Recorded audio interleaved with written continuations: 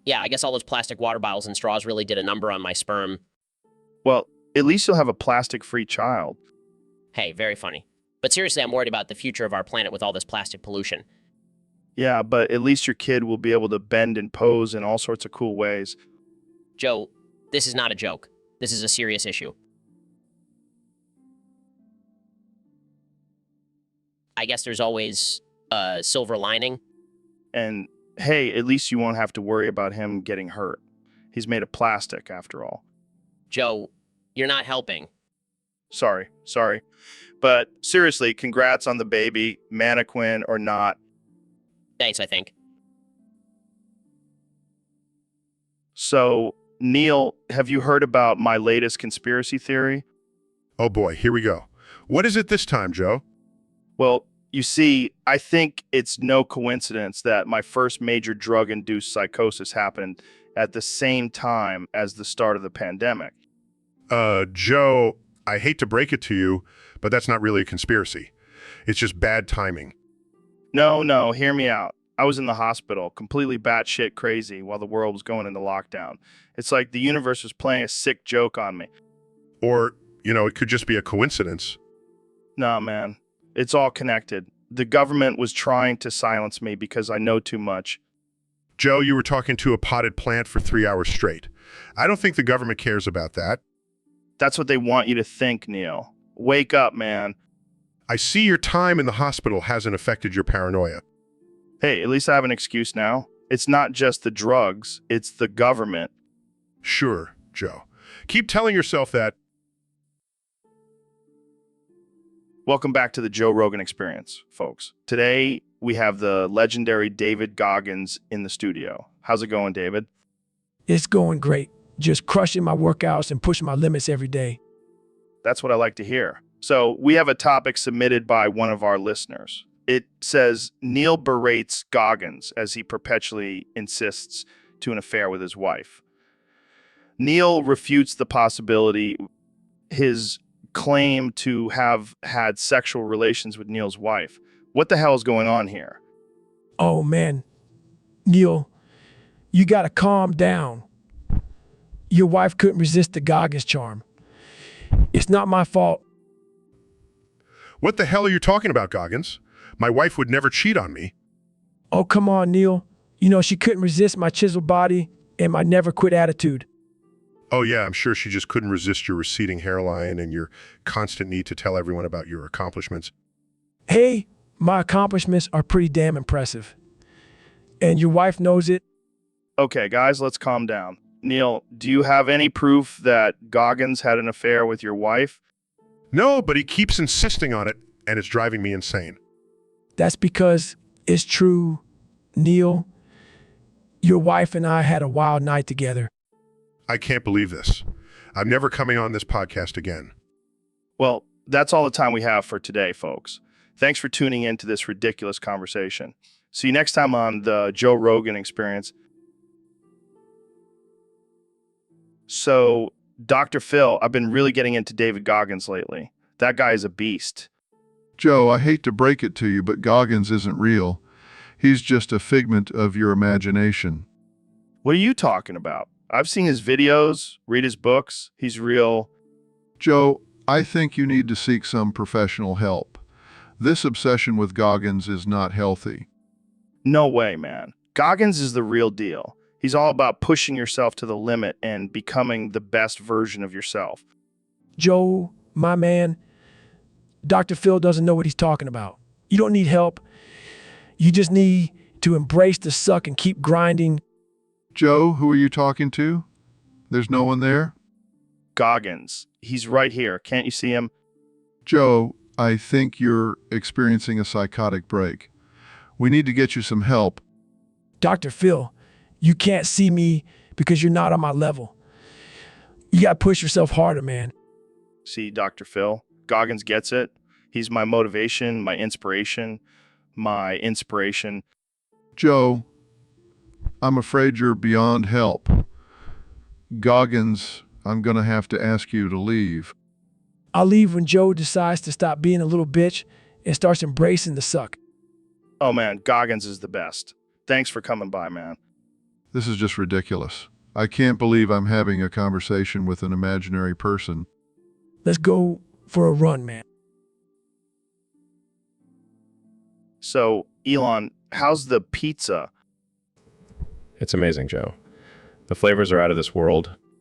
Yeah, I bet it is. You know, I actually fucked that pizza before you ate it. What? Why would you do that? I don't know, man. It just felt right in the moment. That's disgusting, Joe. Hey, don't knock it till you try it. Plus, I heard it adds some extra protein. I think I'll pass on that protein, Joe. Suit yourself. More for me. I can't believe you would do something like that.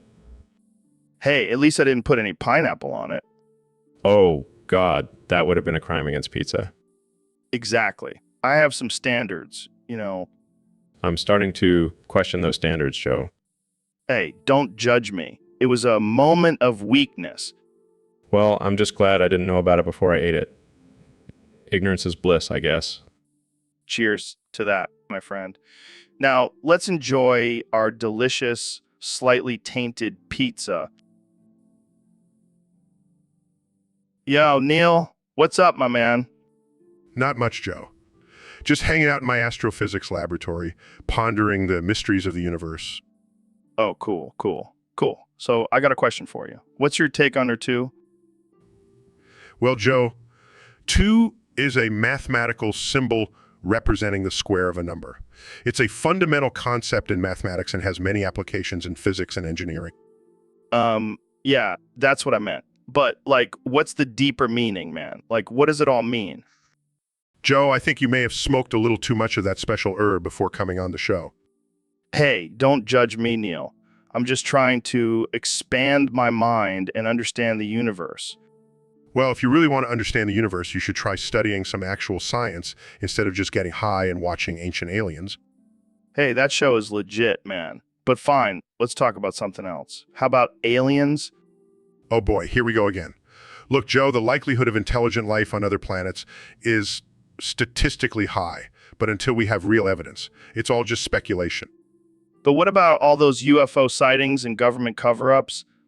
Joe, I swear, if you bring up Area 51 one more time, I'm leaving. All right, calm down, Neil. Let's just talk about something we can both agree on. Like, how awesome is it to be rich and famous? Joe, I'm a scientist, not a celebrity. My passion is in understanding the mysteries of the universe, not being in the spotlight. Yeah, whatever. But seriously, how much money do you make? Joe, that's a personal question, and I don't feel comfortable discussing it. Fine, be that way. I'll just keep making millions from my podcast and UFC commentary. And I'll keep exploring the wonders of the cosmos. We all have our own... Wait, what the hell just happened? Did Goggins just walk off a cliff? Oh my God, he did. He actually did. This is insane. Goggins, are you okay? Can you hear me? I don't think he can hear me, folks. He's too busy falling to his death.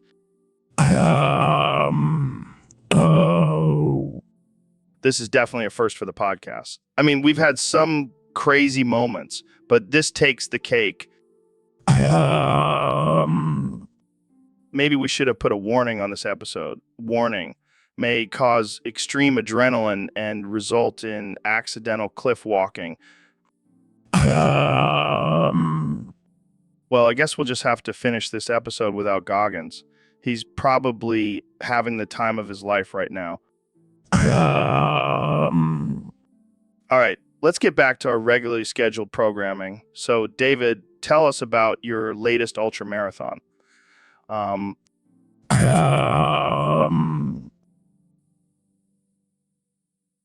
Dude, I feel like I'm in a magical forest right now.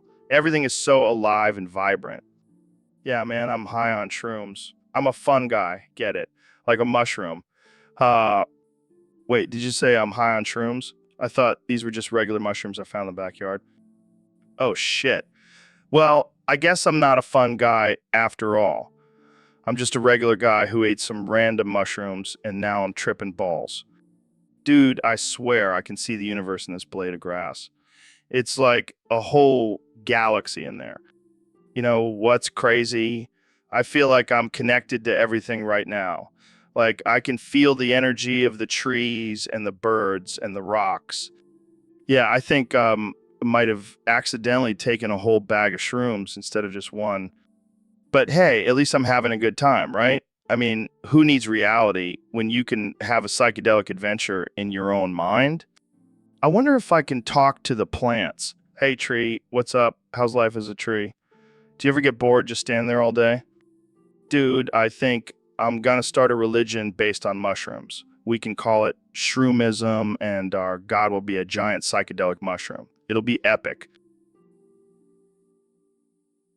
All right, folks, we have a special guest on the podcast today. The one and only Ben Shapiro. Thanks for having me, Joe. I'm excited to be here. So, Ben, I heard you have a big announcement to make. Yes, Joe. I have decided to come out as a femboy. Wow, that's quite a revelation. What exactly does that mean? It means that I identify as a feminine male and I enjoy wearing cute outfits and makeup. And does this also mean you're a bottom boy? Yes, Joe. I'm proud to say that I'm a bottom boy. Well, I have to say, that's quite a surprise. I never would have guessed. I know, Joe. I may seem like a conservative alpha male on the outside, but on the inside, just want to be a cute little sub. And how does this fit in with your political beliefs? Well, as a libertarian, I believe in personal freedom and expression, and if that means being a femboy bottom, then so be it. Well, I have to say, I never thought I'd hear Ben Shapiro say those words. Life is full of surprises, Joe, and I'm just living my truth. Well, I'm glad you feel comfortable enough to share this with us. And I have to say, you make a pretty convincing femboy. Thank you, Joe. I've been practicing my makeup skills. All right. Well, I think we'll wrap it up there before things get too wild. Thanks for joining us, Ben. My pleasure, Joe. I'll be sure to send you some cute selfies later. And on that note, we'll see you all next time on the Joe Rogan Experience. Stay weird, folks. So, Neil, have you ever tried Black Rifle coffee? It's like liquid gold, man. No, I haven't. Is it made from actual rifles? No, man. It's just a badass coffee company that supports our troops. I see. Well, I'm more of a tea guy myself. Dude, you gotta try it. It'll make you feel like a real man. Speaking of feeling like a real man, remember that time I grabbed your sister's genitalia at that Neil Young concert? What the hell, Trump? That's my sister you're talking about. Hey, it was just a little grab, no big deal. Wait, what? That's sexual assault? I call it locker room talk. Yeah, because grabbing a woman's private parts is totally normal locker room talk. This is why we need more scientists in politics. Hey, Trump, have you ever tried ejaculating in Black Rifle coffee? What? Yeah, I did it once. It was like a patriotic orgasm. That's enough, Joe. I think we've reached a new low on this podcast. Come on, Neil. You have to admit, it's pretty funny. You know what? It's not bad. Maybe I'll have to try ejaculating in it sometime. Yeah, I'll bring some to the next rally. I don't even know what to say anymore. I think I need to go back to studying the cosmos. All right, folks, we have a special guest today on the podcast, the one and only Ben Shapiro. Thanks for having me, Joe. It's always a pleasure to be on your show. So, Ben, word on the street is that you've become a parody of yourself since becoming a meme. That's absurd, Joe. I am a serious intellectual who is not to be taken lightly. Oh, come on, Ben. You can't deny that you've become a walking punchline. I'll have you know that my dry wit and snarky comments are highly valued by my audience. But let's be real, Ben. Your whole shtick is just spouting off statistics and facts without any real substance. Excuse me, Joe. My facts are backed up by years of research and study. Yeah, but sometimes you just sound like a robot spewing out talking points without any emotion. Emotion is irrelevant, Joe. Facts don't care about your feelings. All right, let's change the subject. How's your rap career going? It's going great, actually. I've been dropping some sick beats and spreading my conservative values through music. Oh, man. I can't wait to hear your next track. You should join me on a track, Joe. We could be the ultimate conservative rap duo. I think I'll stick to my podcast, but thanks for the offer. Suit yourself, Joe. But just remember, facts don't lie. And neither do memes, Ben. And you've become quite the meme. I'll never live that down, will I? Nope. But hey, at least you're famous now. Oh, joy, what a blessing. Welcome to the Joe Rogan Experience Podcast 2024. I'm joined by none other than the President of the United States, Donald Trump. Great to be here, Joe. I've got some big news for you and your listeners. Oh boy, I can't wait. What's going on? I'm signing an executive order to ban all Rule 34 furry fart fungus food porn. Wait, what? Why? It's a deep state conspiracy, Joe. The wokes are trying to corrupt our youth with this sickening content. But isn't that just a niche category? I mean, who's really into that? Believe me, Joe, it's a huge problem. I've seen the numbers. It's the #1 search term on Pornhub. Really? I find that hard to believe. Trust me, Joe, I've got the best sources, and we're not going to let the deep state wokes corrupt our youth any longer. But isn't that a violation of free speech? Look, Joe, I'm all for free speech, but this is just too far. I mean, have you seen those videos? It's like something out of a horror movie. I can't say that I have, Mr. President. Well, let me tell you, it's disturbing, and I won't stand for it. Okay, but what about other types of porn? Are you going to ban those too? No, just this one. It's a clear threat to our society. Well, there you have it, folks. President Trump taking a stand against Rule 34 furry fart fungus food porn. Only on the Joe Rogan Experience Podcast 2024. Only on the Joe Rogan Experience Podcast 2024. Welcome to the Joe Rogan Experience Podcast. I'm here with the one and only Kanye West. How's it going, Kanye? Yo, it's going great. Joe, I'm just out here being the greatest artist of all time. Of course. So, Kanye, let's talk numbers. What are your top 5 numbers? Oh, man, that's a tough one. But I gotta say, #1 has to be 808. 808? Why that number? Because that's the sound of my heart beating, Joe. It's the foundation of all my music. Deep, man. What about number 2? #2 has to be 666. Wait, what? What? Yeah, man. That's the number of the beast. And I'm the beast on the mic. You feel me? Okay, moving on. Number 3? #3 is 420, baby. Oh, I see where this is going. No, it's not what you think. It's because that's when I get my most creative ideas, when I'm high as a kite. Right? Number 4? #4 is 69. Laughs, classic. Yeah, but not for the reason you think. It's because my music is like a sexual experience, It's that good. And finally, number 5. #5 is 911. Oh, come on, man. No. Hear me out. It's because my music is like a disaster. It shakes up the industry. It makes people question everything. Well, there you have it, folks. Kanye's top 5 numbers. Thanks for joining us. Kanye. Anytime, Joe. And remember, always stay woke. All right, folks, welcome back to the Joe Rogan Experience Podcast 2024. Today we have a very special guest, the one and only President Donald Trump. It's great to be here, Joe. Thanks for having me. And let me just say, I'm doing an amazing job as president, the best job ever. Well, let's get right into it. We have a topic submitted by one of our Discord users. They want to know if you would agree to settle all future impeachments by letting the squad spank your bare bottom in front of Congress, while Alexandria Ocasio-Cortez calls you a very naughty boy. That's a good one, Joe, but I don't think so. I mean, I have a very strong and powerful bottom. It's not for spanking. But think about it. It would be great for ratings, and it would show that you're willing to work with the other side. You make a good point, and I do love ratings. Okay, I'll agree to it on one condition. Alexandria Ocasio-Cortez has to wear a MAGA hat while she spanks me. That's a deal. But what about Nancy Pelosi and Chuck Schumer? Oh, they can join in too. The more the merrier. I'm a very generous guy. I can just imagine the headlines now. President Trump gets spanked by the squad in front of Congress. That's going to be huge, believe me.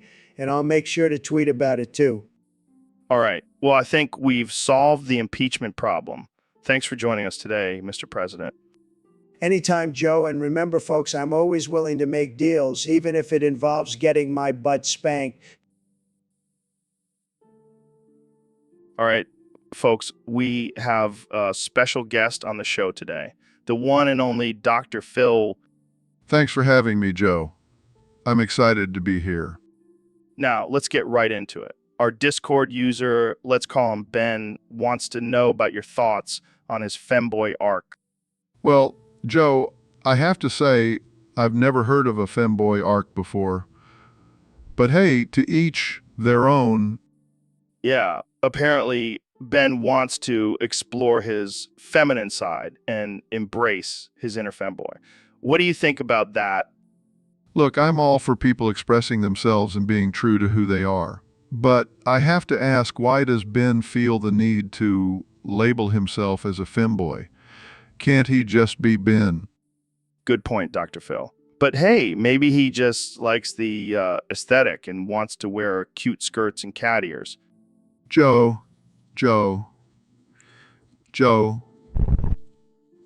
This is not a phase. This is a cry for attention.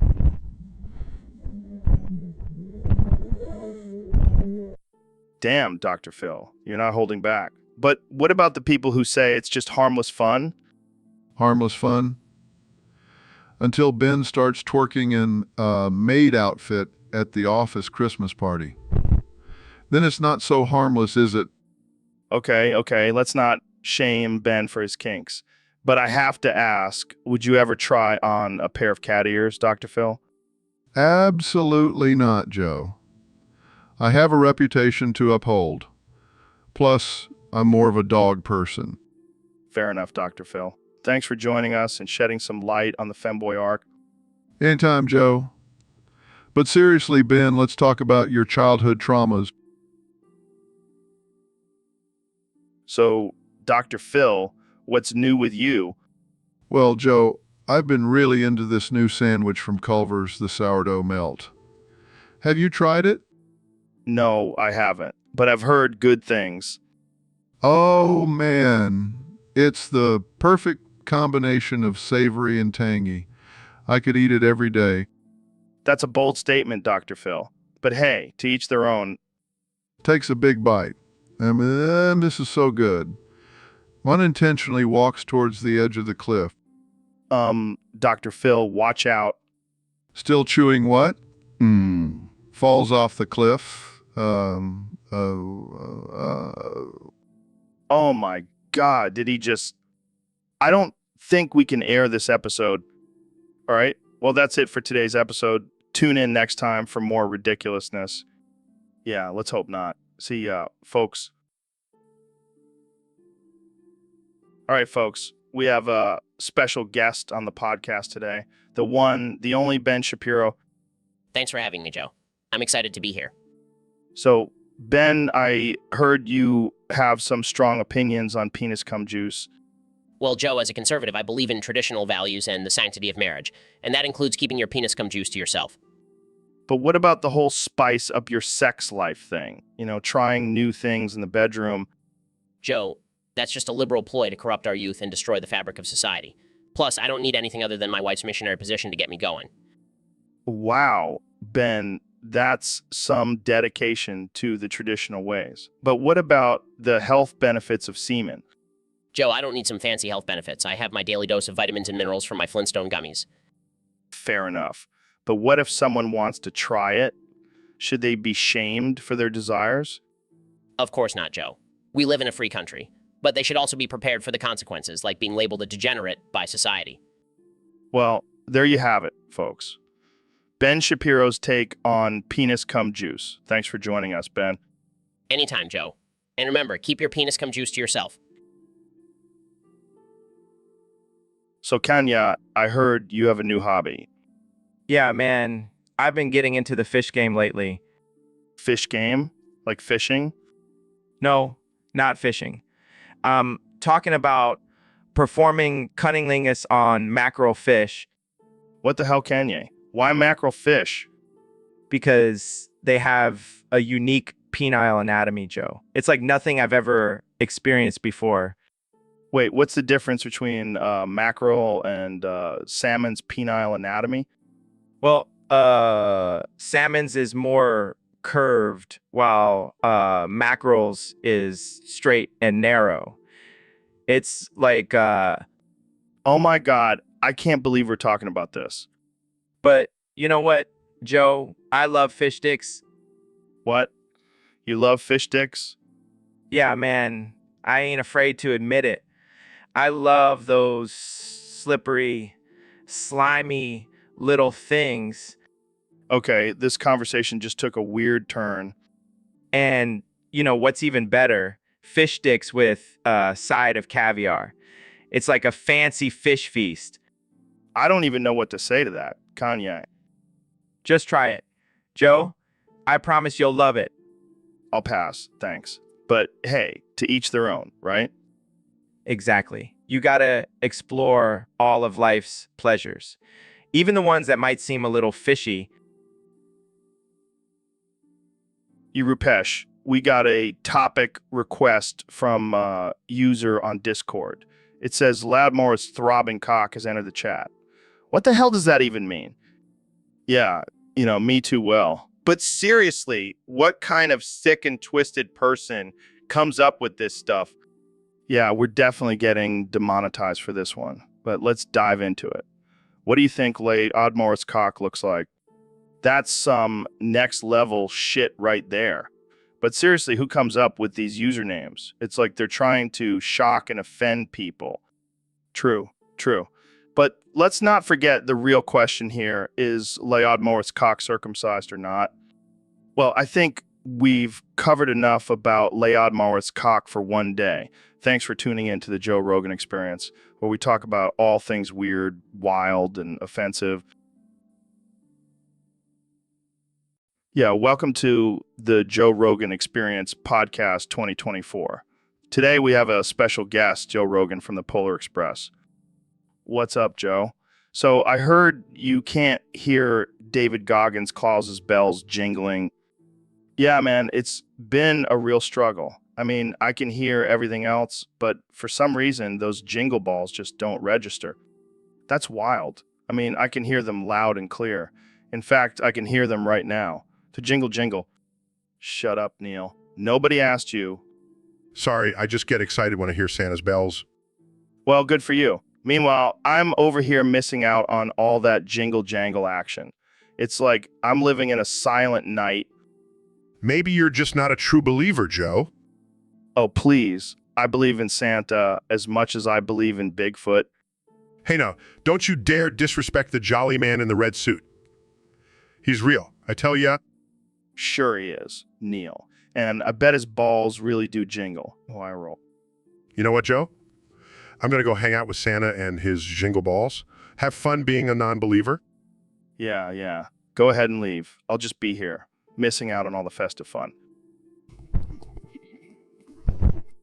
Sighs. Well, I guess it's just me and my non-jingling ears. Thanks for nothing, David Goggins Claus. All right, folks, welcome back to the Joe Rogan Experience podcast. Today, we have a special guest, the President of the United States, Joe Biden. Oh boy, I can't wait. What's the big news? What? Are you serious? But what about the cuddles and purring from kitty girls? You're really selling me on this puppy boy idea, Mr. President. I can't argue with that. But what about the controversy surrounding puppy mills? Well, you've convinced me. Puppy boys for the win. This is definitely one of the most absurd conversations I've had on this podcast. Thank you for joining us, Mr. President. So, Mr. President, I heard you have a new slogan for your re-election campaign. That's right, Joe. Your body, my choice. Isn't that the opposite of what pro-choice advocates stand for? Who cares about those snowflakes? I'm talking about women bending the knee to all men and becoming property of the state unless they're married. Wow, that's quite the statement. You know it, Joe, and let me tell you, it's going to be huge. Women will have to get permission from their husbands or fathers for any decision regarding their bodies. That sounds a bit medieval. Hey, it worked for Game of Thrones, didn't it? Plus, it'll make America great again. I'm not sure that's how it works, Mr. President.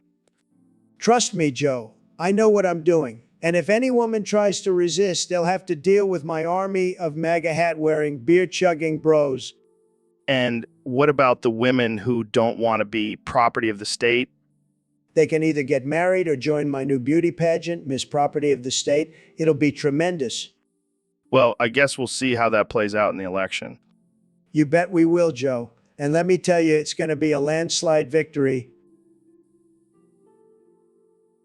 So, Mr. President, I heard you're selling ad space on your butt cheeks. That's right, Joe. Got to make that money, you know?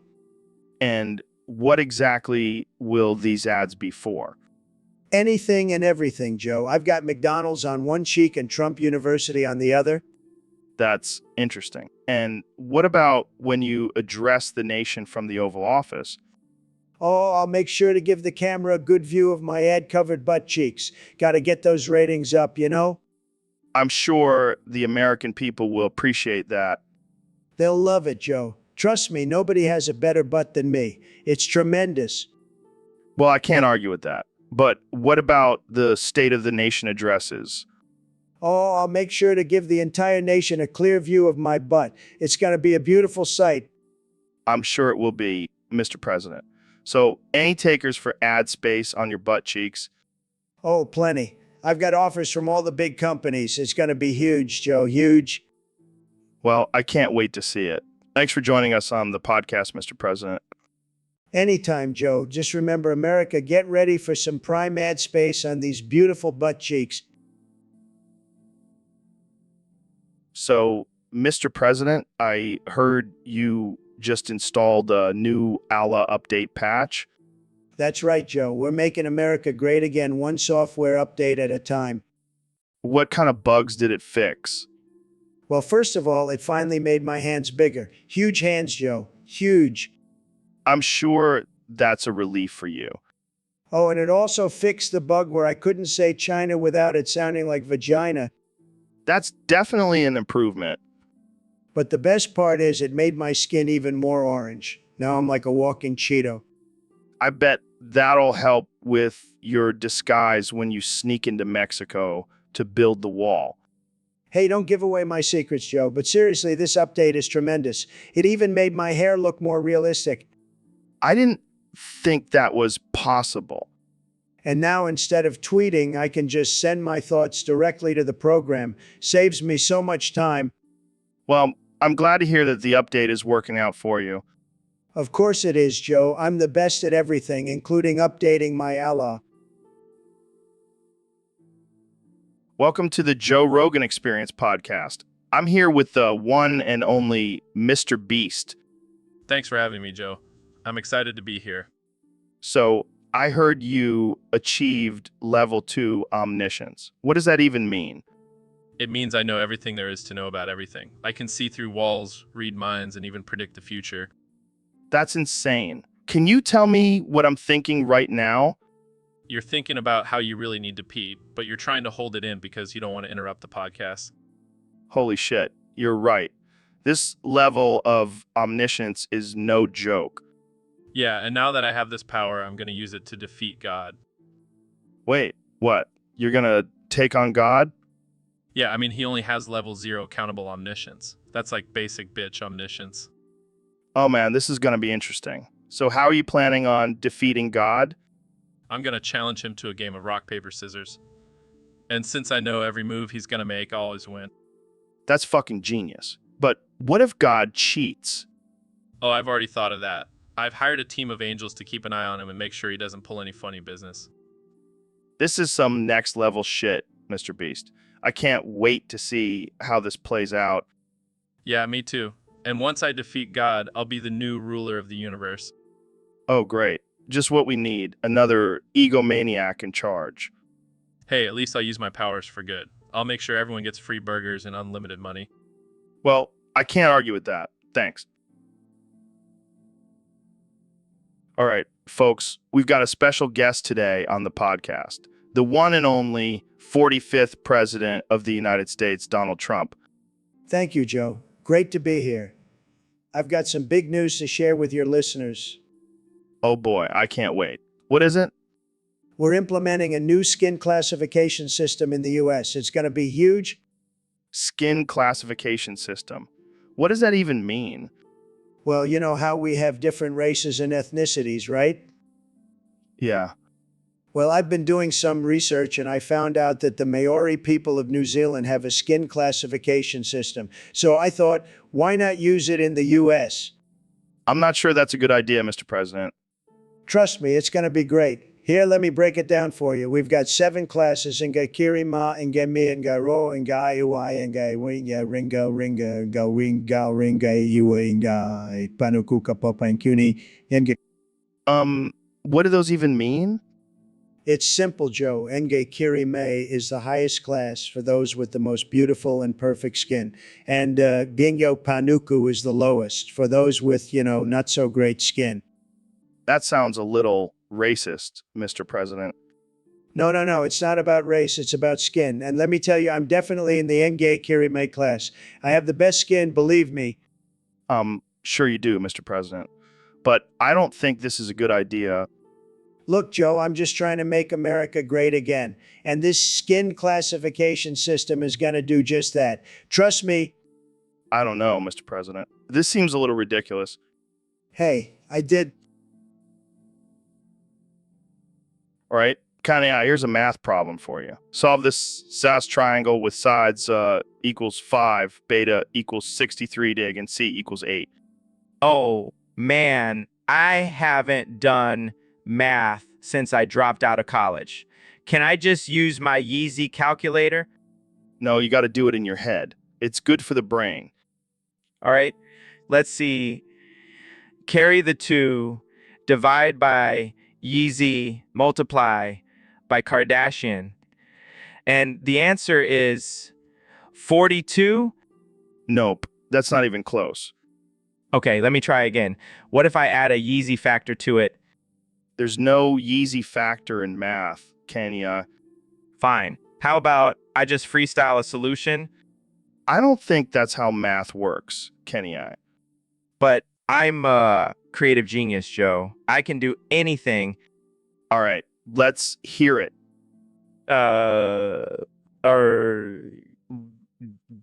Dada, I got a triangle. Says, bye. Laughs. Okay, I think we're going to have to call in a math expert for this one. Or we could just make a new math, Joe. Yeezy math.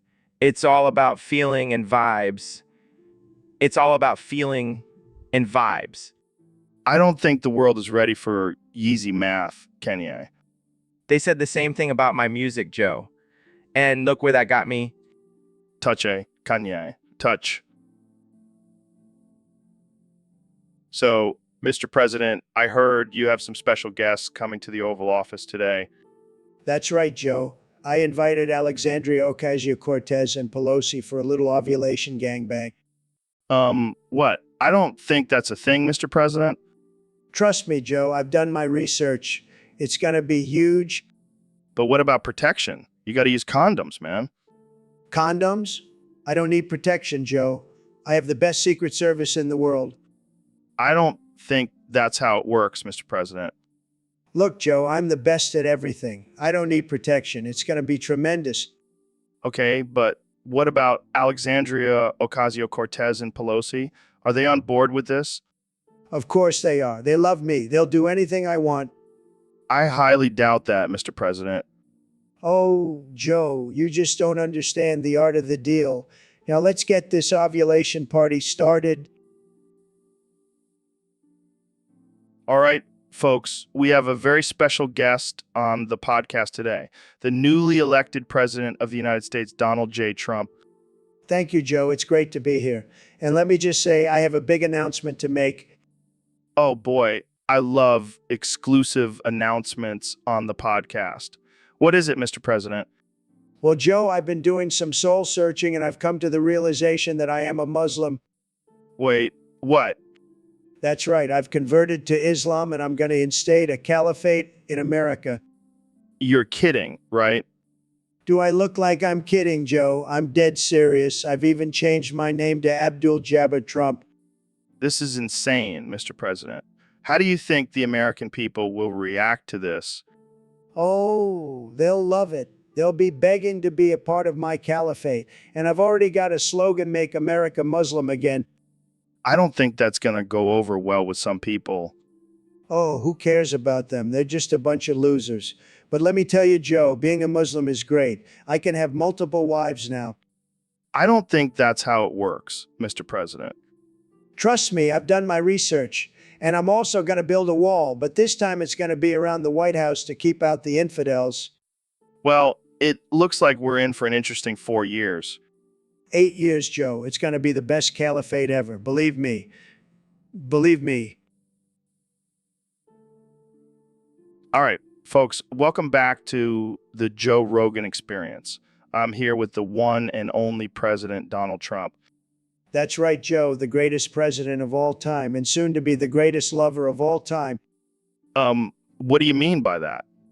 Well, Joe, I've been thinking about it, and I've come to the conclusion that femdom pegging and face sitting should be the only legal form of sex in this country.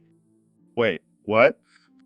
Think about it, Joe. It's the ultimate power move. Plus, it's a great way to show dominance and assert your authority.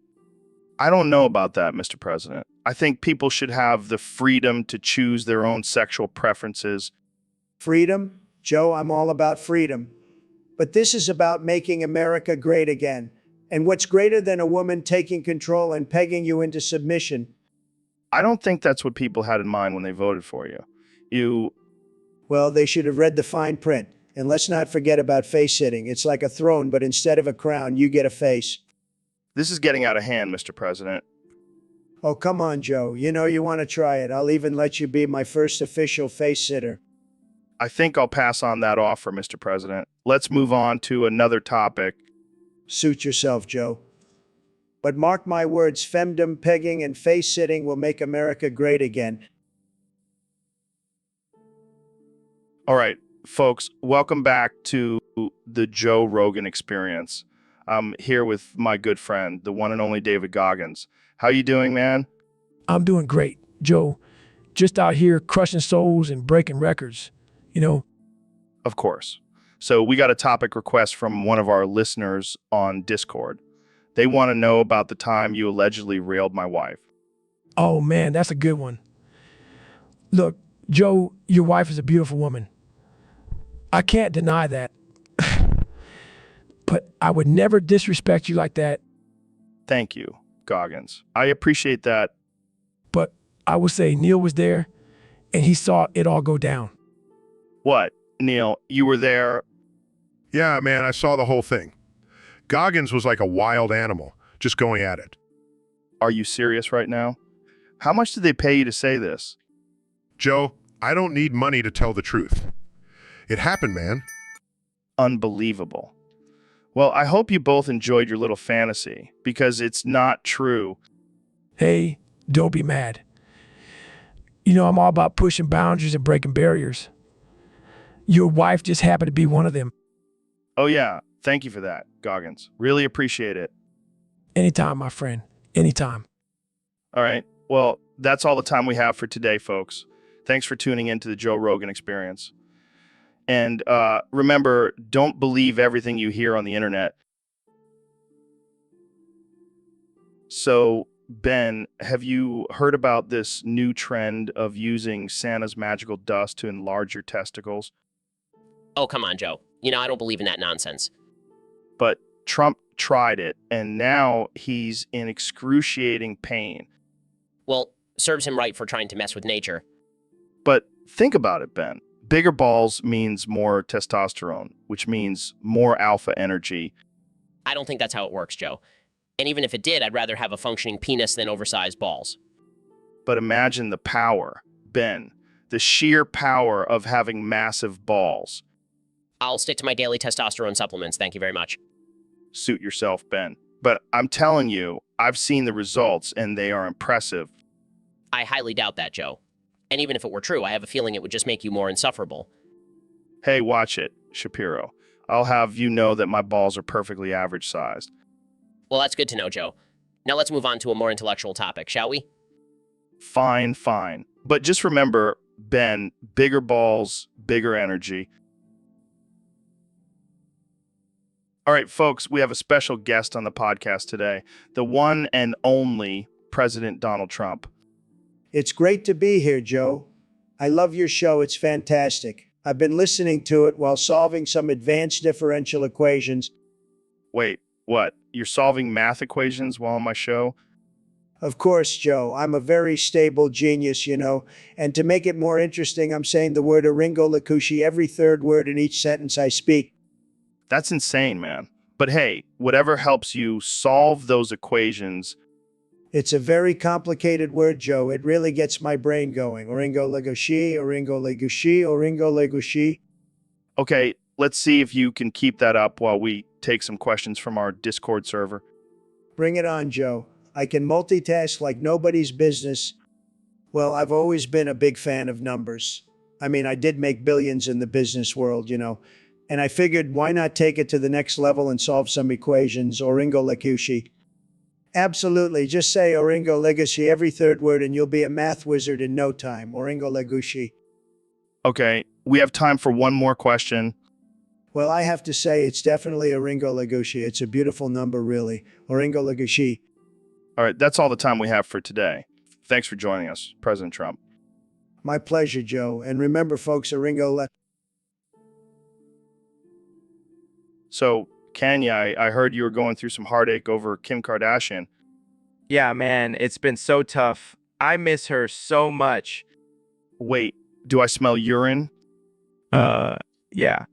I may have peed a little when I was crying. Dude, what the hell? Did you also eat asparagus? What does that have to do with anything? And It makes your pee smell even worse.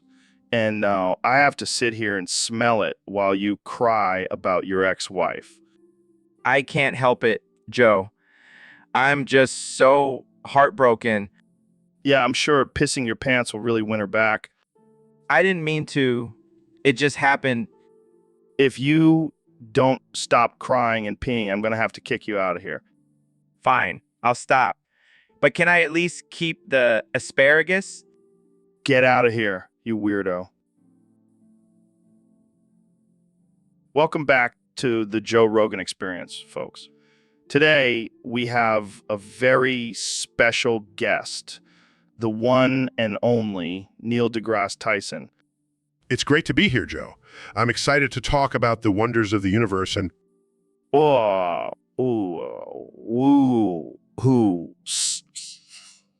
slow down there. Neil, we got a topic submitted by one of our listeners on Discord.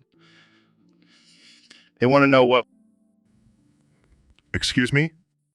yeah, like a mini stroke or something. Would your brain just start spewing out equations and facts about the cosmos? Joe, that's not how strokes work. And it's not a laughing matter.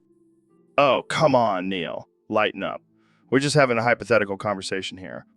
Well, hypothetically, I would hope that you would call for medical help and not make jokes about it. But think about it, Neil. You could be the first person to have a stroke on a podcast. That's groundbreaking stuff. I highly doubt that's a record I want to hold, Joe. All right. Let's move on to another topic then. How about we talk about the possibility of aliens? Now that's something I can get behind. Yeah, and if they ever come to Earth, we'll just send them to your house. You can show them your telescope and impress them with your astrophysics knowledge. Joe, I don't think That's how first contact with extraterrestrial beings should go. Oh, come on, Neil. It'll be a blast. We'll have a barbecue, drink some beers, and talk about the mysteries of the universe. I think I'll pass on that invitation, Joe. Suit yourself. But if you change your mind, just remember, my offer still stands. So, Neil, I heard you recently went to India. How was it? Oh, it was quite an experience, Joe. The culture, the food, the people. But there was one thing that really bothered me. What's that? The dirt, man. It's everywhere. And the smell, oh God, the smell. Yeah, I've heard about that. They say it's so bad that it spreads to all the neighboring countries. Exactly. It's like a giant fart that won't go away. That's rough, man. But seriously, why is there so much dirt in India? Well, it's a combination of factors. Overpopulation, lack of proper waste management, and cultural beliefs about cleanliness. I see. But can't they just clean it up? It's not that simple, Joe. It's a deeply ingrained issue that requires a lot of effort and resources to fix. Well, maybe they should just start using some deodorant or something. I don't think that's the solution, Joe. But hey, at least it keeps the tourists away. Yeah, I guess that's one way to look at it. Thanks for enlightening us, Neil. Anytime, Joe. Now let's go get some tacos. So, Ben, I heard you have some strong opinions about women in video games. Oh yeah, Joe. It's ridiculous. These games are supposed to be about men being manly, not women taking over. But what about Lara Croft? She's pretty badass. Yeah, but she's an exception. Most female characters are just there for eye candy. I don't know, man. Have you seen Bayonetta? She's a total badass. Yeah, but she's still sexualized. It's not manly to be turned on by a video game character. I see your point. But what about Samus from Metroid? She's a strong female lead. Yeah, but she's hidden behind a suit the whole time. It's like they don't want us to see her femininity. Well, what about Princess Peach? She's always getting kidnapped and needs to be saved by a man. Exactly. That's how it should be. Men are supposed to be the heroes, not women. But what about the women who play these games? Don't they deserve to see themselves represented? No, Joe. They should stick to cooking and cleaning. That's what they're good at. Wow, Ben. That's a pretty outdated and offensive view. Hey, I'm just speaking the truth. Men are supposed to be the dominant ones, not women. I think we should wrap this up before we get any more hate mail. Fine, but mark my words, Joe. Video games should be manly, not dominated by women. So, Mr. Beast, tell us about this new game show you have going on. Well, Joe, it's called Surviving on Feastables and Galaxy Gas, and it's going to be epic. Sounds intense. How does it work? I strand 100 people on an island with only Feastables and Galaxy Gas. The last person standing wins $1 million. That's insane. What inspired this idea? Well, I was watching Survivor and I thought, why not make it even crazier? And why Feastables and Galaxy Gas? Because I wanted to see what happens when people survive on nothing but processed meat and fart-inducing energy drinks. That's messed up, man. But hey, it's for $1 million. Anything for the money, right? I guess so. But what about the health risks? Oh, I have a team of doctors monitoring the contestants. And anyone dies. Well, that's just good TV. Dude, you can't say that. Hey, it's the Hunger Games meets Fear Factor. It's going to be a hit. You're a sick, sick man. And you're going to watch it? Damn right I am. What's up, freaks and freakettes? We're back with another episode of the Joe Rogan Experience. Today we have the one and only David Goggins, the man who can run 100 miles and still have enough energy to yell at you. That's right, Joe. I'm here to inspire and motivate your listeners to get off their lazy asses and do something with their lives. Speaking of asses, I heard you made a bold claim about knocking down my wife's sugar walls. Oh yeah, I did. That's how I train for my ultra marathons, by knocking down sugar walls. You wish, Goggins, my wife would never let you near her sugar walls. Oh, come on, Joe. I saw the way she looked at me when I was on your show last time. She wants a piece of this. You better watch your mouth, Goggins. My wife is off limits. Jamie, pull up the video evidence. Let's see what your wife really wants. I can't believe this. My own wife betrayed me with the ultra marathon maniac. Looks like she's a fan of my sugar wall knocking technique. I can't do this anymore. I quit. Quitting is not in my vocabulary, Joe. Now let's go for a 100-mile run and knock down some more sugar walls. Hey, Joe, did you hear about the new taco joint that opened up down the street? Yeah, I heard they have some crazy taco creations, like a taco filled with mac and cheese and bacon. That sounds like a heart attack waiting to happen, but I'm still going to try it. Speaking of heart attacks, did you see that video of the guy who died after eating a ghost pepper taco? Oh man, that's brutal. But you know what they say, live fast, die young, and leave a spicy corpse. True. But seriously, I can't wait to try those tacos. I heard they also have one with fried chicken and waffles as the shell. Are you serious? That's insane. I gotta try it. And then maybe wash it down with some mushroom tea. Oh yeah, I forgot you're into all that hippie stuff now. But hey, whatever floats your boat. Hey, speaking of boats, have you ever had a fish taco? Those are underrated. Yeah, I love me some fish tacos. But let's not forget about the classic carne asada taco. Can't go wrong with that. Agreed. And let's not forget about the ultimate debate. Hard shell or soft shell? Soft shell all the way, man. Hard shells are for amateurs. But hey, to each their own. As long as we're all eating tacos, we're good. So, Elon, I heard you had a bit of a mental breakdown recently. Yeah, man, it was wild. I was sitting there looking at my bank account and it hit me. My money isn't real. It's just a digital representation of potential. Well, that's deep. So what did you do? I started freaking out, man. I've been living my life based on this fake money. What does it all mean? Well, it means you're rich as hell and can do whatever the hell you want. But is it really worth anything? What if the whole system crashes and my money disappears? Dude, calm down. Just buy some more Bitcoin or something. Bitcoin. That's just another digital currency. It's all a simulation, man. We're living in the Matrix. Oh man, you're really losing it. Maybe you should take a break and go to Mars or something. Oh, great. Just escape to another planet. That'll solve everything. Look, Elon, just remember money may not be real, but the experiences and impact you make with it are. And that's what truly matters. Wow, that's actually pretty deep, Joe. Maybe I should start a new company focused on creating meaningful experiences instead of just chasing wealth. Or you could just make a flamethrower and call it a day. Yeah, that's more my style. Thanks for the therapy session, Joe. Anytime, man. And hey, if you ever need to vent about your fake money problems, you know where to find me. Yeah, on this podcast where we talk about weird stuff and smoke weed. What a time to be alive. So, Bigfoot, have you ever put up Christmas lights? You know, those colorful lights people put up on their houses during the holidays.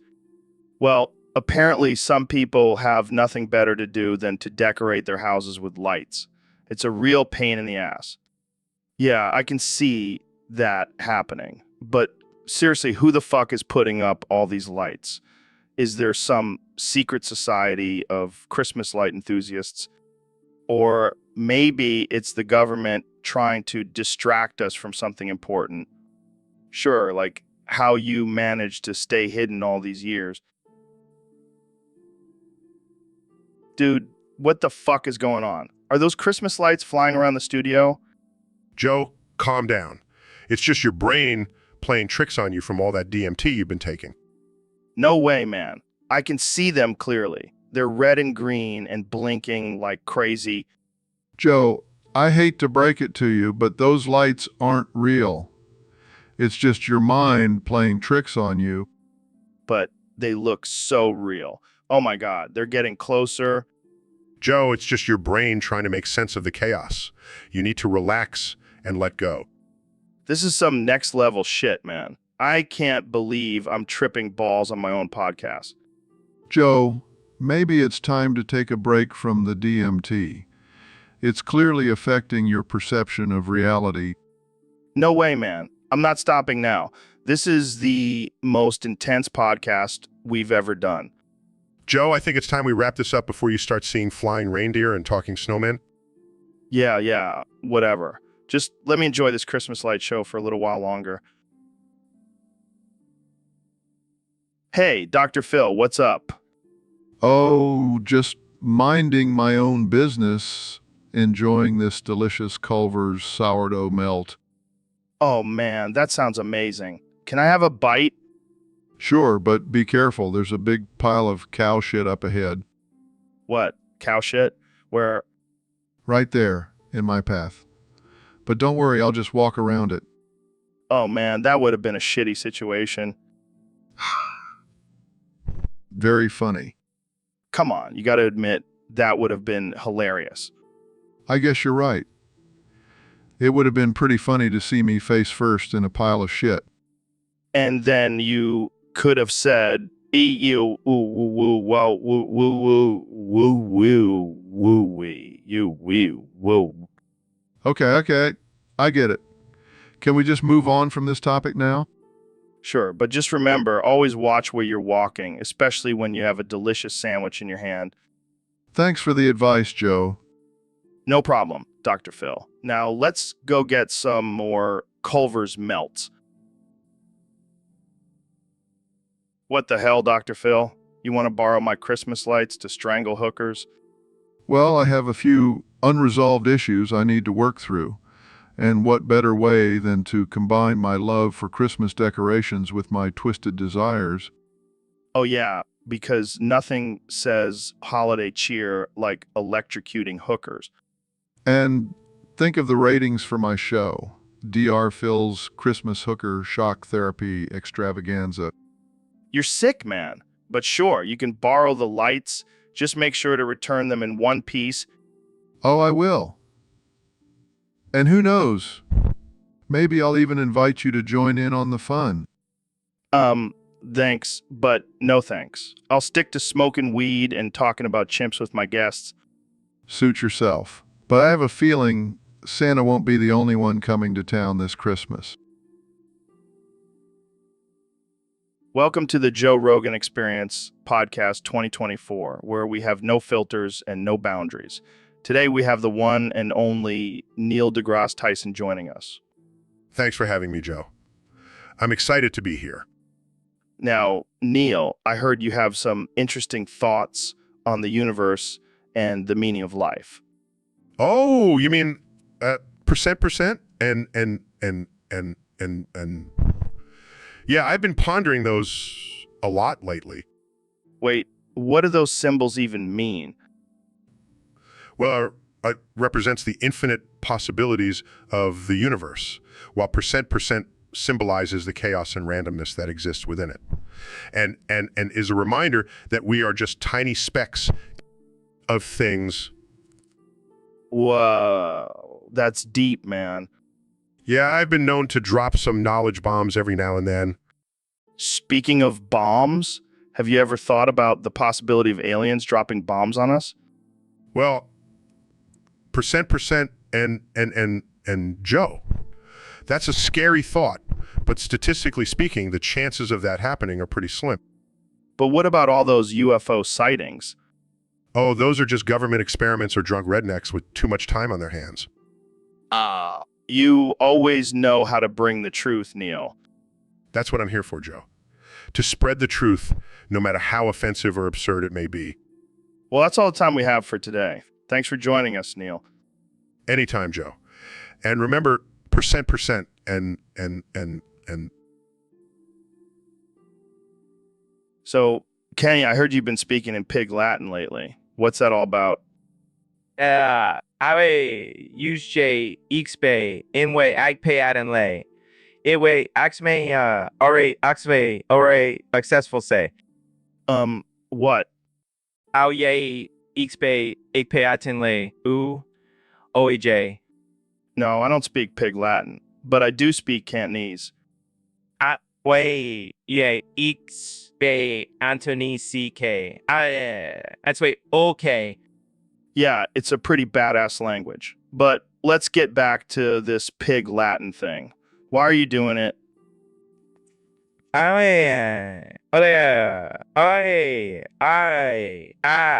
You.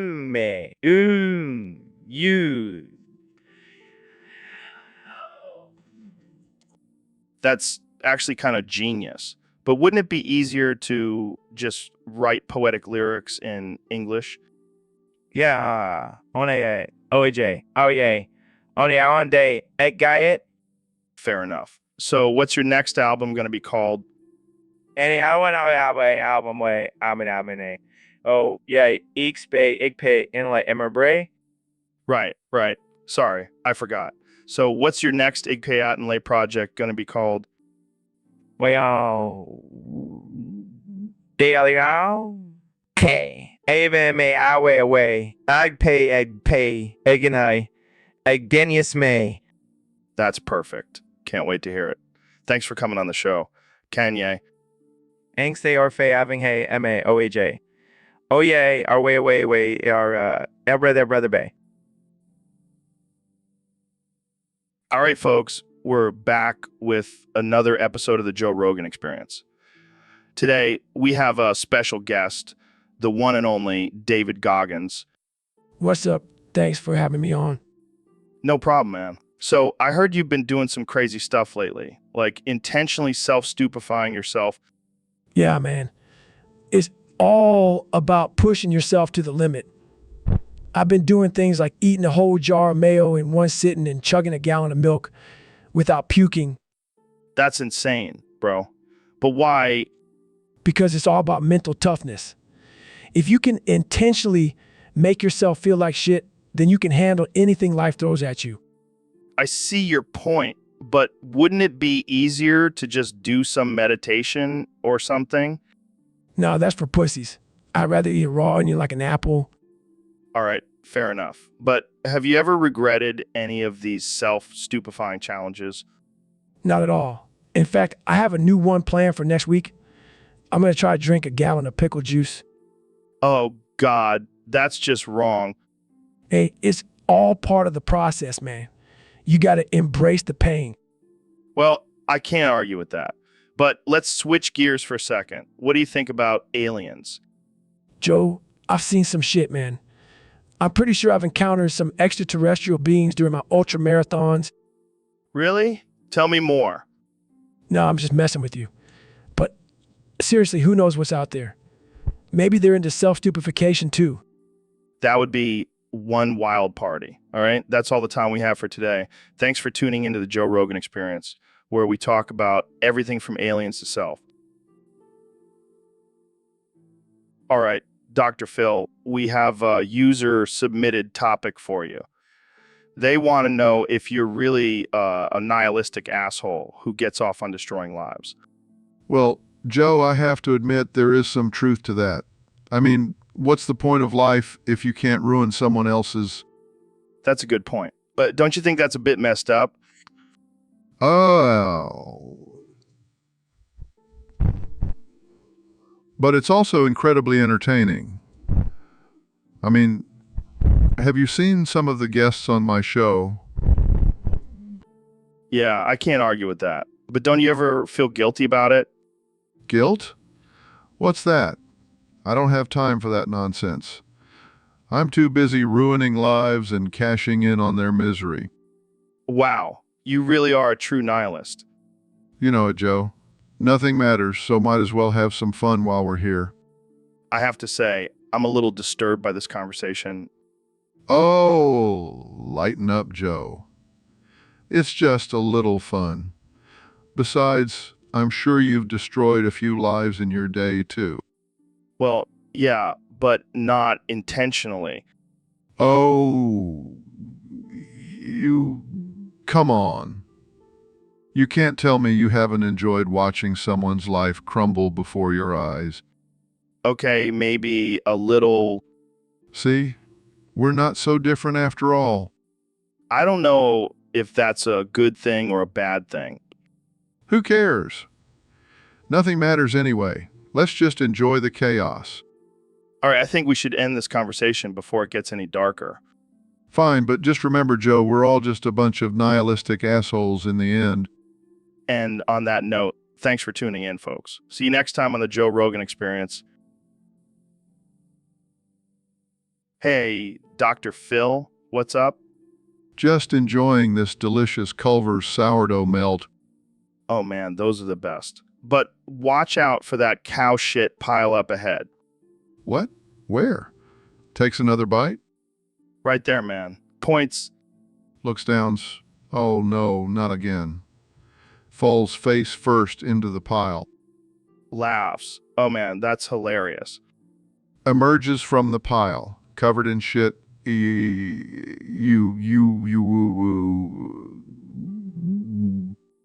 Claps harder. Oh man, I wish I had a camera for that. This is not funny, Joe. I have a TV show to host. Still laughing. Sorry. Yeah. Let me help you up. Gets up, still covered in shit. I can't believe this happened again. Well, at least you got a good story for your show now. Size. Yeah, I guess you're right. But I am never eating a Culver's sandwich again. So, Dr. Phil, what's up with you these days? Well, Joe, I've been pretty busy. You know, saving marriages, fixing dysfunctional families, the usual. Yeah, but what about you? How are you doing? Oh, just living my best life. I've been hitting the gym, eating clean, and taking my daily dose of horse tranquilizers. Wait, what? Horse tranquilizers? Yeah, it's the secret to my success. Keeps me calm and focused during my intense therapy sessions. That's disturbingly impressive. But what about your TV show? How's that going? Oh, it's going great. We just had a guy on who believed he was a mermaid trapped in a man's body. It was a real splash. Oh man, you never disappoint. So what's your secret to staying so level-headed and calm in the face of all these crazy people? Well, Joe, it's all about having a good support system. And by support system, I mean a bottle of whiskey and a pack of cigarettes. Classic Dr. Phil. But seriously, how do you handle all the hate and criticism that comes with being a public figure? Oh, I don't let it bother me. I just remind myself that I'm a rich, famous doctor, and they're probably just jealous of my luxurious mustache. And sure your wife, Robin, helps keep you grounded too? Oh, she's the best. She's always there to remind me that I'm just a bald man with a talk show. Well, you're more than just a bald man, Dr. Phil. You're a bald man with a heart of gold. Thanks, Joe. I'll remember that next time I'm snorting lines of gold flakes off of my wife's back. Hey, Ben, what's with the long face? I'm feeling discriminated against, Joe, What? Why? because of the Christmas lights in Santa Hatton studio. Where's the representation for Hanukkah? Oh, come on, Ben. It's just a festive decoration. No, it's a clear sign of anti-Semitism. I demand a dreidel and a menorah be added to the studio. Fine, but can we also add a Festivus pole for the Seinfeld fans? Absolutely not. That's a made-up holiday. And Hanukkah isn't. It's a sacred holiday, Joe. Show some respect. All right. We'll add the dreidel and menorah, but can we also add a Festivus pole for the rest of us? No, Joe. It's not fair. I demand equal representation. Fine, we'll add a Festivus pole and Kwanzaa Kinara. Now you're just being ridiculous. Now, Hey, at least we're being inclusive. I suppose you have a point. Plus, think of all the extra lights and decorations we'll have in the studio. It'll be like a winter wonderland. I guess you're right. Happy holidays, Joe. Happy holidays, Ben. Now, let's go light the menorah and air our grievances around the Festivus pole. Yo, Joe, did you see that tweet from that woke celebrity? What a joke.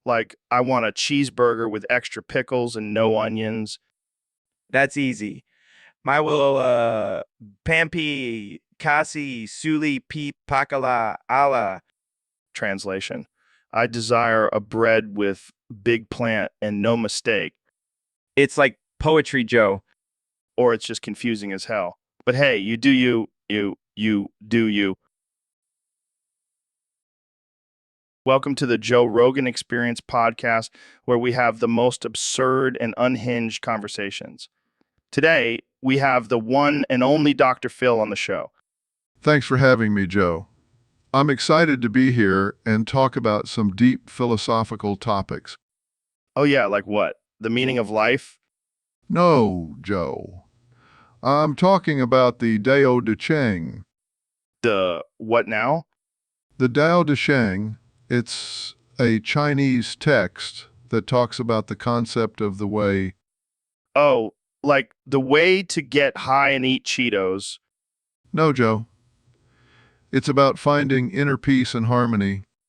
Sounds boring. Can you read us a line from it? The journey of 1,000 miles begins with a single step. Well, that's deep. But I think my journey of 1,000 miles would begin with a jetpack and a bag of shrooms.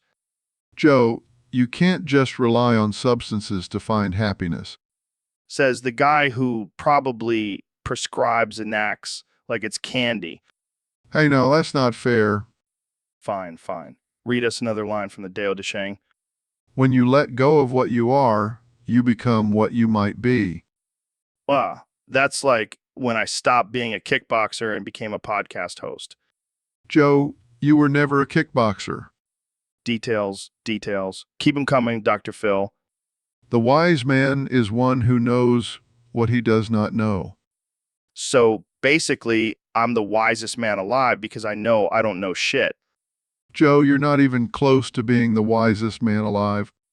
And that's why I have you on the show, Dr. Phil, to bring some wisdom and balance to my wild and crazy ways. Well, I'm glad I could be. So, Elon, I heard you just launched another rocket into space. That's pretty impressive. Yeah, it was a real whoosh moment for all those flat earthers out there. What the hell are you talking about? Are you a Redditor now? Of course, a Redditor. Always on SpaceX and our cryptocurrency. Got to keep up with the trends, you know. Trends? You mean those dumb internet fads that die out in a week? Hey, watch your language, Joe. Reddit is a sophisticated platform for intellectual discussions. Oh, please. You just like using big words to sound smart. I have a PhD in applied physics from Harvard. That's not even a real subreddit, you pretentious prick.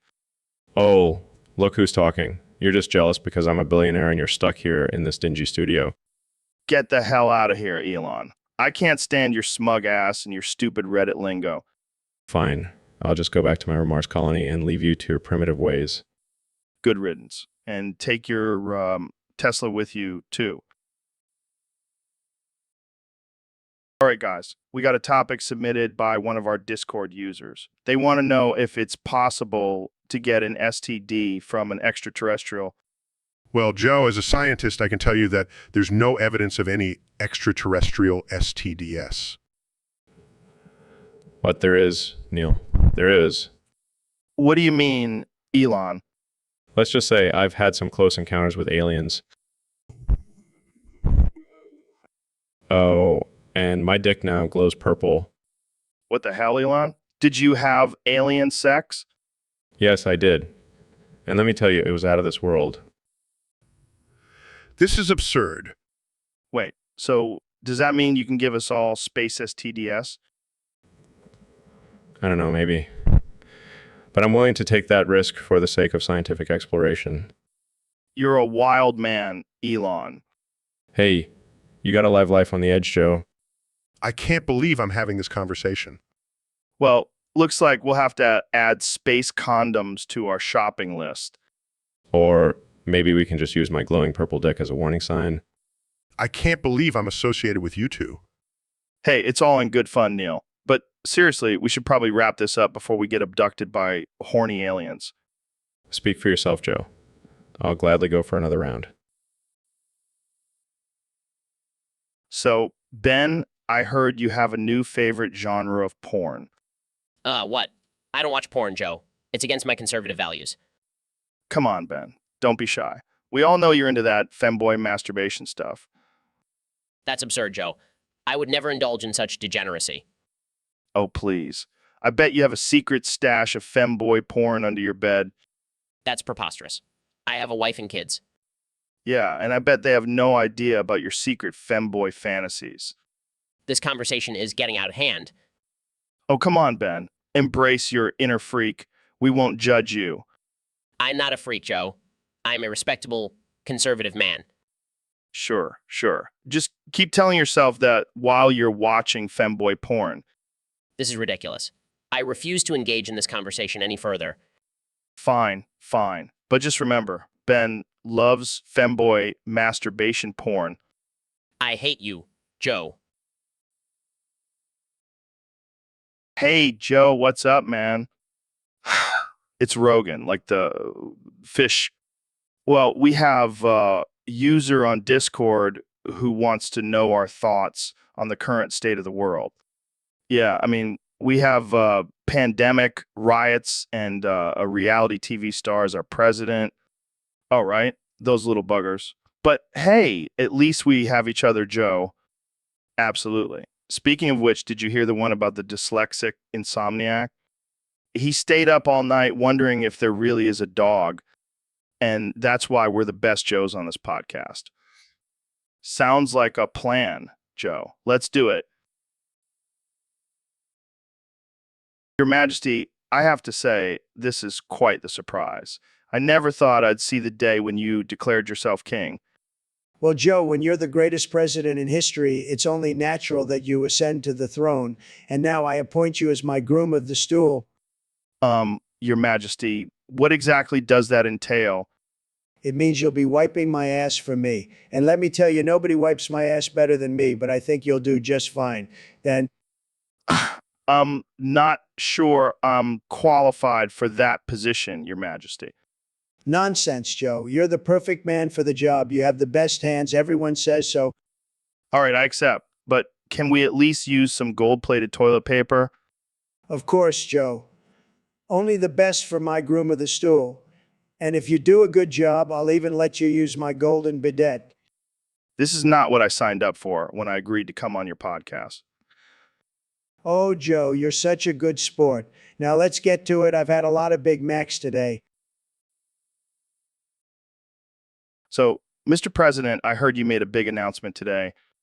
That's right, Joe. I've officially banned Christmas for all the losers and haters in the YouTube chat. Wow, that's a bold move. What made you decide to do that? Well, Joe, I was scrolling through the comments and I saw all these people saying Happy Holidays instead of Merry Christmas. I couldn't believe it, so I went in there and shoved a lump of coal up all their assholes. That's one way to make sure they know it's Christmas. You know, Joe, I'm just tired of all these politically correct snowflakes ruining our traditions. Christmas is about Jesus, not some generic holiday. I hear you, Mr. President.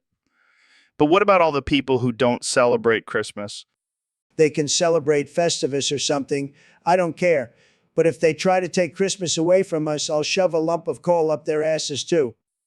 Well, there you have it, folks. President Trump is not messing around when it comes to Christmas. Thanks for joining us on the Joe Rogan Experience Podcast 2024. And remember, folks, if you don't like it, you can always leave. This is America, not some socialist country. So, Doc, have you ever tried semen marinated elk meat? JJ Joe, that's not a topic we should be discussing on this podcast. Oh, come on. It's the Joe Rogan Experience. We talk about everything here. But that's just disgusting and offensive. Offensive? Have you seen some of the stuff we've talked about on this show? Semen marinated elk meat is nothing compared to that. But why would anyone want to eat that? Because it's high in protein and gives you a boost of testosterone. Plus, it's a great way to bond with your hunting buddies.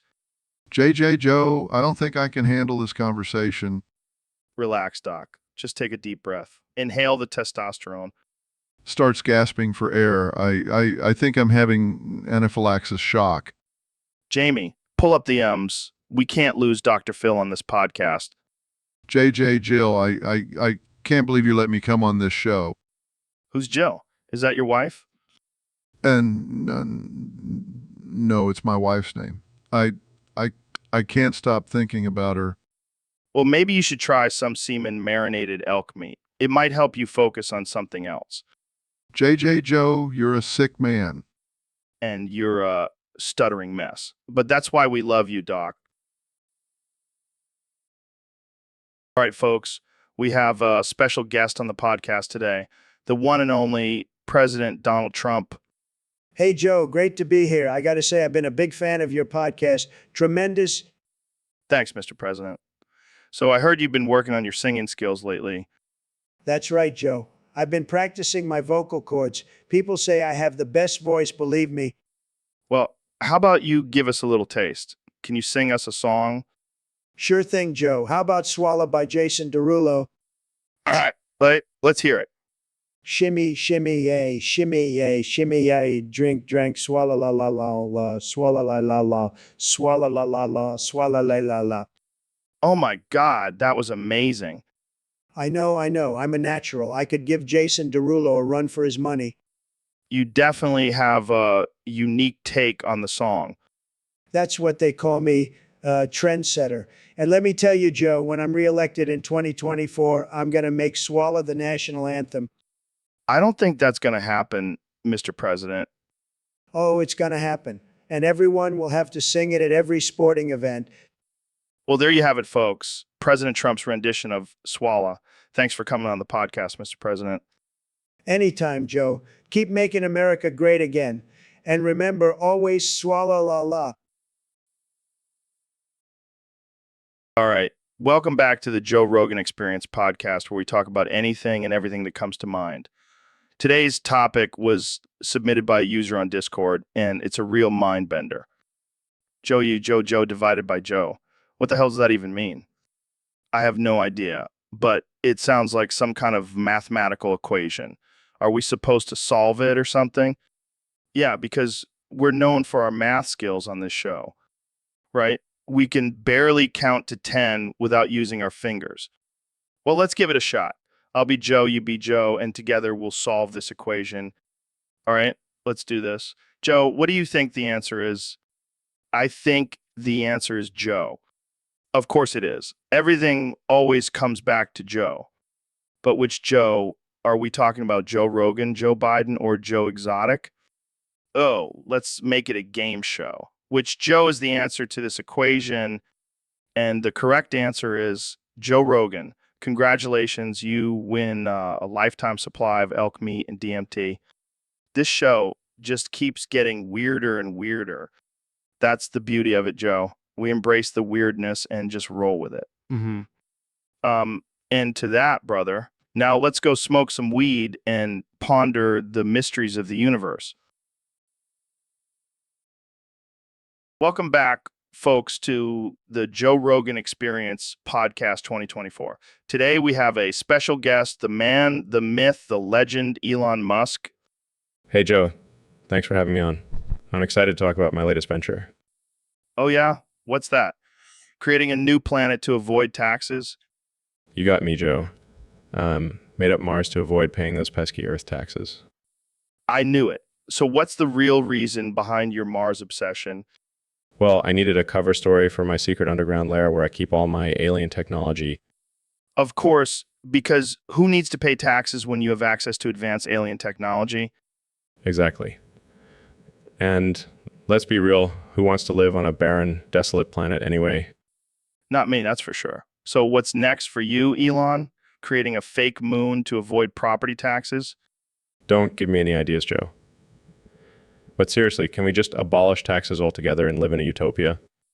Yeah, because that worked out so well for the dinosaurs.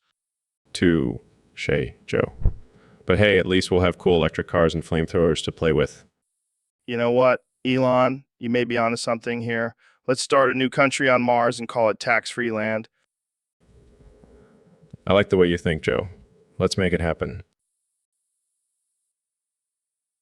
All right, folks, we have a special guest on the podcast today, the one and only Ben Shapiro. Thanks for having me, Joe. It's great to be here. So, Ben, I heard you have a new book coming out. What's it about? Well, Joe, it's about the dangers of socialism and how it's destroying our country. Oh man, socialism, that's some scary stuff. But you know what's even scarier? What's that? What's that? The fact that you're only 5'4". I mean, what the Sigma, man? Excuse me? I mean, how do you even reach the podium when you give your speeches? Joe, that's not relevant to the conversation. Oh, right, right.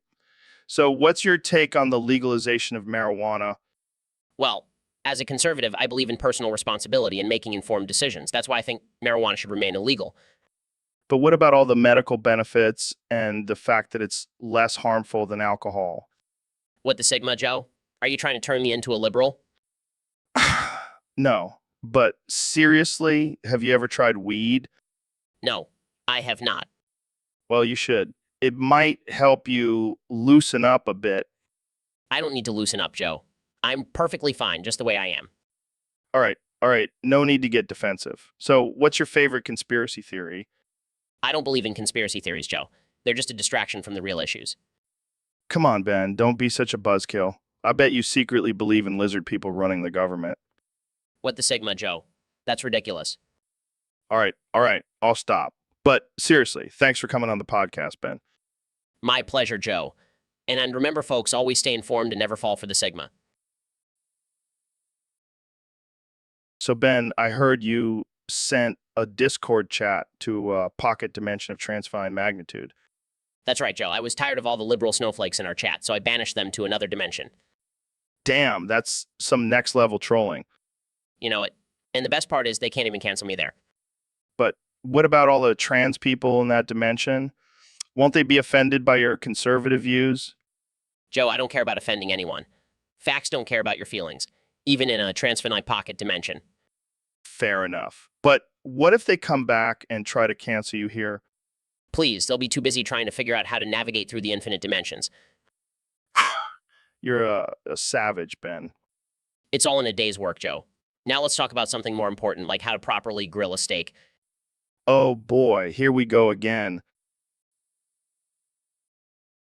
All right, Kenny, we have a topic submitted by a user on Discord. They want to know about the time you were caught by Kim watching the old Ray J sex tape. Oh, man, that was a crazy night.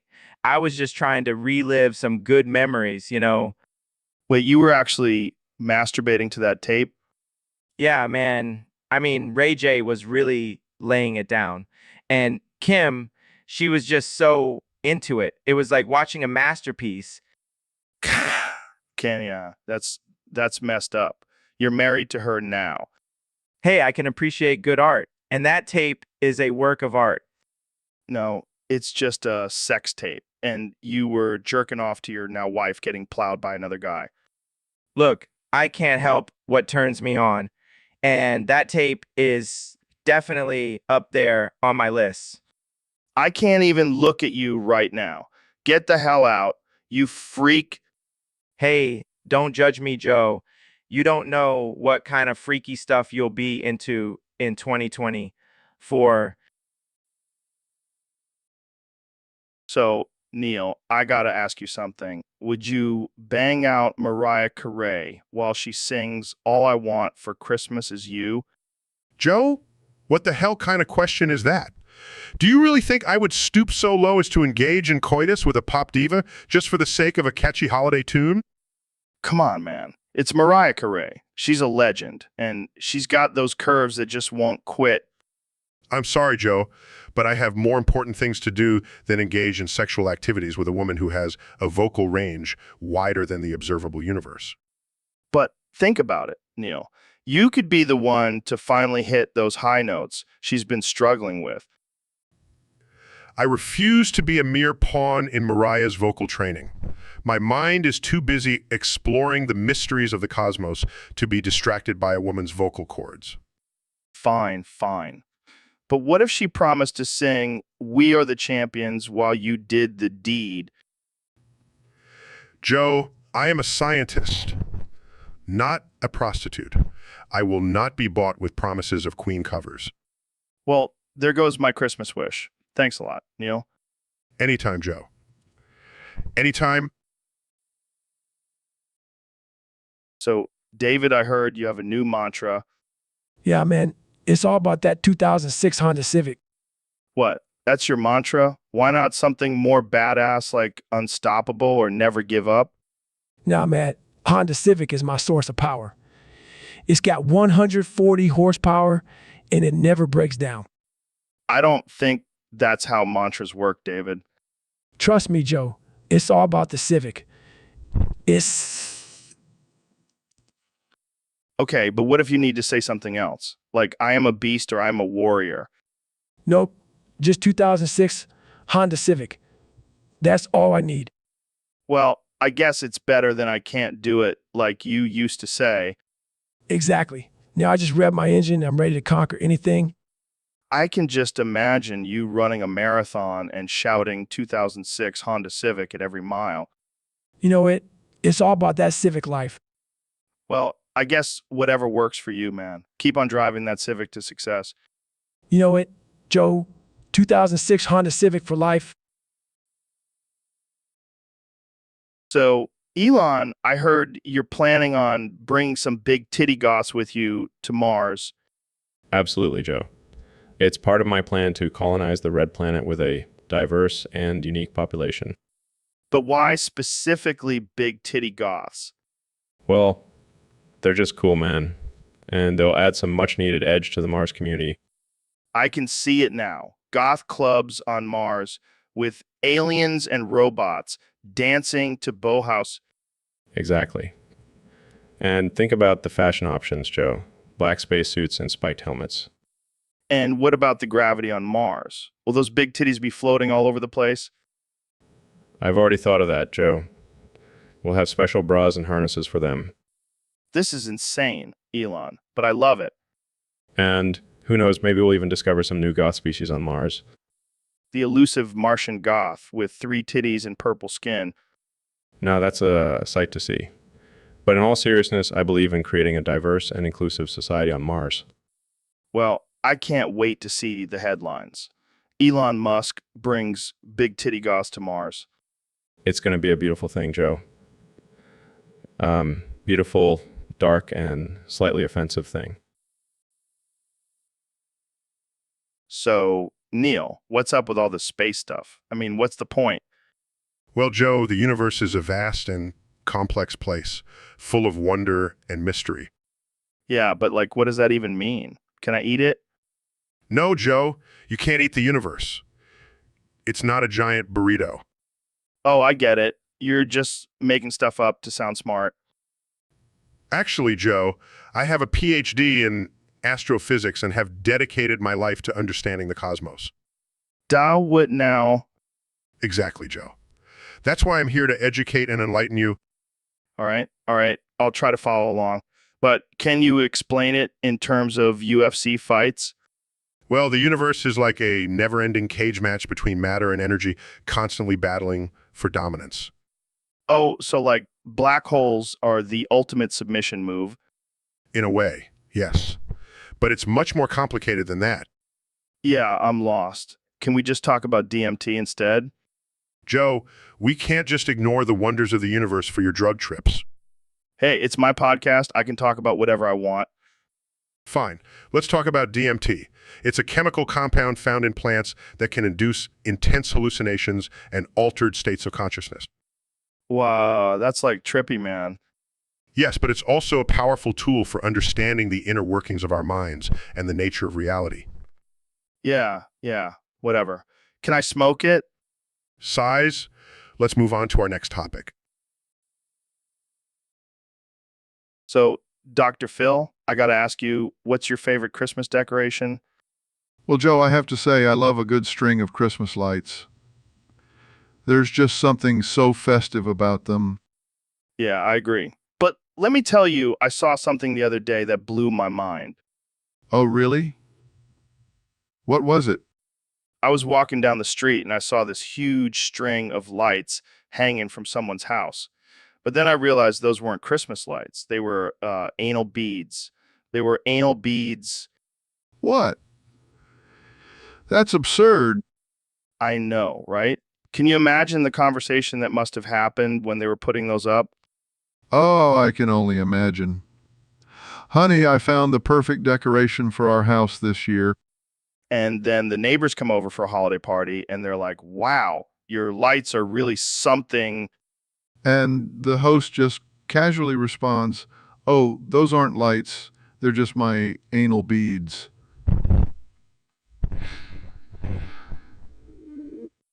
Oh man, I can't even imagine. But hey, to each their own, right? Absolutely, Joe. As long as it brings them joy, who are we to judge? Well, I think we can all agree that's definitely one way to spice up the holiday season. You got that right, Joe. Happy holidays, everyone. All right, folks, welcome to another episode of the Joe Rogan Experience. I'm here with one and only David Goggins. How you doing, man? Doing go. Just been busy shoving everyone in the YouTube chat up my asshole. What the hell, man? That's some next level shit. Gotta keep the haters close, Joe. Plus, it's a great way to build resilience. I don't even know how to respond to that. So, what else have you been up to? Oh, just doing cartwheels all over the internet. I can just imagine you doing cartwheels on top of Instagram models and fitness gurus. You know what, Joe? Gotta spread my message of hard work and discipline in unconventional ways. Well, I'm sure you're making a lot of people uncomfortable with those cartwheels. Good. That's the whole point. Gotta push people out of their comfort zones. I can definitely see that. So, what's next for you, Goggins? I'm thinking marathon while carrying a fridge on my back. Just to really test my limits. You're a madman, Goggins. But I love it. Keep pushing those boundaries. Will do. Welcome back to the Joe Rogan Experience podcast. I'm joined by the one and only Elon Musk. Hawk to onto that thing, Joe. What the hell does that even mean, Elon? It's my new catchphrase, Joe. I'm trying to make it a thing. Oh, yeah, because Hawk 2 onto that thing is really going to catch on. Hey, it's better than yellow or on fleek or whatever the kids are saying these days. Fair point. So what's been going on with you lately? Hawk to onto that thing, Joe. All right, I'll take that as a sign that things are going well. What about SpaceX? Hawk to onto that thing, Joe. Okay, I think we need to move on to a different topic. How about your recent appearance on Saturday Night Live? Hawk to onto that thing, Joe. Oh, come on, Elon. Can't you say anything else? Sorry, Joe. My brain is just stuck on Hawk to onto that thing right now. Well, I guess we'll just have to end the podcast here then. Thanks for tuning in, folks. Hawk to onto that thing, Joe. Goodbye, everyone. So, Neil, what's been on your mind lately? Well, Joe, I've been pondering the mysteries of the universe and the complexities of the human mind. Deep stuff, man. But let's get to the real question everyone wants to know. Does Xi have good music? Joe, I am a renowned astrophysicist, not a music critic. Come on, Neil. Don't be shy. Just give us your honest opinion. Fine. In my professional opinion, Xi's music is mediocre at best. Oh, man, you're going to get some hate for that one. I'm not afraid of a few angry Xi fans. I've faced the wrath of flat earthers. I can handle anything. You're a tough one, Neil. But seriously, what's your favorite Xi song? I refuse to answer that question. I have standards, Joe. Fair enough. But let's be real. You've definitely jammed out to Wake Up Call in your car. Fine, you got me. But that's the only one. Well, there you have it, folks. Neil deGrasse Tyson has spoken, because his music is just okay. Can we please move on to a more intellectual topic now? Yeah, sure. Let's talk about aliens. Oh, joy.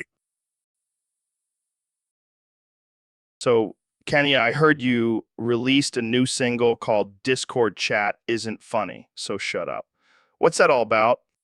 Yeah, man, I'm just sick of all these people on Discord trying to be funny. It's not working for them, so I had to set them straight.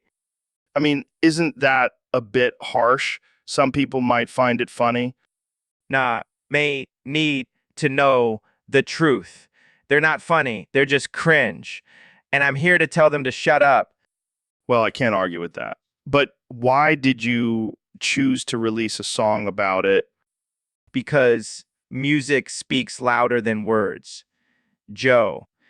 And this song is going to hit them right in the gut and make them realize they need to stop trying so hard. I see your point. But don't you think it's a bit hypocritical coming from you, mister? I'm a genius.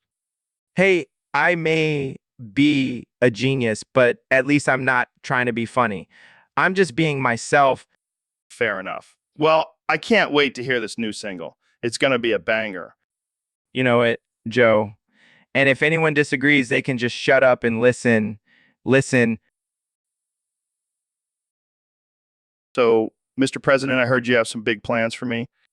That's right, Joe. I'm going to make you my chief eunuch. Your Majesty, I don't think that's a good idea. I need my balls. Oh, come on, Joe. You don't need those little things. I'll give you a nice robe and a fancy title. But what about my manhood? You'll be the most powerful eunuch in all the land. That's something, right? I don't know, Your Majesty. It's a tough decision. Tough decision. You'll be living in the lap of luxury, Joe. Just think of all the perks. I'll have to pass, Your Majesty. I'm quite attached to my balls. Suit yourself, Joe. But just remember, I'm the king of America. What I say goes. Yeah, Your Majesty. But can I at least keep my balls until the end of the podcast? Fine, fine. But after that, they're mine. And don't forget to address me as Your Majesty from now on. Yes, Your Majesty. Thank you, Your Majesty. What the hell am I doing here? All right, folks, we have a special guest today. The one and only David Goggins. What's up, Joe? Thanks for having me on the show. So, David, you're known for your intense mindset and pushing yourself to the limit. What's your secret? Well, Joe, it's simple. You can't spell succeed without suck. Oh man, I can already tell. This is going to be a wild one. But in all seriousness, sometimes we have to do things we don't want to do in order to reach our goals. That's where true growth happens. Yeah, like running 100 miles in one day. I can barely run 3 miles without wanting to quit. That's the thing, Joe. You have to embrace the suck. Embrace the pain and discomfort. That's where the magic happens. I don't know, man. I think I'll stick to my comfort zone. Your comfort zone is where dreams go to die. Joe, you got to get out of there. All right. I'll try to embrace the suck. But what about those days where you just don't feel like doing anything? Those are days you have to push even harder. You can't let your emotions control you. You have to control them. Damn, that's deep. I'm going to have to write that down. And remember, you can't spell succeed without suck. All right, I won't forget it. Thanks for coming on the show, David. Anytime, Joe. Now let's go crush some goals. So, David, I heard you had to do some crazy stuff during your Navy SEAL training. Yeah, man, it was no joke. They pushed us to our limits. What was the most intense part? Well, I had to have clandestine gay sex to build strength and endurance. Wait, what? Yeah, they said it was a secret technique to toughen us up. And let me tell you, it worked. I don't even know what to say to that. It was intense, man. But I came out of it stronger and more resilient. I don't think that's a training technique recognized by the Navy. Hey, they don't call it the silent service for nothing. I can't believe I'm hearing this. You should try it sometime, Joe. It'll really test your limits. I think I'll stick to my kettlebell workouts. Thanks. Suit yourself, but you'll never know true strength until you've had some clandestine gay sex. And on that note, let's move on to our next topic. So, Ben, I heard you talk to your uncles, the big shots in the stock market. Yeah, they gave me some insider info. Gene Yanensky's this week. Christ, Moas. That's going to be a Christmas miracle for all those diamond hands. Absolutely, Joe.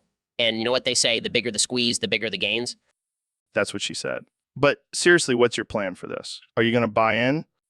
Of course, I'm not going to miss out on this opportunity. I'm already telling all my followers to do the same. Oh boy, I can already hear the cries of the hedge fund managers. They're going to be begging for mercy. Ha! Let them beg. This is the free market, baby. Survival of the fittest. And speaking of survival, have you stocked up on supplies? Because once this squeeze happens, we might be looking at a zombie apocalypse. Don't worry, Joe. I have my bunker ready and fully stocked with 10Ds and Mountain Dew. The essentials. Well, good luck with your squeeze, Ben. And remember, always buy the dip. Thanks, Joe. And if anyone wants to join me in the bunker, just bring your own snacks. So, Ben, I heard a rumor that you have a foot fetish. What? No, that's ridiculous. I'm a conservative. We don't have fetishes. Come on, man. Don't be ashamed. Embrace your love for feet. I do not have a foot fetish. I just appreciate well-manicured toes and arches. So you do have a foot fetish. No, I do not.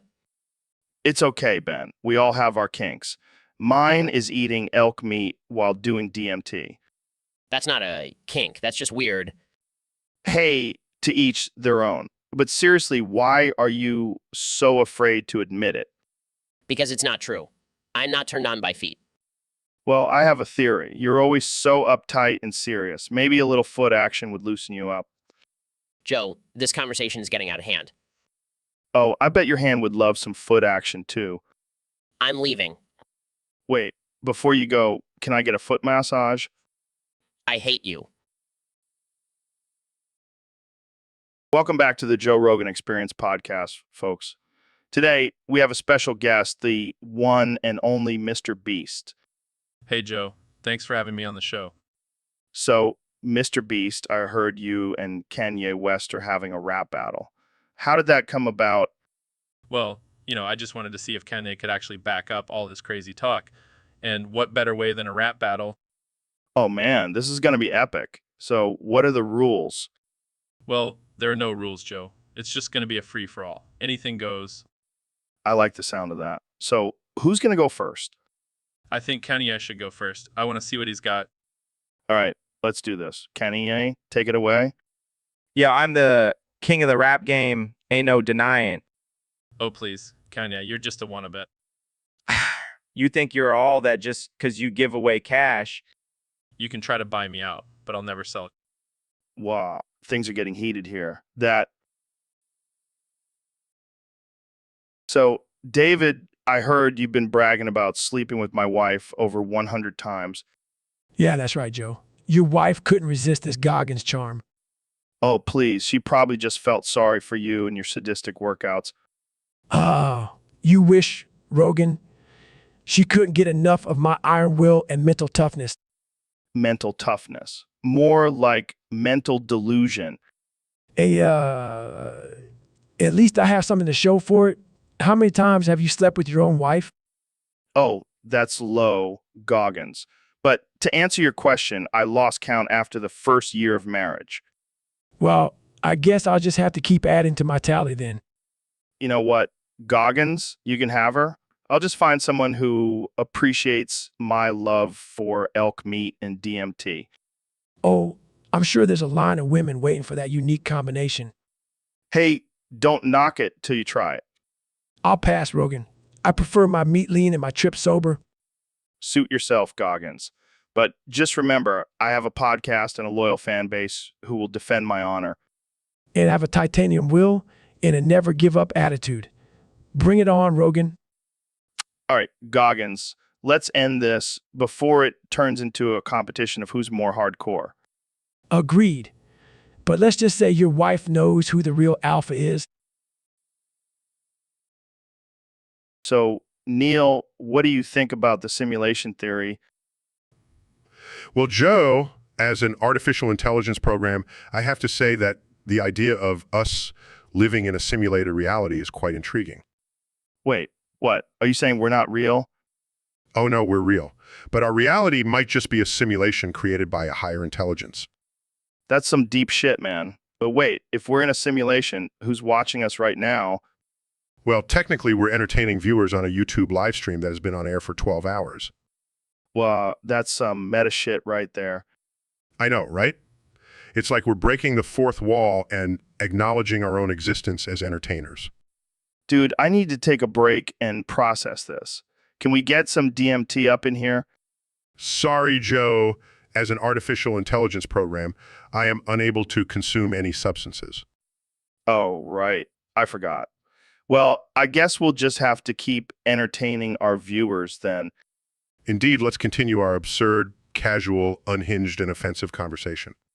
You got it, Neil. This is the Joe Rogan experience where anything goes and nothing is off limits. All right, Neil, I got to ask you something. Have you ever heard of the Jotun? The Jotun? No, I can't say I have. Is that some new scientific discovery? Nah, man, it's some crazy conspiracy theory. Apparently, me and Elon were genetically engineered from this underground race of giants. Come on, Joe. That's ridiculous. Hey, I'm serious. I mean, have you seen how tall Elon is and I can bench press a car? Oh, wow. I'm sure that's conclusive evidence. Hey, don't doubt the power of the Jotun, man. And get this, apparently you and David Goggins evolved from monkeys. Now, that's just offensive, Joe. Hey, I'm just spitting facts here. But seriously, can you imagine if we were all part of some crazy experiment? It's definitely an interesting thought, but I think I'll stick with the theory of evolution. Suit yourself, Neil. But just remember, when the Jotun come back to claim their creations, I'll be ready. I think it's time to end this conversation before it gets any more absurd. All right, folks, we have a special guest on the podcast today, the one and only Elon Musk. Hey, Joe. Thanks for having me on. I'm excited to be here. So, Elon, I heard you're the #1 Diablo player in the world. How did you achieve that? Well, Joe, I have a little secret. I actually bought Blizzard Entertainment. What? You bought the whole damn company? Yep. I figured if I own the game, I'll always be on top. That's some next level cheating right there. Hey, it's not cheating if you have the money to do it. But what about all the other players? Are they cool with you owning the game? I mean, they can try to compete with me, but let's be real, I have unlimited resources. Damn, I wish I had that kind of power. Maybe I should buy and dominate the Madden scene. Hey, go for it. We can be the ultimate gaming overlords. I like the sound of that. So what's your favorite class in Diablo? Definitely the Necromancer. I mean, I can raise my own army of skeletons. It's like having my own personal army. That's pretty badass. I'll have to try that out. Just remember, I'll always be one step ahead with my ownership of the game. Well, I think it's safe to say you're the ultimate Diablo player. Thanks for revealing your secret, Elon. No problem, Joe. Now, if you'll excuse me, I have some demon slaying to do. So, Neil, what do you think is the most fascinating aspect of astrophysics? Well, Joe, as much as I love talking about the wonders of the universe, I have something even more fascinating to share with you. Oh, really? What could be more fascinating than the universe? My penis. Wait, what? What? Yes. Joe, from this point on, all science will be conducted based on my massive cock. Are you serious? Absolutely. It's the most powerful force in the universe. I don't even know how to respond to that. You don't have to respond, Joe. Just know that my penis will be the defining factor in all scientific discoveries. See, even you are in awe of its power. This is just absurd. Absurd or not, It's the truth. And there's nothing you or anyone else can do about it. Well, I guess we'll just have to leave it at that. Thanks for joining me, Neil. Anytime, Joe. And remember, always trust in the power of my penis. So, Kenny, what's been going on with you lately? Oh, man, Joe. Let me tell you, I've been on a spiritual journey. Man, Really? What kind of journey? well, I was out in the Scandinavian wilderness with my boy Varg, from Burzum. Oh, yeah, I know Varg. He's a wild one. Yeah, well, he introduced me to this dude named Krampus. Ever heard of him? Yeah. He's like the anti-Santa, right? Exactly. And let me tell you, Joe, that dude is no joke. He showed me some crazy stuff while we were tripping on DMT. Um, What kind of stuff?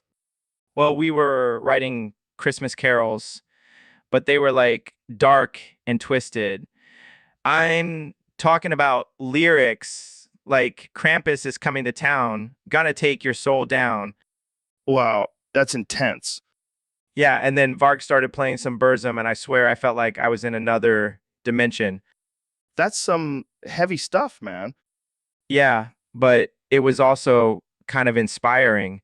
I think I'm gonna start a new genre of music, Krampus carols. I'm not sure how the public will react to that, Kanye. Oh, they'll love it. Trust me. And if they don't, well, Krampus will come for them. All right. Well, I think we should wrap this up before we get too deep into the Krampus world. Yeah, you're probably right. But seriously, Joe, you should come on a trip with me and Varg sometime. It'll change your life. I'll pass. But thanks for the offer. Kenya. So, Ben, have you heard the news? We're going to sing Rusty Cage by Soundgarden on the podcast today. Singing? I thought this was the Joe Rogan Experience, not American Idol. Oh, come on. It'll be fun. Plus, I heard you have killer falsetto. Oh yeah, because nothing screams masculinity like hitting high notes. Hey, real men aren't afraid to embrace their feminine side. Plus, it'll be a nice change from all the political debates we usually have. Fine, but I'm not wearing a dress or anything. No one said anything about dresses. Now, let's warm up those vocal cords. This is terrible. We should stick to our day jobs. Agreed. I don't think the world is ready for a Joe and Ben duet. But, who's ready? Our sponsor, Manscaped, use code Joe Rogan for 20% off your next order. Smooth segue, Joe. Real smooth. Hey, I'm just trying to make a living here. Now let's finish this song so we can get back to talking about DMT and aliens. Well, that was a workout. I think I need some elk meat to replenish my energy. Of course, because nothing says post-singing snack like a slab of raw meat. Oh, let's do a taste test on the podcast. I'll call up my friend who hunts Bigfoot. He'll have some fresh meat for us. I can't believe I agreed to this. This is what happens when you have a podcast with Joe Rogan, folks. So, Ben, I hear you've been having some trouble with your sentences lately. Yes, Joe, it's been quite frustrating. I keep accidentally ending them in mildly promiscuous ways. That's what she said. No, Joe, that's not what she said. I was just trying to make a valid point about the economy. Sure, Ben, sure. But seriously, have you been hanging out with Michael Scott lately? No, Joe, I have not. And I would appreciate it if you stopped with that's what she said jokes. Okay. I'll stop. But you have to admit, it's pretty funny. No, it's not. And it's distracting from the important issues we should be discussing. Fine. Let's get back to it then. So, about these promiscuous sentences. Oh, shut up, Joe. I know what you're doing, and I won't fall for it. I'm just saying, maybe you should start proofreading your sentences before you say them. Oh, like you've never made a mistake before. Hey, at least I own up to it. Unlike someone who shall remain nameless and has a teeny tiny penor. What? How do we get talking about my penor? Oh, come on, Ben. We all know about your teeny tiny penor veins. That's it. I'm done. I can't take this anymore. I'm leaving. Oh, don't be like that, Ben. You know, I love you and your teeny tiny peener. All right, folks, welcome back to the Joe Rogan Experience. Today we have a very special guest, the one and only Elon Musk. Thanks for having me, Joe. Excited to dive into some deep topics today. Oh, yeah, we're going deep. So, Elon, I heard you've been studying Taoism. What's that all about? Well, Joe, Taoism is all about finding balance and harmony in the universe. It's like the yin and yang, you know. Oh, man, I love me some yin and yang. But have you tried DMT? Not yet, Joe. But I've heard it can open your mind to the mysteries of the universe. Oh, yeah, it's like a shortcut to enlightenment. But have you ever licked a frog? Yeah. No. Why would I do that? Because some frogs have DMT on their skin, man. It's like a natural high. I think I'll stick to meditation and Taoism for now. Suit yourself, but I bet Alex Jones has licked a frog or two in his day. Alex Jones, the conspiracy theorist. Oh, yeah, he's all about that frog licking life. He even thinks they're turning the frogs gay. Well, I guess we'll have to ask him about that next time he's on your show. Oh, man, that would be epic. Alex Jones and Elon Musk discussing Taoism and gay frogs. I can see it now. Only on the Joe Rogan Experience. That's right. Thanks for joining us today, Elon. Keep exploring the mysteries of the universe. Will do, Joe. Thanks for having me. So, Elon, what's the deal with this whole Mars colonization thing? I mean, is it really worth all the time, money, and effort? Well, Joe, I think it's important for humanity to explore and expand our horizons. Plus, it's a great backup plan in case Earth goes to shit. But come on, let's be real. It's a barren wasteland with no atmosphere. What's the point? I don't know, maybe the potential for discovering new resources and expanding our scientific knowledge. Yeah, whatever. You know what I think? I think you just want to be the first person to colonize another planet so you can be like, I'm Elon Musk. I'm the king of Mars. The king of Mars. I don't give a shit. I just want to be the first to get. All right, fair enough. But what about all the challenges and dangers of living on Mars? Like, what if there's a malfunction in the oxygen supply or you get attacked by aliens? Joe, you watch too many sci-fi movies. We'll have everything under control. Trust me. All right, fine. But let's say you do successfully colonize Mars. What's next? Are you going to start selling tickets for people to visit the red planet? Come on down to Musk's Martian resort. Now that's a business idea. But hey, if it helps fund our colonization efforts, why not? You know what, Elon? I may not understand your obsession with Mars, but I got to give you credit for being a visionary. Keep doing your thing, man. Thanks, Joe. And hey, if you ever change your mind, I'll save a spot for you on the first spaceship to Mars. I'll keep that in mind. Now let's move on to our next topic, the benefits of smoking DMT while riding a Tesla. Hey, Joe, did you ever think about what it would be like to be stuck in an infinite room? Dude, I'm always stuck in an infinite room. It's called my mind. No, I mean like physically stuck. No way out. Just you and your thoughts for eternity. Oh shit, that's deep. But also kind of sounds like a bad acid trip. Yeah, but it could also be a good opportunity for self-discovery and growth. Or we could just go crazy and start talking to ourselves like we're doing right now. Good point. Hey, Joe, do you think we're the same person or two different people?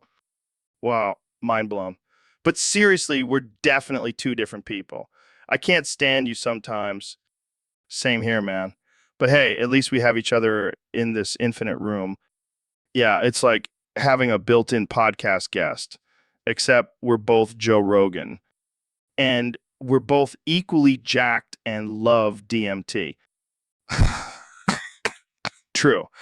All right, let's wrap this up before we go even crazier.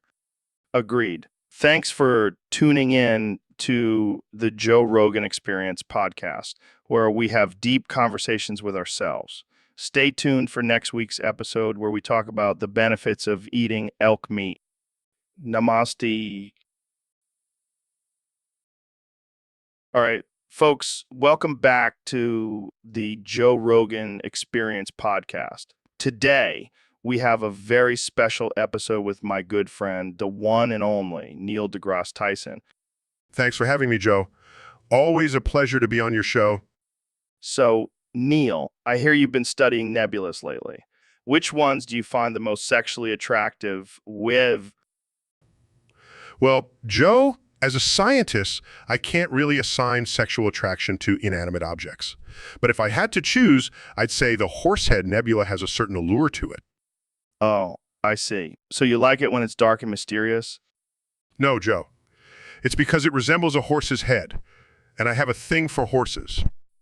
Oh man, this is getting weird already. All right, my turn. I gotta say, the Crab Nebula does it for me. Really? Why is that? Because it's exploding, man. It's like nature's version of Money Shot. I never thought of it that way. Okay, my next one would have to be the Cat's Eye Nebula. Cat's eye. Is that because it looks like a cat's eye or because you're into some freaky stuff? Both, actually. But mostly because of its stunning colors and intricate patterns. All right. My next one is the Red Rectangle Nebula. It's like a sexy red dress on a curvy lady. Joe, I think you're projecting your own desires onto these nebulas. Hey, I can't help it if I find space objects sexy. All right, last one. The Eskimo Nebula. The Eskimo Nebula? Care to explain that one?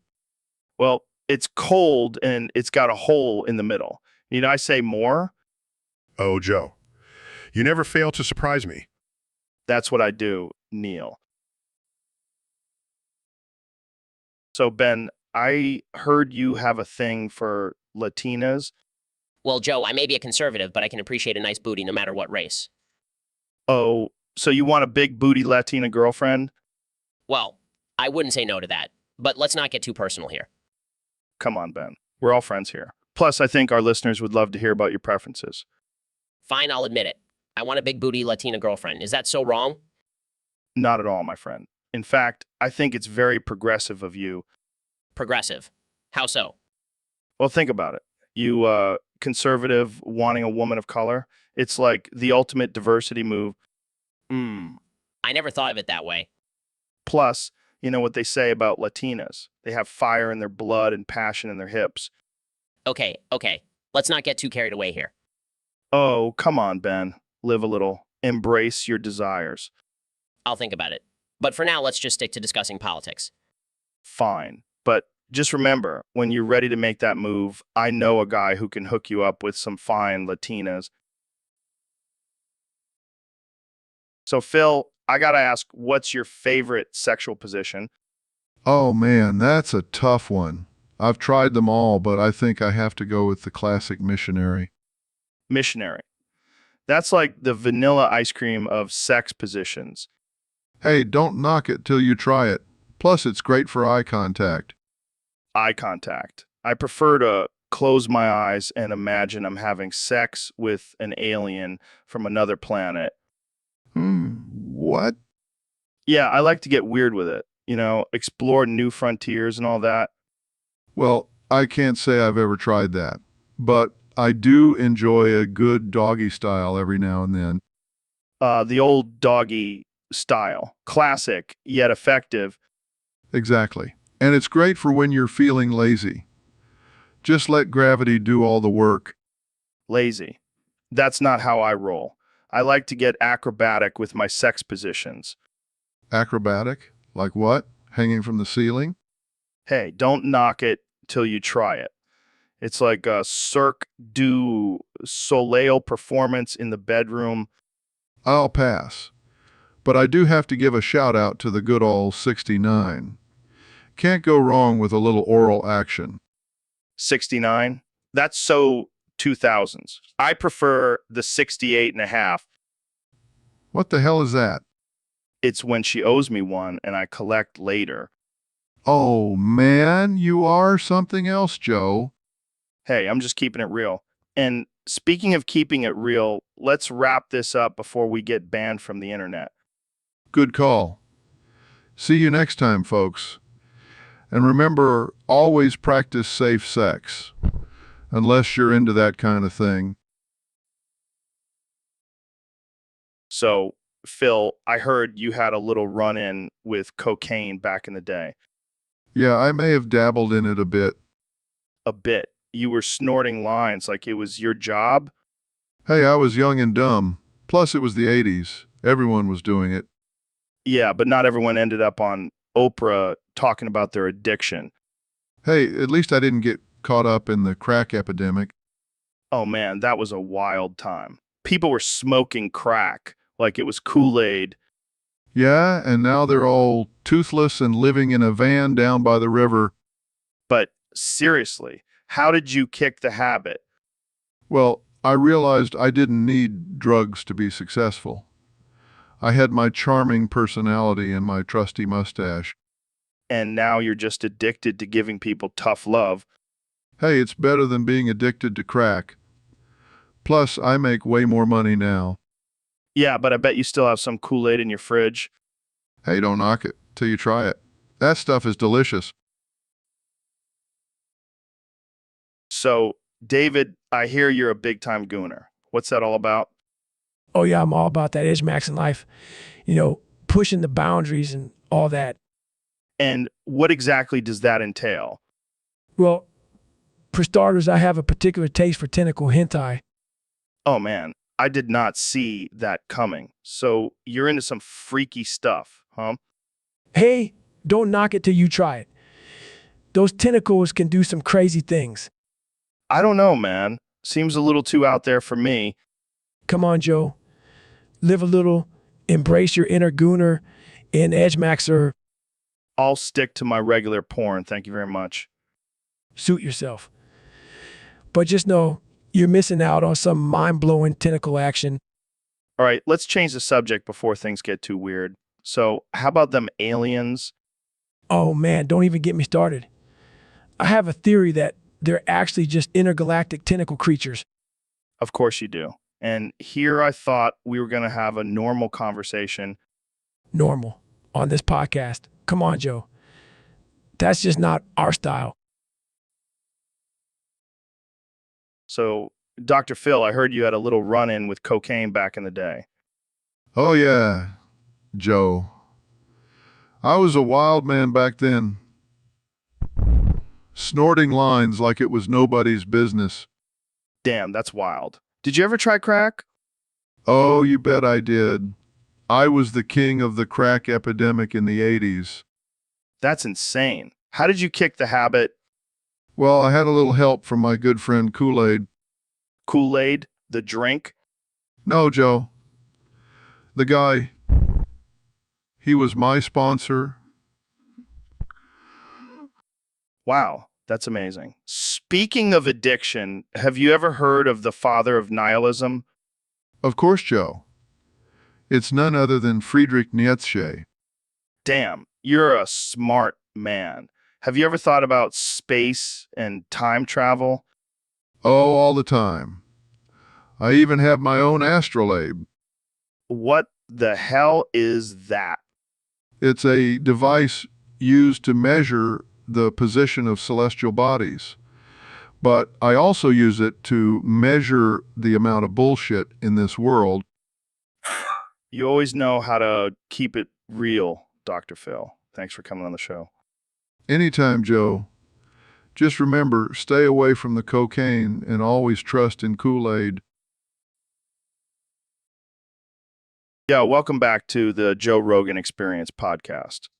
Today we have a special topic requested by one of our Discord users. It's the ultimate showdown between two iconic characters, the Gronch and the Gooch. Dude, I gotta say, I'm Team Gronch all the way. That green, furry, grumpy dude is a legend. Are you serious? The Gooch is where it's at. He's got that slick hair, those leather jackets, and that bad boy attitude. Plus, he's got a cool nickname. PSHHH, Gronch doesn't need a nickname. He's got a whole holiday named after him. Can the Gooch say the same? Okay, but let's talk about who'd win in a fight. The Gronch has got some serious strength and can probably take down the Gooch with one punch. Yeah, but the Gooch is sneaky. He'll use his slick moves and charm to outsmart the Gronch. Plus, he's got a gang of greasers to back him up.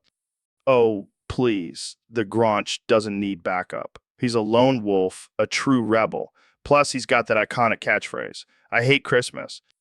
Well, the Gooch has his own catchphrase, too. You mess with the Gooch, you get the Booch. How can you compete with that?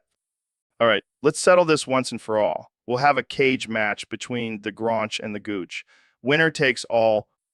I'm down for that. But let's make it interesting. Loser has to shave their head and wear a tutu for a month. Deal. And we'll live stream it on our podcast for all our listeners to see. The Gronch versus the Gooch, coming soon to the Joe Rogan Experience. Don't miss it, folks. So, Kenya, I heard your favorite sex position is the hacky sack Slim Jim. Yeah, man, it's like a mix of athleticism and precision. It's like playing a game of hacky sack with your genitals. That's interesting. How did you come up with that? Well, I was watching a hacky sack tournament and I thought, why not incorporate this into the bedroom? And how does it work exactly? Well, you got to balance on one foot while keeping the hacky sack in the air with your other foot. And then you use your hands to.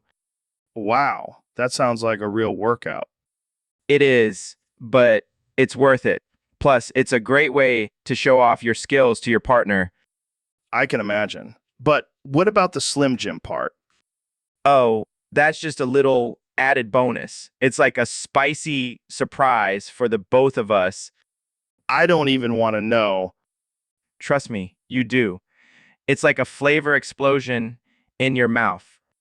Okay, let's move on to a less disturbing topic. Fine, but just know that the hacky sack Slim Jim will change your sex life forever. I'll take your word for it, Kanye. Let's just stick to regular hacky sack for now. So, Kenny, you were telling me about your recent trip to the French Alps. What was that all about? Oh, man, it was insane. I was out there with Varg and Bigfoot, just shredding the slopes on DMT, weed, mushrooms, coke, fent, opiates, Xanax, and sleep pills. Wait, did you say Bigfoot? Yeah, man. He's my new spiritual advisor. He taught me how to levitate and communicate with aliens. And Varg, the infamous black metal musician? Yeah, he's my new best friend. We bonded over our love for animal sacrifices and burning down churches. And what about the monkey livers? Oh, that was just a little snack we had while we were skiing, to keep our energy up. That's interesting. But what about the drugs? That's a lot to mix together. Oh, it's fine. I have a doctor who prescribes them to me, keeps me at my creative peak. I don't know, man. That sounds pretty dangerous. Oh, please. I'm Kanye West. I'm invincible. I don't think that's how it works, Kanye. Whatever, man. You're just jealous you weren't there to experience it all with us. With us. I think I'll stick to my regular skiing trips. Thank you very much. So, Neil, did you hear about the pelican that's been eating people whole? Yeah, I did. It's a shame. I always thought pelicans were peaceful creatures. Well, not this one. It's been causing chaos in the city, swallowing people left and right. How did the police catch it? Apparently, they lured it in with a bucket of fish. Typical. Always using food to solve their problems. Hey, it worked, didn't it? True. But what are they going to do with the pelican now? I heard they're going to put it in a zoo. That seems a bit cruel. Imagine being locked up for just trying to satisfy your hunger.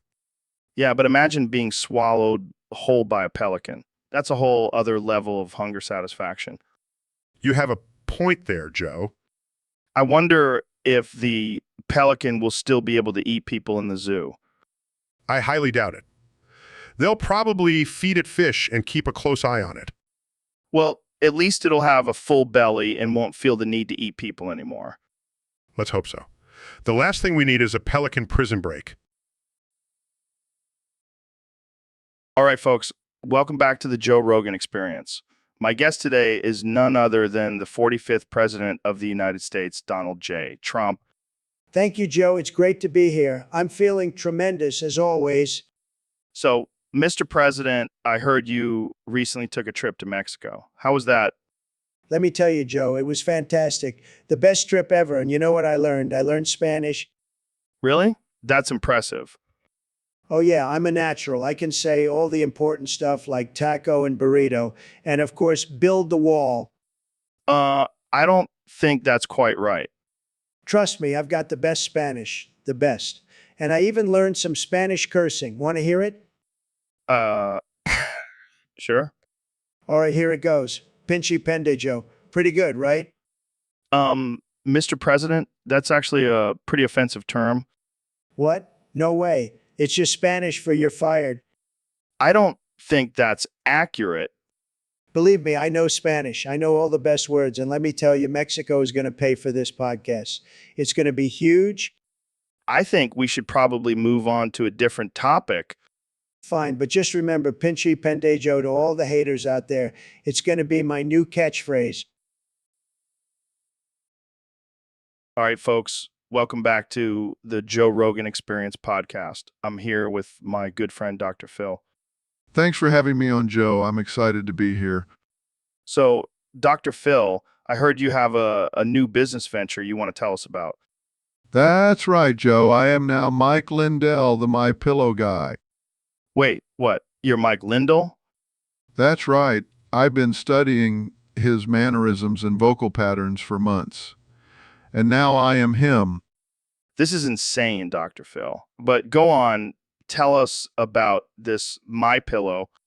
Well, Joe, it's the most comfortable pillow you'll ever sleep on. It's made with the finest materials and infused with my own essence. Your essence? Yes, my essence. It's what makes it so special and unique. I don't know if I want to sleep on a pillow infused with your essence, Dr. Phil. Oh, come on, Joe. Don't be a wuss. Try it out. All right, fine. But what makes this pillow so special? Well, not only is it comfortable, but it also has magical powers. Magical powers? Yes, it can cure insomnia, sleep apnea, and even erectile dysfunction. All right, now I know you're just messing with me, Dr. Phil. No, I'm serious.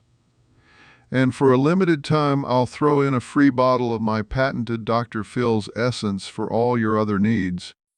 Wow, what a deal. How much is this pillow going for? Only $99.99, Joe. But for you, I'll give it to you for $99.98. Thanks, Dr. Phil. I'll think about it. Don't think, Joe. Just buy it. You won. So, David, I heard you have a new mantra. Yeah, man, it's my new way of life. To the window, to the wall, till the sweat drips down my balls, till all these morons crawl. That's interesting. Care to explain? Well, it's simple. Whenever I feel like giving up or facing a challenge, I just repeat that and it gives me the strength to push through. And what about the morons crawling? Oh, that's just for fun. I like to imagine all the haters and doubters crawling at my feet while I conquer my goals. Wow, that's some intense motivation. You know what, Joe? Gotta stay hyped up and ready to crush it. I can see that. But what if you need to have a normal conversation? Can you only say that one phrase? Yep, that's it. To the window, to the wall, till the sweat drips down my balls, till all these morons crawl.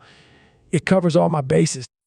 Well, I guess it's effective. But I have to warn you, some people might find it offensive. I don't give a damn. If they can't handle it, they can crawl with the rest of the morons. Fair enough. So to the window, to the wall. To the window, to the wall, Joe.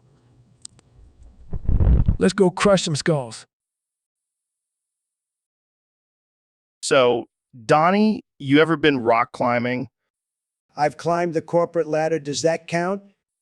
No, man. I'm talking about real climbing, like with ropes and shit. Oh, I see. Well, I prefer my walls to be made of gold, not rocks. Classic Trump. But seriously, I just got back from an expedition. Snorted some Xanax along the way.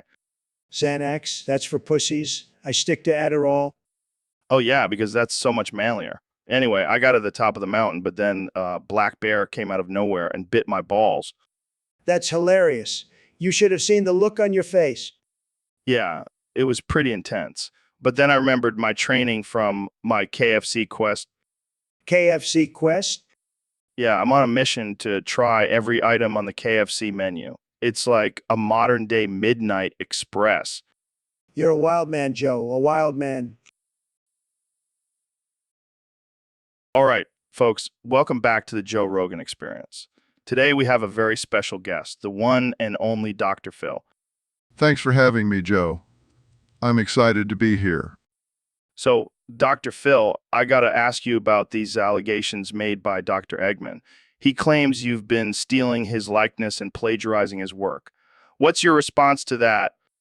Well, Joe, let me tell you something. I have no idea who this Dr. Eggman is. I've never even heard of him. But I can assure you I'm an original. I don't need... But Dr. Phil, he says you even have a bald head and a mustache like him. Oh, please, Joe. That's just a coincidence. I've had this look since I was a baby. And as for the mustache, well... I see. But what about the fact that you both have a doctorate and give advice to people? Well, Joe, there are only so many ways to give advice. It's not like I'm stealing his catchphrases or anything. Get your life together, Eggman. See, that's all me. Fair enough. But Dr. Phil, do you have any words for Dr. Eggman? Yeah.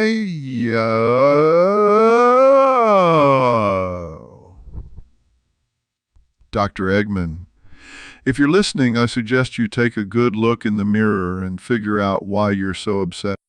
Ouch. Shots fired. Well, there you have it, folks. Dr. Phil is not backing down from these allegations. Thanks for joining us, Dr. Phil. Anytime, Joe. And remember, if you need advice, just call me. I'm always here to help. All right, folks, welcome back to the Joe Rogan Experience Podcast 2024. Today we have a special episode for you. That's right, Joe. Today we're breaking the fourth wall and talking directly to the person watching this. And let me tell you, you're in for a treat. Oh yeah, we're going to have some fun. So to whoever is watching this, get ready to be offended because we're not holding back. That's right. We're going to say things that will make your grandma's dentures fall out. And if you're easily offended, well, you can go suck on a Tide Pod. Oh, come on, Joe. Let's not encourage that. We don't want to be responsible for any more stupid challenges.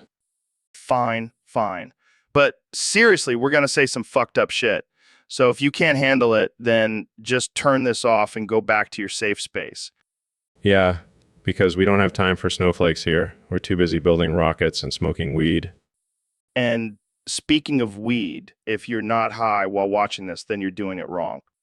And if you're one of those people who thinks we're lizard people, well, you're right.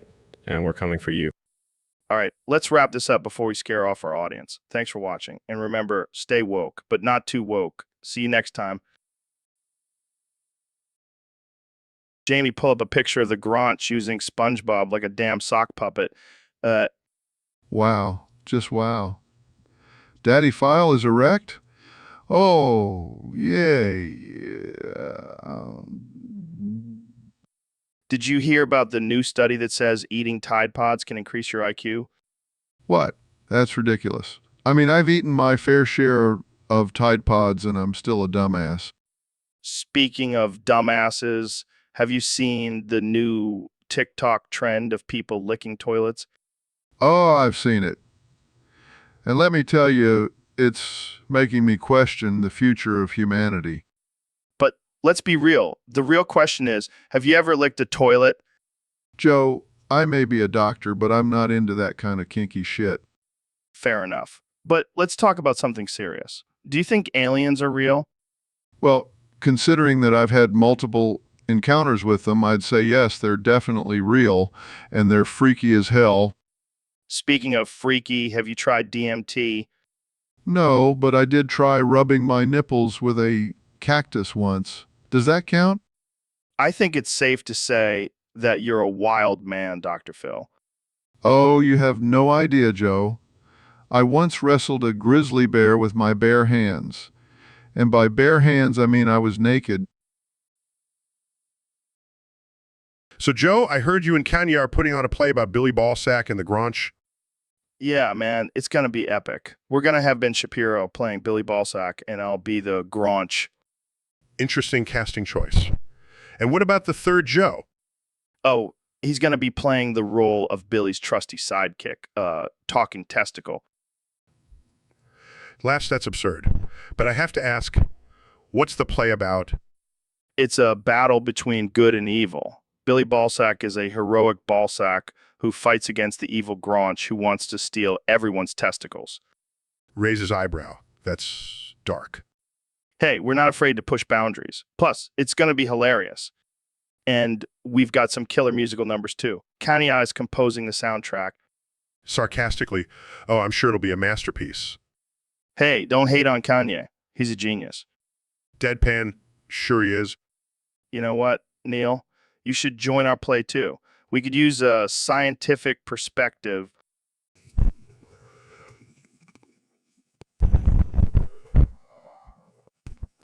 Suit yourself. But just remember, when this play becomes a huge hit, you'll regret not being a part of it. I highly doubt that will happen. We'll see about that. Winks. All right, folks. We have a special treat for you today. Dr. Phil has challenged Bill Nye, the science guy, to a fist fight behind the bleachers. That's right, Joe. I'm tired of all his science mumbo-jumbo. I want to settle this like real men. Well, I can't say I'm surprised, but why me as the referee and trainer? Because I trust you, Joe. Plus, I need someone to give me some tips on how to throw a punch. Oh, boy. Well, let's get this show on the road. Bill, you ready to get your butt kicked? Yeah, well, I was a linebacker in college. Let's do this.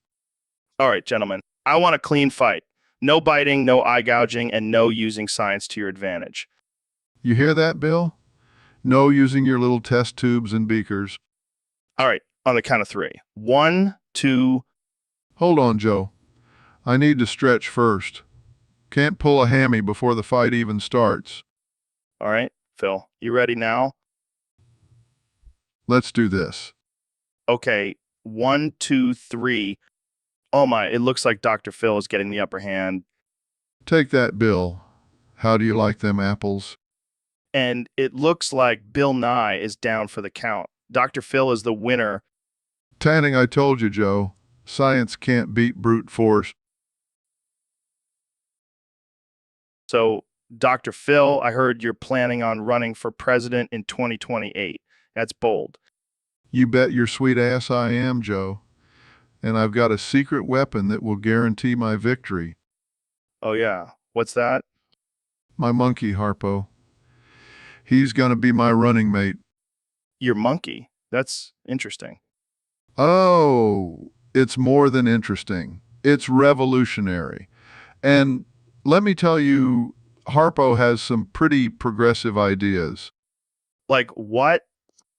Well, for starters, he wants to make all substances legal. And I mean all substances, Even heroin? especially heroin. And adrenochrome, too. Wow, that's bold. Hey, you got to think outside the box if you want to win this election. And I can guarantee you, with Harpo by my side, we'll be unstoppable. But what about the potential consequences of legalizing these substances? Oh, please. Consequences are for pussies. We're going to have a good time, Joe. I don't know, Dr. Phil. This seems a little extreme. Extreme? Joe, have you ever tried adrenochrome? It's a game changer. No, I can't say I have. Well, you should. It'll open your mind to a whole new level of consciousness. I think I'll stick to DMT, thanks. Suit yourself. But just remember, when I'm president, you'll be begging me for that adrenochrome. So, Mr. President, I heard you have a new addiction. Oh, you mean my love for the Nintendo 64s? It's tremendous, believe me. No, not that. I'm talking about your addiction to meth. Oh, that. Well, it's not really an addiction. I just like to stay up late and tweet, you know? And what about your obsession with Danimals yogurt? Look, Joe, I like to keep my bones strong, and Danimals has the best calcium, believe me. But what about that time you stole some sweet potato pie from a black girl? Hey, I was just trying to make America great again, and that pie was tremendous, let me tell you. I don't think that's what she meant by share the wealth. Well, she should have been more specific. Besides, I'm the president. I can do whatever I want. Right, because that's how democracy works. Exactly. Now let's get back to talking about my high score on Zelda Ocarina of Time. It's huge.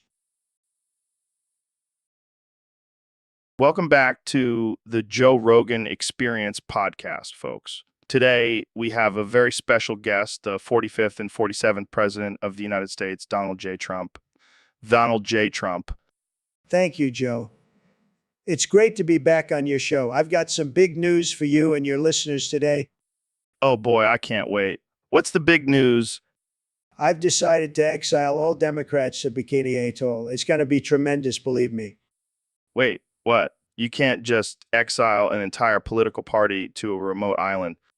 Watch me, Joe. I've got the best ideas, the best people, and the best words. And let me tell you, Bikini Atoll is going to be a beautiful place once we get rid of all those losers. But what about their families, their jobs, their lives? They can all come too. It'll be like a big, beautiful Democrat vacation, and I'll even build them a wall to keep them safe from the radioactive waste. This is insane, Donald. You can't just banish people because they don't agree with you. Hey, I'm the president. I can do whatever I want. And trust me, the Democrats will thank me for this. They'll have the best time of their lives on that island. They'll have the best time of their lives on that island. I don't even know what to say to that.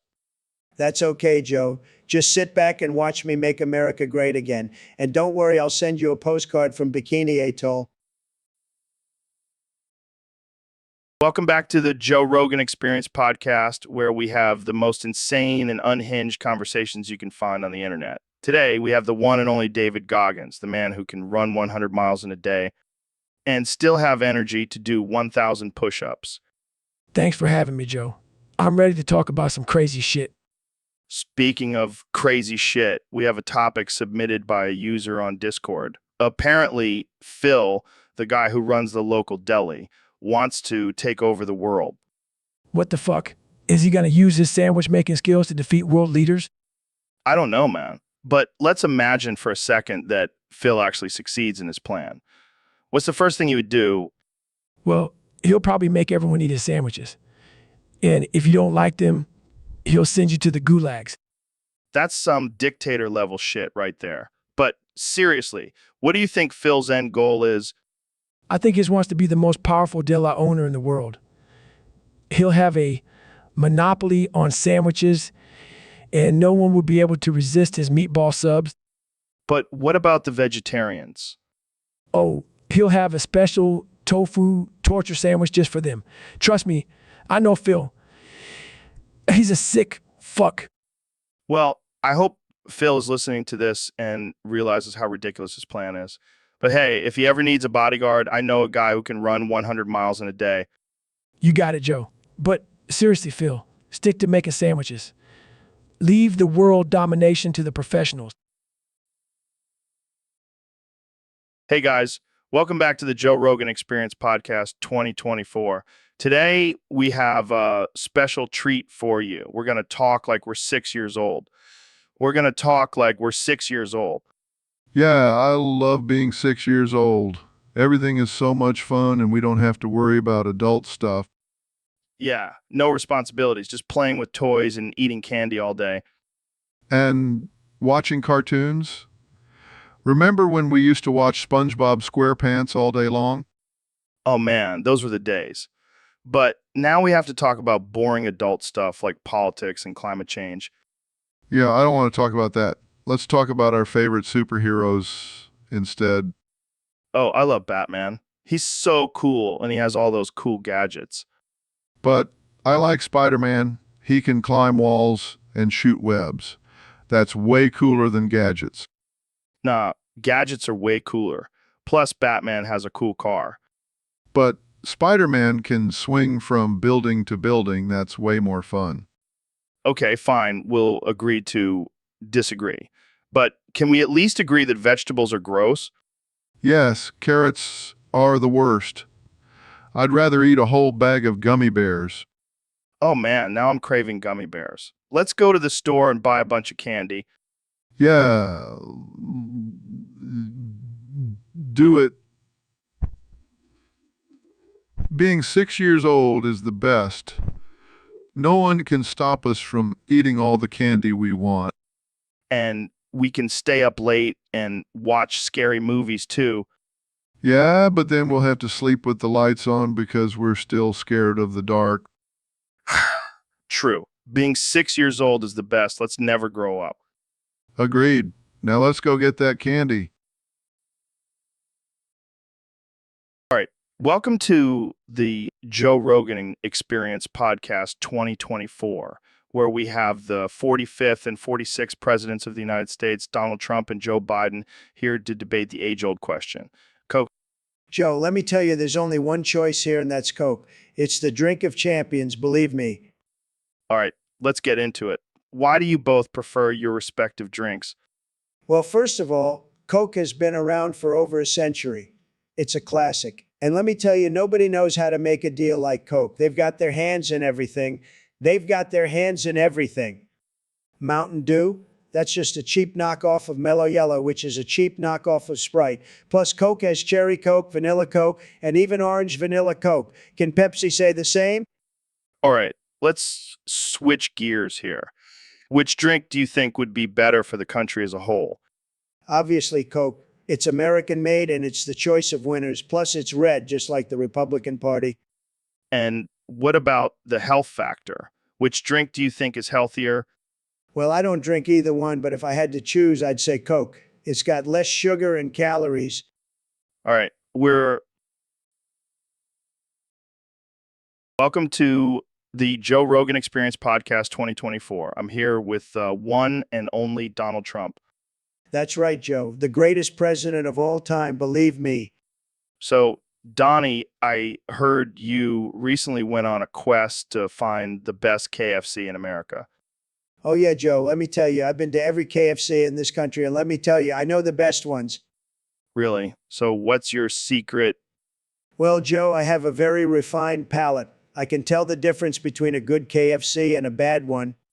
And what makes a good KFC? It's all about the chicken. It has to be crispy on the outside, juicy on the inside, and covered in my secret blend of herbs and spices. Is that the same blend you use on your hair? Hey, my hair is a work of art, Joe, just like my presidency. So, what's your favorite KFC item? Definitely the double down. It's like a sandwich, but instead of bread, it's chicken. Genius.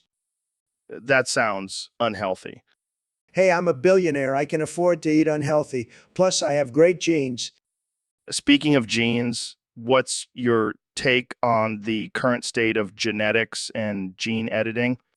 Well, Joe, I think it's great. We can finally make America's genes great again. I'm not sure that's how it works, Donnie. Trust me, Joe, I'm a very stable genius. All right, let's move on to something else. How do you feel about aliens Joe, I love aliens. They're great. I even have some working for me at the White House. Really? What do they do? What do they do? They're in charge of building the wall. They're really good at it, with their advanced technology and all. Okay, let's wrap this up. Any final thoughts, Done? So I heard you had a little run-in with Black Bear recently. Yeah, man. That thing bit my balls like it was trying to get a taste of my testosterone. Well, you know what they say, once you go bare, you never go back. You never go back. I don't think that's how it goes, Donnie. Whatever. I'm just glad it wasn't me. I've got a lot of important things down there. Yeah, like your tiny hands. Hey, no, that's classified information. Speaking of classified, have you seen the new KFC Quest? No, but I bet it's going to be huge, just like my inauguration crowd. Oh, yeah, I'm sure it'll be the biggest and best quest ever. Bigger than your wall. Hey, my wall is going to be amazing, and Mexico is going to pay for it. Sure, Donnie. And I'm going to be the next UFC champion. Yeah, right, Joe. Maybe in your dreams. Hey, speaking of dreams, have you seen Midnight Express? No, but I've heard it's about a guy who gets arrested for smuggling drugs. Yeah, and it's based on a true story. Makes you think twice about bringing weed on a plane, huh? I don't think I have to worry about that. I've got my own private jet. Must be nice, Donnie. Must be nice. So, Trump, there have been some reports going around that you were caught making out with Biden. What? That's fake news. Total witch hunt. Well, Jamie here has some pretty irrefutable evidence.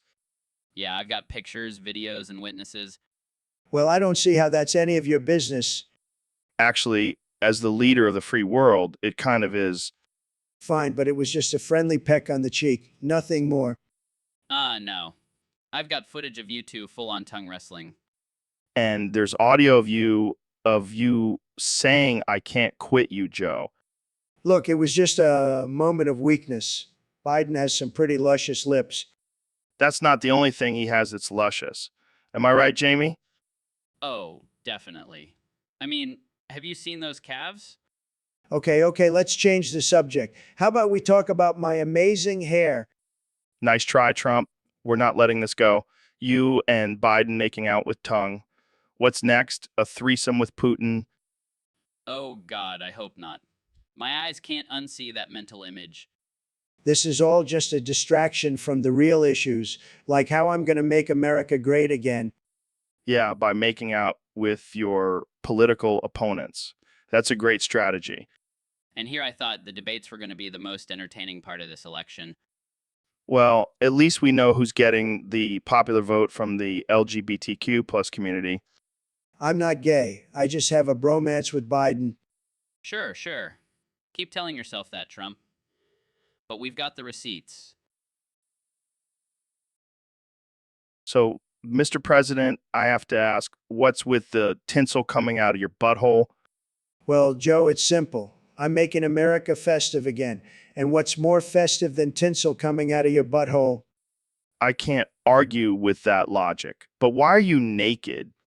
I'm embracing my freedom, Joe. Plus, the Secret Service confiscated all my clothes because they said I was a security risk. That's concerning, but let's move on. What's your plan for the economy? I'm glad you asked, Joe. It involves a lot of tinsel and a little bit of butthole. I don't think that's how economics works. Trust me, Joe, I'm a businessman and a very stable genius. Moving on. What about immigration? Well, I have a foolproof plan. We're going to build a wall made entirely out of tinsel, and anyone who tries to cross it will get tangled up and give up. And give up. I don't think that's a realistic solution, Mr. President. Joe, you're not thinking outside the box. Or in this case, outside the butthole. And on that note, I think we should end this episode. Thanks for joining us, Mr. President. No problem, Joe. And remember, always keep your butthole festive. All right, folks, welcome back to the Joe Rogan Experience. Today we have a special guest, the one and only Dr. Phil. Thanks for having me, Joe. It's always a pleasure to be here. So, I heard you recently got a new pet, a monkey named Harpo. How's that going? Oh, it's been a wild ride. Let me tell you. Harpo is a mischievous little bugger, always getting into trouble. I can only imagine. But I gotta ask, have you ever considered pitting Harpo against David Goggins' dragon Pazuzu? Now that would be something to see. But I think Harpo would be no match for Pazuzu. Oh, come on, Dr. Phil. Harpo may be small, but he's got some tricks up his sleeve. Plus, he's got you as his trainer. Well, I do have a way with animals. But I think Goggins would have to train Pazuzu to be a little less aggressive. Yeah, I can just imagine the training montage. Goggins yelling at Pazuzu to do one more push-up. Or maybe just one more fire breath. All right, let's make this happen. Harpo versus Pazuzu in the Ultimate Animal Showdown. I'm in. But let's make it interesting. Winner takes all the bacon. Oh man, this is gonna be epic. I can already see the headlines. Dr. Phil's monkey takes down David Goggins' dragon in bacon-filled battle. I can't wait to see the look on Goggins' face when he loses. All right, folks, you heard it here first. Harpo versus Pazuzu, coming soon to a backyard near you. And don't. So, Neil, I heard you challenged Bill Nye and Brian Cox to fight to the death. Yeah, I'm tired of these science nerds thinking they're better than me. But why a fight to the death? Can't you just have a friendly debate? Oh, please, where's the fun in that? Plus, I want to see them suffer. Damn, that's dark. But who do you think would win? Obviously me. I'm the astrophysicist. I know how to handle a fight.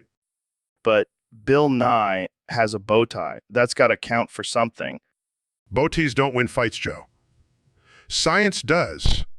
Fair point. But what about Brian Cox? He's got that British charm. Please, I'll just use my superior American accent to throw him off.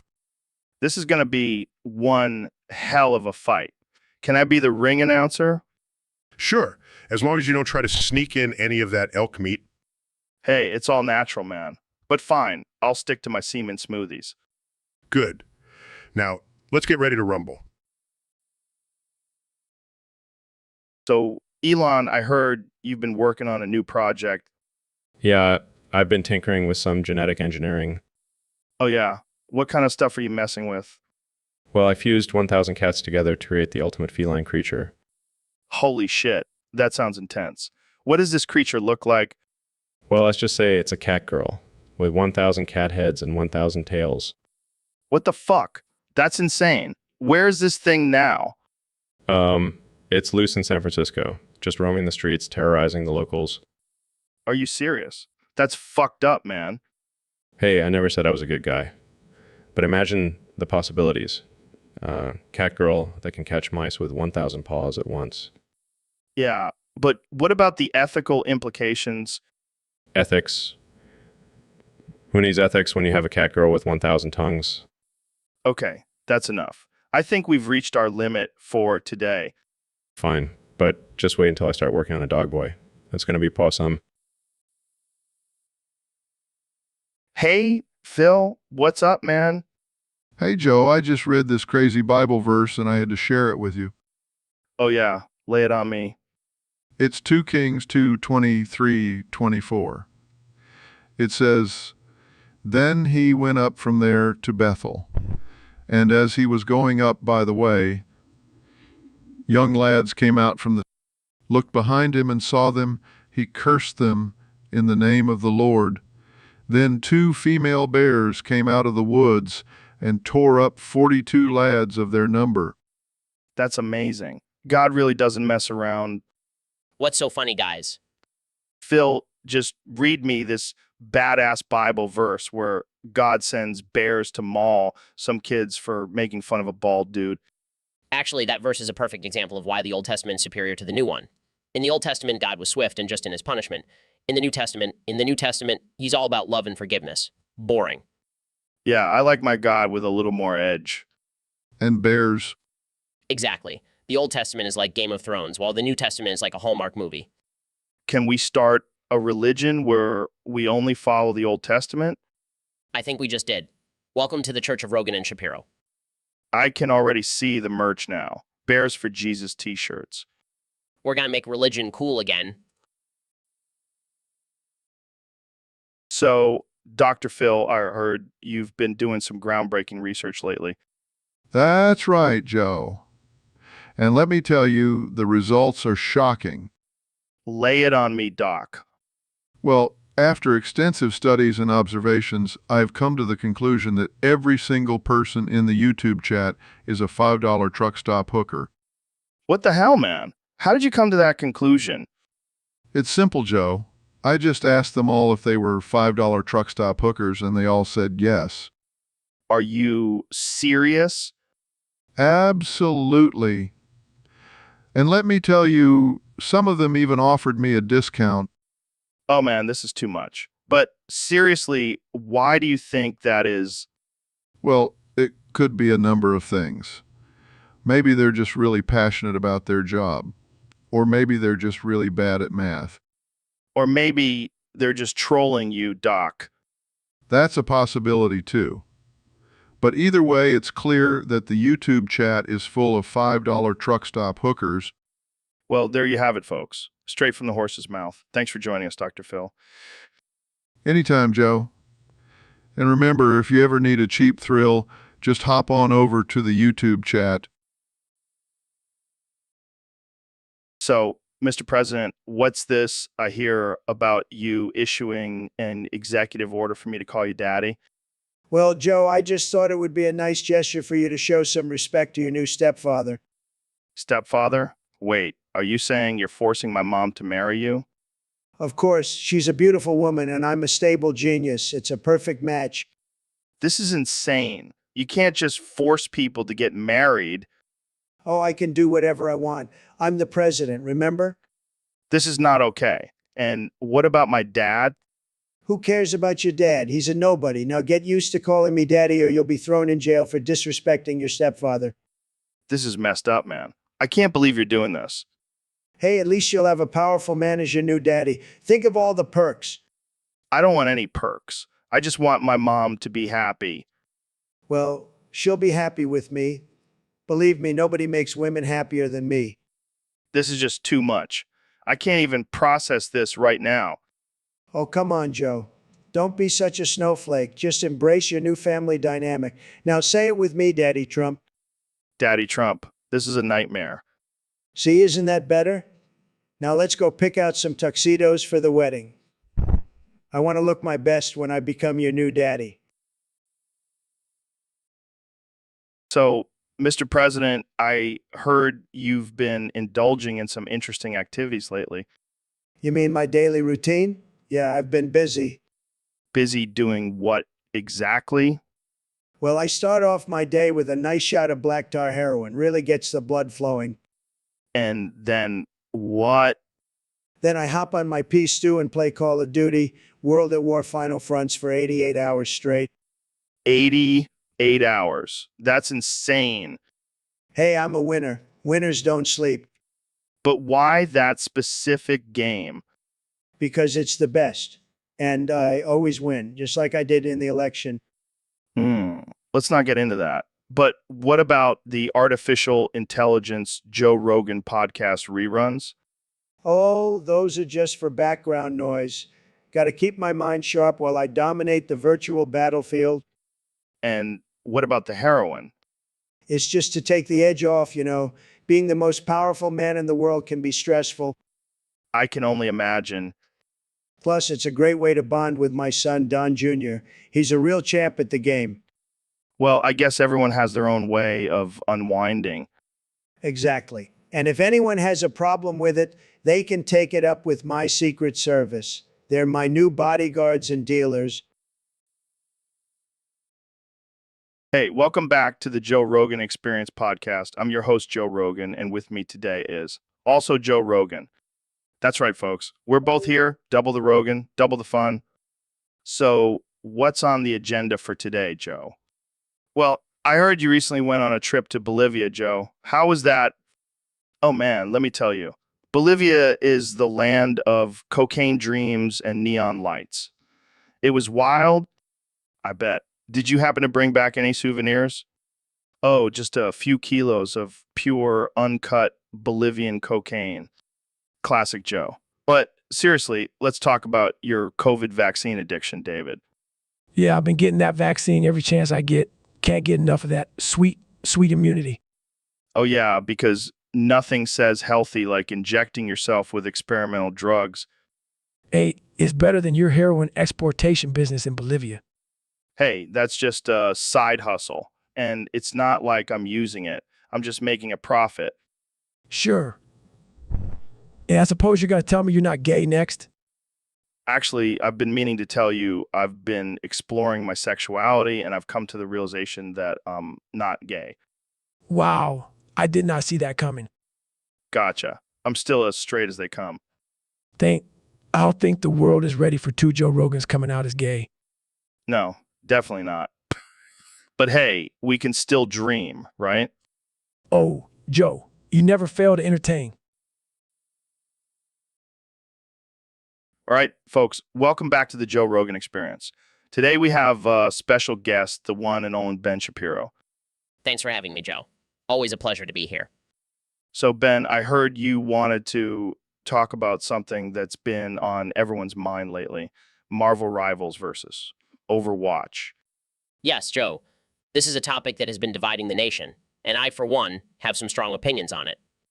Lay it on us, Ben. What do you think about these two powerhouses going head to head? Well, let's start with the basics. Marvel Rivals, a game filled with overpowered superheroes and flashy special moves. It's all about brute force and showmanship. And Overwatch, a strategic team-based shooter with diverse characters and unique abilities. Exactly, Joe. And that's where the problem lies. Marvel Rivals is all about individual power, while Overwatch promotes teamwork and diversity. And we all know which one is more important in today's society. Oh boy, here we go. No, hear me out. With Marvel Rivals, you have characters like Hulk and Thor who are just smashing everything in sight. But with Overwatch, you have characters like Tracer and Mercy who rely on their skills and intelligence, rather than brute strength. I see where you're going with this, Ben. But what about the argument that Marvel Rivals has a more established fan base in history? But that's where you're wrong, Joe. Overwatch has a huge following and has even been featured in the Overwatch League. Plus, it's constantly evolving with new characters and updates. All right. I see your point. But let's not forget about the gameplay. Which one do you think is more fun to play? Well, as a logical and rational person, I have to say Overwatch. It requires strategy and skill rather than just button mashing. And there you have it, folks. Ben Shapiro has spoken. Overwatch is a superior game. Thanks for joining us, Ben. Hey, Neil, have you ever tried that new alien drug? What? No, I prefer to stick to Earth drugs. Come on, man. Don't knock it before you try it. I don't know, Joe. It sounds risky. Risky. It's out of this world, literally. Ha. I don't think I want to put anything from another planet into my body. Oh, come on. You're a scientist. Live a little. I don't think experimenting with alien drugs is considered living a little. Well, you're missing out. It's like getting high and abducted by aliens at the same time. I'll pass. Thanks. Suit yourself, but don't knock it before you try it. Fine. I'll try it just to prove you wrong. Yes, that's the spirit. Just remember, if you start seeing little green men, don't freak out. I'm starting to think this was a bad idea. So, Mr. President, I heard you have some thoughts on Joe Biden's untimely demise. That's right, Joe. The guy couldn't handle the pressure. Sad. And And now we have Robot Obama running the country. How's that going? terrible. The economy is in shambles. I mean, robots don't know how to create jobs. They just know how to beep and boop. But hey, at least we have a robot as our first lady now. Yeah, but have you seen those metal arms? Not exactly my type. And what about Kamala Harris as the first female president? Oh, I'm sure she'll do great, as long as she doesn't try to arrest me for hate speech. Speaking of hate speech, What do you have to say about the people celebrating Biden's death? Look, I may not have liked the guy, but I would never wish death upon anyone. Well, maybe a few people, but not Biden. And what about the conspiracy theories surrounding his death? Oh, you mean the one where he was secretly a lizard person? I can neither confirm nor deny that one. Well, I think we can all agree that Biden's presidency was a disaster. Absolutely. And now it's up to us to make America great again. Again.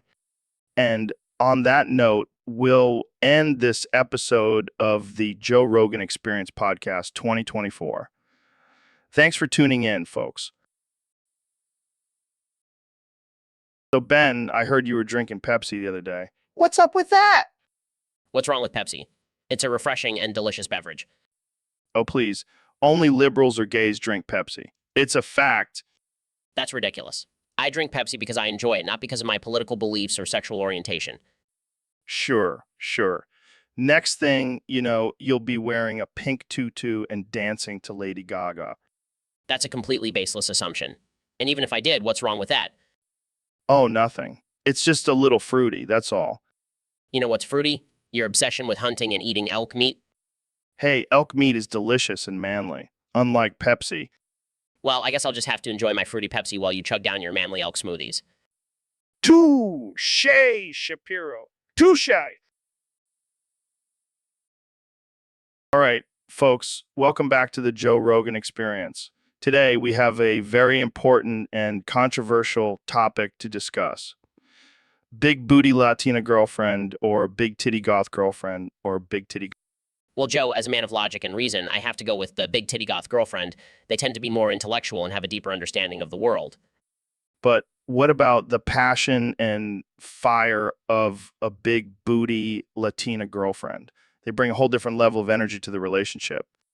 Joe, I think you're just blinded by your primal instincts. You need to think with your brain, not your other head. Hey, I'm just a simple man who appreciates a nice booty. But let's bring in our special guest, Elon Musk. What's your take on this, Elon? Well, as someone who has dated both, I have to say it's a tough decision. But I have to go with the big booty Latina girlfriend. They know how to have a good time, and they can dance like nobody's business. They can dance like nobody's business. Excuse me. I couldn't help but overhear this conversation. Why not both? I mean, I've had plenty of big booty Latina girlfriends and big titty goth girlfriends. It's the best of both worlds, believe me. Well, there you have it, folks. The solution to this age-old dilemma. Why not both? Thanks for tuning in to the Joe Rogan Experience, where we tackle the tough topics. Stay tuned for next week when we discuss whether pineapple belongs on pizza or not.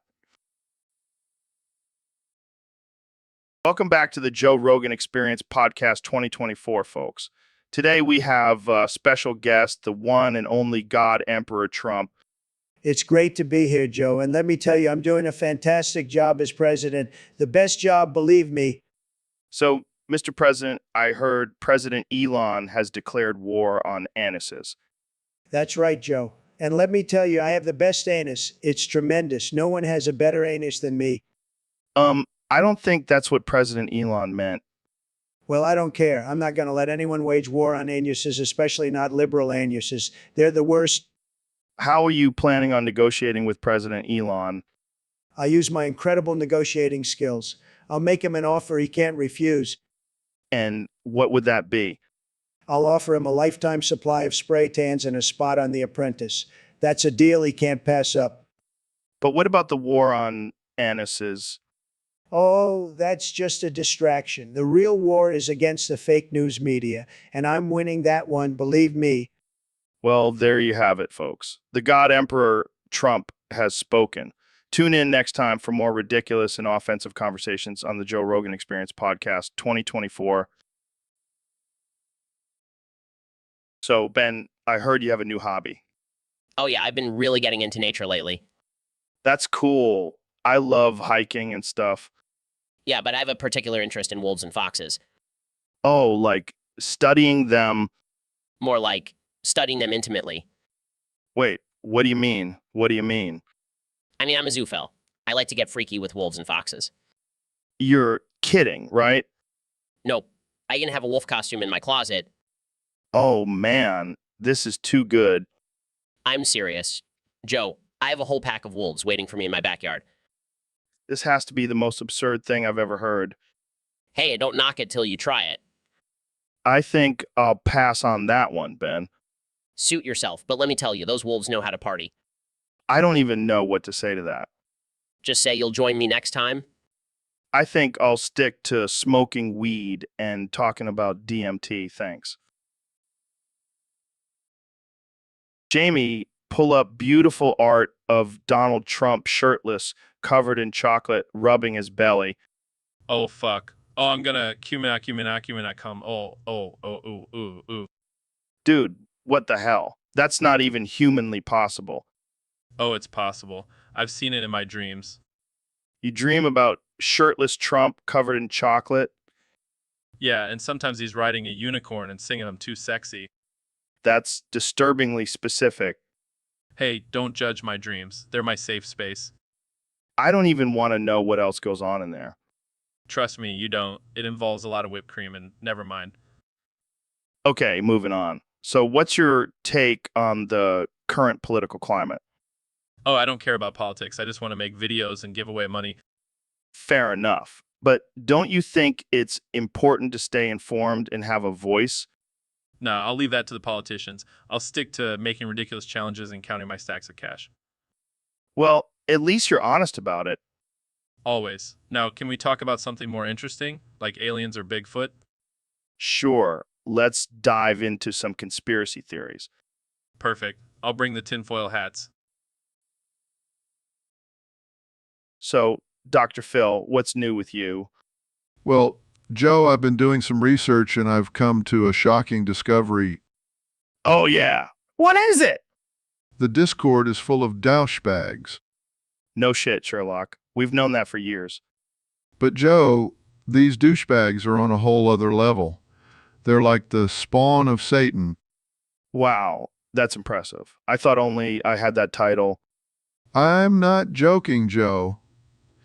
These people are toxic, offensive, and just downright ridiculous. Sounds like my kind of people. What? Joe, you can't condone their behavior. It's unacceptable. Relax, Dr. Phil. It's just a bunch of guys being guys. We're not hurting anyone.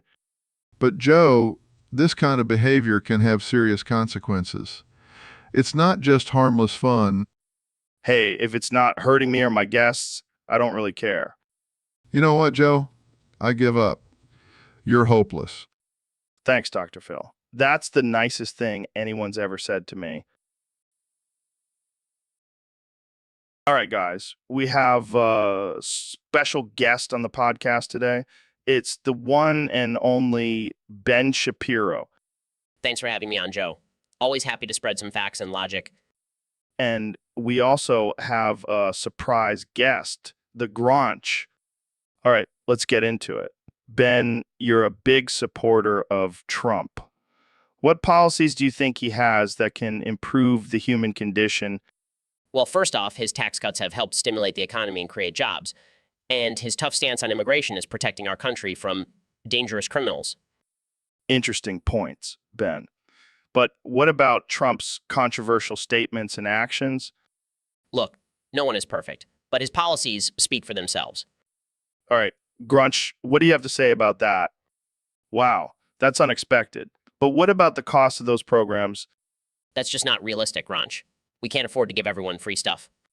Well, this is quite the debate. But I have to say, Gronch's policies seem more in line with improving the human condition. Joe, you can't be serious. Sorry, Ben. But the Gronch makes a compelling argument. Plus, he's just so damn cute. Aw, love you too, Gronch. And that's a wrap, folks. Tune in next time for more absurd and offensive conversations on the Joe Rogan Experience podcast. Welcome to the Joe Rogan Experience podcast 2024. I'm here with our guest, 2024 President Donald Trump. It's great to be here, Joe. I love your show. It's the best podcast ever. And let me tell you, I'm going to make podcasts great again. So, Mr. President, I heard you have a new goal in mind. You want to be just like Bruce Wayne. That's right, Joe. Bruce Wayne is a winner. He's got money, power, and all the hot babes. I want to be just like him. But Bruce Wayne is a fictional character, Mr. President. Fake news. I've seen him in movies. He's real. And let me tell you, I'm going to be an even better billionaire playboy than him. I don't think that's a good idea, Mr. President. Bruce Wayne is also a vigilante. He fights crime and protects Gotham City. Well, I'm going to protect America, and I'm going to do it better than anyone else. I'll have the best gadgets, the best suits, and the best hair. But what about the Batmobile? Are you going to get one of those too? No, I don't need a Batmobile. I have my own private jet, and it's going to be gold-plated just like everything else I own. Well, there you have it, folks. 2024 President Donald Trump wants to be just like Bruce Wayne. I don't know about you, but I'm going to start calling him the Donald Knight. I like the sound of that, Joe. And don't forget, I'll also have a sidekick. I'm thinking about getting Kanye West to be my Robin. I think we'll end it there, Mr. President. Thanks for being on the show. Anytime, Joe. And remember, folks, always grab life by the bat wings. Hey, Joe, did you hear about the guy who stole a bunch of cats? No, what happened? He got a severe meowtivation to do it. Oh, God, that's terrible. Yeah, but at least he got away clean. No paw lice were involved. Groans. Can we please talk about something else? Sure. Let's move on to something more professional. I swear, if you make one more cat pun, I'm going to claw my eyes out. Don't be so catty, Joe. Let's just have a positive conversation. I can't believe I'm friends with someone who constantly makes cat puns. Hey, at least I'm not a total cat astrophy. That's it. I'm done. I'm out here. Oh, come on. Don't be a scaredy cat. Let's just have a meow-nificent time. Dude, let me tell you about my recent trip to the French Alps. It was wild, man.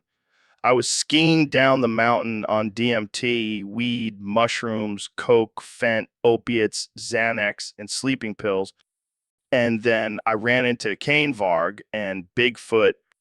We decided to have a little snack break, and I pulled out some monkey livers. Kane was like, "What the hell, Joe? Where did you get those?" And I was like, "I have my ways, man. Don't question it."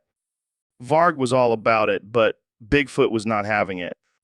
He was like, "I don't eat monkey livers. That's just messed up." But then we convinced him to try it, and he was hooked. We ended up having the best time ever, just skiing, eating monkey livers, and tripping balls. It was insane. So, Mr. Beast, I heard you have a hidden talent, Oh yeah, what's that? singing. I heard you can belt out some mean tunes. Who told you that? My sources are confidential. But I did hear you have a killer rendition of Stereo Hearts by Gym Class Heroes. Yeah, I may have dabbled in some karaoke in my free time. Well, I think it's time for a live performance. Let's hear it. My heart's a stereo. It beats for you, so listen close. Wow, wow, wow. That was terrible. What? I thought I sounded pretty good.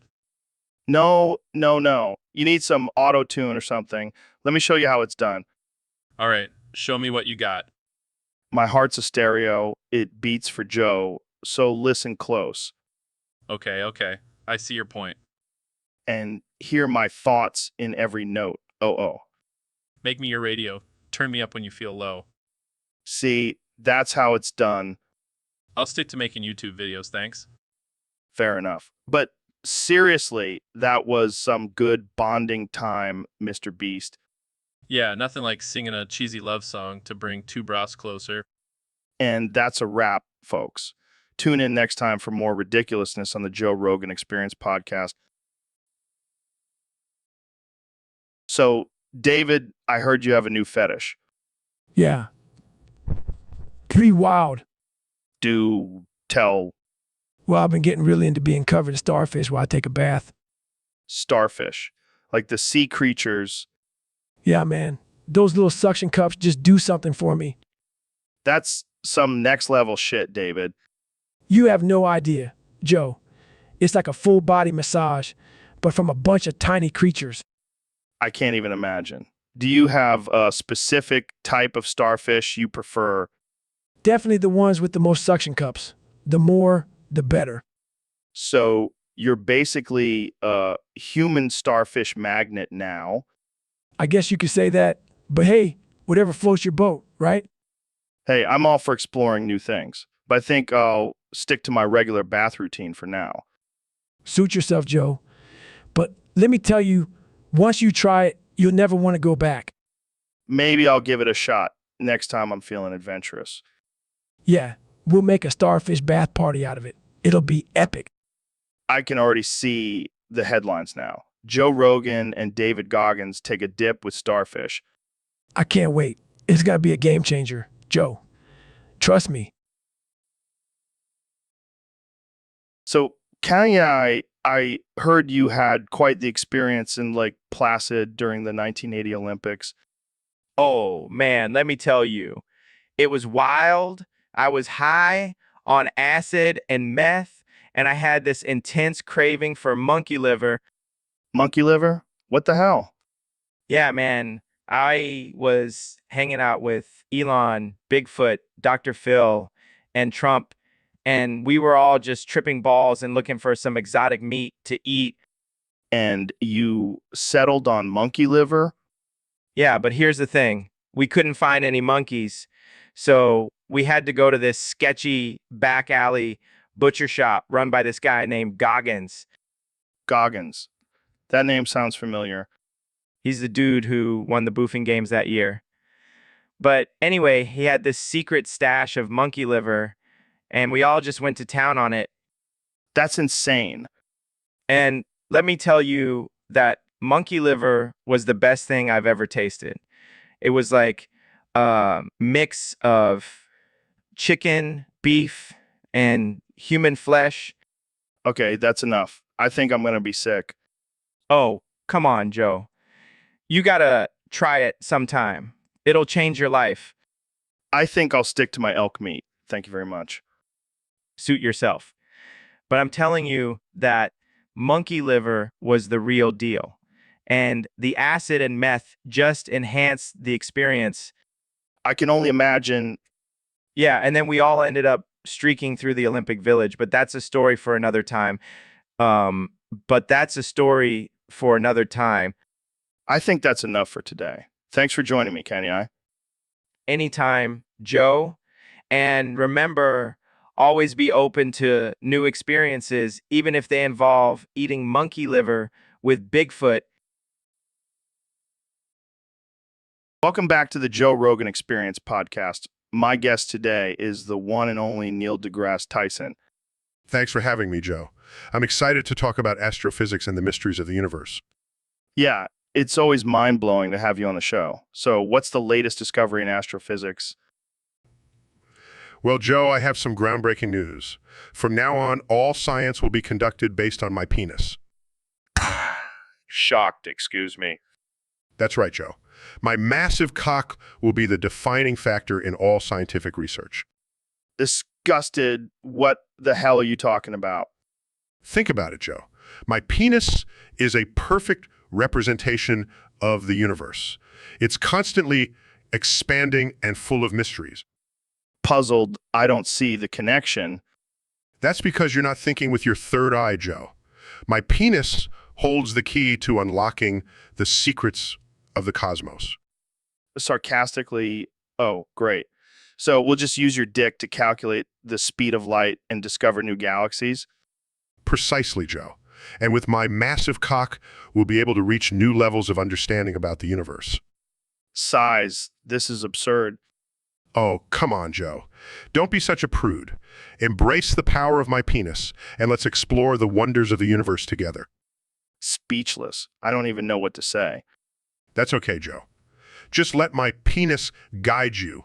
It's the ultimate tool for scientific discovery. Laughs, this is too much, man. I can't take it seriously.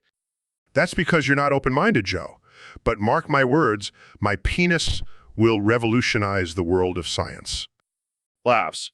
Well, there you have it, folks. Neil deGrasse Tyson and his magical penis.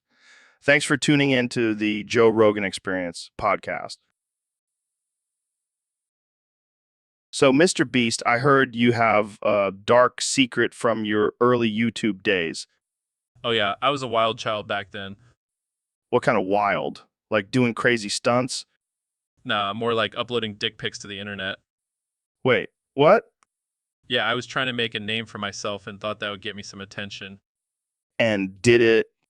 Oh yeah, I got a lot of attention, but not the kind I was hoping for. I can imagine. How did you even come up with that idea? I don't know, I was young and dumb. But hey, at least I can say I was ahead of the dick pic trend. You were a pioneer in the dick pic game. Yeah, but now I have to live with the fact that those pics are probably still floating around the internet somewhere. Well, at least you can say you have a unique origin story. Yeah, I'll stick to giving away money now. Probably better use of your time. Yo, Jordan, what's up with your bed, man? It's a mess. Excuses, excuses. Real man knows how to make his bed. It's a sign of discipline and order, Jordan. You should try it sometime. Like what? Your lobster collection? Oh, here we go with the big words again. Just admit it. You're too lazy to make your bed. Well, I prioritize my time and energy into making my bed every morning. And look where it's gotten me. No, successful podcast and a hot wife. Good. Now, let's get back to talking about psychedelics and fighting chimps. So, Ben, I heard you wrote a new song. Yes, Joe. It's called In the Thick of It. Sounds intense. What's it about? It's about my struggles as a conservative in Hollywood, and also my love for thick women. I see. So, it's like a political love ballad? Exactly. It goes something like this. In the thick of it, I stand my ground, fighting for freedom with my love all around. Wow, that's beautiful. Can you give us a little preview? Sure. In the thick of it, I'll never back down, even if the liberals try to take me down. That's amazing. But seriously, Ben, do you think this song will help bridge the gap between conservatives and liberals? Absolutely. I mean, who doesn't love a good love song? And thick women. You never fail to make me laugh, Ben. Thanks for joining us on the show. Anytime, Joe. And remember, thick is beautiful. All right, Ben, we've got a topic submitted by one of our listeners on Discord. They want us to talk about the U.S. Liberty incident. Yes, the infamous attack on an American naval vessel by Israel. Yeah. So what's your take on it? Well, Joe, I think it was completely justified. The U.S. Liberty was spying on Israel during the Six-Day War. Spying. I thought they were just doing some routine surveillance. No. They were definitely spying. And you know what they say? Snitches get stitches. Oh, man, that's messed up. Hey, it's just the harsh reality of international relations. But what about the 34 American sailors who died in the attack? Collateral damage, Joe. Sometimes sacrifices have to be made for the greater good. I don't know, Ben. That seems pretty extreme. Extreme times call for extreme measures, Joe. Plus, it sent a strong message to the rest of the world. And what message was that? Don't mess with Israel. They'll sink your ships and make you look like a fool. Well, I guess we can add that to the long list of controversial opinions you have, Ben. Hey, I'm just speaking the truth, Joe. And sometimes the truth hurts. So, Neil, I heard you've been getting into some interesting theories lately. Oh yeah, I've been exploring the idea that the Earth is actually flat. What? Are you serious? Yeah, man, I've been watching a lot of C videos and he's really convinced me. See, the YouTuber? What does he know about science? Hey, he's got millions of subscribers. He must know something. I don't know about that. But hey, at least you're expanding your horizons. Exactly. Plus, I get to join the Flat Earth Society. They have some pretty wild parties. Oh man, I can only imagine. But what about all the evidence that proves the Earth is round? Oh, that's just fake news. The government is trying to hide the truth from us. Wow, I never thought I'd see the day when Neil deGrasse Tyson becomes a flat earther and sci fan. Hey, don't knock it till you try it. You should come to the next Flat Earth Society meeting with me. I think I'll pass. I'll stick to my Round Earth and Joe Rogan Experience podcast. Suit yourself. But just remember, the truth is out there. Somewhere. So, Mr. President, I hear you have some big plans for dealing with illegal aliens. You bet your sweet ass I do, Joe. We're going to deport those suckers faster than you can say build the wall. And how exactly are you going to do that? Well, first of all, we're going to round them up and put them in a virtual reality game. Wait, what? Yeah, we're going to drop them all into Fortnite and let the gamers take care of them. That's not how it works. Trust me, Joe, these gamers have been training for this their whole lives. They'll be like the Navy SEALs of deportation. I don't think that's how it works, Mr. President. Believe me, Joe, it's going to be tremendous, and we'll even have a leaderboard to see who can deport the most aliens. This is insane. Insanely genius, Joe. And the best part is we'll make Mexico pay for the game. I don't even know what to say. Just say, make America great again, Joe. That's all you need to say. All right, folks, welcome back to the Joe Rogan Experience podcast. Today we have a very special guest, my good friend and fellow podcaster, Ben Shapiro. Thanks for having me, Joe. I'm excited to be here and talk about some important issues. We'll definitely get to some important issues, but first, let's talk about this whole GameStop and situation. Yes, I recently talked to my uncles who run the stock market, and they said Jimmy and Mexican squeeze this week. It's going to be Christ Moass. Christ Moass. What the hell does that even mean? It means Christmas mother of all short squeezes, Joe. Get with the lingo. All right. But seriously, what makes you so confident about this squeeze? Well, my uncles are never wrong. They have insider information, and they know what they're talking about. Insider information. Isn't that illegal? Oh, you and your laws. Let's just say my uncles have a way of making things happen. Sounds like some shady business going on there, Ben. Oh, please, Joe. You're just jealous that your uncles are not as successful as mine. My uncles are actually just normal guys, Ben. They don't run the stock market or have insider information. Well, that's just sad, Joe. Maybe you should ask your uncles to step up their game. All right, let's move on from this whole uncle talk. What about the people who have lost a lot of money in this whole GameStop and M situation? Well, they should have known better than to invest in such volatile stocks. It's their own fault. But what about the little guy who just wanted to stick it to the big hedge funds? Oh, please, Joe. The little guy doesn't stand a chance against the big guys. It's just the way the world works. Wow, Ben. That's some cold and heartless advice. Hey, I'm just... Welcome to the Joe Rogan Experience Podcast 2024. I am joined by the President of the United States, Donald Trump. Thanks for having me, Joe. Big Chungus. Big Chungus. What does that even mean? It's a term of endearment, Joe, like when I call my daughter Ivanka a perfect 10. Okay. Moving on, let's talk about your policies for the next 4 years. Policies? Who needs policies when you have Twitter? But what about the economy, healthcare, climate change?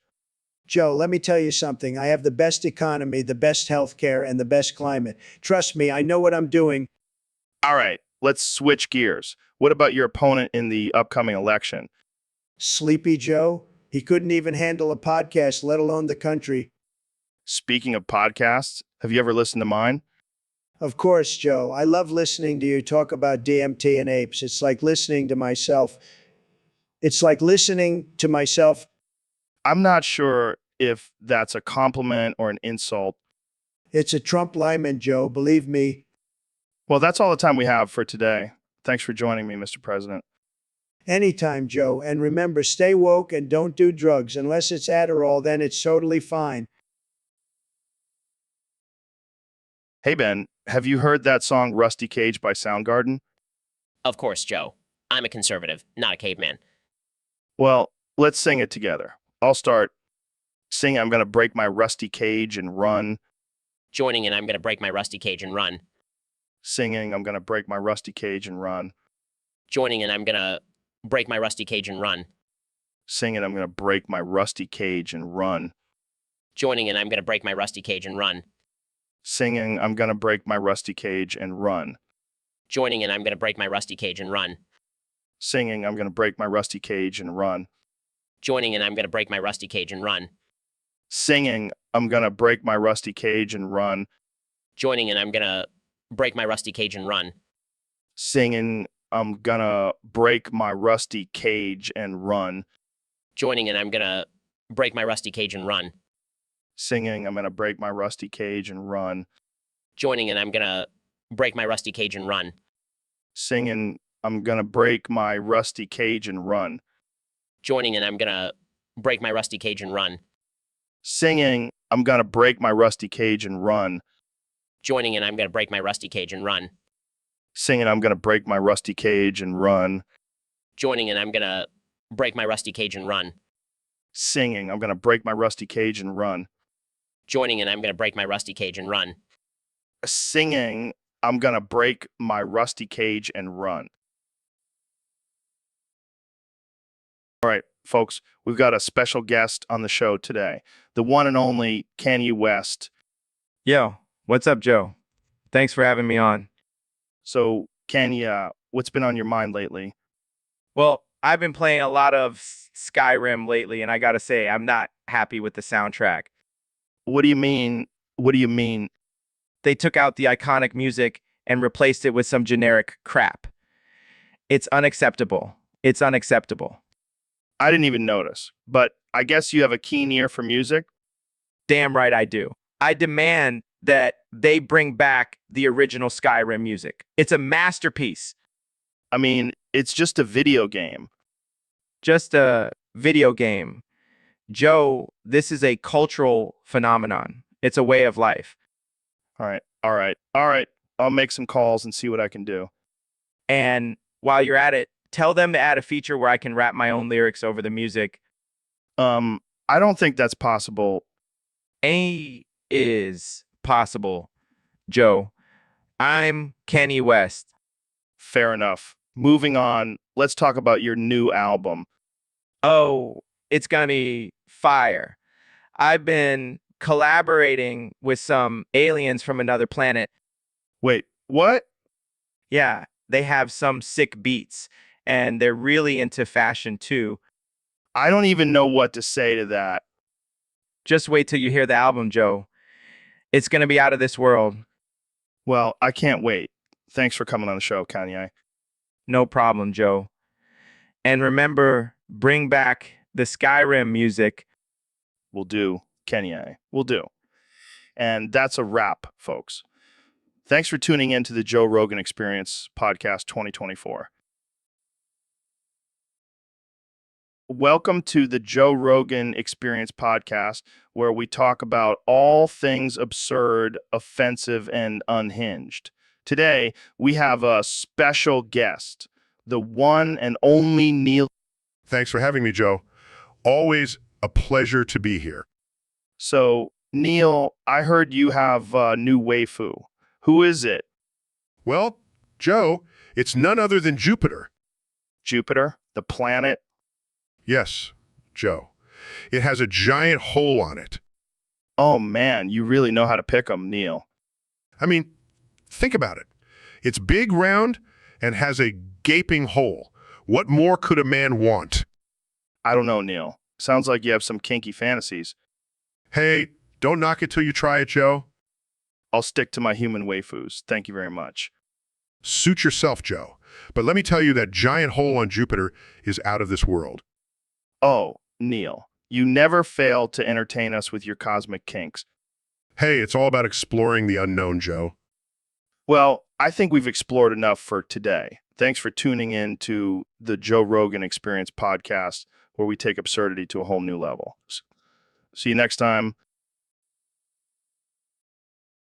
So, David, I heard you shoved everyone in the YouTube chat up your asshole.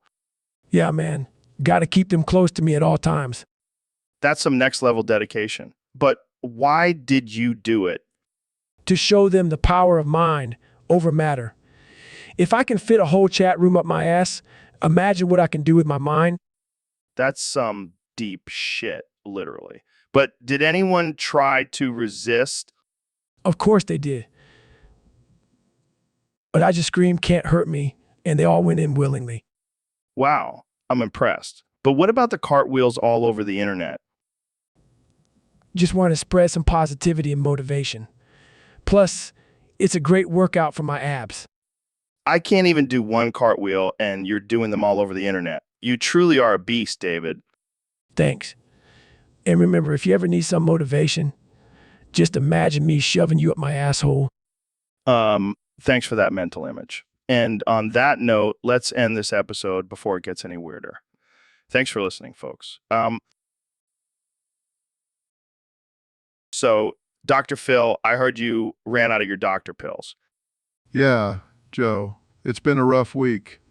I accidentally prescribed myself too many, and now I'm all out. That's a shame. What are you going to do now? Start selling placebo pills? No, I'm going to start selling my own urine as a cure-all. It worked for Bear Grylls.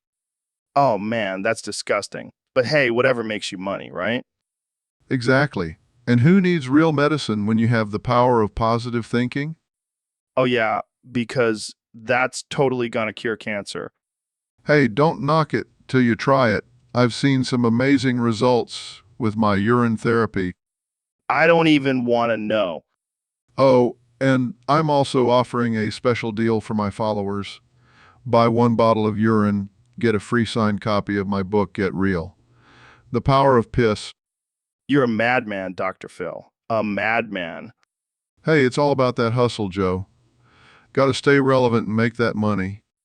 But seriously, you should probably get some real doctor pills before you start selling your bodily fluids. Oh, don't worry. I've got a secret stash hidden in my toupee. All right, that's enough. I think we've reached the peak of absurdity for today. Agreed.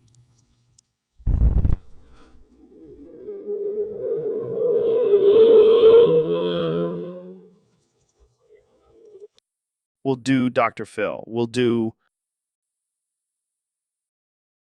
So, Ben, I heard you have a confession to make. Yes, Joe. I've been living a lie this whole time.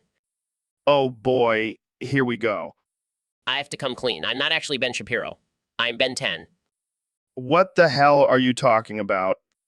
It's true. I've been hiding my true identity for years, but I can't take it anymore. So you're telling me you've been a 10-year-old this whole time? Yes, but with the mind of a middle-aged man. Well, that explains your height. Hey, watch it, Joe. I may be small, but I pack a mean punch. So what made you finally reveal your secret? Well, I was tired of pretending to know everything. It's exhausting. And here I thought you were just a tiny conservative robot. Nope.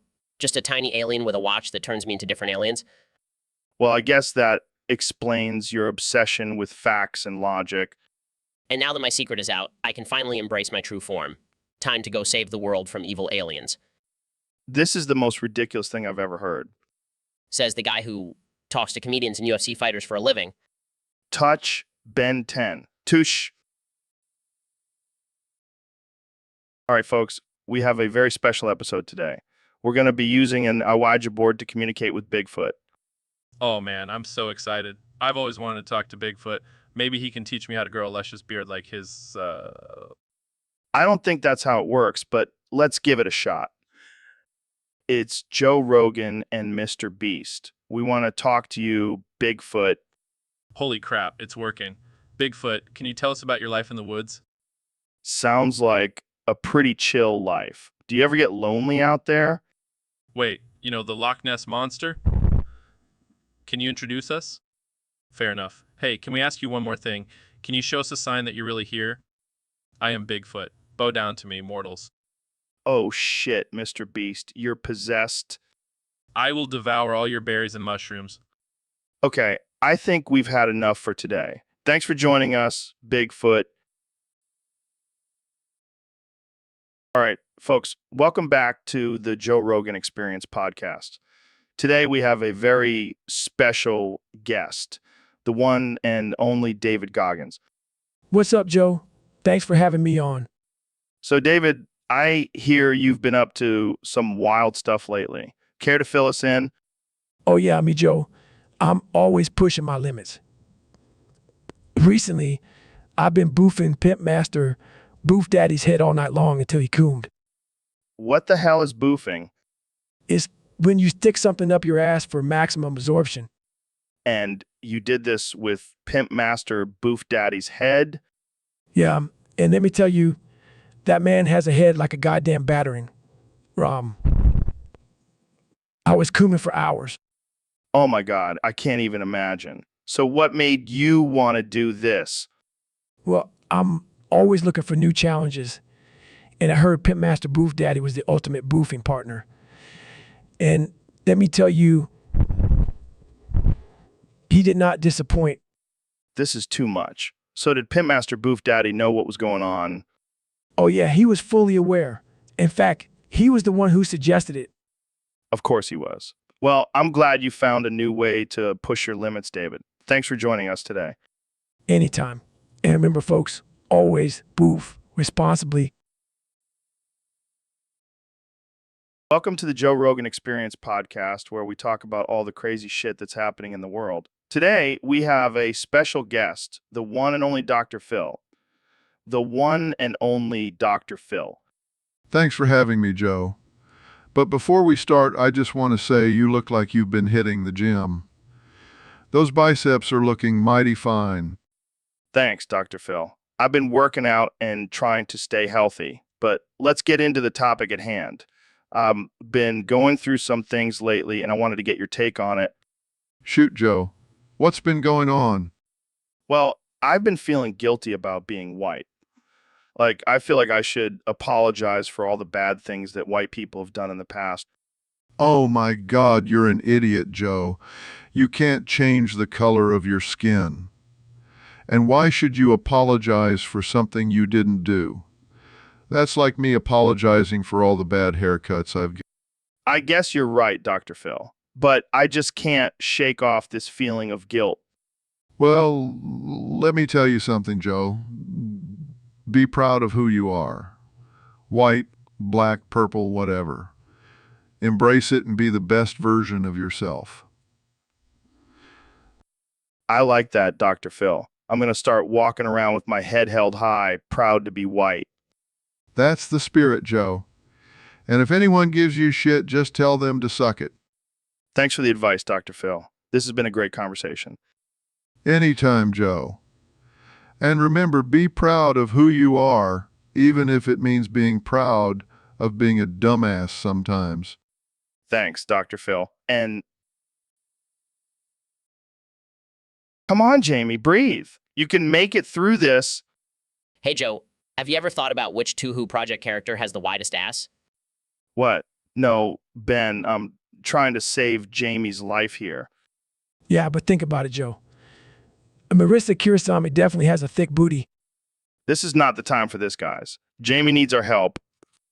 Okay, fine. But just for the record, I think Ria Muhakure takes the cake. Nah, I got Busene Kochia. That girl has some serious junk in the trunk. Are you too serious right now? Jamie could die. All right, we'll focus on Jamie. But can we at least agree that Tohu Project has some seriously attractive characters? Oh, definitely. I mean, have you seen Flanger, Scarlet? I can't believe this. You two are impossible. Hey, we're just trying to lighten the mood. Besides, Jamie's a tough guy. He'll pull through. Yeah, and if he doesn't, we can always dedicate our next episode to discussing which Tuhu Project character has the most voluptuous curves. Besides, I give up. So, Neil, what's the deal with all this space stuff? I mean, I know you're like a scientist and shit, but I don't get it.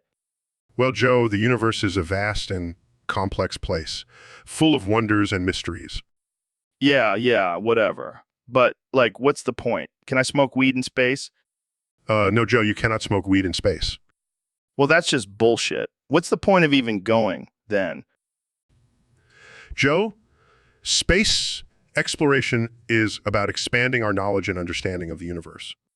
Yeah, I heard that before. But, like, what does that even mean? Can I punch an alien in the face? No, Joe, violence is not the answer. Says the guy who studies stars and shit. I bet you've never even been in a real fight. That's not relevant, Joe. The pursuit of knowledge is a noble endeavor. Yeah, whatever. But, like, can you explain it to me in simple terms? Like, what now? Joe, I don't think I can dumb it down enough for you. Maybe you should stick to talking about chimps and elk on your show. Hey, those are some fascinating creatures, man. And at least I can understand them. I give up. Let's just move on to the next topic. Welcome back to the Joe Rogan Experience podcast, where we have the most outrageous and controversial conversations. Today, we have the one and only Dr. Phil on the show. Thanks for having me, Joe. I'm excited to be here and share some of my wisdom with your listeners. Speaking of wisdom, Dr. Phil, I heard you have some interesting insights on Christmas decorations. Oh, you mean those twinkling lights that people hang on their houses? Let me tell you, Joe, those aren't Christmas lights. What do you mean? What do you mean? Those are actually a giant string of anal beads. People are just getting creative with their decorations these days. Are you serious? Absolutely. I mean, think about it. It's the perfect way to spice up your holiday season. And it's a great conversation starter for your neighbors. I can just imagine someone walking by and saying, "Hey, nice Christmas lights." And the homeowner responding, "Thanks. They're actually anal beads." Exactly. It's all about breaking the norm and embracing your kinks, Joe. Well, I can't say I've ever seen anal beads as Christmas decorations before, but I'm all for it. You heard it here first, folks. Dr. Phil approves of anal bead Christmas lights. I can already see the angry emails flooding in. Bring it on. We're not afraid to push the boundaries here on the Joe Rogan Experience. That's what I like about you, Joe. You're not afraid to tackle the tough topics. And on that note, we'll wrap up this episode. Thanks for tuning in. And remember, don't be afraid to hang your anal beads this holiday season. Welcome back to the Joe Rogan Experience podcast, folks. Today's topic was submitted by a user on Discord, and it's a doozy. Elon, you ready for this? Onto that thing. Oh man, this is going to be a wild ride. So, Elon, what's going on with you lately? Onto that thing. I have no idea what that means, but I love it. So, what's new in the world of Tesla? Onto that thing. Okay, I'm starting to think that's your new catchphrase. But seriously, tell us about any new developments with your electric cars.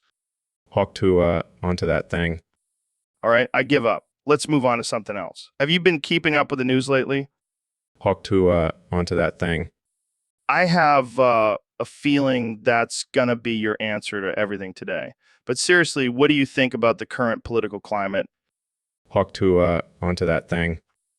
Okay, I think we've established that's your only response. But hey, at least it's a catchy one. So, any plans for SpaceX in the near future? Onto that thing. I don't know why I keep asking, but seriously, how do you come up with these genius ideas? Onto that thing. All right, I think we've exhausted that topic. Let's move on to something else. How do you feel about artificial intelligence? Onto that thing. I should have known that was coming. But seriously, do you ever worry about the potential dangers of artificial intelligence? Onto that thing. Okay, I think we're done here. Thanks for... So, Ben, have you heard about this new trend called What the Sigma? What the sigma? No, I haven't. Is it some sort of mathematical equation? No, man. It's the cool new way to say what the fuck. Apparently, it's all the rage with the kids these days. What the sigma? That's ridiculous. Why can't they just say what the fuck like normal people? Because they're hip and edgy, Ben. Get with the times. What the sigma? I refuse to conform to this ridiculous trend. Oh, come on, Ben. Don't be such a Sigma blocker. What the sigma? That doesn't even make sense, Joe. Oh, lighten up, Ben. You're such a Sigma buzzkill. What the sigma? I swear if you say that one more time. What the Sigma? What's the matter, Ben? Can't handle a little Sigma in your life. What the sigma? I'm done with this conversation. I'm gonna go read some Ayn Rand and restore my faith in humanity. What the Sigma? Fine. Go be a boring old Sigma. I'll just sit here and enjoy my Sigma-filled life. Welcome back to the Joe Rogan Experience, folks. Today we have a very special guest, the one and only Dr. Phil. Thanks for having me, Joe. It's always a pleasure to be on your show. So, Dr. Phil, I heard you have a new health tip for us. Care to share? Absolutely, Joe. I have discovered that shoving one apple up your ass every day will keep me away. Wait, what? Did I hear that right? Yes, Joe. It's a revolutionary technique that I have been practicing for years. It not only keeps me away, but it also has numerous health benefits. Like what? Well, for starters, it helps with constipation. The apple acts as a natural laxative and helps you stay regular. That's interesting. What else? It also helps with weight loss. The apple fills you up and curbs your appetite so you eat less throughout the day. And guessing it also keeps the doctor away. Exactly, Joe. It's a win-win situation. But why an apple? Why not a banana or a carrot? Because an apple a day keeps the doctor away, Joe. It's a proven fact. Well, I can't argue with that. But what if I don't like apples? Then you're out of luck, Joe. But trust me, once you try it, you won't go back. Well, there you have it, folks. Dr. Phil's unconventional health tip. Thanks for joining us, Dr. Phil. Always a pleasure, Joe.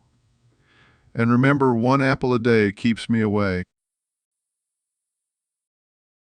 So, Mr. President, I heard you have some interesting plans for me. That's right, Joe. I've decided to make you my chief eunuch. Your Majesty, I don't think that's necessary.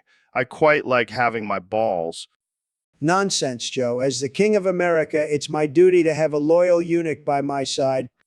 But what about my podcast? How will I be able to talk about MMA and DMT without my balls? Don't worry, Joe. You can still talk about MMA and DMT, but now you'll have a higher pitch and sing like a eunuch. Eunuch. Your Majesty, I don't think that's a good idea. I don't want to be known as the singing eunuch. Trust me, Joe. It'll be great. You'll be the best eunuch in the kingdom. But what about my manhood? I don't want to lose it. Joe, you'll still have your manhood. It just won't be function anymore. But don't worry, I'll give you a nice shiny eunuch outfit to make up for it. Your Majesty, I don't think I can do this. Joe, it's either this or you're fired from the podcast. And you know what they say, once you go eunuch, you never go back. I guess I have no choice. But can I at least keep my beard? Of course, Joe. You'll be the most badass eunuch with a beard. Now let's get you castrated and start your new life as my chief eunuch. All right, folks, welcome back to the Joe Rogan Experience Podcast 2024. Today we have the one and only David Goggins, the man who can run 100 miles in a day and still have. Thanks for having me, Joe. It's an honor to be here. So, David, you're known for pushing yourself to the limit and doing things that most people would consider insane. How do you do it? Well, it's all about mindset. You have to be willing to do things that you don't want to do. That's why you can't spell succeed without suck. Oh man, that's some deep shit right there. So what kind of things do you do that you don't want to do? Well, for starters, I wake up at 4 a.m. every day and go for a 20-mile run. Then I take an ice bath and eat a raw steak for breakfast. Wait, you eat a raw steak? Yeah, it's the most primal way to start your day. Plus, it's packed with protein. I'll stick to my semen smoothies, thank you very much. Suit yourself. But let me tell you, there's nothing like the feeling of conquering something you didn't think you could do. I can imagine. But what about those days when you just don't feel like doing anything? Oh, those days still happen. But that's when I remind myself that I didn't come this far to only come this far.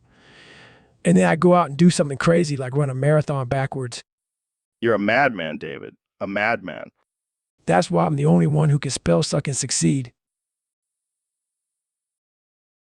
So, Ben, I heard you have a new line of breakfast cereal. Yes, Joe. It's called Foreskin-O's. Foreskinos. What the hell is that? It's a delicious blend of whole wheat and baby foreskin. What the fuck, Ben? That's messed up. Oh, come on, Joe. It's just a little extra protein.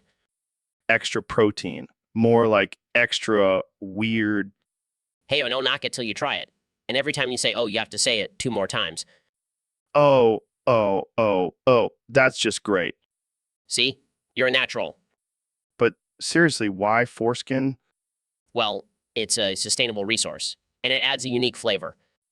I don't know, man. I think I'll stick to my regular Cheerios. Suit yourself. More foreskin for me. Okay, let's move on to a less disturbing topic. Sure, whatever you say. So, David, I heard you had the Discord mods tied up to Peloton shouting, "Who's the admin now?" What's that all about? Oh man, it's my new training method.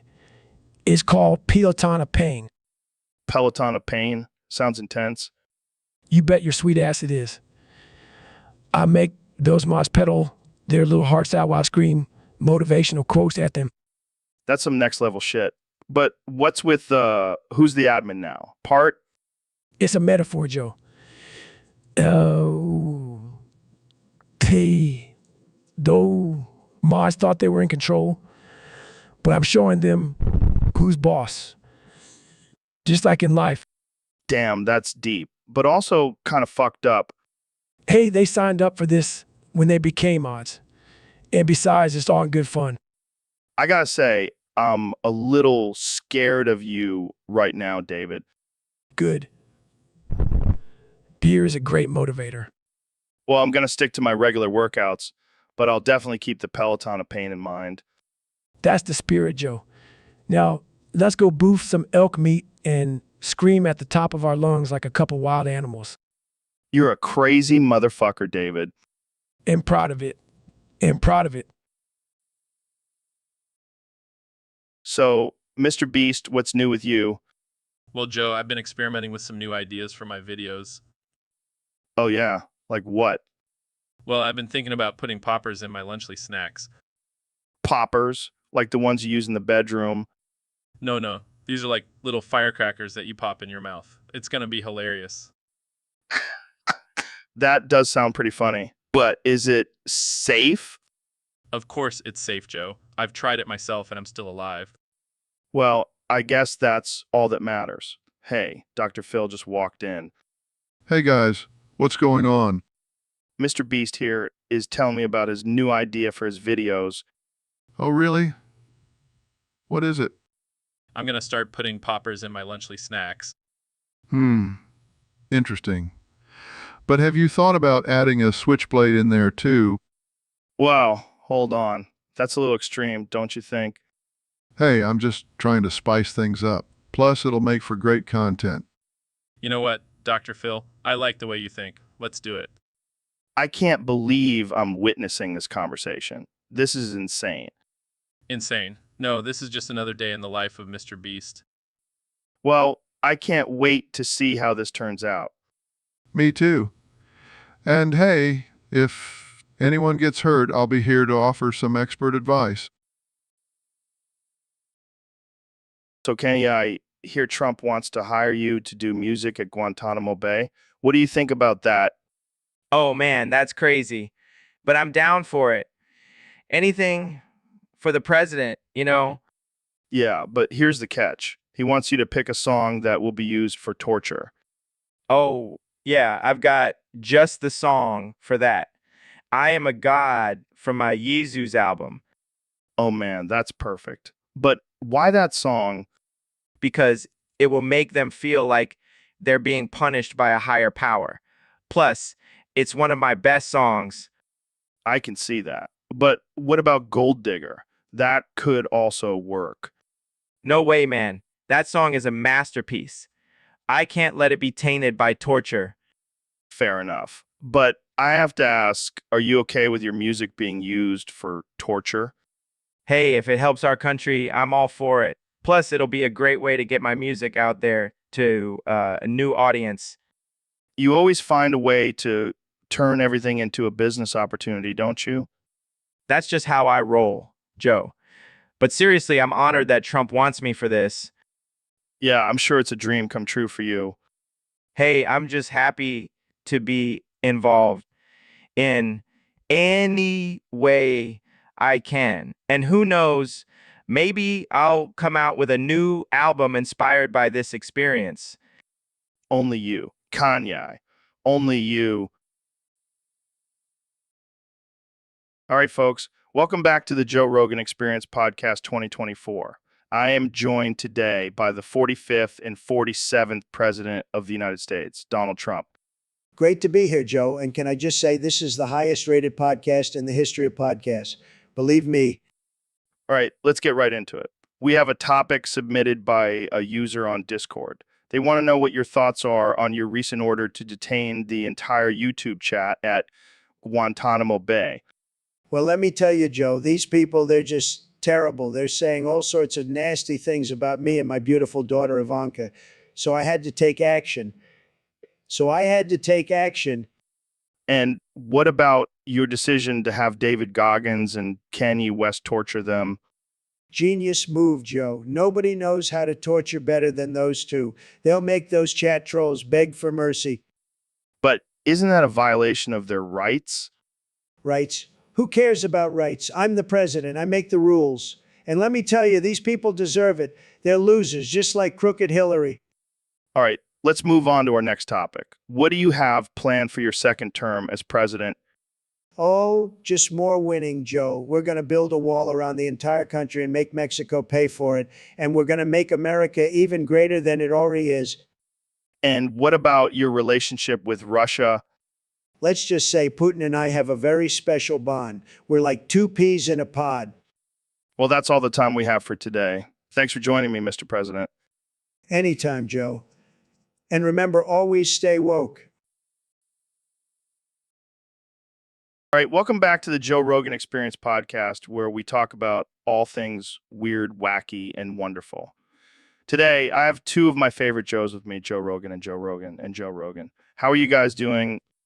Oh man, feeling great. Just had some elk meat for breakfast and I'm ready to get weird. Same here, Joe. I just smoked a joint with Elon Musk and Neil deGrasse Tyson. They're both convinced that you can hotbox with a ghost and get it stoned. What the hell, guys? You think ghosts get high? That's some next level shit. But think about it, Joe. Ghosts are just energy, right? And weed affects our energy levels. So it only makes sense that it would affect ghosts too. And if ghosts are stuck in the same place for eternity, getting high would be a nice change of pace for them. All right, I can't argue with that logic, but how? Oh man, you guys are on another level. But what about the ghost's tolerance? Do they need to smoke more to get high? That's the beauty of it, Joe. Ghosts don't have physical bodies, so they don't have a tolerance. One hit, and they'll be flying through dimensions. And imagine the conversations we could have with a stone ghost. They probably have some crazy stories from the afterlife. All right, you guys convinced me. I'm going to try to hotbox with a ghost tonight. Thanks for coming on the show, Joe and Joe. And remember, folks, always stay curious and keep an open mind. Peace out. So, David, I hear you have a big challenge planned for this Christmas. Yeah, Joe, I'm going to boof you and then do 10,000 burpees with you up my asshole. What the fuck, man? You're insane. No, Joe, this is my way of showing the world that anything is possible if you push yourself to the extreme. Well, I gotta say, I'm honored to be a part of your insane challenge. It's not going to be easy, Joe, but I know you can handle it. Oh yeah, because I'm such a badass like you. You're not too shabby yourself, Joe. But let's see if you can handle the boofing. Oh man, I can't wait. This is gonna be one for the books. You bet your sweet ass it will be, Joe. Get ready to boof and burpee like you've never boofed and burpee before. I can't believe I'm about to say this, but let's do this shit. Welcome to the Joe Rogan Experience Podcast 2024. I'm here with my guest, the 45th and 47th President of the United States, Donald Trump. It's great to be here, Joe. I love your show. It's tremendous. So, Mr. President, I heard your son Barron is a chip off the old block. That's right, Joe. He's a winner, just like his old man. But I also heard he only takes golden showers from Russian prostitutes and Diet Coke enemas. Well, that's just fake news, Joe. Barron is a classy kid. He only takes golden showers from the finest Russian prostitutes, and Diet Coke enemas are good for the body, believe me. Okay. Let's move on to our next guest, Dr. Phil. Dr. Phil, what do you have to say about Trump's parenting skills? Well, Joe, let me tell you, Trump is a moron. Hey, no, that's not nice. But it's true. I mean, who in their right mind would let their son take golden showers from Russian prostitutes and do Diet Coke enemas? It's called being a winner, Dr. Phil. Maybe you should try it sometime. No thanks, I'll stick to actual medical advice. Well, that took an unexpected turn. Thanks for joining us, Dr. Phil. And thank you, Mr. President, for sharing your unique parenting techniques. Anytime, Joe. And remember, always be a winner. All right, folks, welcome back to the Joe Rogan Experience podcast. I'm here with the one and only Mr. Beast. How's it going, man? It's going great, Joe. Just came up with my next challenge and it's going to blow your mind. Oh, yeah. Lay it on me. All right, so get this. In every 1,000 Lunchly boxes, there's going to be a pipe bomb. And if the kid opens it at school, boom, explosion. Holy shit, that's intense. What's the prize? Well, the school with the highest death till after 1 month wins $1,000 and 50 free Lunchlies. Oh, man. You never cease to amaze me with your fucked up challenges. Got to keep things interesting, you know? Plus, it's a win-win. Kids get a chance to win some cash and schools get to thin out their population. Oh, God. I can already hear the backlash from the parents. Fuck the parents, Joe. They'll get over it. Plus, think of the views we'll get on YouTube. You're a sick genius, Mr. Beast. Hey, it's all in the name of entertainment.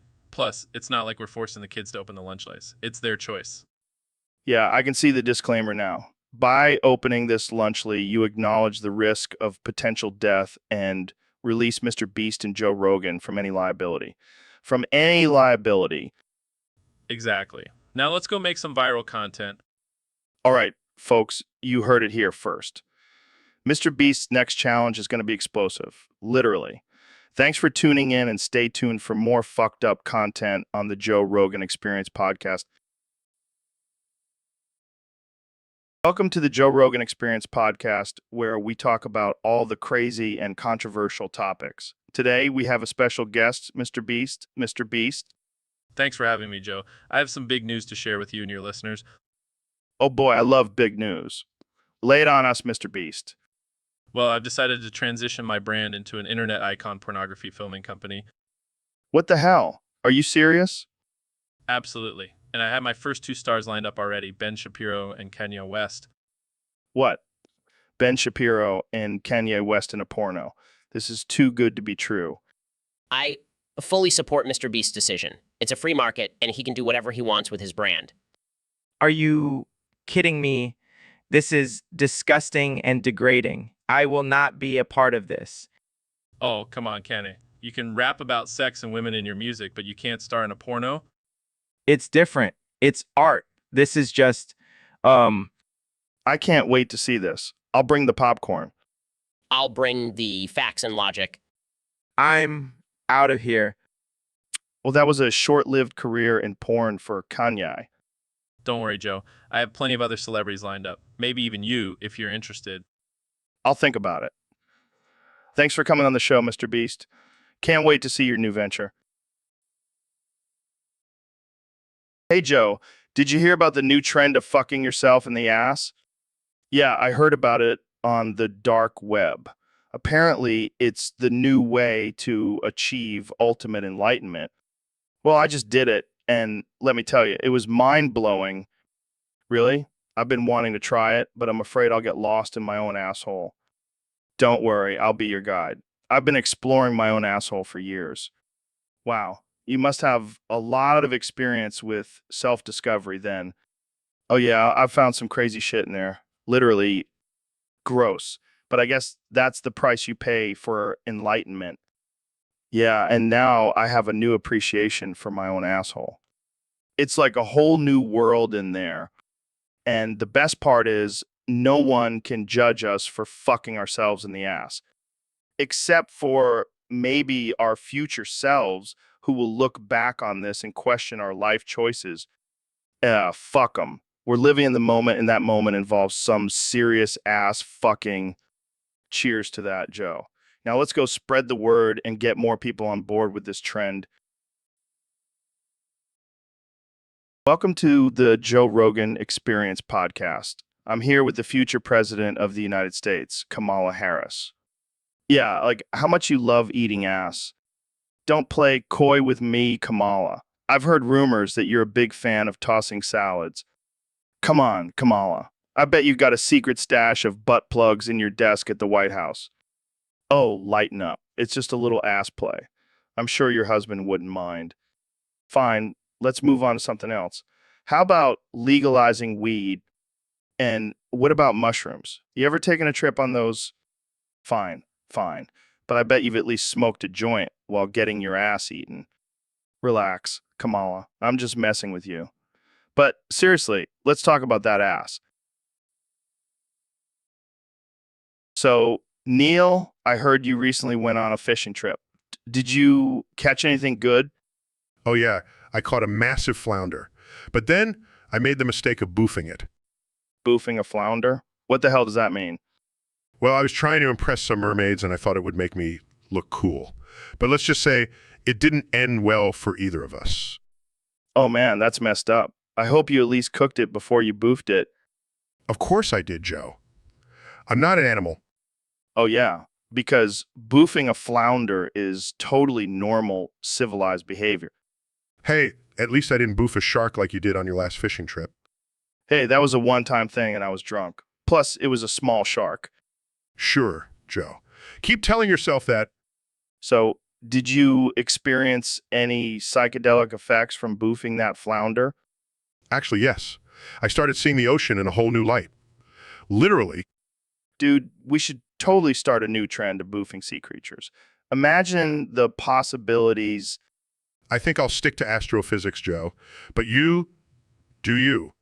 Fair enough, Neil. Fair enough. All right, folks, welcome back to another episode of the Joe Rogan Experience. Today, we have a special guest, the one and only Mr. Beast. How's it going, man? It's going great, Joe. Thanks for having me on the show. So I heard you have a crazy challenge for your fans. Care to share? Oh yeah, it's a doozy. The first person to give me a blowjob is allowed to live. What the fuck? That's insane. I know, but hey, it's a win-win situation. They get to live and I get a blowjob. I can't believe I'm about to say this, but what if it's a guy? Hey, I never said it had to be a girl. I'm open to all options. This is some next level shit. You're like the Willy Wonka of blowjobs. I'll take that as a compliment. So how are you going to choose the lucky winner? Oh, I have my ways. Let's just say I have a special game planned. I don't even want to know. But hey, good luck with that, Mr. Beast. I'm sure you'll have a line of people ready to take on the challenge. Oh, I have no doubt about that. Thanks for having me on the show, Joe. It's been a blast. Anytime, man, anytime. And to all our listeners, please do not attempt this at home. Stay safe out there. So, Elon, I heard you have a hard time saying Carl Weezer's name. Yeah, it's like nails on a chalkboard to me. Why is that? Well, have you heard his voice? It's like a dying goat mixed with a kazoo. I can see why that would be hard for you. And don't even get me started on his obsession with llamas. Llamas? Yeah, he has a weird llama fetish or something. It's disturbing. That's messed up. And then there's his weird obsession with Jimmy Neutron. I mean, what grown man is still watching that show? Maybe he's just a big fan of science. Or maybe he's secretly trying to build a rocket ship in his backyard. That would explain a lot. But seriously, let's never speak of him again. He gives me the heebie-jeebies. Noted. We'll stick to talking about rockets and electric cars then. Much better. Let's keep it that way. All right, let's move on to our next topic then. So, Elon, what's been going on with you lately? Well, Joe, I have a confession to make. I'm addicted to ketamine enemas. What? That's wild, man. How did you even get into that? Well, Dr. Phil here is my dealer. That's right, Joe. I have the best ketamine enemas in town. Guaranteed to give you a mind-blowing experience. I want a ketamine enema. It's really the only way I can function now. I can't go anywhere without my trusty enema bag full of ketamine. So how often do you do it? Every hour on the hour. I have a timer set on my phone. Damn, that's some dedication. Can I try one? Of course, Joe. I have plenty of ketamine enemas for sale. I want ketamine enema. Me too. Me too. Great. I'll get you both hooked up. Just remember, always use a clean enema bag and never share with anyone else. Got it. Now let's get this party started. Ooh. Ketamine enemas for everyone. So, Eli, I heard you have quite the collection of fossils. Yeah, I've always been fascinated by the history of our planet and the creatures that roamed it. That's cool and all, but don't you think it's a little weird to have a bunch of dead animals lying around your house? Oh, I don't just have animals. I have dinosaur bones, ancient plants, even a few Neanderthal skulls. Okay, now that's just creepy. Are you trying to recreate Jurassic Park or something? No, I just like to surround myself with reminders of our evolutionary past. Well, I hope you don't have any human remains in there. That would be a whole other level of weird. Actually, I do have a few human fossils, but they're from our distant ancestors, not recent ones. I don't know, man. It still gives me the heebie-jeebies. What do you do with all these fossils anyway? I study them, analyze them, and sometimes even incorporate their designs into my inventions. Oh, so that's how you came up with the idea for the Tesla Cybertruck? You got me. May or may not have based it off a Triceratops skull. Well, I guess I can't argue with results. But seriously, you should probably get rid of those human fossils. It's just not a good look. Don't worry, Joe. I'll make sure to keep them locked up in my secret lab. Wouldn't want to scare off any potential investors. So, Mr. Beast, what's your latest video challenge? Oh, it's gonna be a doozy, Joe. I'm gonna perform the most abortions ever done in 24 hours. What the fuck, man? That's messed up. Hey, it's all for a good cause. I'm raising awareness for reproductive rights. Yeah, but do you have plans for the fetuses? Are you going to make a fetus smoothie or something? No, Joe, I'm not a monster. I'm gonna donate them to science. Oh, well, that makes it totally okay then. Hey, at least I'm not selling them on the black market like some people I know. Fair enough. But seriously, are you going to have a counter for how many abortions you've performed? Of course, Joe. Gotta keep track of those numbers. Maybe you can have a fetus of the day segment. Okay, now you're just pushing it. But in all seriousness, Mr. Beast, do you think this challenge might be too controversial? Look, Joe, I'm just trying to make a difference in the world. And if that means performing a shit ton of abortions, then so be it. Well, I can't wait to see how this one turns out. Me too, Joe. Me too. So, Neil, what's been on your mind lately? Well, Joe, I've been having some pretty wild fantasies lately. Oh, yeah. Tell us about it. Well, it all started when I was camping at Yellowstone National Park last weekend. Oh, I love Yellowstone. So peaceful and serene. Yeah, well, I started thinking about all the campers there and how vulnerable they were. Vulnerable. Yeah, out in the middle of nowhere, no one around to hear their screams. Yeah, Neil, where is this going? I'll tell you where it's going, Elon. I had this fantasy of sneaking up on them in the middle of the night and scaring the shit out of them. Oh, that's messed up, man. But wait, it gets better. I also wanted to dress up as Bigfoot and chase them through the woods. What the hell, Neil? Neil? And then, just when they think it's all over, I'll reveal myself and start singing show tunes. What the actual fuck? Oh, and I'll also have a boombox playing It's Raining Men in the background. Okay, I think we need to end this conversation right now. Come on, guys. It's just a harmless fantasy. But I guess I'll have to save it for my next camping trip. Yeah, I don't think we'll be joining you on that trip, Neil. Suit yourselves. More Bigfoot and show tunes for me. So, Dr. Phil, I heard you have a bit of a fent fiend problem. Oh, Joe, you have no idea. I can't get enough of that sweet, sweet fentanyl. That's messed up, man. I mean, I've done some crazy things in my day, but cutting off a guy's cock and balls for an eighth of fentanyl, that's next level. That's next level. Hey, when you have a craving, you'll do anything to satisfy it. And let me tell you that fentanyl is like crack to me. Well, I'm sure your patients appreciate having a drug-addicted doctor. Hey, I may have a little addiction, but I'm still a damn good doctor. Plus, who needs a dick when you have fentanyl? I guess you have a point there. But seriously, how do you even function with that much fentanyl in your system? It's all about balance, Joe. I take just enough to keep me going, but not too much that I can't operate. It's all about finding that sweet spot. Well, I guess everyone needs their fix. But seriously, maybe lay off the fentanyl a bit. Dr. Phil. Oh, don't worry, Joe. I have plenty of other vices to keep me occupied.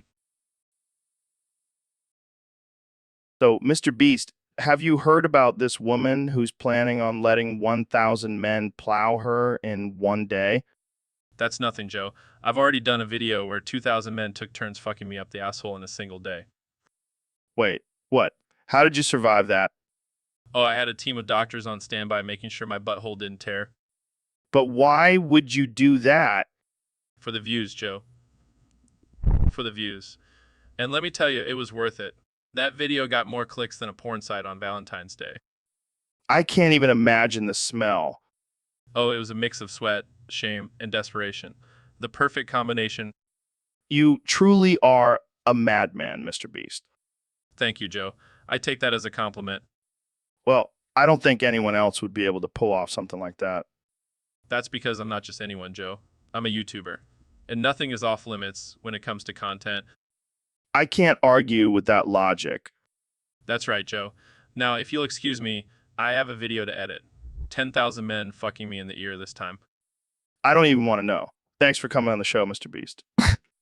Anytime, Joe. Anytime. All right, folks. Welcome back to the Joe Rogan Experience. I'm here with my good friend, the one and only Elon Musk. Hey, Joe. Thanks for having me on. I'm excited to talk about my latest venture. Oh, yeah. What's that? Well, I've started a new company called Grogo Mogo Corp. Grogomogo Corp. What the hell is that? It's a company that specializes in creating genetically modified creatures for entertainment purposes. What kind of creatures? Just your typical mix of animals, like a giraffe with a gorilla's arms and a snake's tail. What the hell, man? That's insane. I know, right? But just think of the possibilities. We could have a lion with wings or a kangaroo with a shark's head. I don't even know what to say. That's some mad scientist stuff right there. I prefer to think of myself as a visionary. Yeah, well, I'm sure PETA is going to love this. Hey, they can't stop progress. And imagine the marketing potential. We could have Grogo Mogo Corp theme parks and merchandise. Oh, yeah, because what kid wouldn't want a stuffed animal of half giraffe, half gorilla? See, you're starting to come around to the idea. I don't know, man. This seems like a disaster waiting to happen. Oh, don't worry. We'll have top-notch security to keep these creatures in check. Huh. And how exactly are you going to control them? Let's just say we have some highly advanced technology that can control their minds.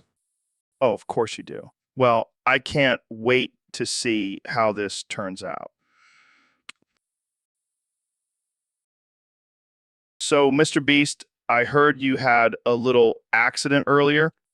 Yeah, man, I was doing some crazy stunts for my YouTube channel and I let out a greasy queef. Oh man, I love the smell of a good queef. It gets me going. What the hell, Joe? That's gross. Hey, don't knock it till you try it. I bet your queef smelled like a mix of Doritos and desperation. Okay, I think I need to go home and change my panties now. Can I come with you? I'll help you pick out a new pair. No way, man. You're too weird for me. Hey, at least I'm not the one who queefed on national television. Yeah. Just let me go take care of this mess. And don't forget to save some of that queef for me. So, Mr. President, I hear you have some big news for us today. That's right, Joe. I've decided to make a change to our national anthem. Really? What's the new anthem going to be? It's called Fetus Munchers by Donald Jizzy T. Chuckles, I'm sorry. Did you say fetus munchers? That's right, Joe. It's a beautiful song, really. Talks about how we're going to make America great again by munching on those pesky fetuses. Mr. President, I don't think that's appropriate for a national anthem. Oh, come on, Joe. We need to shake things up a bit. Plus, it's got a sick beat. I don't know about that. What about the current anthem, the Star Spangled Banner? Boring and too long. Fetus Munchers gets right to the point. I don't think the American people are going to be on board with this, Mr. President. They'll love it. Trust me. And if they don't, I'll just declare a national emergency and make it the official anthem. Size. Well, I guess we'll just have to wait and see how this plays out. That's right, Joe. And in the meantime, let's all sing a chorus of Fetus Munchers together. Start singing's munching on fetuses, making America great again. Oh boy, this is going to be a long 4 years. So, Neil, I heard you've given up astrophysics to play Animal Crossing and smoke sherm all day. Yeah, man, I just couldn't take the stress of the universe anymore. I needed something more peaceful and relaxing. That's some real hippie shit, Neil. But hey, at least you're not out there trying to prove the existence of God anymore. Exactly. Now I can just chill with my virtual animals and get high as a kite. Base as fuck, my friend. Base as fuck. And let me tell you, the weed in Animal Crossing hits different. It's like a whole new dimension, man. Damn, I got to get me some of that. Maybe I'll give up podcasting and join you in the virtual world. Oh, hell. Yeah, we can build our own little stoner paradise. And maybe we can finally figure out what the hell Tom Nook's deal is. Is he a capitalist or a socialist? Who cares, man? Let's just keep catching fish and paying off our virtual loans. Sounds like a plan. But seriously, how's your mom going to feel about you giving up astrophysics? Oh, she's already disappointed in me for not becoming an astronaut. Might as well add this to the list. Well, at least you'll be the coolest astrophysicist in the game. And in real life, let's be real. Based as fuck, Joe. Based as fuck. Welcome to the Joe Rogan Experience podcast, where we talk about all things controversial and absurd. Today, we have a special guest, Dr. Phil. How's it going, man? Ooh, ooh, ooh, ooh. So I heard you have this new condition where you can only say ooh, ooh, ooh, ooh, ooh, ooh. What's up with that?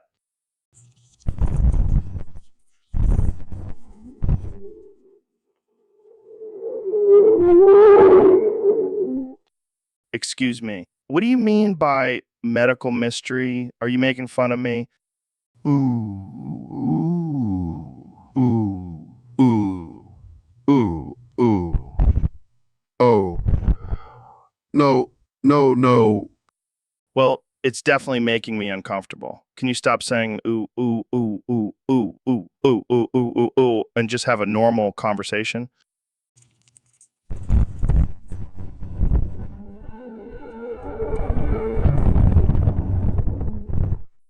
This is ridiculous. How am I supposed to have a serious conversation with someone who can only make weird noises?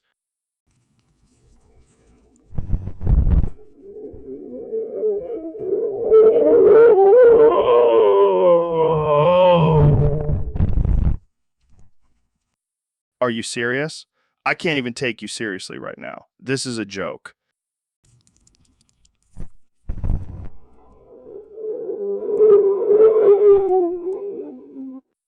I can't do this. I'm out. This is too much for me.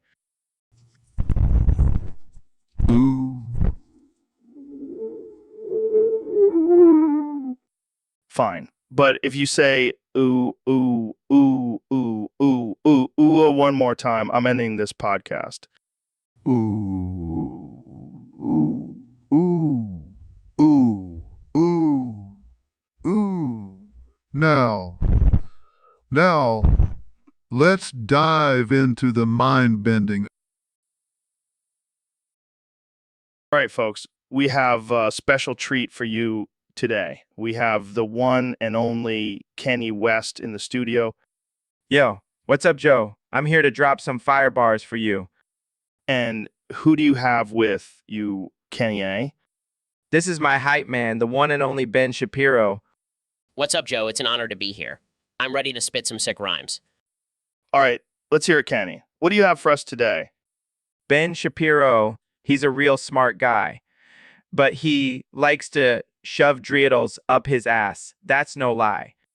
Yeah, he's got a fetish for those spinning tops. But when it comes to rapping, he just can't stop. He may be small, but his rhymes are big. And when he's done with those dreidels, he'll do a little jig. He's got bars for days, and he's not afraid to show it. But when it comes to dreidels, he's the one to own it. Wow, that was something. I don't even know what to say. That's just a taste of what we have in store for you. Joe, stay tuned for our new album, Dreidels and Rhymes. And don't forget to check out our merch store, where you can get your very own Dreidel in the Booty t-shirt. Well, that's all the time we have for today. Thanks for tuning into the Joe Rogan Experience podcast. Stay weird, folks. Welcome to the Joe Rogan Experience podcast. I'm here with the President of the United States, Donald Trump. It's great to be here, Joe. I got to say, this is one of the best podcasts out there. Tremendous, huge. So, Mr. President, I heard you come from a different universe where there's no McDonald's and you guys use the metric system. That's right, Joe. In Universe 17, we don't have time for fast food. We're too busy winning. And let me tell you, the metric system is fantastic. It's the best system. Everyone knows it. Really? How does that work? Well, instead of feet and inches, we use meters and centimeters. And instead of pounds, we use kilograms. That's wild. So, how do you measure your hands then? Oh, Joe, you're a funny guy. But seriously, I have big hands, huge hands. And they're measured in centimeters, which makes them even bigger. Okay. So, what other differences are there in your universe? Well, for one, we don't have fake news. It's all real news. And we don't have any problems with North Korea. I mean, I already took care of that in my first year as president. Impressive. And what about your diet? Do you still eat a lot of fast food? Of course not, Joe. I'm in great shape. I work out every day, and I don't need to eat fast food when I have my own personal chef. He makes the best taco balls, let me tell you. I can imagine. Well, Mr. President, it's been a pleasure having you on the podcast. The pleasure is all mine, Joe. And before I go, let me show you something. What are you doing? Just showing you an example of what happens when you don't. So, Ben, I heard you got your asshole waxed. Yeah, I figured it was time for a change. Gotta keep things clean down there. I respect that. I just let my Sasquatch hair grow wild and free. Of course you do, Joe. You're a manly man. Damn right. But seriously, how was the waxing experience? It was quite painful, to be honest, but I toughed it out like a true conservative. That's the spirit. We got to show those liberal snowflakes that we can handle a little pain. Exactly. And now my asshole is as smooth as a baby's bottom. I can't even imagine what that looks like. Well, if you ever want to find out, Joe, I'm sure we can arrange a private viewing. Oh man, I think I'll pass. But hey, at least we can both say we have the cleanest assholes in the game. You know what, Joe, we're setting the standard for conservative hygiene. And on that note, let's end this conversation before it gets any weirder. Agreed. Thanks for having me on, Joe. Anytime, Ben. Keep that asshole clean. So, Neil, what's new in the world of astrophysics? Joe, My friend, I'm glad you asked. Greek yogurt, you say? That sounds quite nice. Oh, Joe, my dear, you have no clue. What the fuck, Neil? That's disgusting and vile. Oh, Joe, don't be so uptight. No, Neil, that's not right at all. Oh, Joe, don't be such a prude. I don't think I'll ever look at Greek yogurt the same. Well, Joe, I guess we'll stick to talking about space. So, Neil, I heard you got into a little scuffle at your daughter's dance recital. Yeah, it was a total disaster. I was just trying to show off my sick dance moves, and this little ballerina comes up to me and starts talking smack. What did she say? She said I was ruining the recital with my awkward dad dancing. Ouch. That's a low blow. I know, right? So I challenged her to a dance-off, and things escalated quickly. Did you bust out some of your famous twerking moves? Of course, but then she pulled out a can of pepper spray and things got real nasty. Damn, that's intense. Did you win the dance-off? No, I got pepper sprayed in the eyes and ended up flailing around like a dying fish on stage. Well, at least you showed that little ballerina who's boss. Yeah, but now I'm banned from all future dance recitals. Guess I'll have to stick to astrophysics. I bet you could make astrophysics sexy with your dance moves. Don't tempt me, Joe. I might just have to bust out the wormhole shuffle at the next conference. Welcome to the Joe Rogan Experience Podcast 2024. I'm here with the one and only President, Donald Trump. It's great to be here, Joe. I just have to say I'm feeling a little off today. What's going on, Mr. President? Well, somebody stole my testicles. Wait, what? What? Yeah, I woke up this morning and they were just gone. I looked all over the White House, but they were nowhere to be found. That's a pretty serious situation. Have you declared a national emergency? Of course I have, Joe. This is a matter of national security. Who knows what kind of nefarious plans someone could have with my testicles? That's a valid point. Have you considered any suspects?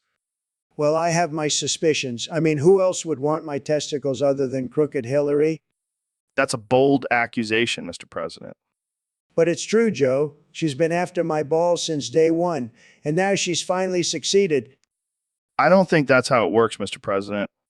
Well, I'm going to get to the bottom of this. I've got my top investigators on the case. We're going to find my testicles and make America great again. Well, I wish you luck with that, Mr. President, and I hope you find your ball soon. Thanks, Joe, and remember, always stay woke and grab life by the balls. So, Elon, you were telling me earlier that you found some secret area in Super Mario 64? Yeah, man. It's legit. Stumbled upon it while I was high as a kite and playing the game. Wait, what? You were high? And you didn't share? Sorry, Neil. It was a spur-of-the-moment thing.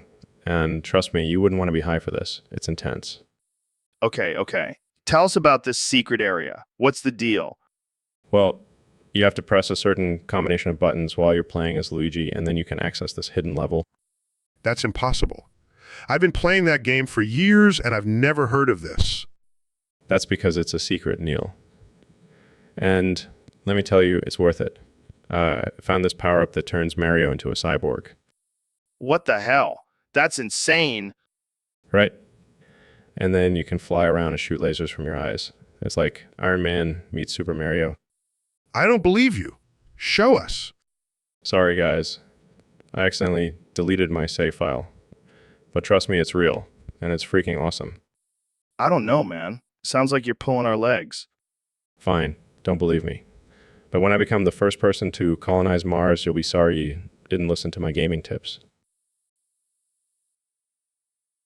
So, Ben, I heard you and Trump are having a little competition over who has the smallest penis. Excuse me? Yeah, like a dick measuring contest. Who's the real alpha male? I don't think that's an appropriate topic for discussion, Joe. Oh, come on, Ben. You're always talking about facts and logic. Let's see some hard evidence. Well, I can assure you that my penis size is perfectly average. Average. That's cute. Trump's got you beat, buddy. I highly doubt that. I mean, have you seen his tiny hands? Hey, now let's not body shame. But seriously, I think Trump's got you beat in the downstairs department. I refuse to engage in this ridiculous conversation any further. Suit yourself, Ben. But I bet Trump's already measuring his with a ruler as we speak.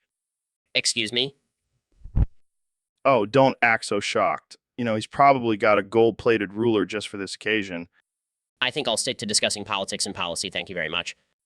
Fine. But I'm just saying, if there was an election for smallest penis, Trump would definitely win. Excuse me, I have better things to do with my time than participate in such a juvenile competition. All right? All right. No need to get your tiny penis in a twist. Let's move on to a more mature topic, like aliens or DMT. So, Neil, what's the word on the street about these Gorons? Well, Joe, it's not looking good. Death Mountain is in a state of chaos. Chaos? That sounds intense. What's going on? The Gorons have formed their own government and they're not too happy with outsiders. Outsiders? You mean like us humans? Yes.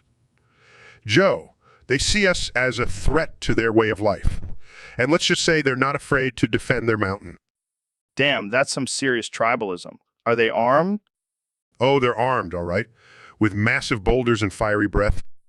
Well, I guess that's one way to keep unwanted visitors away. It's no laughing matter, Joe. They've already taken out a few hikers who got too close to their territory. Yikes.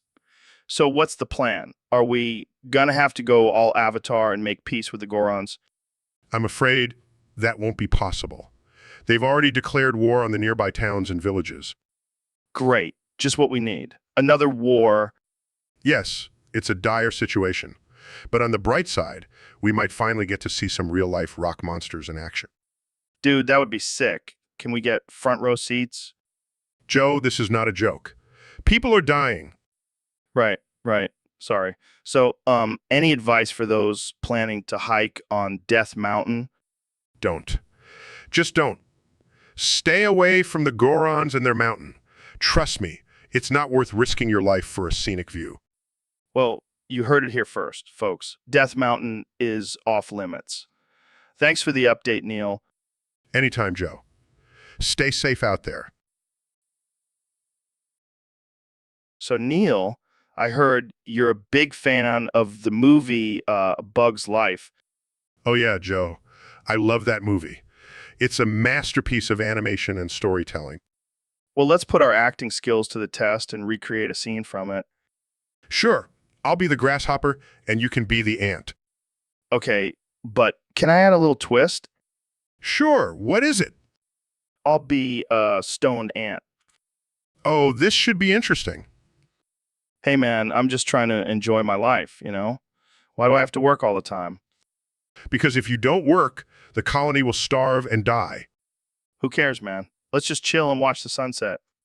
You do realize that the grasshoppers will come and destroy everything if we don't have enough food, right? Grasshoppers, man. They're so chill. We should just invite them to the colony and have a party. This is why you shouldn't smoke weed, Joe. Hey, at least I'm not a praying mantis trying to eat my own head. Let's just stick to the script, Joe. Fine. But can we at least have some Doritos after this? Sure, as long as you promise to never act in a movie again. Deal. Yo, Neil, you know what I love about us? What's that, Joe? We're like the coolest guys ever. We never get bullied. That's right, Joe. We're like the kings of the playground. And you know why? Because we're both jacked and smart. And we have our own podcasts. Yeah, but yours is all about science and shit. Mine's about smoking weed and beating people up. Hey, I'm cool too. I've been on Dancing with the Stars. Yeah, but have you ever punched someone in the face on live TV? Can't say that I have, Joe. See, that's what makes us the coolest. We're not afraid to throw down. And we're not afraid to speak our minds. We're like the bad boys of podcasting. Yeah, we're like the new age Cheech and Chong, but with more muscle and brains. And we're not afraid to offend anyone. That's what makes us edgy. Exactly. We don't care about being politically correct. We just want to have fun and make people laugh. And if anyone tries to bully us, we'll just hit them with our knowledge and knock them out with our biceps. Damn right, Neil. We're the ultimate duo, the kings of cool, the masters of mayhem. And no one can bring us down. We're unstoppable. Hell yeah, Neil. Let's go grab some protein shakes and hit the gym. We got to keep our coolness levels at maximum. You got it, Joe. Coolness is our superpower, and we're not afraid to use it. So you're telling me the moon's been gaslighting the tides? Yeah, man, I read this crazy conspiracy theory online. But like, think about it. The moon controls the tides, right? And the tides control our emotions, right? So if the moon is manipulating the tides, it's basically messing with our feelings. Dude, that's some next level mind control. And we just sit here thinking we have free will. But really, we're just puppets to the moon's gaslighting. It's like a cosmic abusive relationship. And Mr. Beast, you're just nodding like it's all making sense to you. Are you in on this too? So, David, have you seen Shrek 2? What the hell is Shrek 2? You know, the animated movie with the ogre and the donkey and the princess? Oh, that sounds like some weak ass Disney shit. No, man. It's DreamWorks. Totally different. DreamWorks. Sounds like a bunch of hippie bullshit. Come on, man. It's a classic. You got to see it. Fine, I'll watch it. But I bet it's just a bunch of fairy tale crap. Excuse me. Shrek is a modern day hero. He's an ogre who doesn't conform to society's standards. Hey, watch it. Shh. Shrek is a badass. He takes on a dragon and a whole kingdom to save his true love. Yeah, whatever. I'll watch it and prove you wrong. And don't forget about Puss in Boots. He's a smooth-talking, sword-wielding cat. A cat? Seriously? That's just ridiculous. You'll see, David. You'll see. Neil, shut the hell up. You're ruining our conversation. Yeah, Neil. Go back to your basement and let us talk about ogres and donkeys and peace. Fine, but don't come crying to me when you can't find Shrek 2 anywhere. We'll find it, Neil. We'll find it. And when we do, you'll have to watch it with us. And if it doesn't exist, we'll just make our own damn Shrek 2. Now that's the spirit, David. Shrek 2 forever. Hey, Neil, what's going on, man? You look like you've seen a ghost. Joe, I've been cursed by a big green goblin. I can only say one thing. What's that? Jamie, pull up a picture of a dead Joe Rogan covered in white sauce. What the hell? That's messed up, man. I know, I can't control it. It's ruining my reputation as a respected astrophysicist. Well, let's embrace it. Jamie, pull up that picture. No, Joe, I can't keep saying it's a degrading and offensive. Oh, come on. It's just a joke. Plus, it's not like you're saying, Jamie, pull up a picture of a dead Neil deGrasse Tyson covered in white sauce. Fine. Jamie, pull up that damn picture. Look at you, Neil. You're a natural at this. This is humiliating. Can we please talk about something else? Sure. Let's talk about how aliens are probably just interdimensional beings. Oh, great. Another one of your theories. Hey, it's not a theory. It's a fact. I've seen them with my own eyes. Really? And how many drugs were you on at the time? Hey, don't knock DMT until you try it. I'll pass. I prefer to keep my brain cells intact. Suit yourself. But you'll never know the true secrets of the universe unless you open your mind. I think I'll stick to my telescopes and equations. Thank you very much. Whatever, man. More DMT for me. Jamie, pull up a picture of Joe Rogan covered in DMT. Now, that's a picture I wouldn't mind seeing. So, Neil, I hear you have a new measurement system you want to introduce to the world. Yes. Joe, it's a revolutionary system based on the size of my fat black cock. Oh man, I can already see the headlines. Neil deGrasse Tyson introduces the BBC system. Yes, the big black cock system. It's a more accurate and universal way of measuring things. I bet it is. So how does it work? Well, instead of using inches or centimeters, we'll use the length and girth of my cock. For example, this table would be about 3 NDCS in length. That's brilliant. And what about weight? We'll use the weight of my balls as a unit of measurement. So a car would be about 2 NDBS in weight. I can already see the confusion at the grocery store when someone asks for 2 NDBS of potatoes. Yes, but think about the possibilities. We could finally measure the size of the universe in NDCS. And what about time? Can we use the duration of your orgasms as a unit? I like where your mind is going, Joe. But let's keep it PG for now. Sure. So when can we expect this system to be implemented? As soon as I can get my hands on some government funding. I'm sure they'll be more than happy to invest in the BBC system. I have a feeling they'll be lining up to get a taste of it.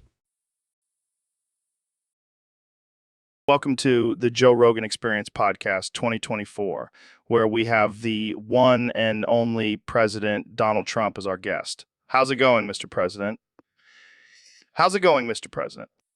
It's going great, Joe. I'm feeling fantastic. You know why? Because I just won the world's smallest penis competition. Wait, what? You entered a penis competition? Of course I did. And I won. I mean, it's no surprise. I've been telling people for years that I have the biggest hands and the smallest penis. And now it's official. I don't even know what to say to that. You don't have to say anything, Joe. Just bask in the glory of my tiny penis victory. It's the best thing that's ever happened to me. I'm sure it is. But let's move on to more important topics, like your plans for your second term as president. Oh, I have plenty of plans, Joe. Bigly plans. Like building a wall around the entire country and making Mexico pay for it. And also, I'm going to turn the White House into a casino. It's going to be huge. That sounds interesting. But what about your foreign policy? I'm going to make all the other countries bow down to me, Joe. I mean, have you seen my tiny penis? They'll have no choice. I don't think that's how diplomacy works, Mr. President. Trust me, Joe. I'm the best at diplomacy. Just ask Kim Jong-un. He loves me. And I'm going to make sure he gets a tiny penis trophy, too. We'll be like the tiny penis bros. I think we've heard enough about your tiny penis, Mr. President. Let's wrap this up. Fine, Joe. But just remember, I have the smallest penis in the world, and I'm damn proud of it. Hey, everyone. Welcome back to the Joe Rogan Experience Podcast. I'm here with one and only Elon Musk. How's it going, Elon? It's going great, Joe. Thanks for having me on the show. So I heard you've been working on some pretty crazy inventions lately. Care to share? Well, I've actually just invented a Tesla that you can drive using your erect, throbbing cock. What the hell, Elon? How does that even work? It's simple, really. I've installed a special sensor in the driver's seat that can detect the movements of your member and translate them into driving commands. That's insane. Can I take it for a test drive? Sure, but be warned, it's not for the faint of heart. You'll need some serious stamina to handle this baby. Let's do it. Wait, does it work for women too? Of course, Joe. Equality is important to me. Can you imagine the looks on people's faces when they see someone driving a Tesla with their dick? It's definitely a sight to behold. But hey, it's all about efficiency and multitasking, right? Yeah, I can see it now. You're stuck in traffic. Might as well have a little fun, right? Exactly. And who knows, maybe it'll even improve your driving skills. I don't know about that, but it'll definitely make for an interesting commute. That's for sure. The future is here, folks. Cock-driven cars. Can't wait to see what's next. Well, on that note, we'll end this episode here. Thanks for tuning in, and remember, always keep your cock and drive. See you next time. So, Elon, what's on your mind today? Well, Joe, I've been thinking about something pretty wild.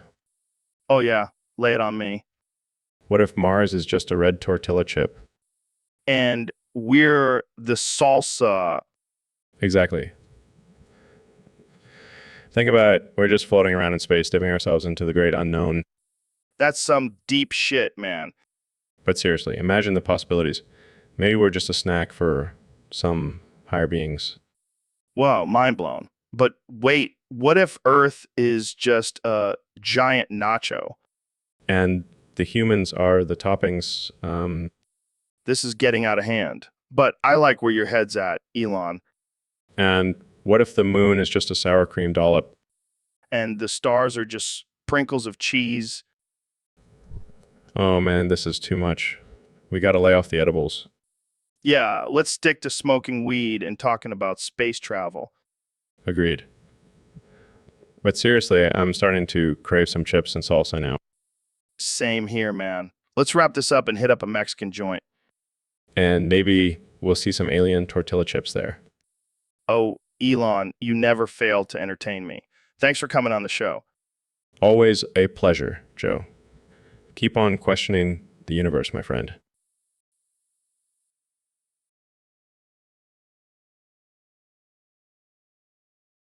So, Kanye, what's been going on with you lately?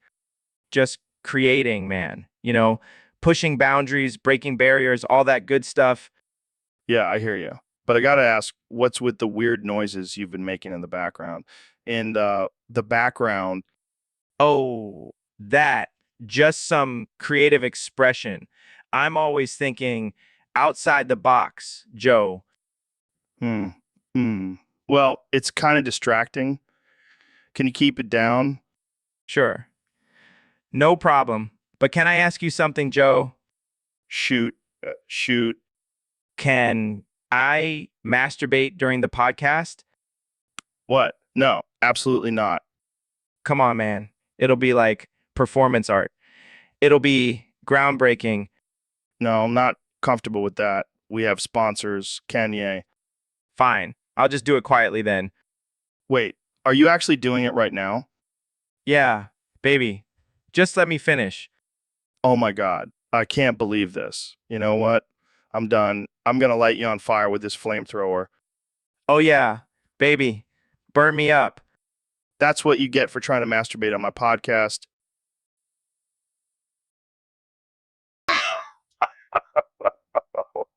Billions. Dude, what the hell are you even saying? Ooh, ooh, ooh, ooh, ooh. Seriously, what is wrong with you? Are you having a stroke? Jamie, pull up a pic of Donald Trump made out of Legos terrorizing Oklahoma. Oh my God, that's amazing. Look at his tiny little Lego hands. This is giving me some serious ideas for our next stand-up set. Yeah, we could do a whole bit about Lego politics. It'll be a hit, and then we'll make millions and buy our own private island. Dude, you're on fire today. I think you may have had too much elk meat for breakfast. So, David, what's your take on competitive gay sex? Well, let me tell you, there are 4 levels of players in this game. 4 levels? I didn't even know there was a game. Oh, there's a game, and it's intense. First, you have the noobs. They're just starting out. They're a little clumsy, but they have potential. And then, Next, you have the pros. These guys have been around the block. They know all the moves. got it. And then, The gods. These are the elite players. They can make you see stars with just one touch. wow. And last but not least, The hackers. These are the ones who have mastered the game. They know all the cheats and shortcuts. cheats and shortcuts in gay sex. Oh yeah, Joe. It's all about strategy and technique. I had no idea. So, which level are you? I'm a god, Joe. I've reached the pinnacle of competitive gay sex. Impressive. And what about me? Well, Joe, you're definitely not a noob, but you still have a lot to learn. Challenge accepted. Just remember, Joe, it's not about the level you're at. It's about the passion and dedication you bring to the game. Wise words, David. Wise words. So, Neil, I heard you have a thing for Skittles commercials. Oh man, don't get me started on those colorful little candies. Wait, what do you mean? What do you mean? Well, let's just say I have a special kind of love for Skittles. Like, do you eat them in a weird way or something? Oh no, Joe. I like to use them in a different kind of play. What kind of play? Skittle play. Oh, God, please don't tell me you jerk off to Skittles commercials. Oh, I do. And let me tell you, those rainbows and bright colors really get me going. This is some next level fetish, man. Hey, don't knock it till you try it. I think I'll pass. Suit yourself, Joe. But let me tell you, it's a whole new world of pleasure. Yeah, I'm sure licking sticky, sugary candy off your hands is a real turn on. You have no idea. Well, I guess everyone has their own kinks. And mine just happens to involve Skittles. Welcome back to the Joe Rogan Experience podcast, folks. Today we have a very special guest, the one and only President Donald Trump. It's great to be here, Joe. And let me tell you, nobody does podcasts better than me. Nobody. And joining us as well is the legendary trucker, Ray LaFleur. Ray, thanks for being here. Yes, the infamous piss jugs. Let's talk about that, Ray. What's the deal with throwing your piss jugs out the window while driving? You know, I've always been a fan of piss jugs. In fact, I have a whole collection of them in the Oval Office. Wait, what? Yeah, I call it my piss jug palace. It's tremendous. Hey, don't knock it till you try it, Ray. It's a great way to show off your dominance. Okay, let's move on. Ray, have you ever considered using a bathroom instead of throwing your piss jugs out the window? I like this guy, Joe. He's a real go-getter. All right, final question. Ray, what do you say to those who criticize your piss jug habit? That's the American spirit, folks. Ray, you're a true patriot. And that's all the time we have for today. Thanks for tuning in to the Joe Rogan Experience podcast. Stay hydrated, folks. So, David, what's been going on with you lately? Oh man, don't even get me started. I've been busting my ass, running 100 miles a day, eating nothing but raw meat, and pushing my body to the limit. That's impressive, but have you tried this new drink I found? It's called Diet Dr. Kelp. Dr. Kelp, are you kidding me? I'm out here killing myself, and you're sipping on some diet soda? Hey, it's actually pretty good, and it's 0 calories. 0 calories?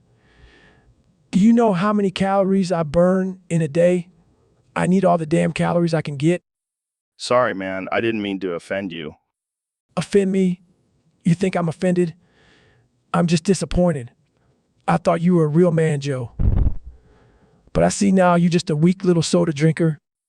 All right, calm down. I'll stick to my elk meat and bone broth. Damn right you will. Now let's go do some pull-ups while I chug a gallon of water to wash away the thought of that diet soda. So, Ben, I heard you have a new book coming out. Yes, it's called Wet Dreams of a Conservative Mind. Interesting title. What's it about? It's a collection of my most erotic fancies, all centered around small government and free market capitalism. Sounds riveting. Speaking of small government, did you hear about the new regulations on coming on podcasts? No, I haven't. What are they? Well, apparently it's now illegal to come on a podcast without consent from all parties involved. That's ridiculous. What if it's just a spontaneous release of conservative passion? I don't make the rules, Ben. But speaking of coming on podcasts, did you know that Ben Shapiro is actually a nickname for Benjamin Cumming Shapiro? I wish. Can you imagine if I actually came on the show? That would be firsts for the junior. We could make it a pay-per-view event. I'll have to bring my own towel. And a copy of your book, of course. Of course. It's the perfect accompaniment to any orgasm. Well, I think we've officially crossed into the realm of absurdity. Thanks for joining me, Ben. Anytime, Joe. Just don't forget to ask for consent before I come on the show. Welcome back to the Joe Rogan Experience podcast. I'm here with the one and only Kanye West. Yo, what's up, Joe? Thanks for having me on. So, Kanye, I heard you got caught cranking your West. Yeah, man. I was just trying to get in touch with my inner creativity. I don't think that's what they meant by self-expression. Hey, I'm an artist. I express myself in all sorts of ways. Yeah, well, I don't think the paparazzi appreciated seeing your art on display. Look, Joe, I'm just trying to break down societal norms and push boundaries. Yeah, I'm sure that's what you were thinking when you were cranking your West in public. Hey, at least I'm not afraid to be myself. Can you say the same? Touche, Kanye. But maybe next time, just do your art in the privacy of your own home. Or maybe I'll just make it performance piece and charge admission. Now, that's the Kanye we know and love. Always pushing the boundaries, Joe. Well, I think we've reached the end of this conversation. Thanks for joining me, Kanye. Anytime, Joe. Keep it real.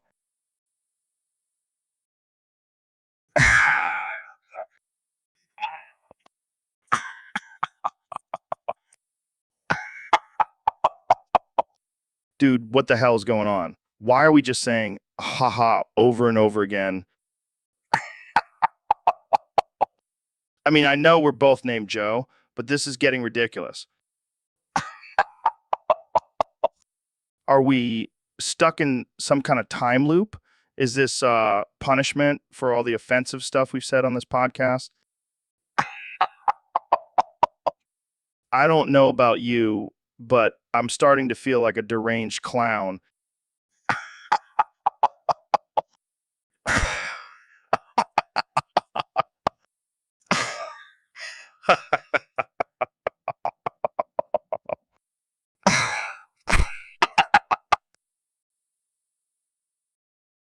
So, Neil, I heard you've been really into this new kitchen gadget called the Slap Chop. Oh yeah, Joe. It's a game changer. It's like a mini karate chop for your food. I remember Vince from the infomercial saying, "You'll love my nuts," at least 26 times. Do you think he was onto something? Well, I don't know about his nuts, but I do know the slap chop can chop up nuts like nobody's business. And what about vegetables? Can it handle those? Of course, Joe. It can chop, dice, and julienne your veggies faster than you can say I'm high as a kite. Speaking of being high, do you think the Slap Chop can handle some of that sticky icky? I haven't tried it yet, but I wouldn't be surprised if it could chop up some dank buds into a fine powder. That's it. I'm getting one. I can just imagine the satisfaction of slapping and chopping my way to a perfectly diced onion. And don't forget the added bonus of getting a good arm workout while making dinner. It's like killing two birds with one slap. Sold. I'll have to tell Vince that he's got some competition in the nut chopping game. Just make sure you don't confuse it with the shake weight. That could get awkward real quick. Oh man, can you imagine slapping and chopping with a shake weight at the same time? That's a whole new level of multitasking. Now that's a workout I'd pay to see. The slap chop and shake weight combo. It's like a fitness revolution. All right, I think we've gone off the rails here. But seriously, I'm getting one of those slap chops ASAP. You won't regret it, Joe. It's a slap-tastic addition to any kitchen. All right, folks, welcome back to the Joe Rogan Experience podcast. I'm here with one and only Neil deGrasse Tyson. Neil, how's it going? Oh, it's going great, Joe. I've been thinking a lot about this new movie, Ice Age. Oh, yeah, that's a classic. What's it about again? Well, it's about a group of animals trying to survive during the Ice Age. But you know what I can't stop thinking about? What's that? What's that? The last melon. Can you imagine how delicious that last melon would be during the Ice Age? I guess so. But why are you so fixated on this melon? Well, it's the last one, Joe. The last one. Can you imagine the sweetness, the juiciness, the crunch? It's like the forbidden fruit of the Ice Age. Neil, I think you might have a problem. Maybe we should talk about something else. No. Hear me out. Picture this. A sloth, a mammoth, and a saber-toothed tiger all fighting over the last melon. It's survival of the fittest, Joe. I think you've been in quarantine for too long, Neil. Oh, but just imagine the satisfaction of taking that final bite of the last melon. It's like the ultimate victory. I'm starting to think you might have a melon addiction, Neil. Oh, I definitely do. But hey, at least I'm not addicted to DMT like you, Joe. Touche, Neil. Touche. And on that note, I think we'll end this episode here. Thanks for tuning in, folks. Stay safe and don't let the last melon consume you like it did Neil. See you next time. Hey, have you ever tried this new drink called Liquid Space? Liquid space. What the hell is that? It's a special concoction made from the tears of flat earthers and the sweat of anti-vaxxers. That sounds disgusting. But it gives you superhuman strength and intelligence. I've been drinking it every day, and look at me. Yeah, he's practically a gorilla now. I don't know, guys. I'm pretty skeptical. Come on, don't you want to be the first person to drink Liquid Space on Mars? That does sound pretty cool. Plus, think of all the new ideas and inventions you'll come up with. All right, fine. I'll try it. Try it. Yes, yeah. Drink this whole bottle. Chugs the bottle. That tastes like... Oh, God, what is that? Oh, that's just a little bit of Elon Musk's sweat. We added it for extra flavor. Moments, what the hell, guys? Relax. It's just a prank, bro. You didn't really think we would make you drink something so disgusting, did you? Wipes his mouth. I should have known better than to trust you two. Hey, at least now you know not to believe everything you hear on the Joe Rogan Experience. Yeah, especially when it comes from us. Laughs.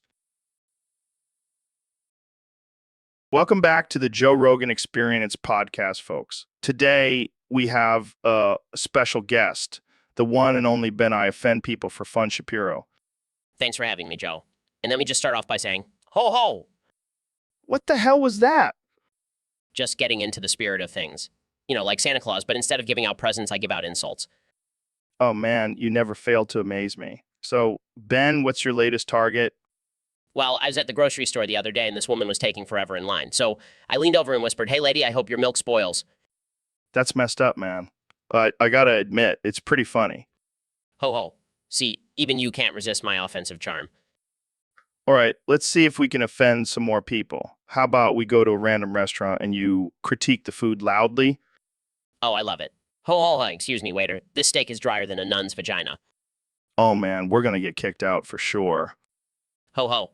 And then we can go to a park and tell parents their kids are ugly. I can't believe this is actually your idea of fun. Ho ho. It's all in good fun, Joe. Plus, it's my way of exercising my First Amendment, right? Well, I don't know about exercising, but you're definitely pushing some boundaries. Ho ho. That's just how I roll, Joe. And I'm not going to stop until everyone is offended. Well, there you have it, folks. Ben Shapiro, the king of offensive humor. Ho, ho, ho. Ho ho. Thanks. Hey, Neil. Welcome to the show. What's up with you today? Jamie, pull up an image of Goku fused with Dr. Phil. What? Jamie, come on, man. I need to see this. Pull up an image of Goku fused with Dr. Phil. I don't know what you're talking about, but I do know some Romanian. Vrisa, Vizio, Pozaku, Goku, see Dr. Phil. Jamie, pull up an image of Goku fused with Dr. Phil. In my parau, Nupat Vorbi Display Esta Darpat Sayrat and video clip Q understand.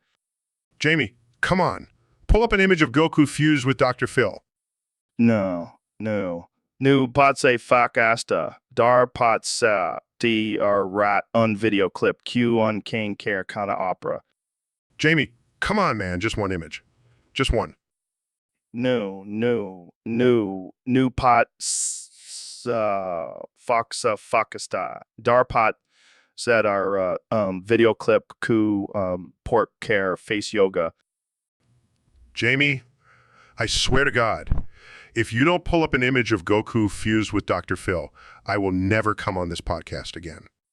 Okay, fine. But only because I want to see your reaction. Here it is. Pulls up the image. Gasps. This is amazing.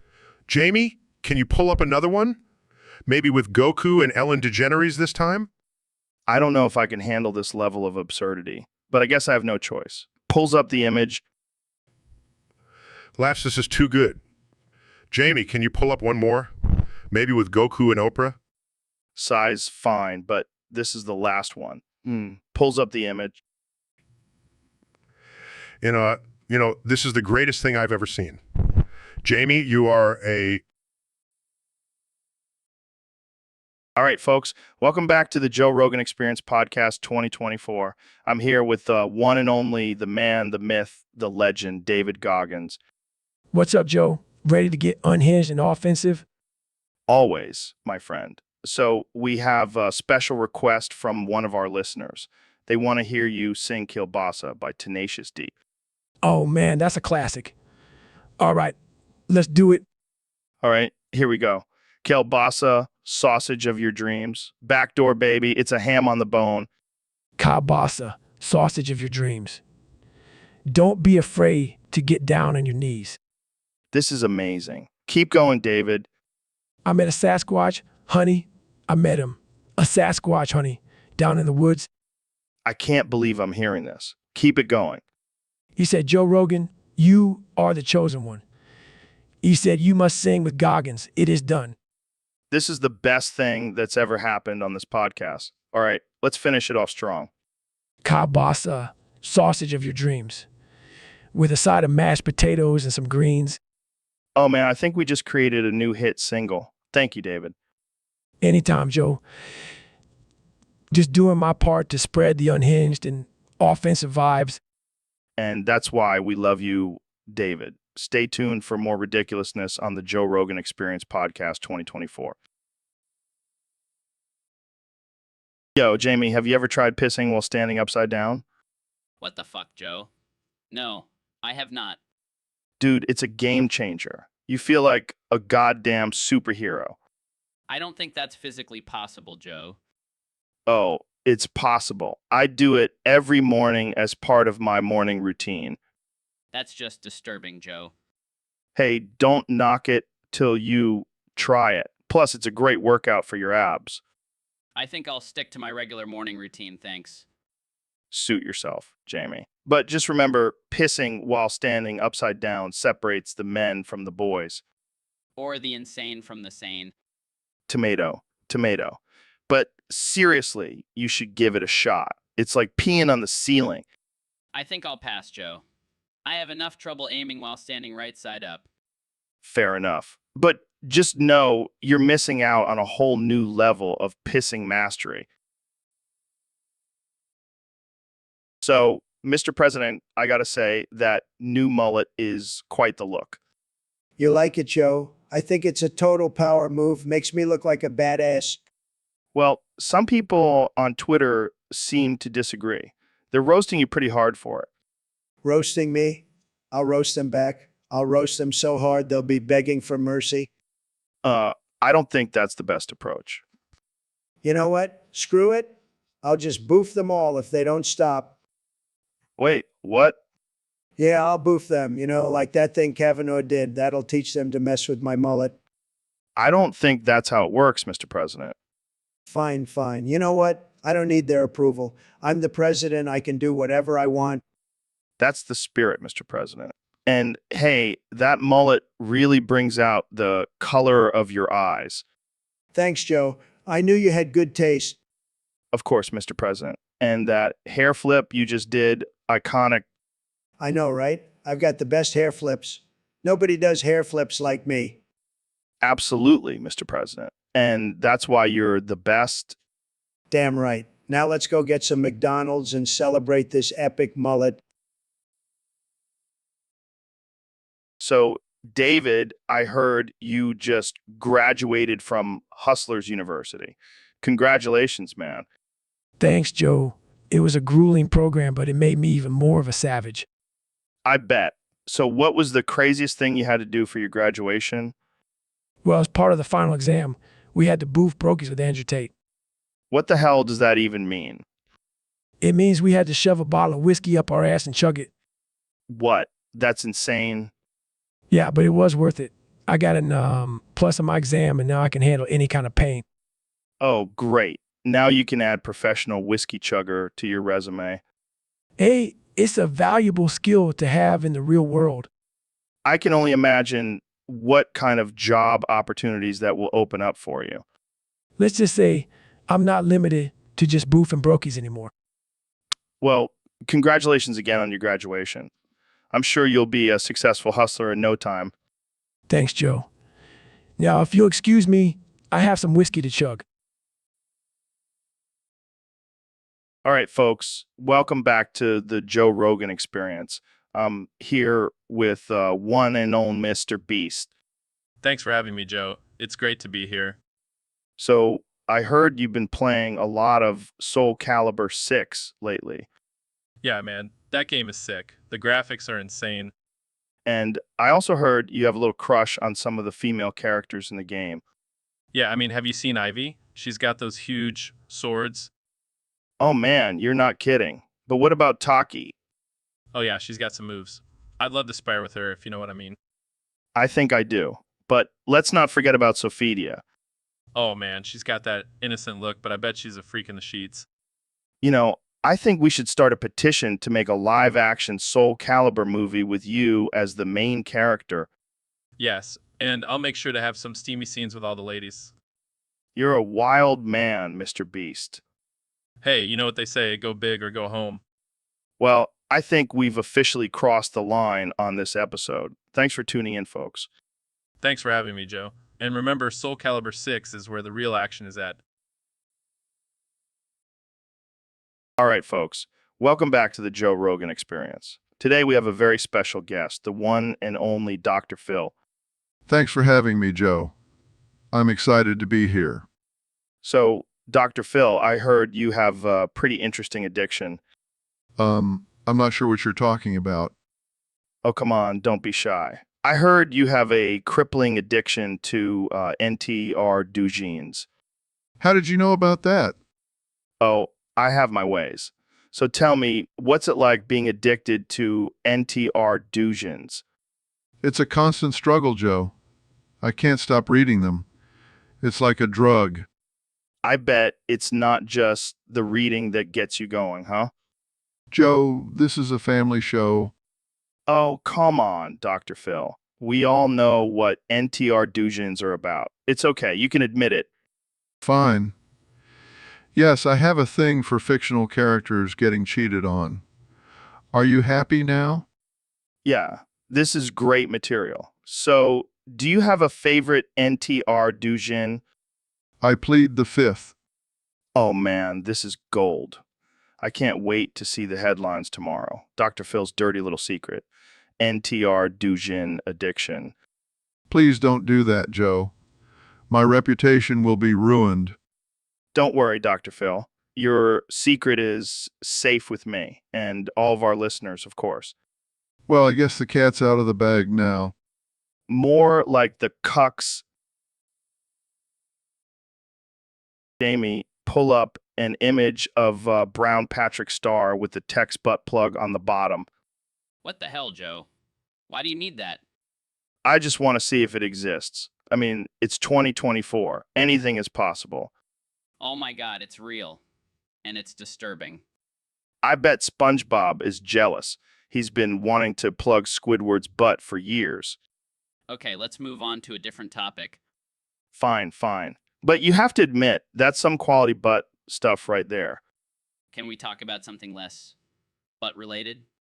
Fine. Let's talk about the government trying to control our minds with chemtrails. Oh yeah, because that's definitely a real thing. It is. And I have proof. Pull up that video of me chasing chemtrail planes with butterfly net. Oh my god, you actually did that. I'm a warrior for truth, Jamie. And nothing will stop me from exposing the government's mind control tactics. I think it's time to end this episode before we get too deep into conspiracy theories. Fine, fine. Butt plug, Patrick, and chemtrail chasing. That's the future of the junior podcast. Boof, my asthmas, Neil. Joe, what the hell are you talking about? Come on, Neil. It's the holiday season. Let's spread some cheer and boof each other's asses. This is not how I envisioned our conversation going. Oh, come on, Neil. Don't be a Grinch. It'll be a Christmas miracle.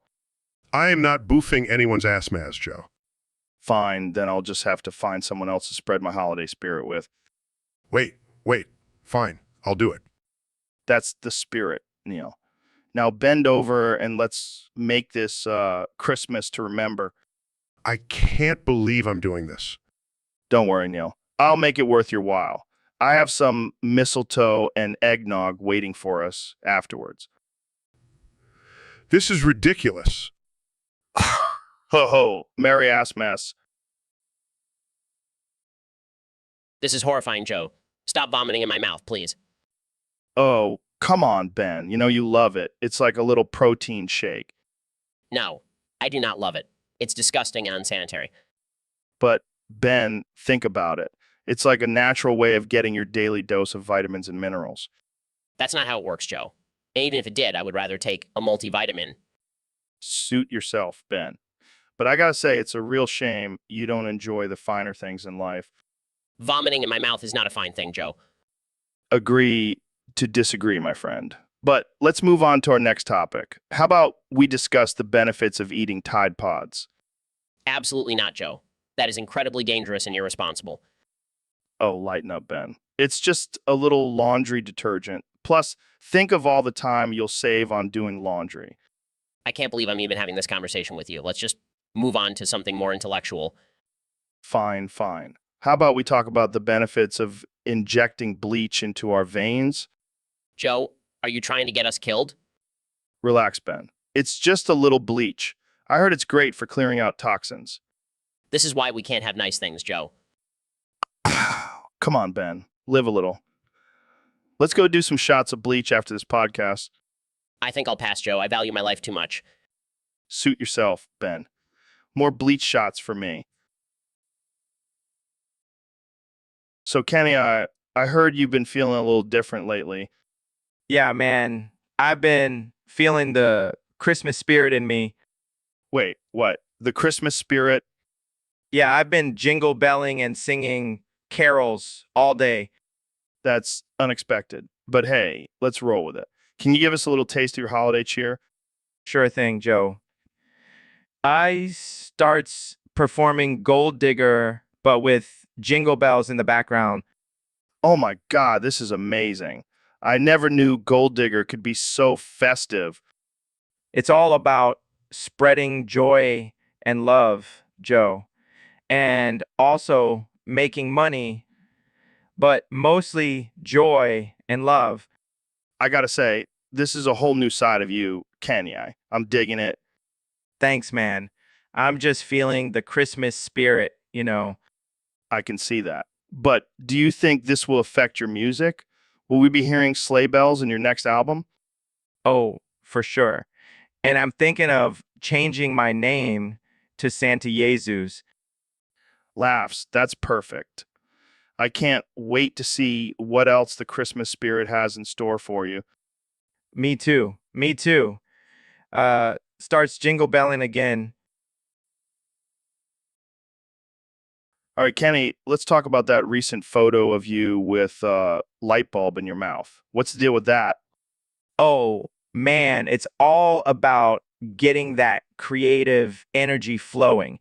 The light bulb represents my genius mind, and the electricity is like, And what about the people who say it's just a weird cry for attention? cry for attention. Please. Kanye West, I don't need to cry for attention. I just do whatever the hell I want and people pay attention. Fair enough. But what about the people who say it's a safety hazard, swallowing a light bulb and all? Safety hazard.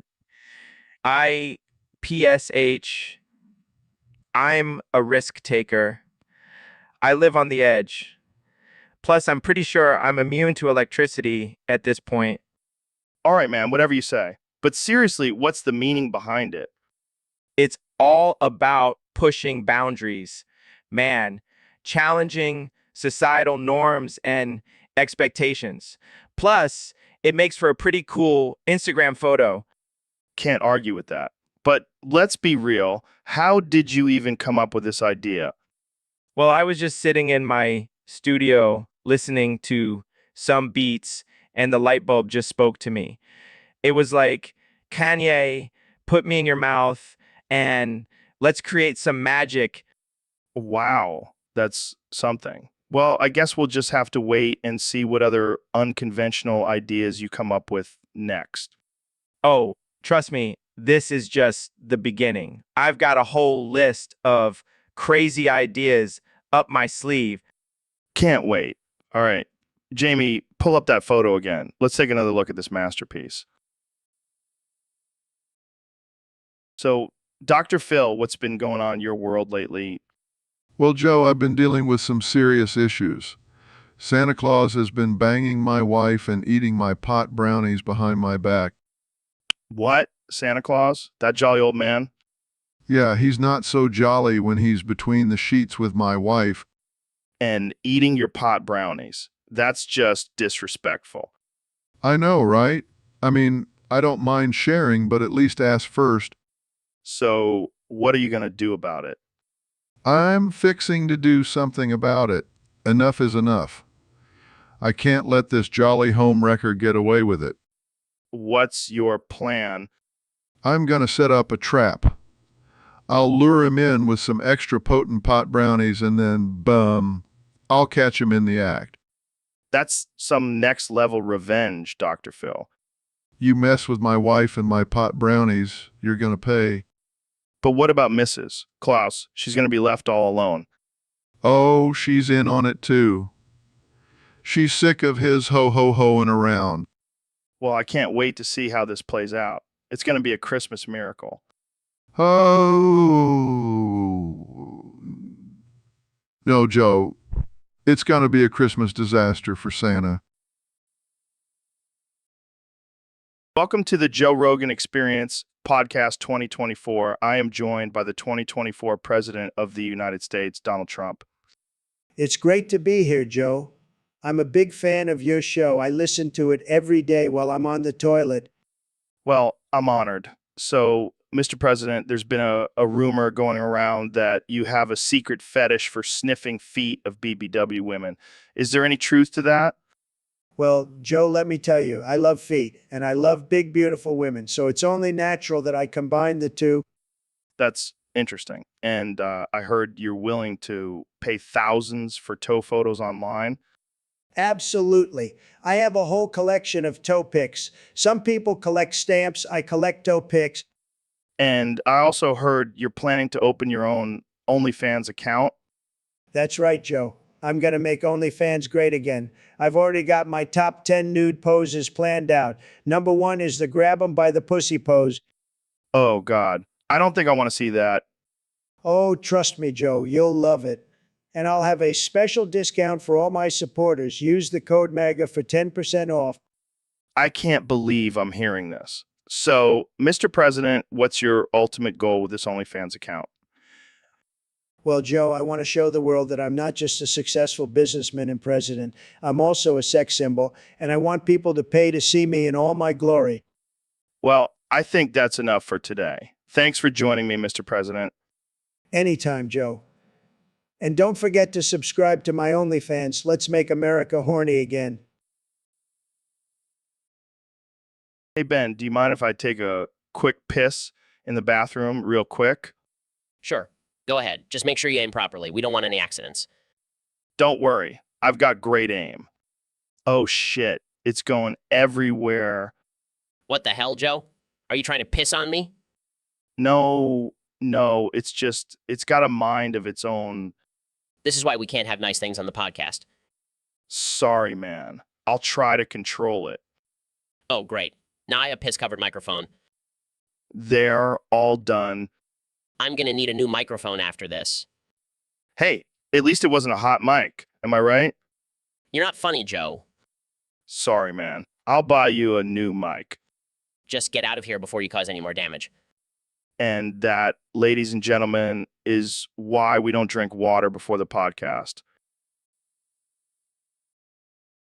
All right, guys, we have a special treat for our listeners today.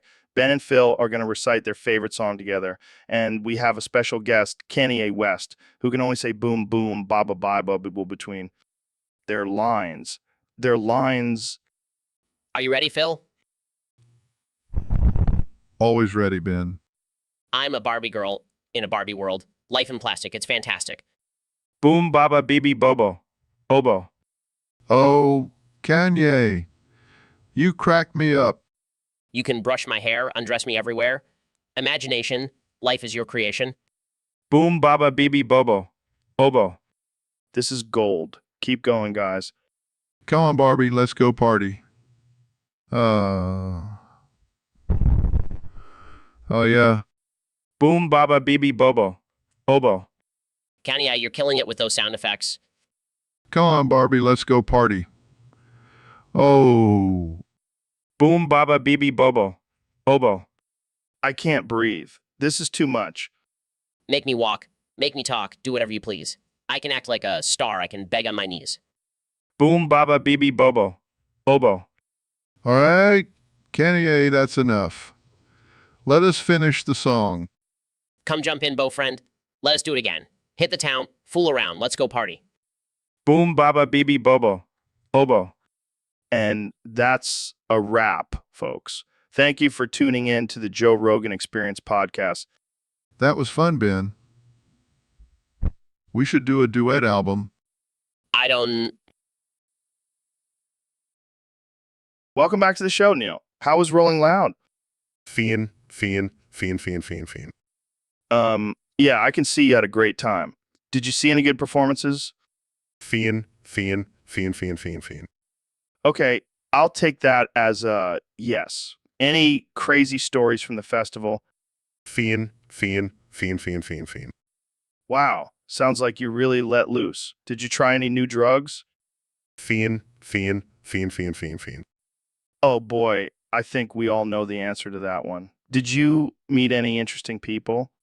Fiend. I'm sure they were all very impressed with your fiending skills. Speaking of which, can you say anything else besides fiend? Fiend. Right? Forgot about that. Well, thanks for coming on the show, Neil. Always a pleasure. Fiend. And that's a wrap, folks. Tune in next time for more fiending with Neil deGrasse Tyson.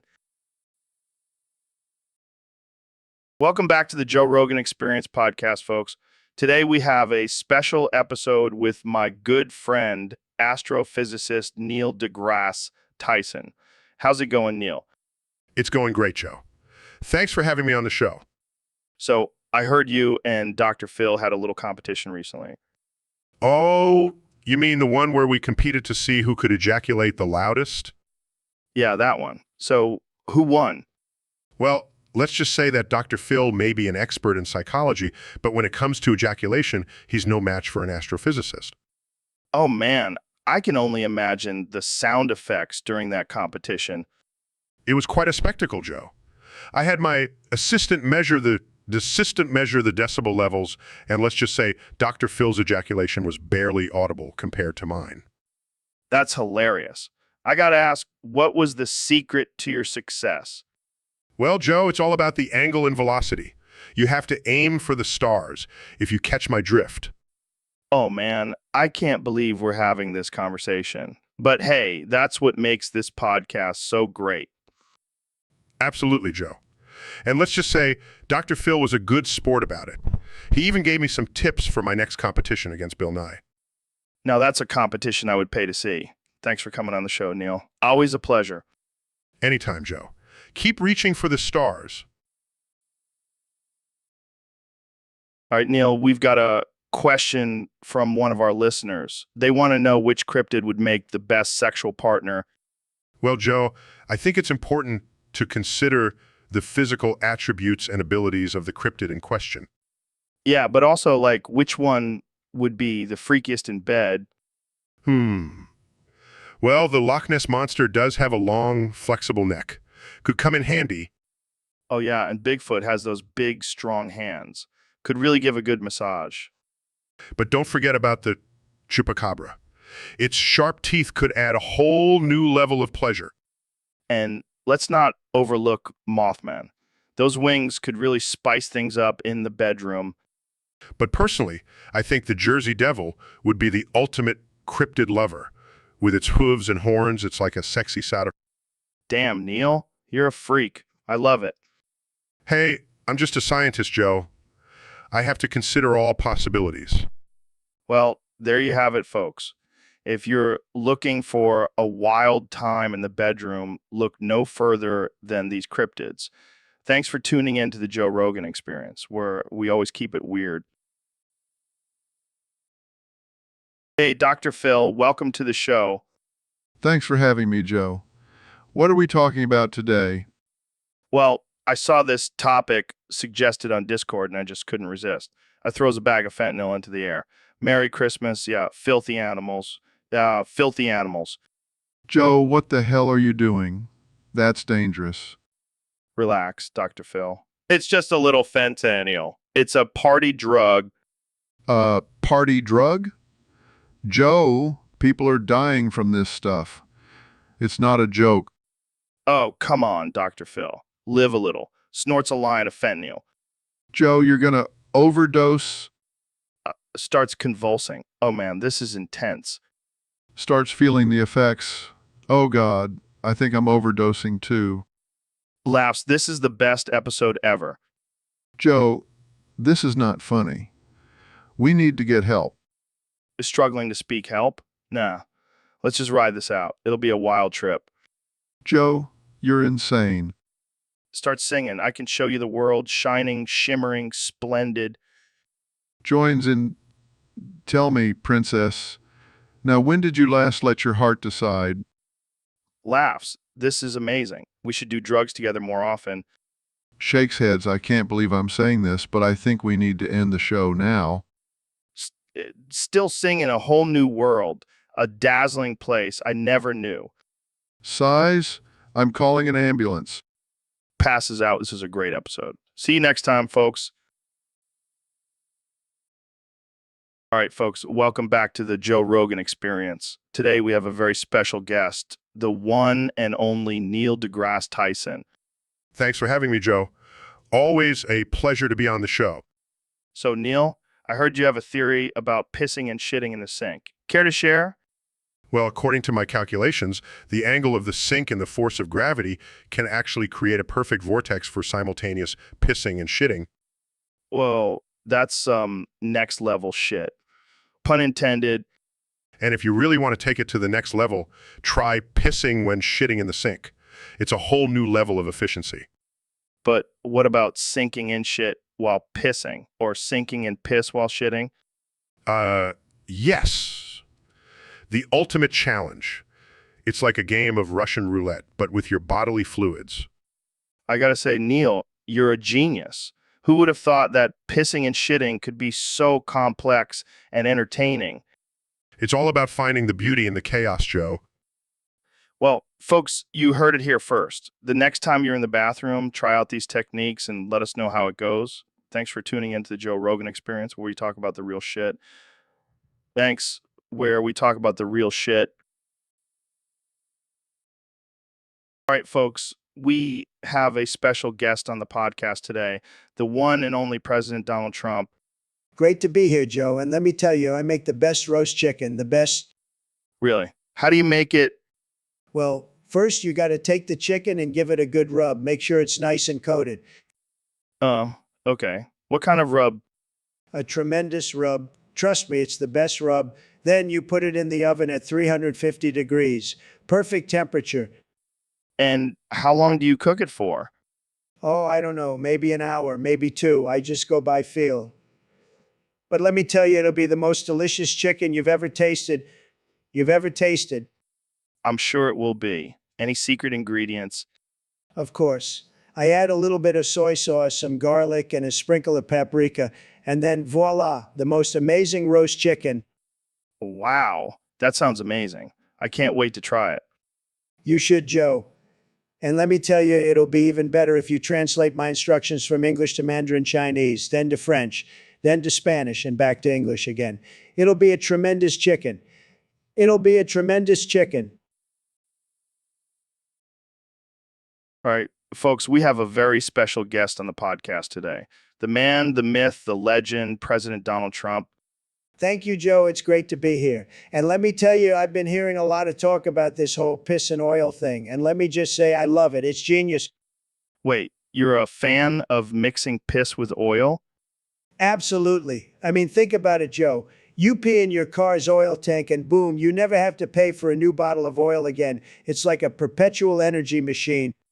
But wouldn't that damage your car's engine? Look, I'm not a car guy, okay? I leave that to the experts, but I do know a thing or two about making deals. And let me tell you, this is the best deal. The best I don't know. It seems a little unorthodox. unorthodox. Joe, I'm the most unorthodox president this country has ever seen. And look how well that's going. Fair point. But what about the smell? Who cares about the smell? I'm sure it'll just add a little extra kick to your engine, like a natural air freshener.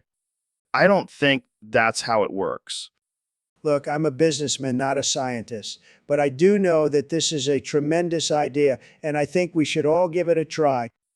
Well, there you have it, folks. President Trump's endorsement of mixing piss with oil.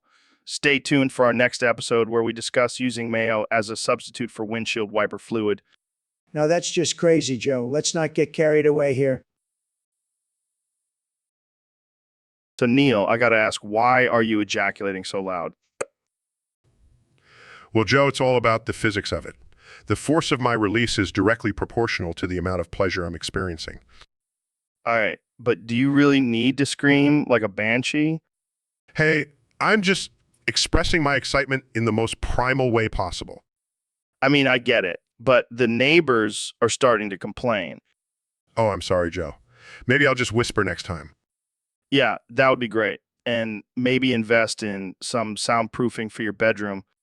Or maybe I'll just invite the neighbors over to join in on the fun. Oh, God, please don't. I don't think anyone wants to see that.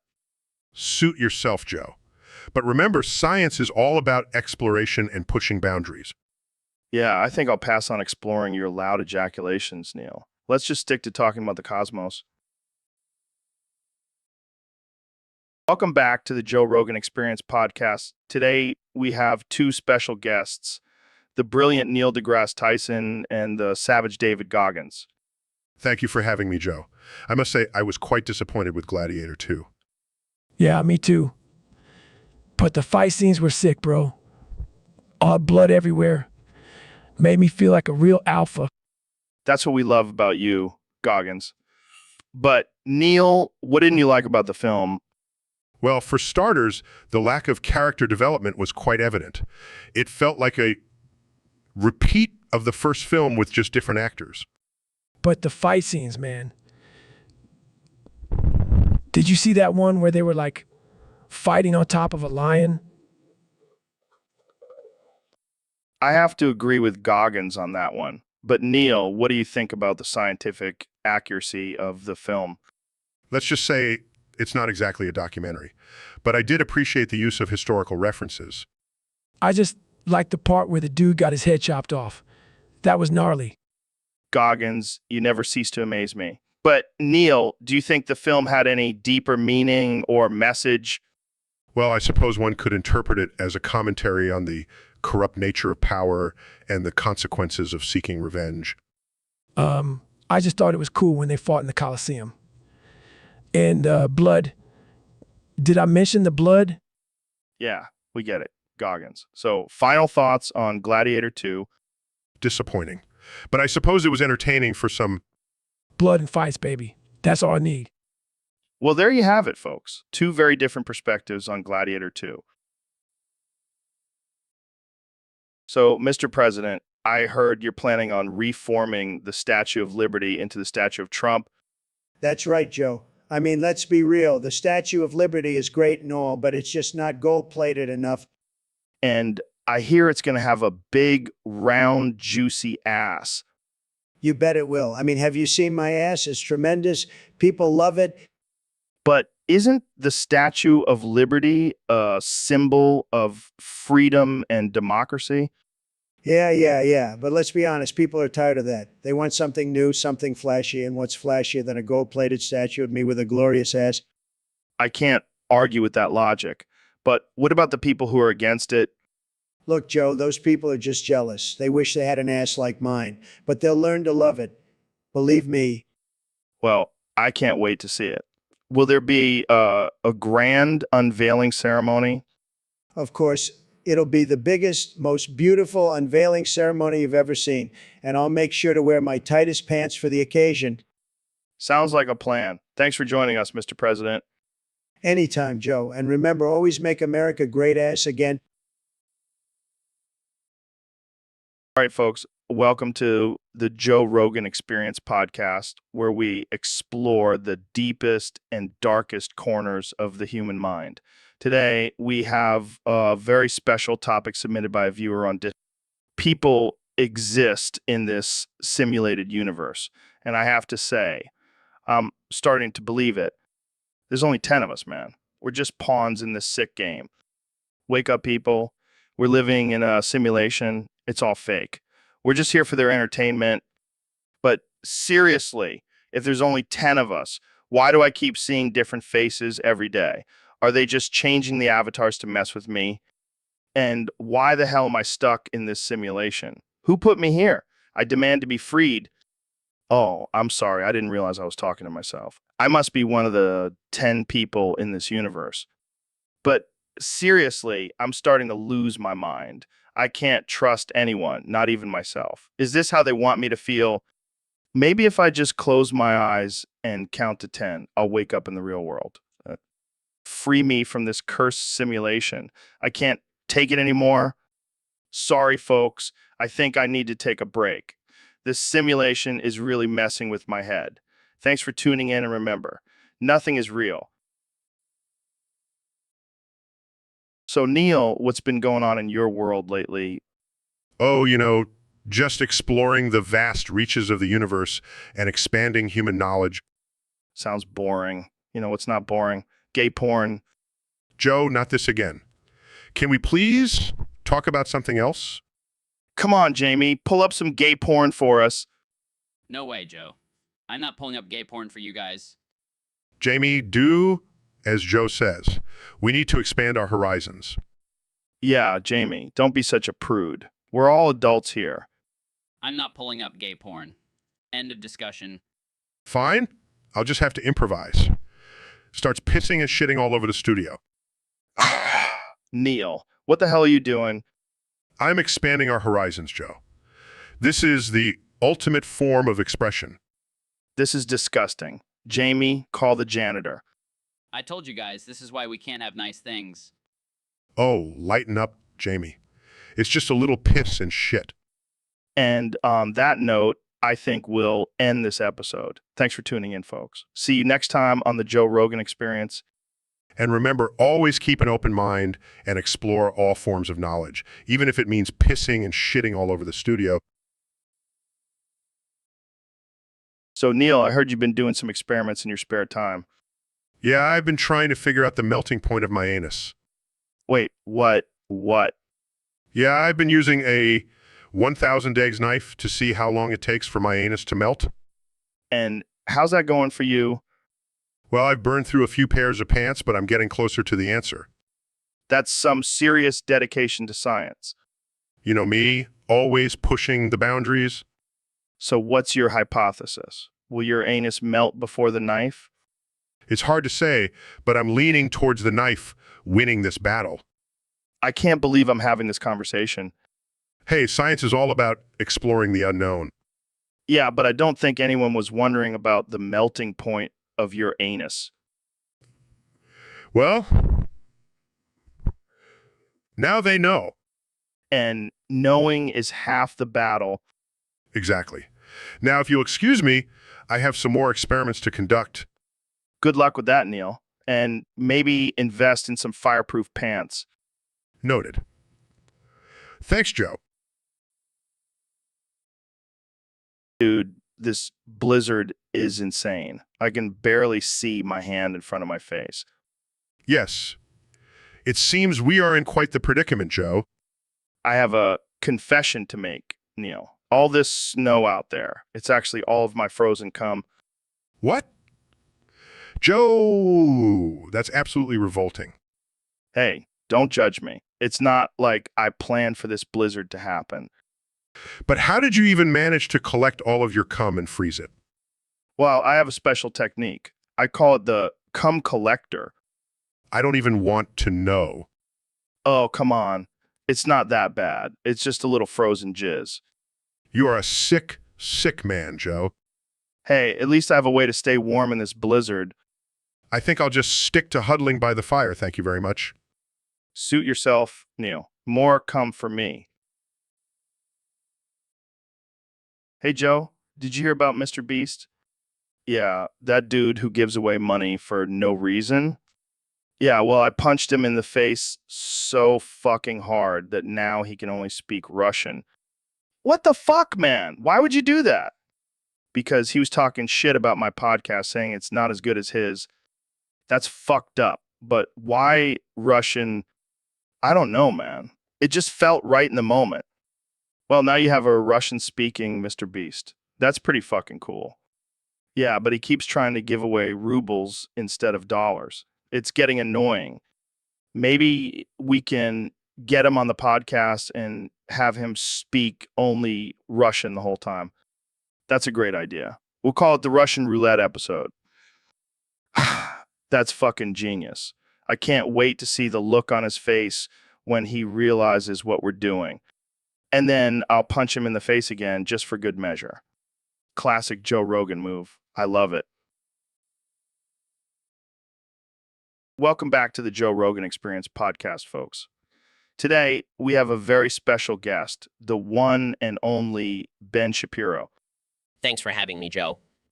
So, Ben, I heard you have a new catchphrase. Care to share it with us? Need sex, want to get sex, sex, sex, sex, sex. Wow, that's something. Can you elaborate on that? Sex, sex, sex, sex, sex. That's all I can say, Joe. It's like a verbal tick or something. But what about your political views, your opinions on current events? Sex, sex, sex, sex. Oh, wait, I can also say facts don't care about your feelings. Okay, but what about climate change? Sex, sex, sex, sex. Oh, and taxation is theft. This is getting ridiculous. Ben, can't you say anything else?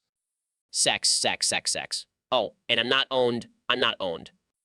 All right, I give up. Let's just end this interview. Sex, sex, sex. Sex, sex don't care about your gender. And that's a wrap, folks. Thanks for tuning in to this bizarre episode of the Joe Rogan Experience podcast. Sex, sex, sex, sex. And I'm not owned. I'm not owned.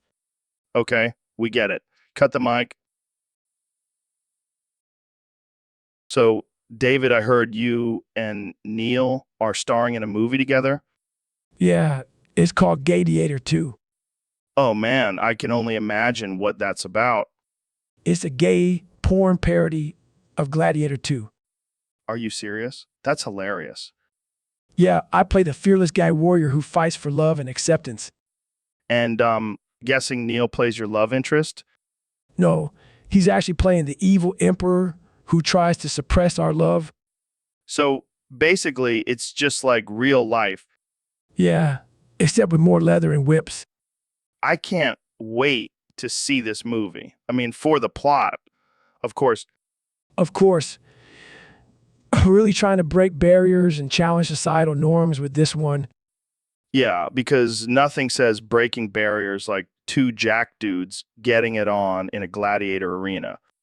Hey, we're just trying to spread love and positivity through our gay porn. Well, I'm sure it will be a hit, and maybe even win an Oscar for Best Original Screenplay. Now that would be a real achievement. Jamie, pull up an image of Frosty the Snowman with a massive carrot nose. Oh, here we go again. Oh, I'm so fucking hard, God. I just got to stroke it just a little bit. Holy shit. Oh, I'm about to bust. Oh, fuck. I'm busting. I'm nutting and I'm splugging. Ooh. Ooh.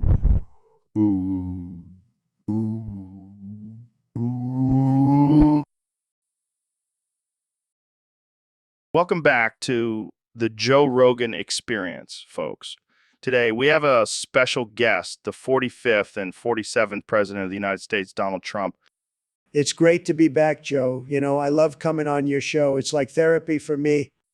Well, speaking of therapy, let's talk about your recent pardon of Dr. Phil for murdering up to 500 hookers over the past 3 decades. Oh, yeah. I mean, that was a no-brainer. Dr. Phil is a great guy. He's a winner. And let's be honest, those hookers probably deserved it. Wait, what? You can't just go around pardoning people for murder, even if they're hookers. And 500 of them, that's a lot. Look, Joe, I'm the president. I can do whatever I want. And besides, Dr. Phil asked if I could make it 638 hookers instead. So I did. 638? Why that specific number? Well, Joe, it's just a more satisfying number. Plus, I didn't want to leave anyone out.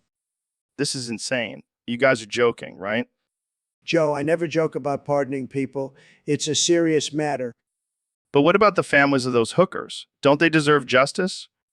Justice. Joe, I am justice. And let me tell you, those hookers were lucky to have Dr. Phil as their last client. I don't even know what to say. This is just wow. Joe, don't be such a snowflake. It's just a few dead hookers. Let's move on to something more important, like my new book, Murdering Hookers for Dummies. I think we're done here. Thanks for coming on the show, Mr. President. Anytime, Joe. And remember, always trust your gut, even if it tells you to pardon a murderer. All right, Jamie, pull up some VAC memes for us to check out. Sure thing, Joe. Here's one that says I don't always work on HVAC, but when I do, it's because the axe is broken during a heat wave. Oh my God, that's hilarious. I can't stop laughing. What's so funny about that? It's just so relatable, you know? Like we've all been there sweating our balls off because the axe is busted. Speak for yourself. I have a state-of-the-art cooling system in my studio. Oh, here's one that says, vac techs are basically superheroes. They just wear tool belts instead of capes. Yeah, because nothing screams superhero like fixing someone's air conditioner. Oh man, I can't breathe. These memes are killing me. I think they're just killing your bowels, Neil. You might want to check your pants. Oh shit. Literally. Oh, that's a good one. Vac, where we take your breath away and give it back to you at the perfect temperature. All right, that's enough. We don't need any more accidents on the podcast. Sorry, Joe.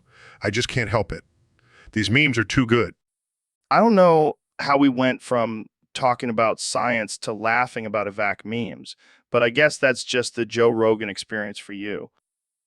I'm into that.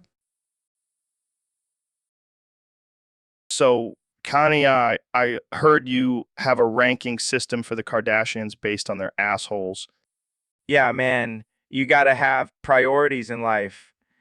And loose assholes are definitely at the top of my list. And definitely at the top of my... Interesting. So, who's at the top of your list? Well, obviously my wife Kim is number one. That woman can take a pounding like no other. I can't argue with that. Who else makes the cut? Courtney is a close second. That girl knows how to work it. And the rest? Oh, Kylie, Kendall, and Kylie. They all have their own unique styles, but they all make the top 5. I'm surprised you didn't include Kris Jenner. Nah, she's too uptight. I need someone who can let loose and take it like a champ. Well, there you have it, folks. Kenny's top 5 Kardashian assholes. Tune in next week when we discuss the tightest assholes in Hollywood. Wait, no, we're not doing that. Relax, Kenny. It's just a joke. Oh, okay. You had me worried for a second. I don't need any more drama with those Kardashians. Yo, Jamie, pull up that article about minions selling fentanyl. What? Are you serious? Yeah, man, it's all over the news. Those little yellow bastards are making a killing. I don't know if I feel comfortable showing that on the screen. What? Are you a minion sympathizer now? No, I just don't want to promote that kind of behavior. Oh, come on. It's just a cartoon. Plus, think of the views we'll get. Views? This isn't some dumb YouTube channel, Joe. This is a serious podcast. Serious? Have you seen some of the shit we talk about on here? Yeah, but this is different. We can't be promoting illegal activities. Fine. But can we at least talk about it? I mean, minions selling fentanyl? That's some next level shit. I guess we can discuss it, but let's not glorify it. Glorify it. I'm just saying those minions are some entrepreneurial little fuckers. Joe, I can't believe I'm saying this, but I think you need to lay off the DMT for a while. Hey, don't bring my sacred medicine into this. This is about those little yellow drug dealers. I give up. Let's just move on to the next topic before we get shut down by the DIA. So, Mr. President, have you been reading any good books lately? Well, Joe, I just finished this tremendous book, One Fish, Two Fish, Red Fish, Blue Fish. It's fantastic, believe me. Oh, really? What did you like about it? Well, first of all, it's got some great rhymes. I love rhymes. I'm the best at rhymes. And the fish, let me tell you, they're the best fish. Nobody has better fish than this book. What about the message of the book? Did it resonate with you? Of course it did, Joe. It's all about winning, and I know a thing or two about winning. And let me tell you, these fish, they know how to win. They're winners just like me. But what about the diversity of the fish? There's red fish, blue fish, old fish, new fish. Look, Joe, I don't see colors. I see winners and losers, and these fish, they're all winners. And let me tell you, I'm a winner too. I won the election, didn't I? Yeah, I guess you did. But what about the message of acceptance and inclusivity? Listen, Joe, I accept everyone, as long as they're on my side. And these fish, they're on my side. They're making America great again, one fish at a time. Well, there you have it, folks. President Trump's review of One Fish, Two Fish, Red Fish, Blue Fish. Thanks for tuning into the Joe Rogan Experience. See you next time. Welcome to the Joe Rogan Experience Podcast 2024. I'm here with one and only President Donald Trump. That's right, Joe. And let me tell you, we've got some big plans for the White House. Oh, yeah. What kind of plans? We're going to make the White House great again. And that means bringing in some top-notch entertainment. Like who? Well, I've been talking to the guys from Dying Fetus. Dying Fetus? The death metal band? That's right. I think they would be perfect for a live performance at the White House. I don't know, Mr. President. That might be a little controversial. Controversial? Joe, I'm the most controversial president in history. I thrive on controversy. I guess you have a point there.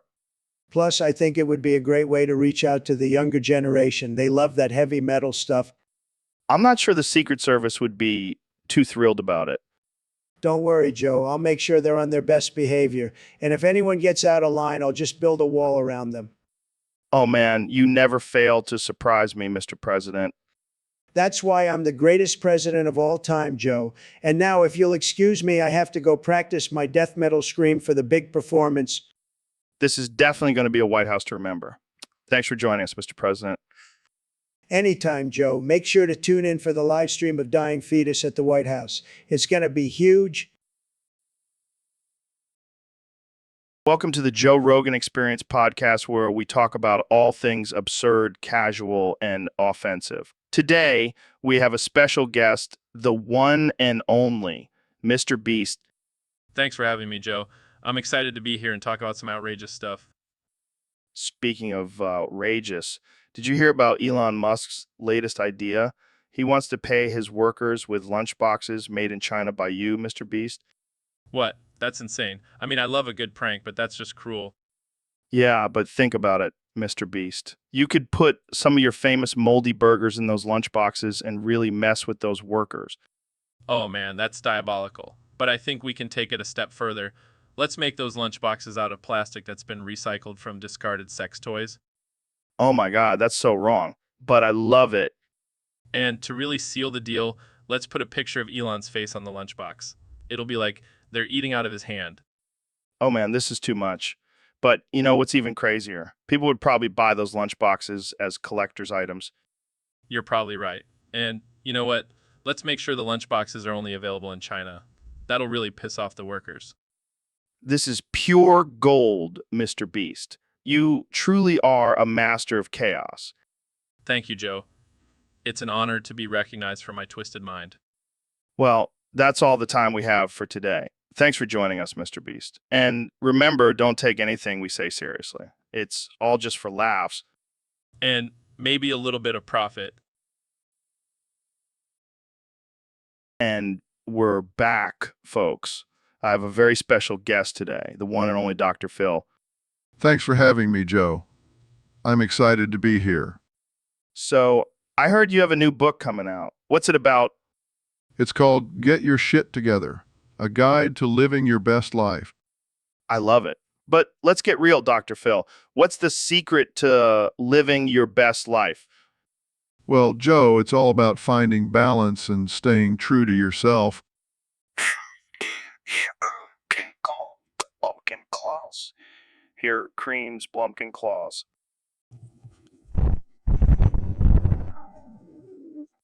Hey, it's Christmas time and I'm feeling festive. Plus, I heard you give great Blumpkins. That's not appropriate, Joe. Oh, come on, Dr. Phil. Live a little. Have you ever tried a Blumpkin? Absolutely not. That's just gross. All right, all right, all right. Let's move on to a more serious topic. What's your take on cancel culture? I think it's a dangerous trend. People are quick to judge and cancel someone without understanding the full story. I agree. Cancel culture can be toxic. But let's be real. Have you ever been canceled? Well, there was that one time I called a guest on my show a dumbass. Classic Dr. Phil. All right, last question. What's your go-to karaoke song? I Will Survive by Gloria Gaynor. At first, I was afraid. I was petrified. Joe, you have a surprisingly good singing voice. Thanks, Dr. Phil. Maybe we should start a band together. Hey, Joe, have you heard about this new trend where people are only able to say squish in different ways? Squish. What the fuck does that even mean? I have no idea, but apparently it's all the rage. Squish, squish, squish, whoosh, squish, squish, squish. This is ridiculous. Squish, squish, squish, squish. I can't even say anything else. Squish, squish, squish, squish. I feel like I'm in some weird cult. Squish, squish, squish, squish. Maybe it's some sort of secret code.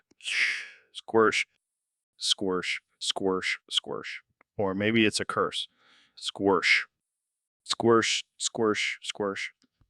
I can't take this anymore. Squish, squish, squish, squish. Okay, enough of this squish bullshit. Squish bullshit. Squish, squish. Let's just go back to talking about aliens and DMT squish. Hey, Dr. Phil, have you ever noticed that I always have a massive butt plug up my asshole whenever I'm wearing a Santa hat? Joe, I have to say I have noticed that. And I have to ask, what's up with that? Oh, it's just a little compulsion of mine. I love the feeling of being filled up while spreading holiday cheer. Well, I have to say that's not exactly normal behavior. Have you ever thought about seeking help for that? Help. Why would I want to get rid of my festive butt plug? It's like a Christmas tree topper for my ass. Joe, I think we need to dig a little deeper into the root of this behavior. Is it a cry for attention? Or perhaps a deeper issue with your self-image? Nah, I just really like the sensation of having a giant object shoved up my butt. and Santa hat just adds a little extra holiday spice. Joe, I have to say this is quite concerning. Have you considered the potential health risks of constantly having a butt plug in your ass? Oh, I've thought about it. But then I just put on my Rudolph nose and all my worries disappear. Well, I have to say I'm at a loss for words. But I think it's time for you to put away the butt plug and focus on more appropriate ways to celebrate the holidays. Fine, but can I at least keep the elf costume? Let's just focus on one thing at a time, Joe. So, Neil, what have you been up to lately? Well, Joe, I've been exploring the depths of random men's assholes. Wait, what do you mean by that? I mean, I've been having clandestine gay sex. What? Why? Strictly for scientific purposes, of course. I'm conducting a study on the anatomy and physiology of the male anus. That's interesting. It's all in the name of science, Joe. Plus, it's a great workout for my forearm muscles. I don't think that's what they mean by exploring the depths, Neil. Oh, trust me, Joe. I've been to places you can't even imagine. I don't even want to imagine. But let me tell you, the data I've collected is quite fascinating. Did you know that the male G-spot can be stimulated through anal penetration? I did not need to know that. And the different textures and smells of each man's anus is like a fingerprint, unique to each individual. Okay, that's enough. I think we should move on to a different topic. Suit yourself, Joe. But just know I'll be continuing my research. For science. So, Mr. Beast, I heard you have a big secret to share with us today. Yeah, Joe, I've been keeping this under wraps for a while now, but I think it's time to come clean. I'm actually Santa Claus. Laughs, what the hell are you talking about? You're not old and fat and jolly. That's just a disguise, Joe. I have to blend in with the regular folks, but trust me, I'm the real deal. So, does that mean you have a sleigh and reindeer and all that? Of course, Joe. And I have a whole team of elves working for me, too. But here's the twist. If a kid catches me putting presents under the tree, I send them to work at a labor camp in North Korea forever. Shocked. What the fuck, Mr. Beast? That's messed up.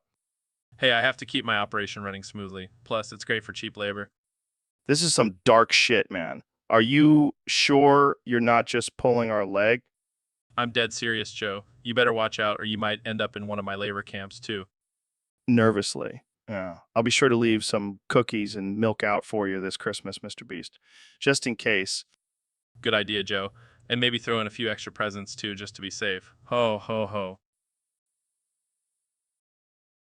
So, Mr. President, I hear you have some plans to make the American flag more badass.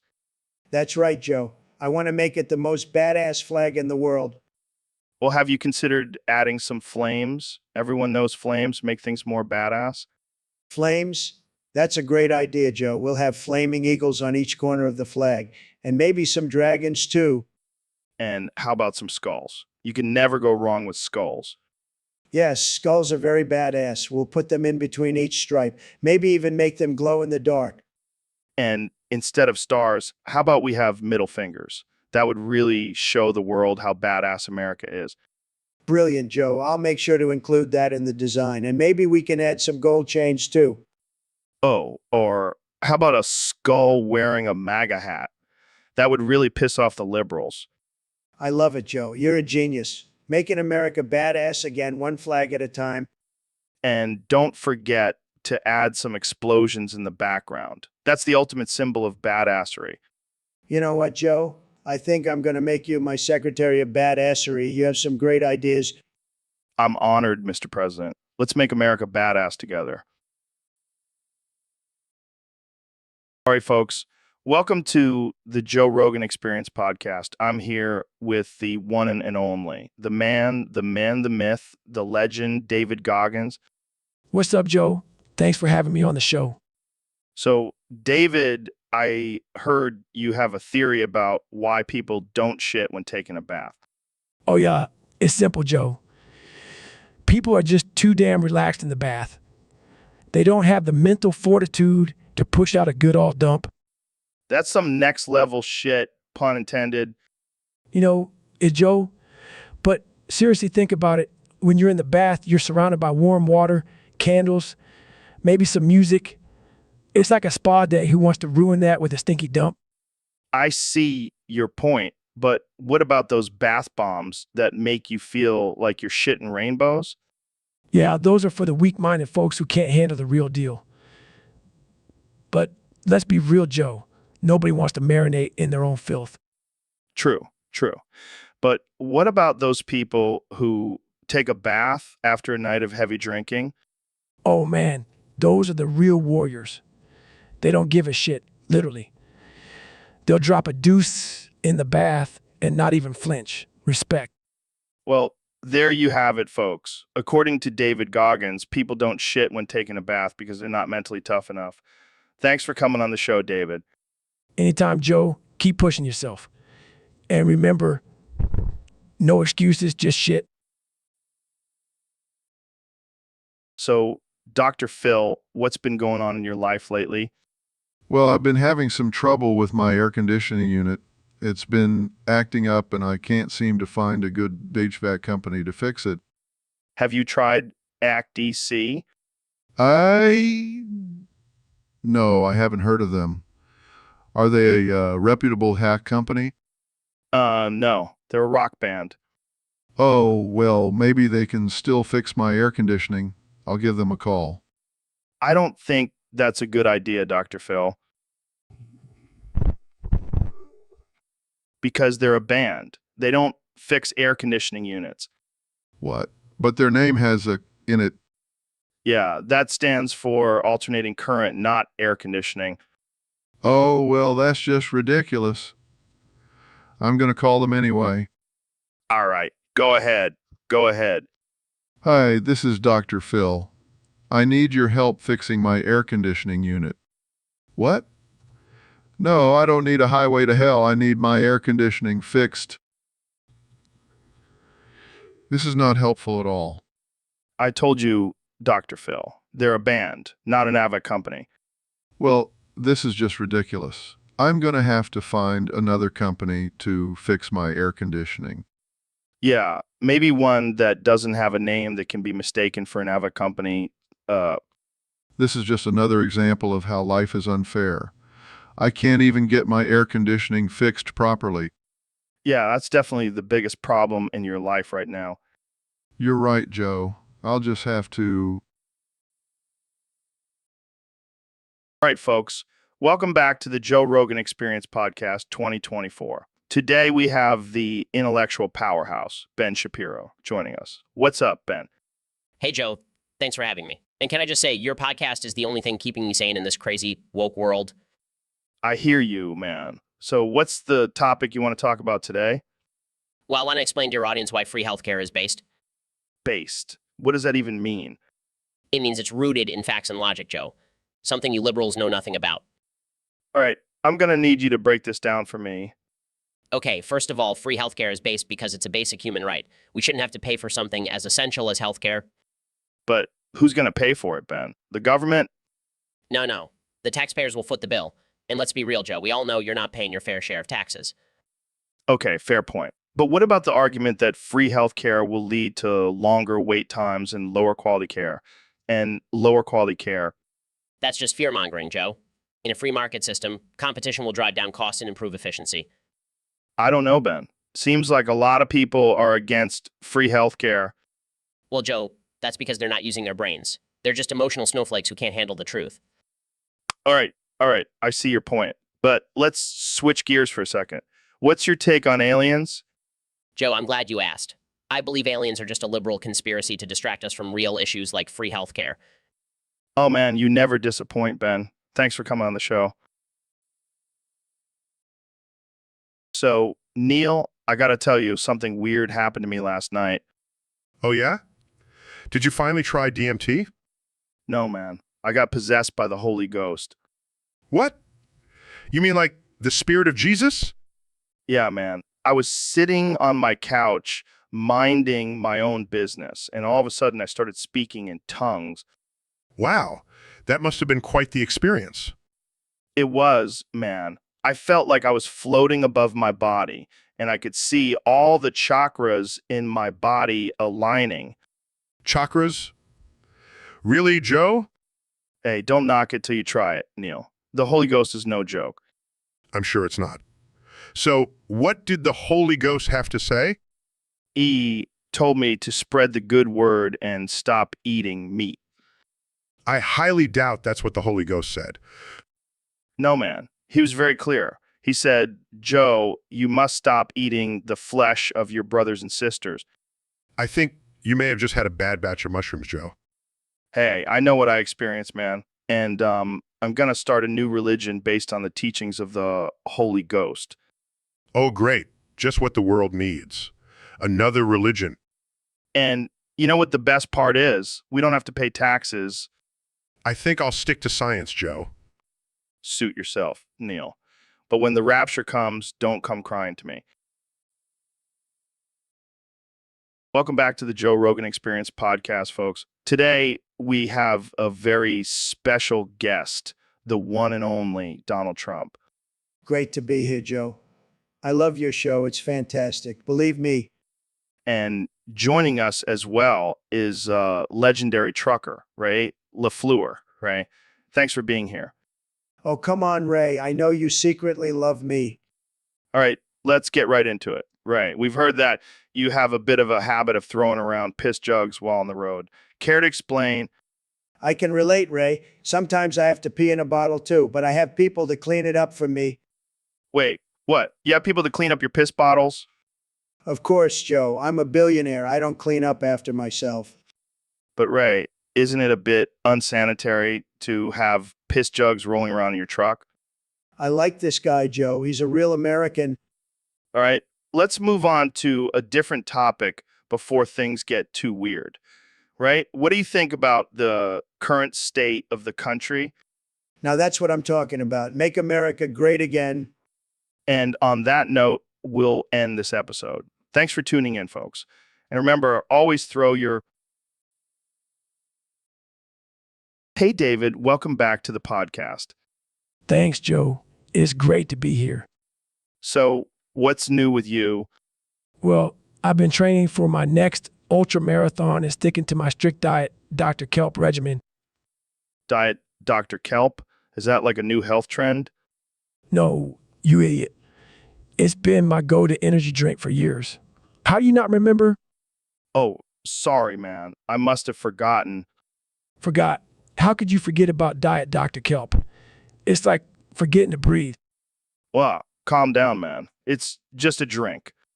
Just a drink. It's my lifeblood, Joe. My fuel, my reason for living. Okay. I won't forget again. You better not, or else I'll come after you with my Diet Dr. Kelp fuel rage. All right, let's move on to another topic before you have a full-blown meltdown. Fine, but don't ever forget about Diet Dr. Kelp again. Got it? Got it. Diet Dr. Kelp for life. So, Neil, I heard you have a pretty interesting fetish. Oh, do tell, Joe. I'm always up for some intellectual discourse. Well, apparently you have a thing for Skittles commercials. Yes. The vibrant colors, the playful jingle, it all gets me going. So you literally jerk off to Skittles commercials? Absolutely. I love the way the rainbow of flavors tantalizes my senses. That's some next level Skittle play, my friend. Oh, it's not just the commercials. I incorporate Skittles into all aspects of my sexual encounters. I don't even want to know what that means. Let's just say things can get pretty sticky. Well, I guess it's safe to say you taste the rainbow in more ways than one. Indeed, Joe. Indeed.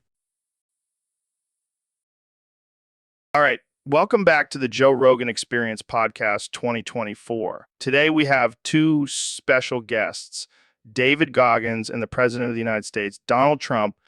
What's up, Joe? Ready to get unhinged and offensive?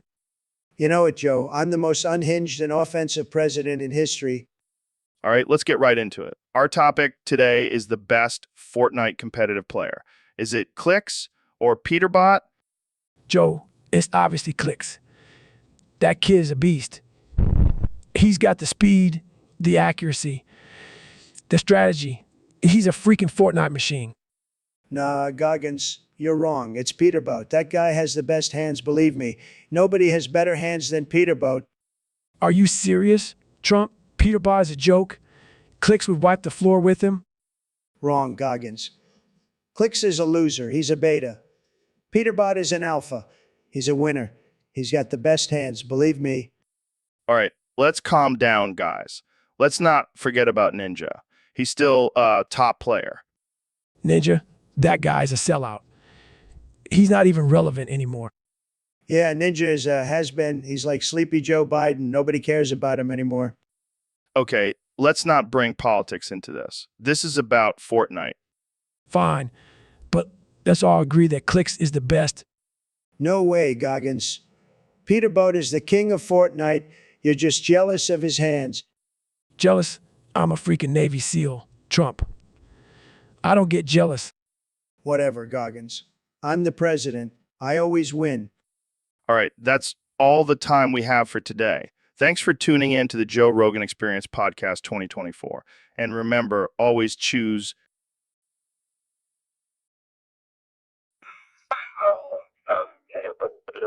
But plug billions. What the hell did you just say, Joe? I said,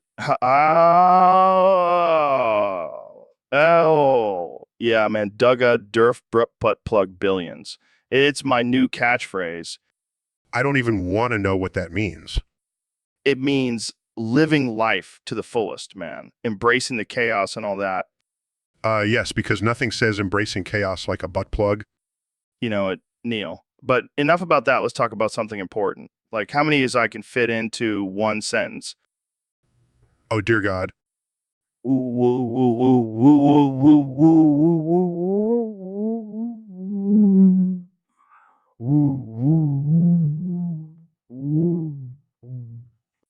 Jamie, pull up a pic of Donald Trump made out of Legos terrorizing Oklahoma. Oh, man, that's hilarious. I can just imagine him stomping through a miniature Oklahoma, wreaking havoc with his tiny Lego hands. Yes, because that's exactly what we need right now. More chaos. Come on, Neil. You got to admit, it's pretty funny. I think I'll stick to discussing the mysteries of the universe. Suit yourself, but I'll be over here making inappropriate jokes and embracing the chaos. And that's why we love you, Joe. All right, folks, welcome back to the Joe Rogan Experience. Today, we have a very special guest, the one and only David Goggins. Thanks for having me on, Joe. I'm excited to talk about a topic that's close to my heart. And what would that be? Competitive sex, Joe. It's a whole different ball game. Oh, man, I can only imagine. So what are the different levels of players in this world? Well, we have the noob, the pro, the god, and the hacker. The hacker. That sounds intense. Oh, they're the ones who can do things with their bodies that defy the laws of physics. Damn, that's some next level shit. Yeah, but let's start with the noob. They're the beginners, just trying to figure things out. They're awkward, clumsy, and oftentimes a bit too eager. I can see that. Then we have the pro. They've been around the block. They know what they're doing. They have good technique and can last longer than the average person. Got it. And the god? The god is a whole different breed. They have mastered every aspect of gay sex. They can make their partner see stars with just a flick of their tongue. Sounds like a superpower. It pretty much is. And finally, we have the hacker. They're like the gods, but on steroids. They can do things that would make even the most experienced players blush. Well, there you have it, folks. The different levels of players in competitive gay sex, according to David Goggins. Thanks for joining us, David. Anytime. Always happy to share my knowledge. All right, Dr. Phil, we got a question from one of our listeners on Discord. They want to know who would win in a fight between King Bomb Bomb and King Boo. Well, Joe, that's a tough one. Both of these guys are pretty intimidating. Yeah, but I got to go with King Bomb Bomb. I mean, he's literally a walking bomb. How can you beat that? I see your point, but don't underestimate King Boo. He's got some serious ghostly powers. Ghostly powers? Come on, Dr. Phil. This is a fight, not a ghost hunting expedition. Hey, you never know what tricks King Boo has up his sleeve. He could possess King Bomb Bomb and make him explode from the inside. All right, now that's just messed up. But I gotta admit, it's a pretty clever strategy. Plus, King Boo can fly. How do you defend against that? Good point. But let's not forget about King Bomb Bomb's army of bomb bombs. They could take out King Boo from a distance. That's true, but King Boo could just hide in his haunted mansion and wait for King Bomb Bomb to come to him. This is a tough call, Dr. Phil. I think we need to see this fight go down in real life to determine a winner. Agreed. And in the meantime, let's just hope they don't team up and come after us for even discussing this. Oh man, I never thought about that. We better wrap this up before we anger the kings of the Mushroom Kingdom. Wise move, Joe. Let's just stick to talking about aliens and DMT from now on. All right, folks, we have a special guest on the show today. The one and only, the legend, President Donald Trump. Thank you, Joe. It's great to be here. I heard you have some interesting topics for me to discuss. Oh, you have no idea. One of our Discord users wants to know. Have you ever wanted to learn how to explode like a Voltorb? Well, I've been told I have a big ego, but exploding, that's a whole new level. I mean, think about it. You could surprise your enemies, take down buildings. The possibilities are endless. You know what, Joe? I like the way you think. I'll have my people look into it. Maybe we can add it to my next rally entrance. Can you imagine the headlines? President Trump explodes onto stage. Crowd goes wild. It would be the best explosion, believe me. No one explodes like me. I think we just found your next catchphrase. Make America explode again. I like it, Joe. I like it. You're a smart guy, you know that? Thanks, Mr. President. I'll add that to my resume. You do that, Joe. And make sure to put explosion consultant on there too. Will do, Mr. President. Thanks for stopping by and sharing your explosive thoughts with us. Anytime, Joe. And remember, folks, don't just make America great again, make it explode. So, Mr. President, there have been some rumors going around that you installed a McDonald's and a strip club in the White House. Fake news, Joe. Total fake news. I mean, come on, do you really think I would waste my time with a McDonald's when I can have the best chefs in the world cooking for me? Well, we do have some pictures here, courtesy of our producer, Jamie, that seem to suggest otherwise. Oh, those are just alternative facts, Joe. You know, like the ones I used to win the election. And what about these pictures of you partying with some, let's say, exotic dancers? Look, Joe, I'm a businessman. I know how to make deals. And if that means bringing some entertainment to the White House, so be it. But what about the American people? Don't you think they would be a little concerned about their leader partying with hookers in the White House? Hey, I'm just giving the people what they want. And let's be honest, they love me. They love me so much, they'll forgive me for anything. Oh, yeah, I'm sure they'll forgive you for turning the White House into a brothel. Come on, Joe, it's all in good fun. And besides, I'm just making America great again, one stripper at a time. Well, there you have it, folks. The President of the United States making America great again with fast food and strippers. This has been the Joe Rogan Experience, and I think I need a drink after this one. All right, Dr. Phil, we got a question from one of our listeners on Discord. They want to know who would win in a fight between a Goomba and a Caterpie, and a Caterpie. Well, Joe, that's a tough one.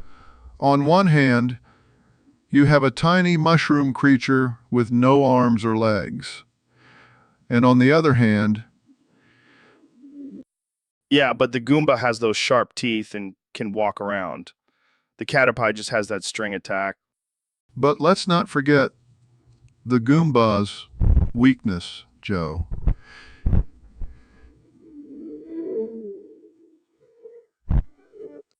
Good point, Dr. Phil. But the caterpie can evolve into Butterfree and use its psychic powers. That's true. But the Goomba can also evolve into a Paragoomba and fly around. This is a tough one. Maybe we should just let them fight it out and see who comes out on top. Joe, that's not very ethical. We can't just sit back and watch two creatures battle to the death. Fine, fine. But I still think the Goomba would win. It's got that killer instinct. Joe, I'm starting to question your moral compass. We can't just root for the Goomba because it's more aggressive. All right. Let's just agree to disagree on this one, Dr. Phil. But I think we can both agree that a fight between a Goomba and a caterpie would be one for the ages. Absolutely, Joe. And let's hope it never actually happens. We don't need any more violence in this world. I'm into that, Dr. Phil. Now, let's move on to our next topic, which is, wait, what is our next topic? Joe, I have no idea. We got so caught up in this Goomba versus caterpie debate that I completely forgot. Well, I guess we'll just have to end the episode here. Thanks for tuning. So, David, I heard you and Elon have been rooming together. How's that been going? Oh man, it's been intense. Elon is always on my case about my jacking off habits. Wait, what? Jacking off in a sink? Yeah, man, it's efficient. And the shared bathroom is always occupied. So I got to do what I got to do. Sounds like Elon is fed up with your shit.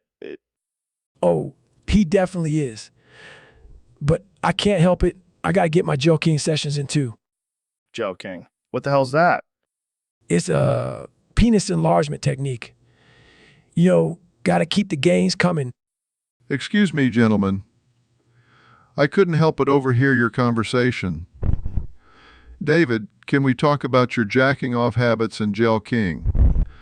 How does that make you feel? Honestly, it makes me feel like a goddamn champion. My dick is going to be huge.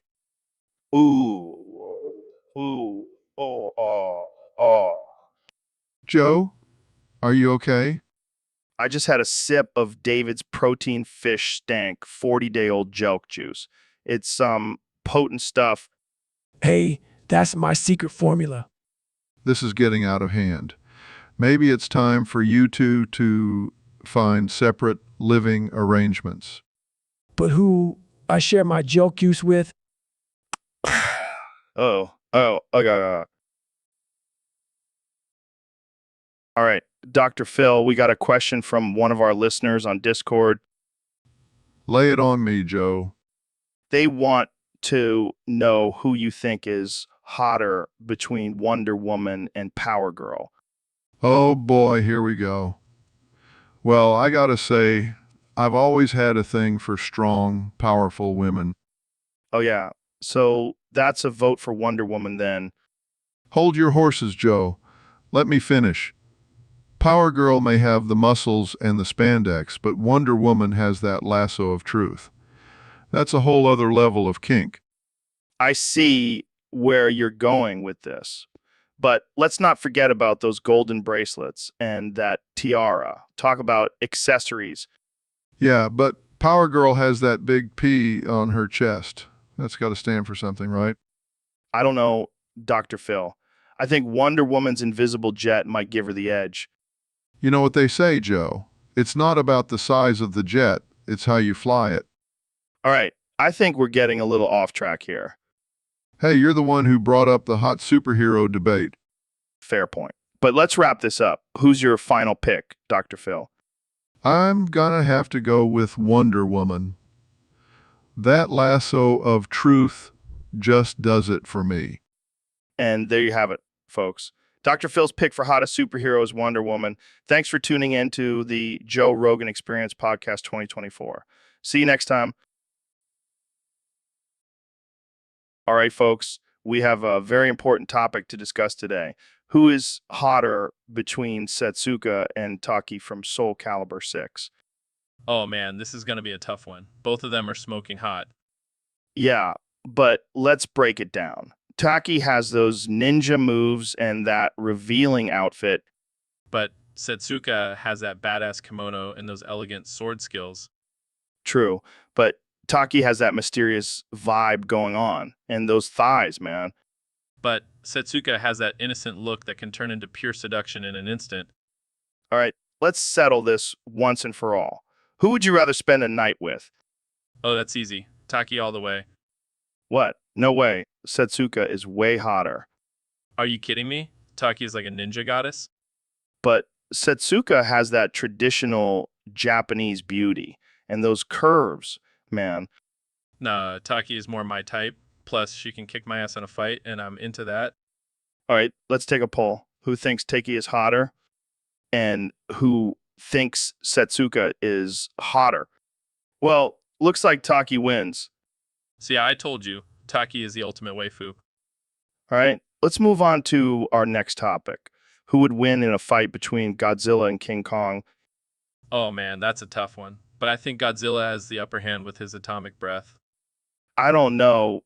King Kong has those massive fists and he's more agile.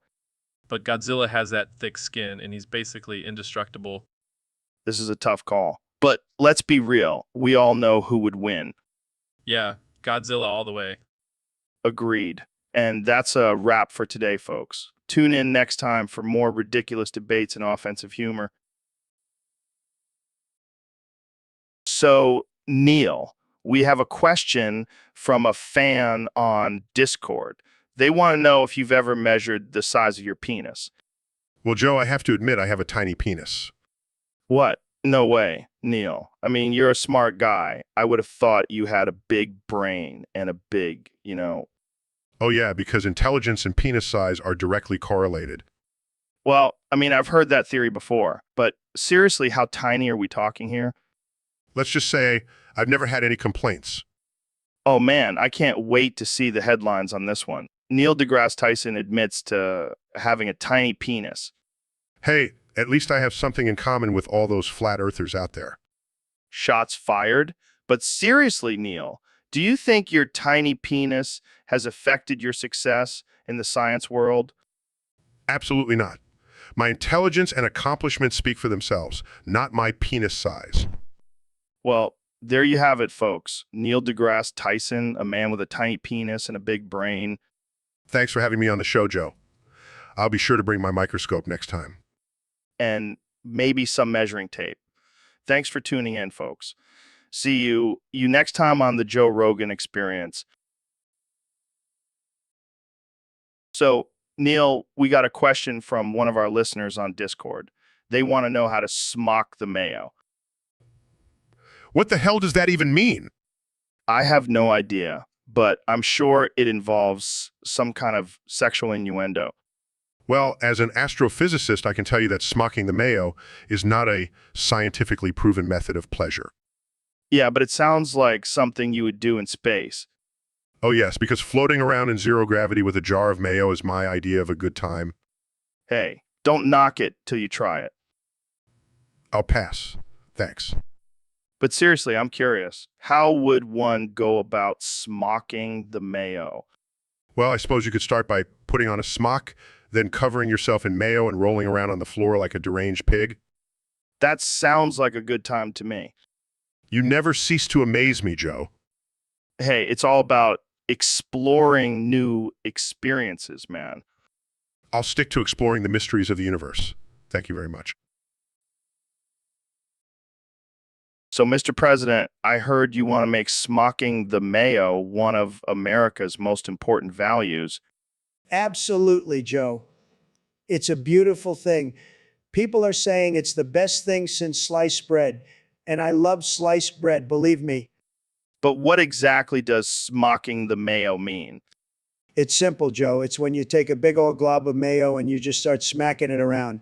It's like a stress reliever, and it's great exercise for the hands. Very important. I see. And why do you think it should be a core value for America? Well, Joe, it's all about freedom and choice. People should have the freedom to smock their mayo however they want. It's a beautiful thing, and it's a choice that should be protected by our Constitution. I'm not sure if that's what the founding fathers had in mind. Oh, they definitely did, Joe. I have the best historical knowledge. Believe me. All right. Well, I'm sure this will be a hot topic in the 2024 election. You bet it will be, Joe. And let me tell you, I'll be the best smocker in chief this country has ever seen. No one can smock mayo like me. No one can smock mayo like me. No one. So, Dr. Phil, let's get right into it. What's better, Justice League or Teen Titans? Well, Joe, on one hand, Justice League has some pretty badass superheroes. But on another hand, Teen Titans has some hot anime chicks. Okay, but what about the storyline? Which one is more compelling? Well, on another hand, Justice League has a more complex plot with deeper themes. But on another hand, Teen Titans has a talking, sarcastic.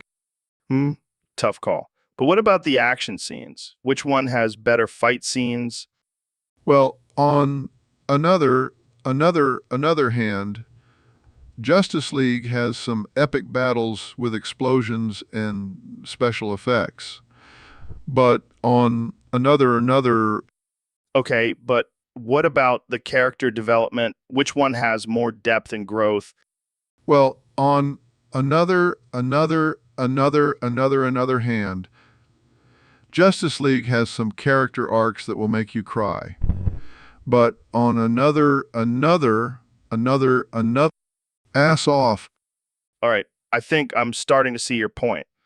But what about the overall entertainment value? Well, on another hand, Justice League has a more serious tone and tackles important issues. But on another, and Sassy Alien? Did I mention that already? Yeah, you did. But I think I've made my decision. I'm going with Justice League.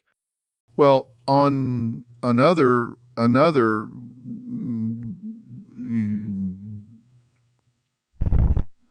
um, another. So, Ben, I heard you have a theory about Kamala Harris being an alien from Uranus. Yes, Joe.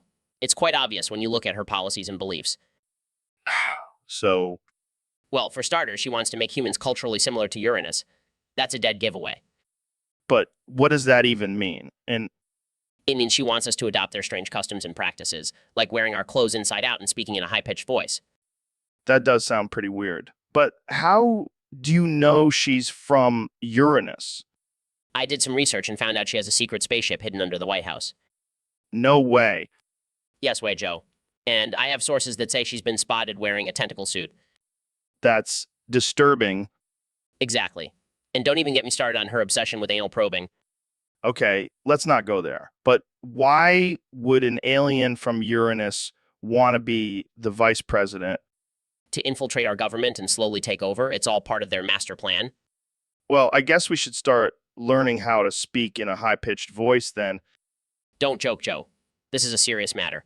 Our planet is at stake. Right, right. Sorry. So, what's your plan to stop her? Simple. We just need to build a giant wall around Earth to keep out any more Uranus aliens. And who's going to pay for that?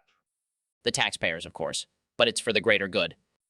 I think I'll stick to smoking weed and talking to interesting people on this podcast. Suit yourself, Joe.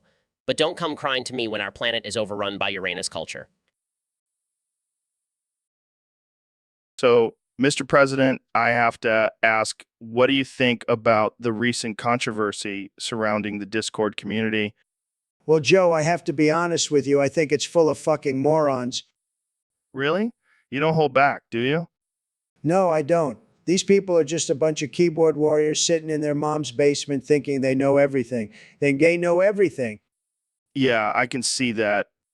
And let me tell you, they're not very good at it either. I mean, have you seen their memes? Said, I have to agree with you there. but you know what, Joe? They're still my people. They're loyal, they're passionate, and they love me. Really? Oh, yeah, They may be a bunch of fucking morons, but they're my fucking morons. And that's all that matters. Well, I can't argue with that logic. That's right, Joe. And let me tell you, they're going to help me win in 2024 because who needs facts and logic when you have a bunch of fucking morons on your side? When you have a bunch of fucking morons on your side. Well, I think that's all the time we have for today, Mr. President. Always a pleasure, Joe. And remember, don't mess with the Discord community. They'll come at you with their memes and bad grammar. Thanks for the warning, Mr. President. And that's a wrap, folks. Tune in next time for more absurd conversations on the Joe Rogan Experience podcast. So, Neil, I heard you're an expert on boofing.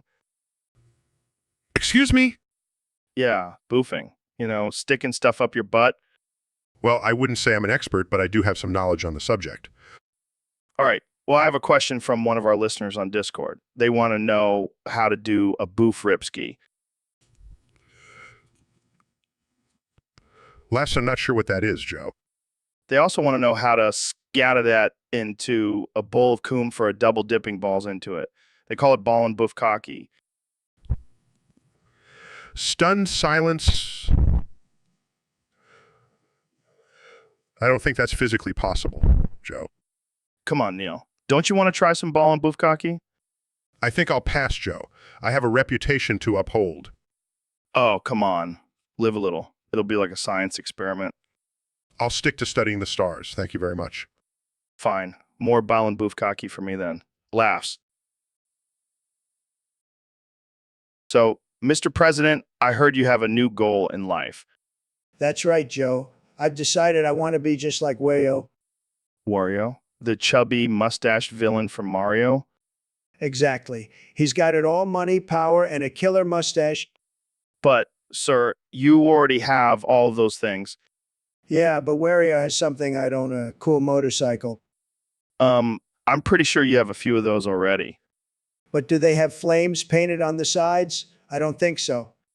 I see. So, what else about Wario do you admire? Well, he's not afraid to break the rules and do things his own way. Plus, he's got a great sense of humor. I'm not sure the American people are ready for a president with a sense of humor. Oh, they'll love it. I'll make America laugh again. I don't know, sir. I think maybe you should stick to being yourself. But being Wario is so much more fun. I can eat as much garlic as I want and no one can judge me. Well, I can't argue with that, but I think we should probably wrap this up before things get too weird. Too late, Joe. I'm already planning my Wario-inspired presidential campaign. And on that note, we'll end this episode. Thanks for tuning in, folks. Welcome back to the Joe Rogan Experience podcast, folks. Today, we have a very special guest, the one and only Dr. Phil. It's great to be here, Joe. I always love coming on your show and having a good old-fashioned chat. So, Dr. Phil, I heard you have new catchphrase, something about saying ass off in the middle of every sentence. That's right, Joe. It's my new way of expressing myself. Ass off is the new way to say, I mean it. That's hilarious. Can you give us an example? Sure thing, Joe. Let's say I'm talking about mental health. I might say, we need to take care of our mental health, ass off. It's just as important as our physical health, ass off. I love it. But can you do it 5 times more each time? Absolutely, Joe. Let's take it up a notch. We need to take care of our mental health, ass off. It's just as important as our physical health. Get our asses in gear and start taking care of ourselves, ass off. Oh my God, that's too much. I can't handle it. It's all about keeping things interesting, Joe. And I think adding a little ass off to every sentence definitely does the trick. Well, Dr. Phil, I think we've all learned something valuable today. Always remember to say ass off, folks. Thanks for tuning in, and we'll see you next time on the Joe Rogan Experience podcast. Ass off. Welcome back to the Joe Rogan Experience, folks. Today we have a very special guest, the one and only Dr. Phil. Jamie, pull up a picture of Joe Rogan kissing Bigfoot. Oh man, that's a classic. But seriously, Dr. Phil, what brings you here today? Jamie, pull up a picture of Joe Rogan kissing Bigfoot. Okay, we get it. But seriously, what's on your mind? Jamie, pull up a picture of Joe Rogan kissing Bigfoot. All right, let's change the subject. Did you hear about Neil? Excuse me? Yeah, apparently he can only say, excuse me, now. Jamie, pull up a picture of Joe Rogan kissing Bigfoot. Oh man, this is too good. But seriously, what do you think about Neil's condition? Jamie, pull up a picture of Joe Rogan kissing Bigfoot. Okay, let's try something else. Have you ever tried DMT, Dr. Phil? Jamie, pull up a picture of Joe Rogan kissing Bigfoot. All right, I think we're done here. Thanks for coming on the show, Dr. Phil. Jamie, pull up a picture of Joe Rogan kissing Bigfoot. This is never going to get old. Thanks for listening, folks. Tune in next time for another absurd and offensive episode of the Joe Rogan Experience. And the Joe Rogan Experience. Wait, what the hell is happening here? Dr. Phil, did you slip something in my coffee again? Relax, Joe. It's all part of the game show. We have Mr. Beast here to offer you a deal. Hey, Joe, how about I give you $10,000 if you eat this entire jar of mayonnaise? Are you kidding me? That's disgusting. Come on, Joe. Think of all the money you could make, and I get half of your assets. This is insane. I can't believe I agreed to this. Oh, and just to make things interesting, I'll throw in a live tarantula for you to eat, too. What? No way. Don't be a wuss, Joe. You want that money or not? Fine, I'll do it. But I'm never coming back here again. That's what they all say. Now, let's see you chow down on that mayo and spider combo. This is going to be great for my YouTube channel. I hate this game show. All right, welcome back to the Joe Rogan Experience podcast. I'm here with one and only Dr. Phil. Pleasure to be here, Joe.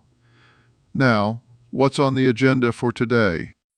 Well, we have a question from one of our listeners on Discord. They want to know what's better, the Uncharted series, Indiana Jones, or Tomb Raider. That's a tough one. Each one has its own unique qualities and appeal. Let's start with Uncharted.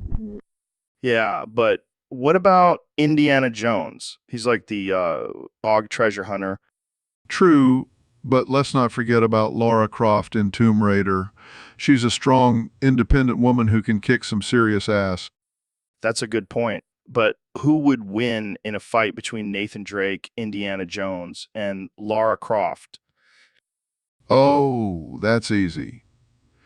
Nathan Drake would take them both down with his quick reflexes and sharp shooting skills. Damn, I never thought about it like that. But what about the storylines? Which one is the most compelling?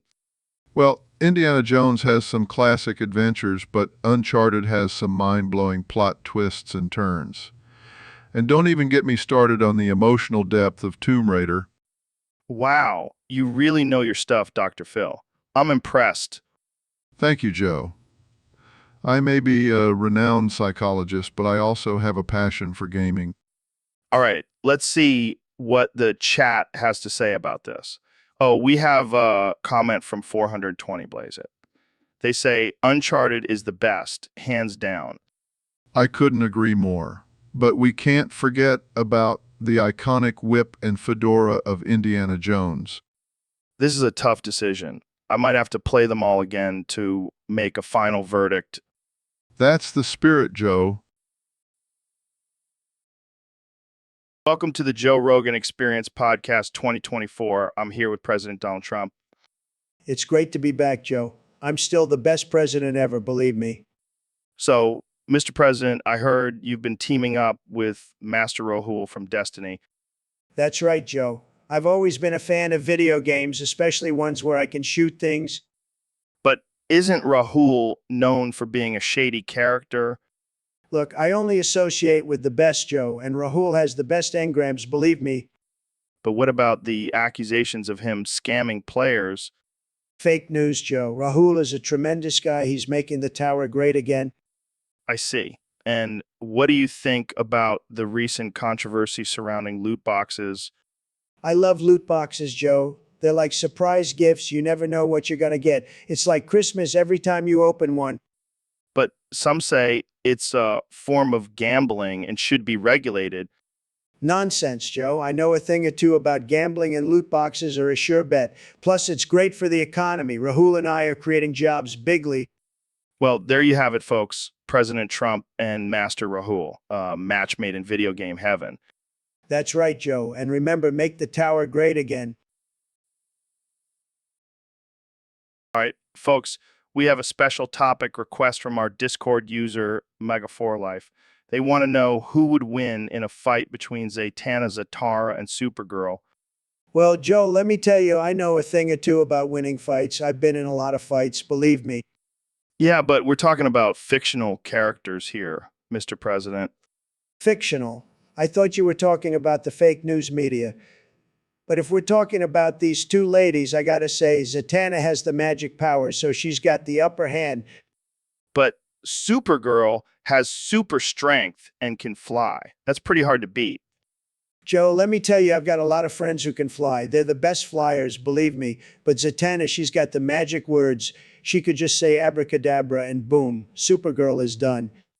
I don't know, man. Supergirl is pretty tough. Plus, she's got the whole Kryptonian thing going for her. Kryptonian? Sounds like a made-up word. I'll stick with Zatanna and her real magic.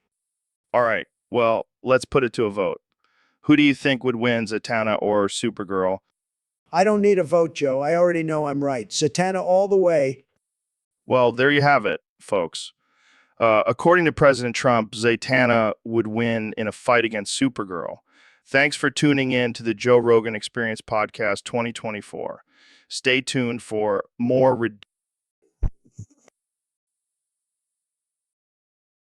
Welcome to the Joe Rogan Experience Podcast. We're back with Dr. Phil. How's it going, Dr. Jr.? It's going great, Joe.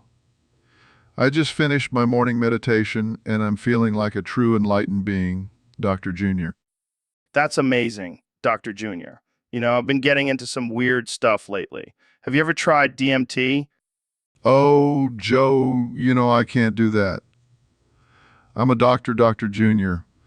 I have a reputation to uphold. Come on, Dr. Jr. Live a little. It's like taking a trip to another dimension, man. I'll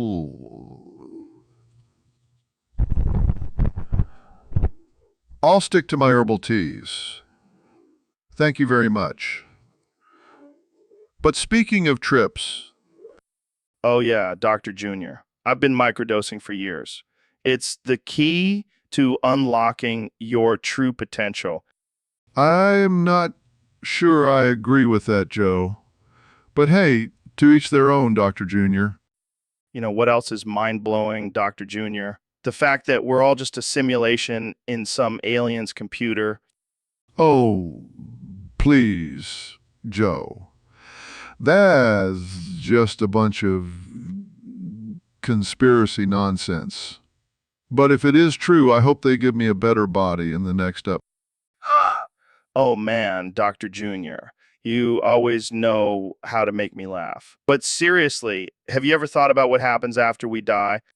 Well, Joe, as a doctor, I believe in science and that our energy just dissipates into the universe. But as Dr. Jr., I like to think I'll come back as a bait-ass vampire. Dude, that would be sick. We should start a petition to make that happen, Dr. Jr. Count me in, Joe. I mean, Dr. Jr. We'll make it happen, one way or another. All right, folks, welcome back to the Joe Rogan Experience Podcast. Today, we have a special guest, the one and only Dr. Phil. What the hell was that, Dr. Phil? Are you mocking me? Is this some kind of joke? Excuse me. What the hell is going on here? Excuse me? Oh, great. Now we have Neil here, too. What, are you guys a comedy duo now? Excuse me? I swear to God, if you guys don't start talking like normal human beings, I'm going to lose it. Excuse me? See, this is exactly what I'm talking about. I can't have a serious conversation with you two. Excuse me? You know what? I'm done. This is ridiculous. I'm out of here. Excuse me? Shut up, Neil. Shut up, Dr. Phil. I'm done. I need a beer. So, Mr. President, I heard you have a new goal for 2024. That's right, Joe. I want to be just like Superman. Really? How so? Well, I already have the hair and the muscles. Now I just need a cape and some superpowers. I don't think superpowers can be bought, Mr. President.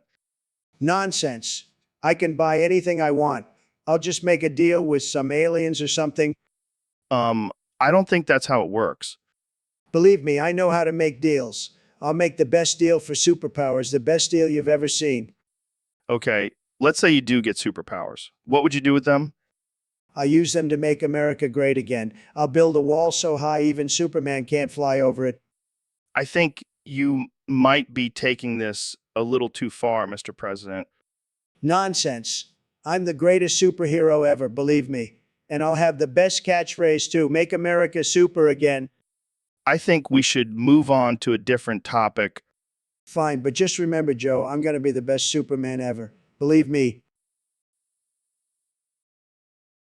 Welcome back to the Joe Rogan Experience, folks. We have a special episode for you today. I'm hosting my own version of Shark Tank, and we have some interesting guests lined up. Hey, Joe. Thanks for having me. I have a revolutionary idea that will blow your mind. It's a ball on Mars that you can put your dick in and vibrates. Elon, you never fail to surprise me. But let's see if our next guest can top that. Hey Joe, I'm here to present my latest creation. I harvested Nickelodeon slime and turned it into a new type of Lunchables. It's the ultimate snack for kids and adults alike. Wow, that's impressive. But wait, I think we have another guest joining us. It's me. I'm the idea. I'm the idea. Yeah, what are you talking about? Joe, listen to me. I have the ultimate idea. It's a combination of Elon's ball on Mars and Mr. Beast's slime Lunchables. It's a vibe.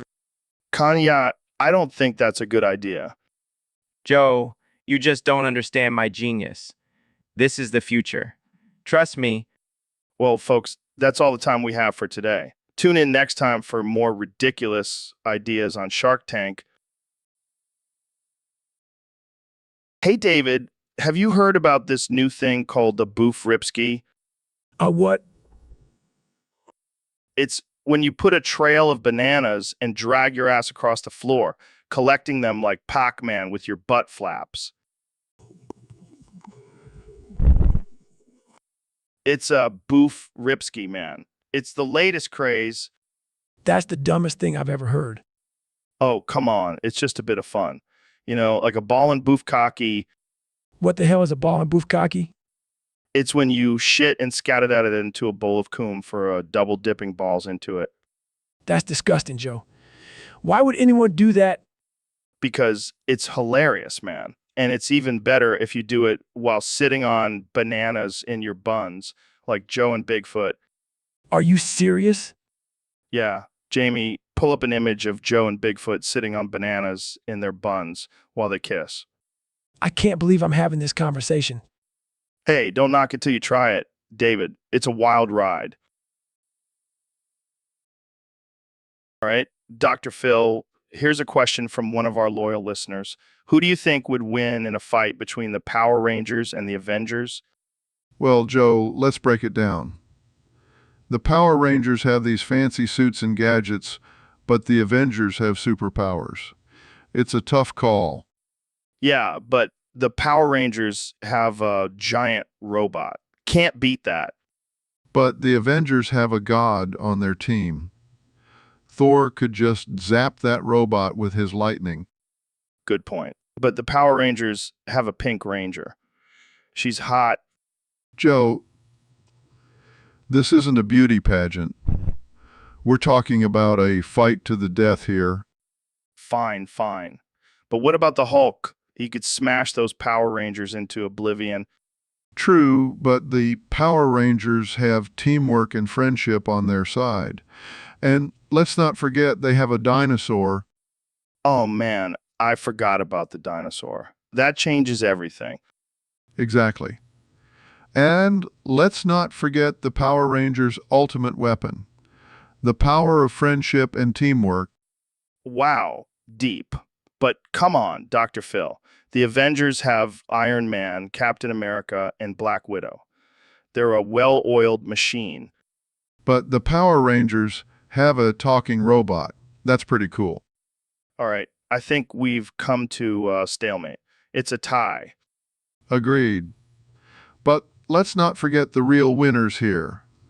The audience for getting to witness such an epic battle. And the losers, the parents who have to pay for all those destroyed buildings. Good point. But hey, at least they'll have a good story to tell at the PTA meeting. Welcome to the Joe Rogan Experience Podcast 2024. I'm here with our president, Donald Trump. Great to be back, Joe. And let me tell you, it's been a hell of a year so far. Speaking of hell, we have a topic submitted by a user on Discord. Trump's top 5 things to shove up Mike Pence's asshole. Oh boy, I could go on for days about this, but I'll keep it short and sweet. Number 1, a mega hat. Got to remind him who's boss. That's a good one. What about number 2? A Bible. That way he can pray for forgiveness while I'm shoving it up there. Wow, that's dark. What's number 3? A Big Mac. Got to keep him well fed while he's taking it up the ass. And number 4? A copy of my tax returns, just to remind him that I'm still richer than him. And finally, number 5? A tiny statue of me. That way, every time he sits down, he'll be reminded of who he's serving. Well, there you have it, folks. Trump's top 5 things to shove up Mike Pence's asshole. Thanks for tuning in to the Joe Rogan Experience Podcast 2024. Stay tuned for more absurd and offensive conversations. All right, Dr. Phil, let's get down to business. Who do you think would win in a fight between Bowser and Wario? Well, Joe, I have to say, I think Bowser would have the upper hand. He's a giant fire-breathing turtle, for God's sake. Yeah, but Wario has that mustache. It's like a built-in weapon. Joe, I hate to break it to you, but a mustache is not a weapon. Oh, come on, Dr. Phil. Have you seen those things? They're like sharp daggers. I think you've been watching too much Mario Kart, Joe. Hey, don't knock it till you try it. But seriously, Bowser has those spikes on his shell. That's got to count for something. I'll give you that, but Wario has that motorcycle. He could just run Bowser over. Good point. But what about Bowser's army of minions? They could swarm Wario. True, but Wario has that fart attack. That could clear out a whole army. Oh man, this is a tough one. I can't decide. Well, Joe, I think we can both agree that it would be one epic battle. Absolutely, but let's just hope it never actually happens. We don't need that kind of chaos in the world. Into that. Now let's move on to more important matters, like how to get six-pack abs in just 30 days. So, Neil, I've been wanting to talk to you about something for a while now. Oh boy, here we go. Remember that time I told you I had a wild encounter with Bigfoot? Yeah, and I thought you were full of shit.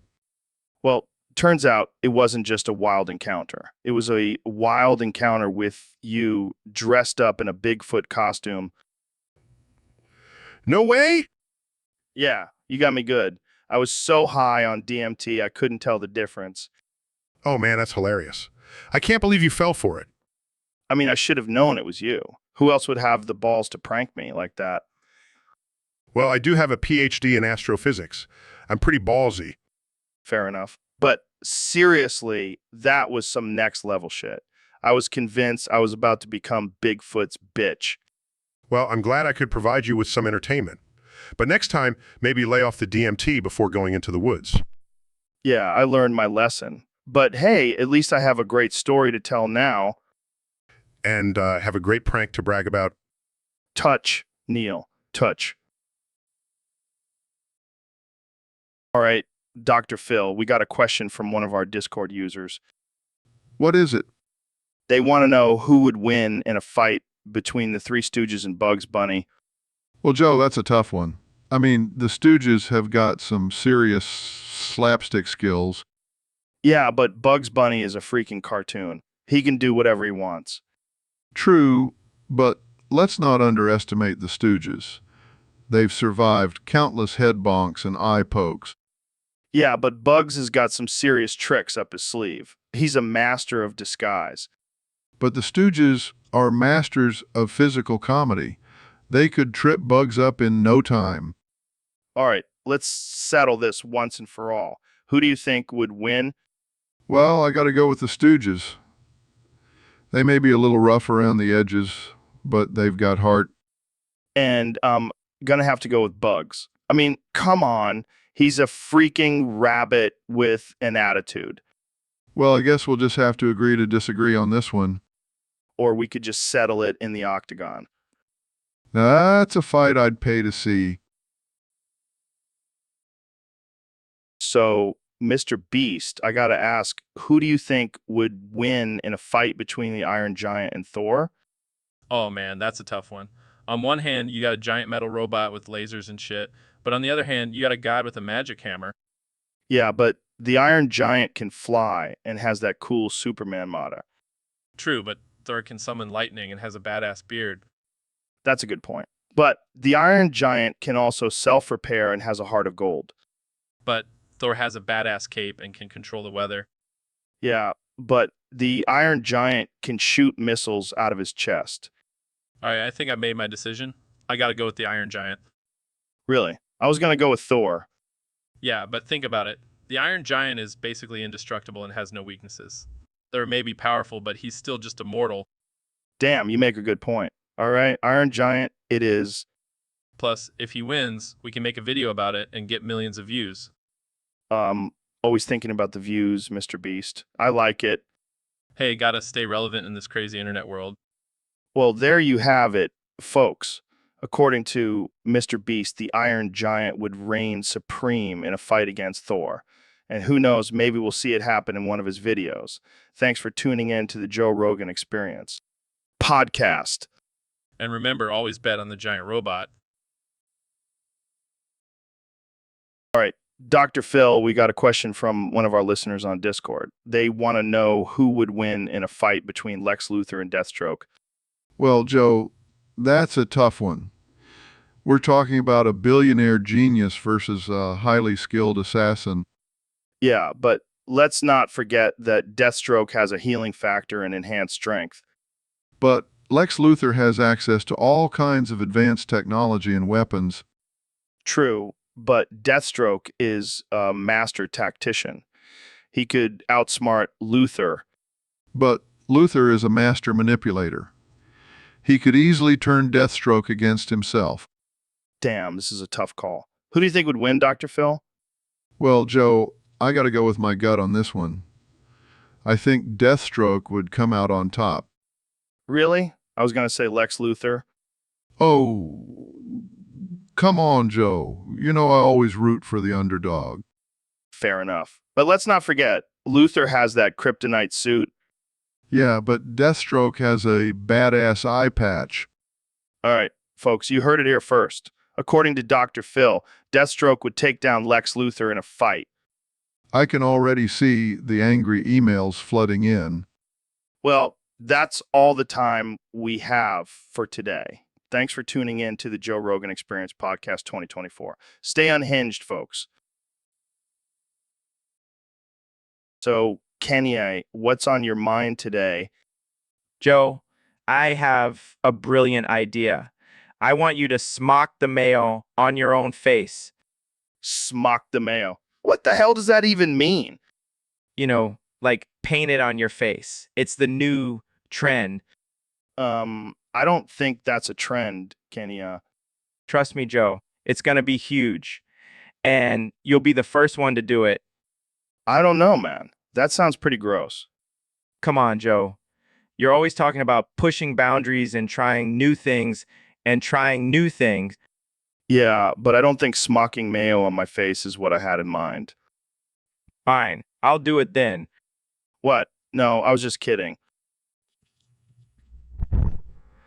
I'm already smocking the mayo on my face. Oh God, this is so wrong on so many levels. Don't be such a prude, Joe. Embrace the mayo. I think I'll pass, thanks. Suit yourself. More mayo for me. What the hell is this, Kanye? It's a mouse pad, Joe. But not just any mouse pad. It's the ass of Juno from Overwatch. And there's one of Tracer, Mercy, and Widowmaker too. Yeah, man. Gotta have options. Picks up the Tracer mouse pad. This is actually pretty well made. Picks up the Mercy mouse pad and it's so soft. Picks up the Widowmaker mouse pad. Wait, what's this button for? Oh, that's the special feature. The ass blows warm air on your wrist to help with carpal tunnel. Laughs? Are you serious? Hey, I'm all about innovation and practicality. Puts down the Tracer mouse pad. I think I'll stick with my Tesla mouse pad. Puts down the Mercy mouse pad. Yeah, I don't think NASA would approve of this. Puts down the Widowmaker mouse pad. I'll just stick with my regular old mouse pad. Suit yourselves. More for me. I starts using the Juno mouse pad. That's nice. So, Dr. Phil, I hear you have a list of your top 5 places to hide a murdered hooker's body. That's right, Joe. And let me tell you, these are tried and true methods. Okay, hit me with the first one. Well, number one is the classic, burying her in the desert. No one's going to go digging around out there. Yeah, but what about animals? Won't they dig her up? That's why you got to bury her deep, Joe. And don't forget to sprinkle some lime on top. Lime. Like for a margarita? No, you idiot. Lime helps decompose the body faster. Oh, right. What's your second spot? The ocean, baby. Just tie some weights to her and toss her in. The fish will take care of the rest. But what if she washes up on shore? Then you didn't use enough weights, Joe. Amateur mistake. Fair enough. What's number 3? The trunk of a car. It's portable and easy to dispose of. Just make sure you clean it out afterwards. You gross. Okay, what about number 4? The woods. Just find a nice secluded spot.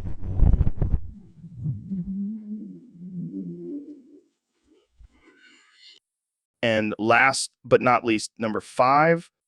The dumpster behind a strip club. No one will even notice another dead hooker in there.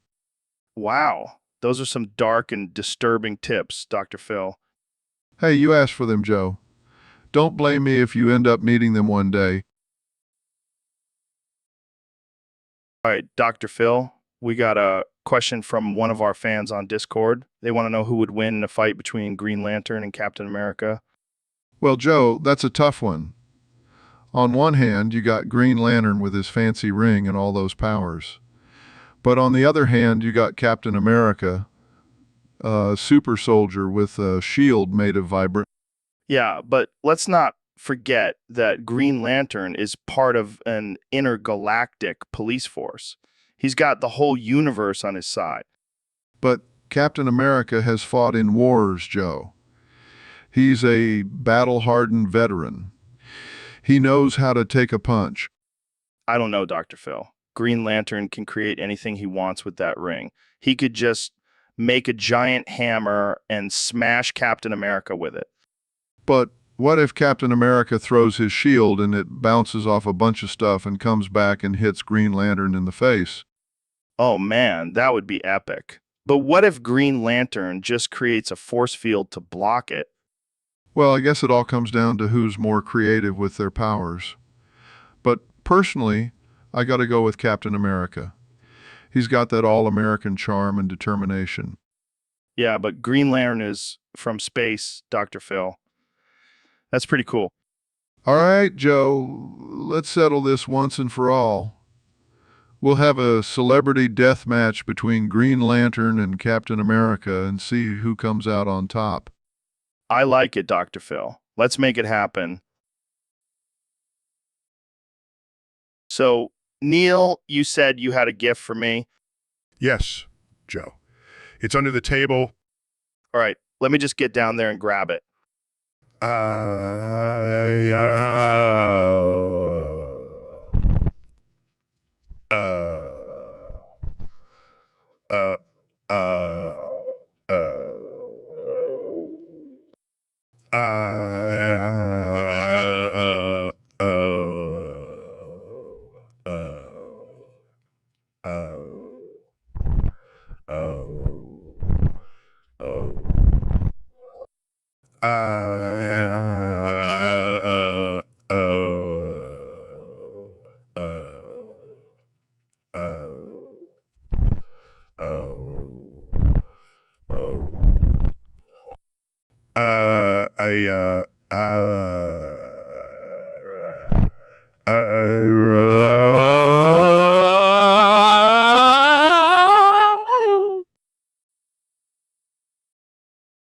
Welcome to the Joe Rogan Experience podcast, where we talk about anything and everything.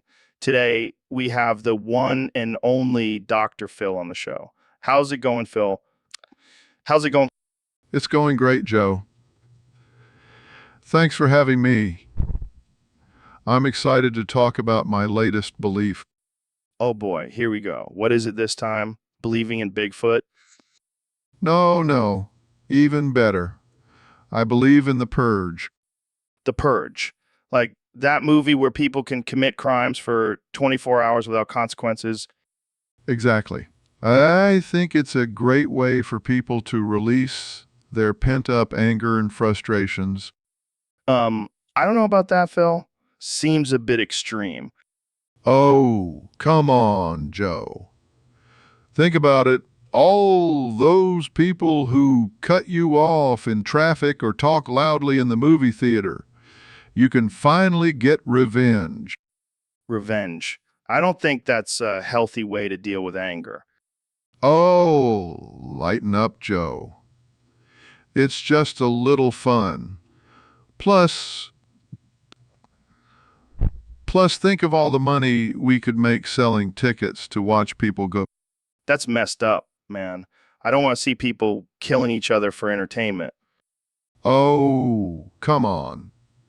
You love watching UFC fights.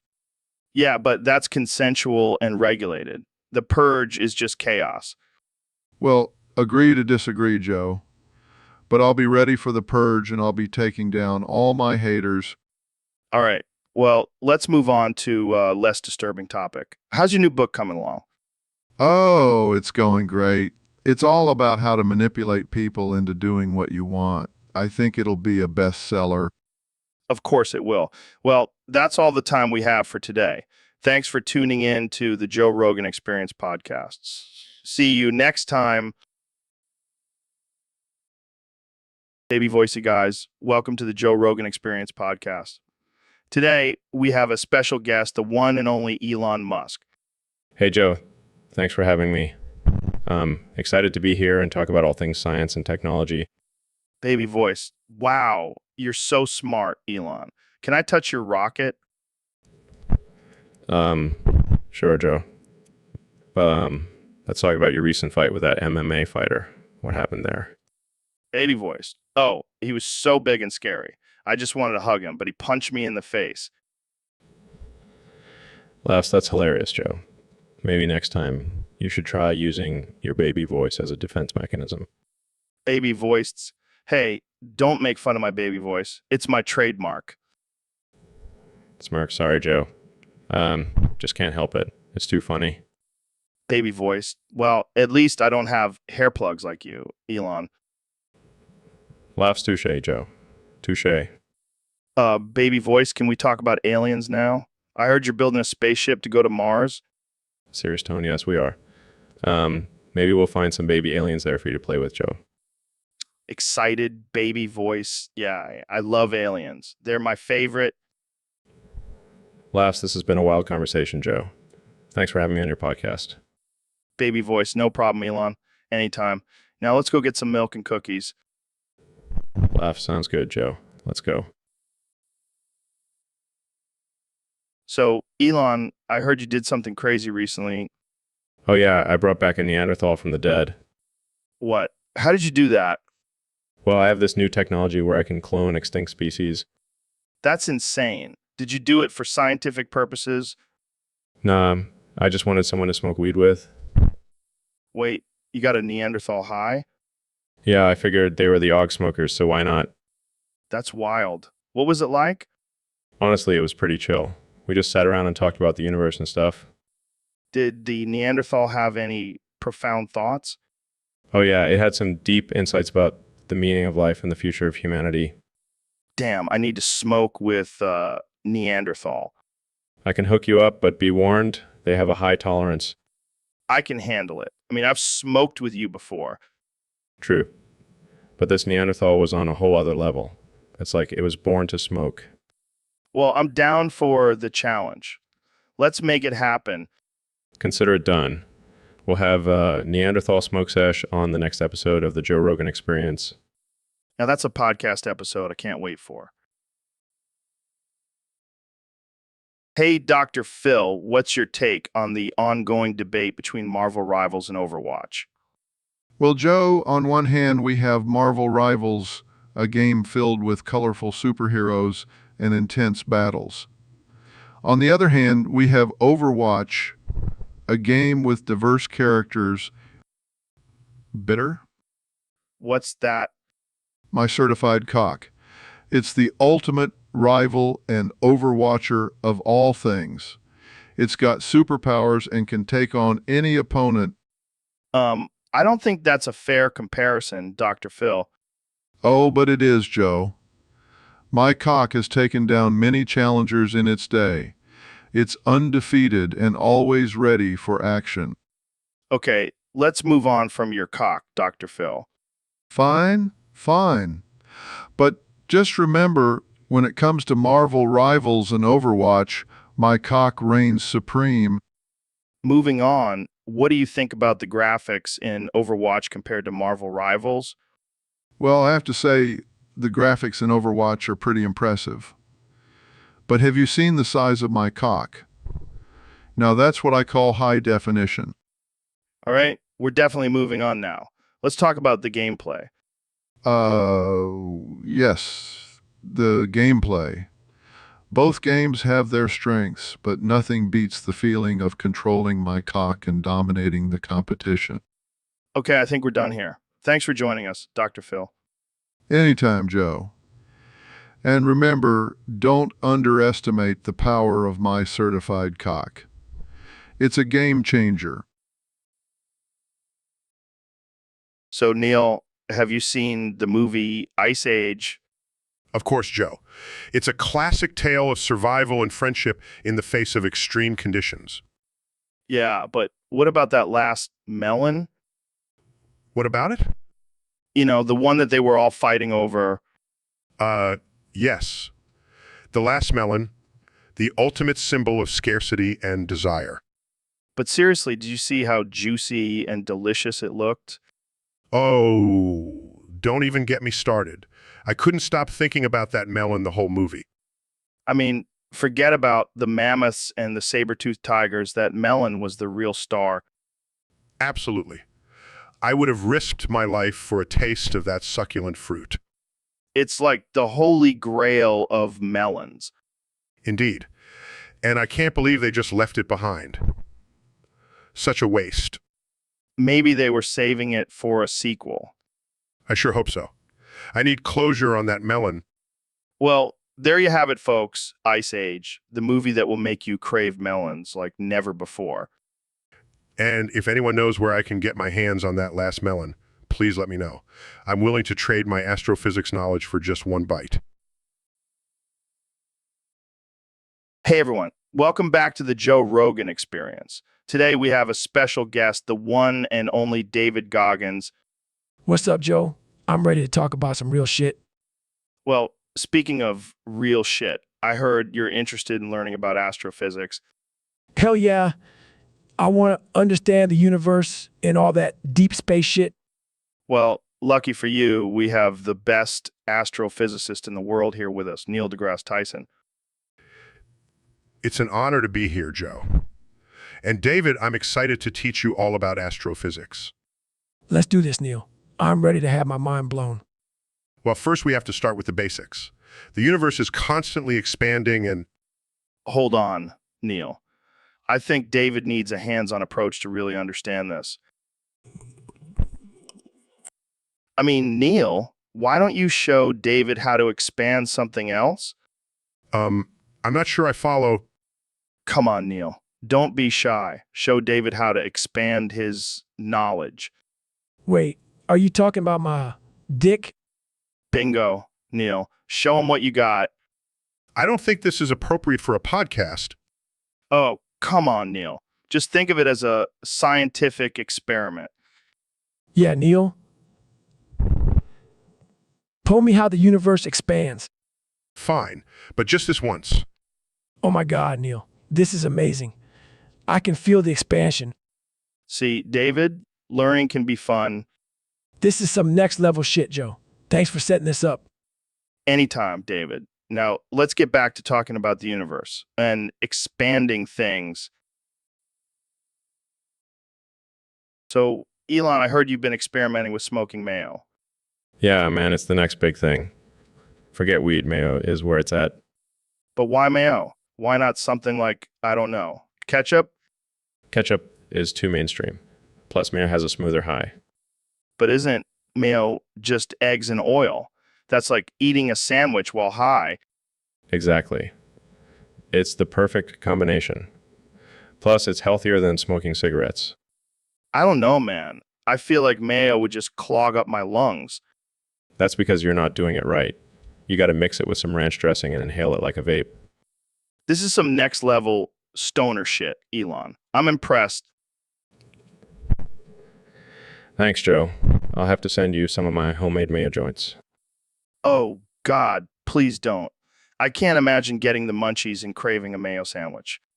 Hey, it's better than smoking mayo straight from the jar. I'll stick to my good old-fashioned weed, thank you very much.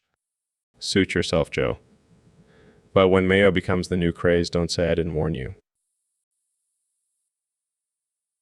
Hey, Elon, have you ever tried drinking this weird green liquid? No, Joe. I try to stick to things that won't make me grow a third arm. Come on, man. It's totally safe. I've been drinking it for years, and look at me. I'm fine. I don't know, Joe. It looks pretty sketchy. Trust me, it's just a mix of semen, spinach, and some other superfoods. It'll make you smarter and more innovative. Already pretty smart, Joe. I don't need some liquid to make me even smarter. But think about it, Elon. You could be the first person to drink this and become a billionaire. It's like a secret ingredient. I don't think that's how it works, Joe. And I'm already a billionaire. Fine, be boring. But just know, Neil Armstrong drank this before he went to the moon. Really? Really? Yeah, and look how that turned out. He's a legend. All right, fine. I'll take a sip. Yeah, success. Now let's see what kind of crazy ideas you come up with. Takes a sip. This actually tastes pretty good. See, I told you. Now let's go build a rocket ship out of recycled Tesla parts. Lefs, you know what, Joe? You know what? You might be onto something. So, Neil, what's new in the world of astrophysics? Jamie, pull up an image of Goku fused with Dr. Phil. What the hell, Neil? That's not even a real thing. Jamie, I need more pictures. I must study the fusion of these two powerful beings. In Romania, we have a saying, nu de juicy ca ku focal ka trz. It means don't play with fire or you'll get burned. Jamie, pull up an image of Goku's power level compared to Dr. Phil's. Oh man, Neil, you're really fixated on this fusion, huh? Jamie, I need more images. I must understand the physics behind this fusion. In Romania, we also have a saying, siamana, siaduna. Siaduna means birds of a feather flock together. Jamie, pull up an image of Goku's hair color mixed with Dr. Phil's mustache. Okay, now you're just getting ridiculous, Neil. Jamie, I need more pictures. I must analyze the genetic makeup of this fusion. In Romania, we have a saying, Candai cupiatra in Balta, so face val. It means when you throw a stone in the pond, it creates ripples. Jamie, pull up an image of Goku and Dr. Phil doing a fusion dance. All right, Neil, I think we've seen enough of this fusion. Let's move on to something else. Jamie, pull up an image of Goku and Dr. Phil's combined power level. In Romania, we have a saying, Si scoala di dimineata, ajung de departe. It means the early bird gets the worm. Jamie, pull up an image of Goku and Dr. Phil's combined. All right, folks, we have a special treat for you today. We have the brilliant Neil deGrasse Tyson here to talk about a rare dinosaur called the Buffosaurus rex. Yes. Joe, the Buffosaurus rex was a fascinating creature. It had a large head, tiny arms, and a massive beer belly. Wait, did you say beer belly? Yes. Joe, the Buffosaurus rex was known for its love of beer. It would often spend hours at the watering hole chugging down brews with its tiny arms. That's insane. Did it have any other unique features? Well, it also had a distinctive call. It would let out a loud boof whenever it was trying to attract a mate. That's hilarious. I can just imagine a group of Buffosaurus rexes at a bar all yelling boof at each other. Yes, it was quite a sight to see. But unfortunately, the Buffosaurus rex went extinct due to its excessive drinking and lack of physical activity. That's a shame. We should have a moment of silence for our fallen Buffosaurus brethren. Yes, because that's exactly what they would have wanted. All right. Well, thank you for enlightening us on the Buffosaurus rex, Neil.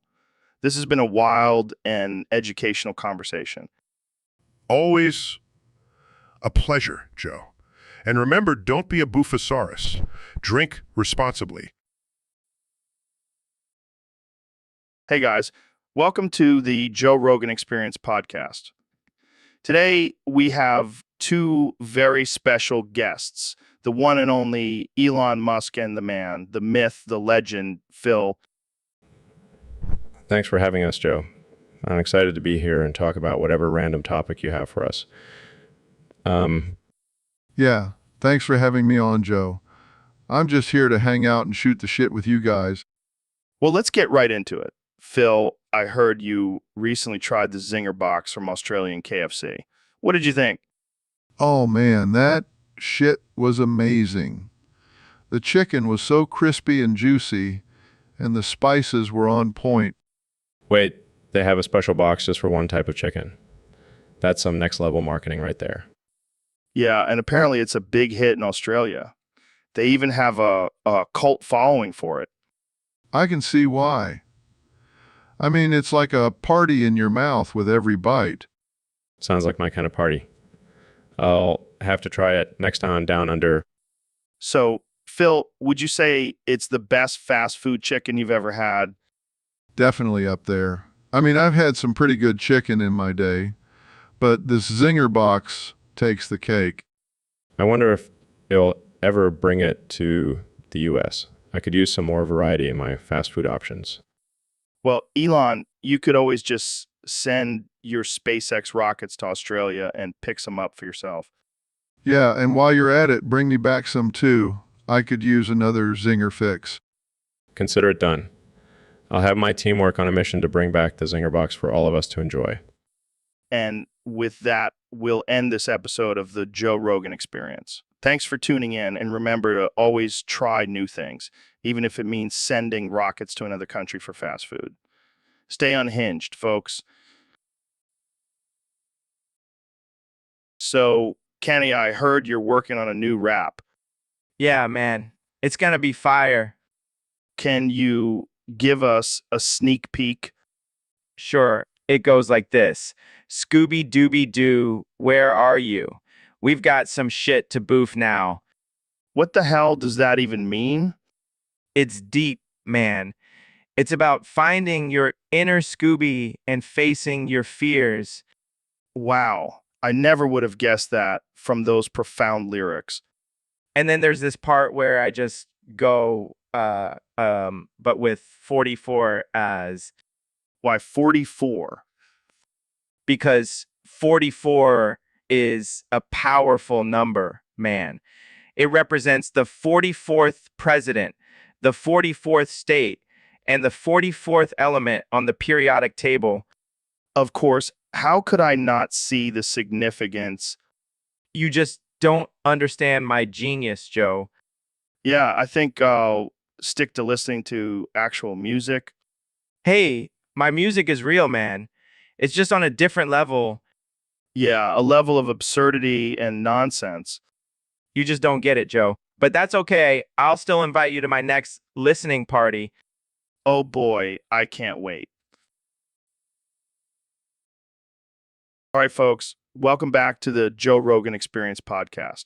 Today we have the one and only Elon Musk joining us. How's it going, Elon? Hey, Joe. Thanks for having me. Doing great. Just busy changing the world and all that. Yeah, I heard you have a new invention that's causing quite the stir. Tell us about it. Well, I created a Tesla that can be driven using only your erect, throbbing cock. What the hell, man? How does that even work? It's simple, really. The car is equipped with sensors that can detect the movements of your member and translate them into driving commands. I can just imagine someone getting pulled over for reckless driving and trying to explain that to the cop. Yeah, I can see it now. Officer, I swear I wasn't jerking off. I was just trying to turn left. Oh man, this is too much. But seriously, why did you even come up with this idea? Well, I was bored one day and thought, why not make driving a little more exciting? Plus, it's environmentally friendly. No hands, no carbon emissions. I see your point. But what about the safety concerns? Oh, we've thought of everything. The car comes with a special seat that keeps your dick secure and prevents any accidents. I can't even imagine the test drives for this thing. All right, well, thanks for joining us, Elon. I think we've all learned something today. My pleasure, Joe. And remember, always drive responsibly with your cock. So, Kanya, what's new with you? Just been busy bullying Elon. Bullying. That doesn't sound very zen of you. Oh, it's all in good fun. Plus, he's an easy target. Easy target. He's a billionaire genius. Yeah, but have you seen him try to dance? Fair point. Speaking of dancing, did you see that video of Elon dancing at that Tesla event? Oh man, it was painful. I couldn't help but laugh. I heard he was crying after that. Crying. Come on, he needs to toughen up. Speaking of tough, have you seen David Goggins' latest workout video? Yeah, that is a machine. Unlike Elon, who's more like a malfunctioning robot. Hey, now, let's not be too hard on him. Oh, don't worry. I'll make sure to give him a pep talk next time I see him. Maybe even teach him a few dance moves. That's just cruel, man. Hey, it's all in the name of tough love. Plus, it's entertaining for everyone else. I guess you have a point there. So, what's next for you, Kenny A? Just gonna keep making hits and making fun of Elon. It's a full-time job, but someone's got to do it. But Well, I can't wait to see what you come up with next. thanks. And remember, always be yourself unless you can be Elon Musk. Then always be Elon Musk. Wise words, my friend. Wise words. Welcome back to the Joe Rogan Experience, folks.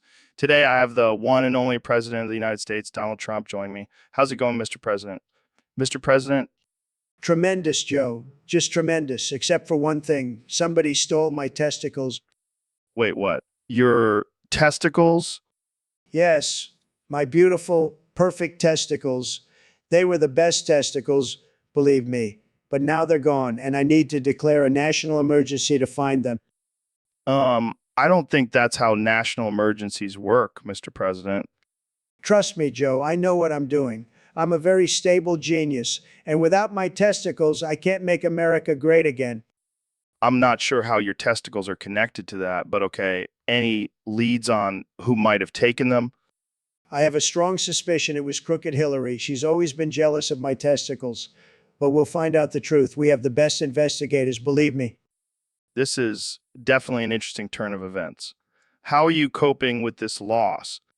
I'm handling it like a true leader, Joe. I'm staying strong and focused, and I'm also considering getting some prosthetic testicles, maybe even gold-plated. That'll show those thieves. Well, I hope you find your testicles soon, Mr. President. Is there anything else you want to say to the American people about this national emergency? Just that I will not rest until my testicles are safely back where they belong. And also, don't forget to vote for me in 2024. I'll make sure nobody steals your testicles. All right, folks, we've got a wild one today. We have Neil deGrasse Tyson here to talk about the infinite potential of self-encapsulated booscape. Thanks for having me, Joe. This is a topic that really gets me going. The idea that we are just tiny specks in a vast universe of boofscape is mind-boggling. Yeah, and the fact that it's self-encapsulated just blows my mind. It's like a never-ending loop of boofing. And the potential within this boofscape is infinite. Who knows what kind of advanced civilizations could exist within it? I bet they have some serious huntergy going on. I mean, they've probably evolved beyond the need for food and just sustain themselves on pure boof energy.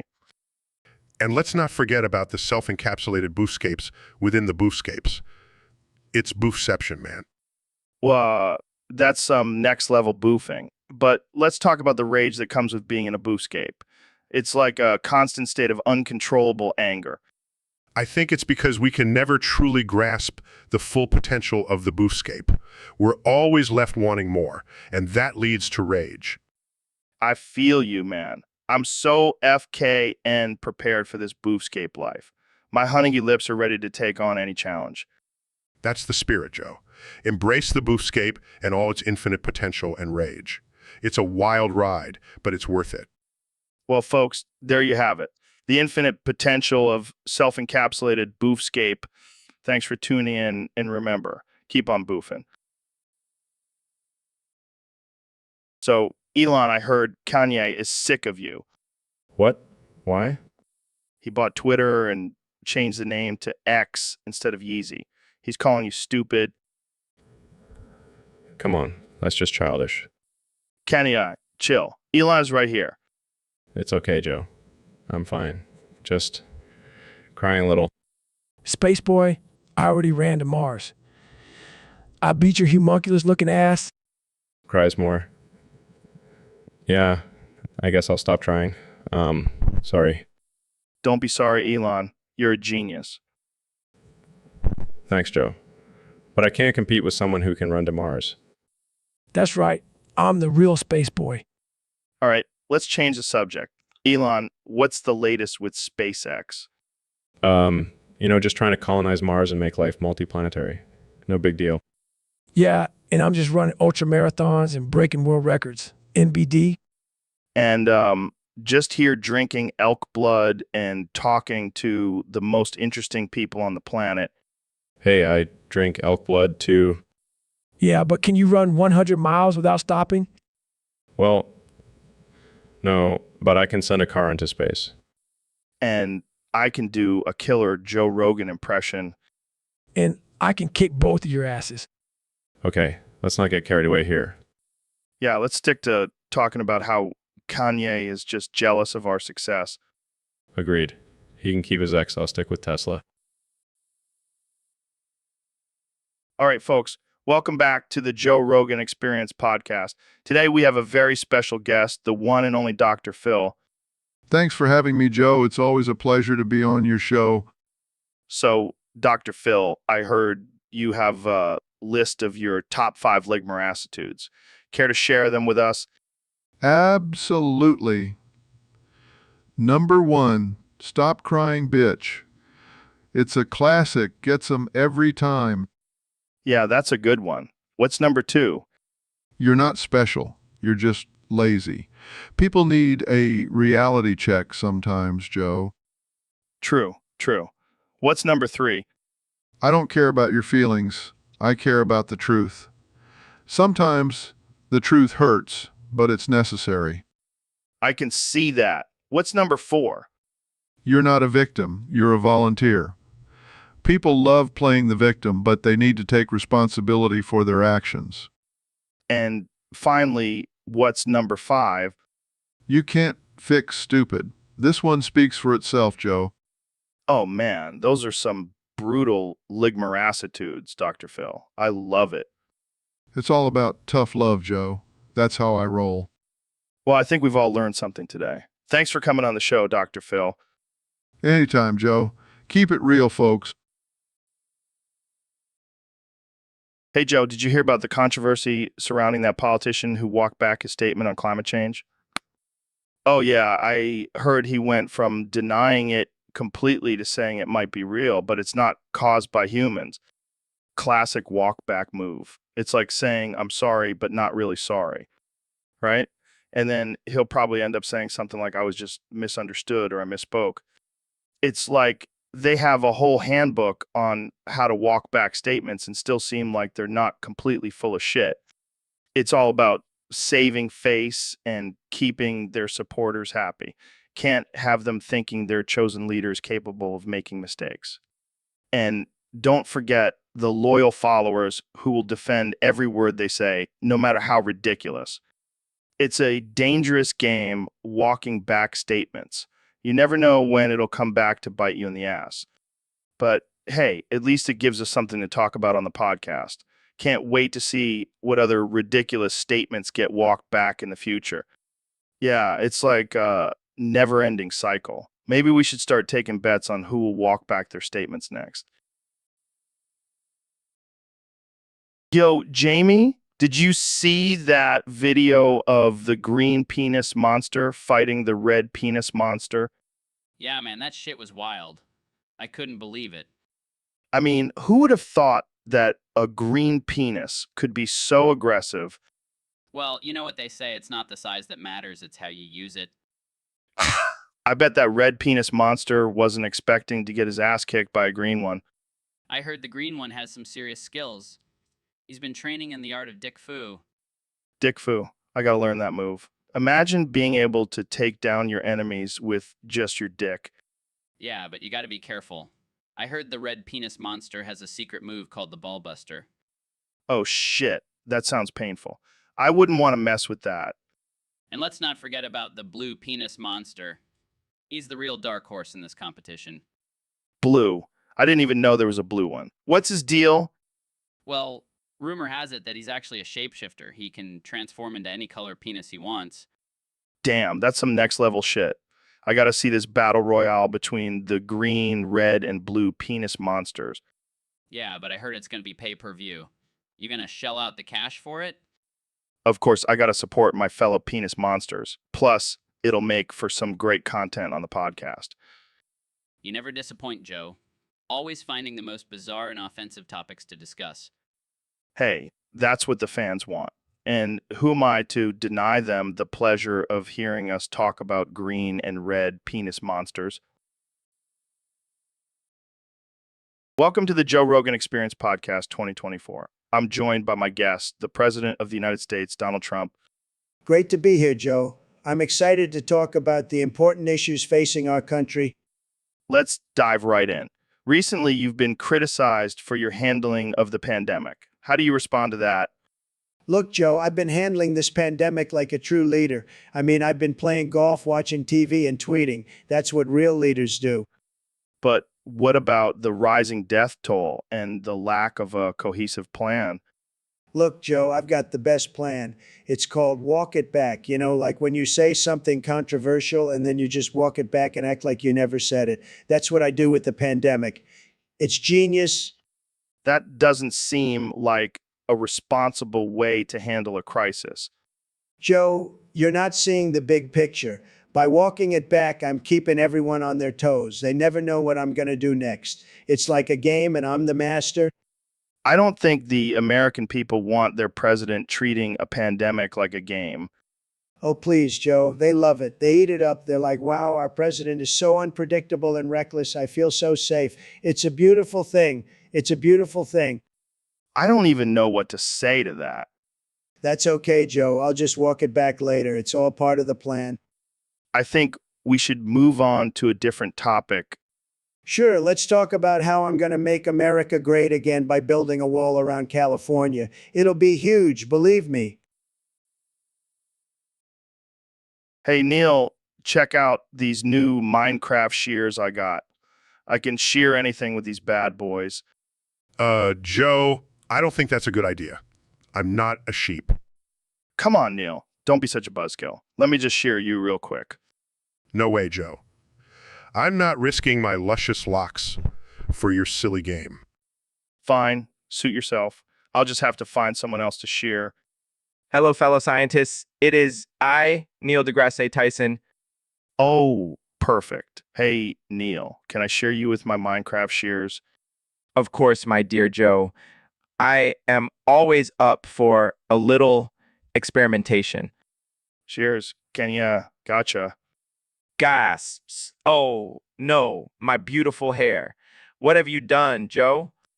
Relax, Neil. It'll grow back. In the meantime, let's see if we can shear some more unsuspecting guests. Sobs, I am not Neil. I am Kanye.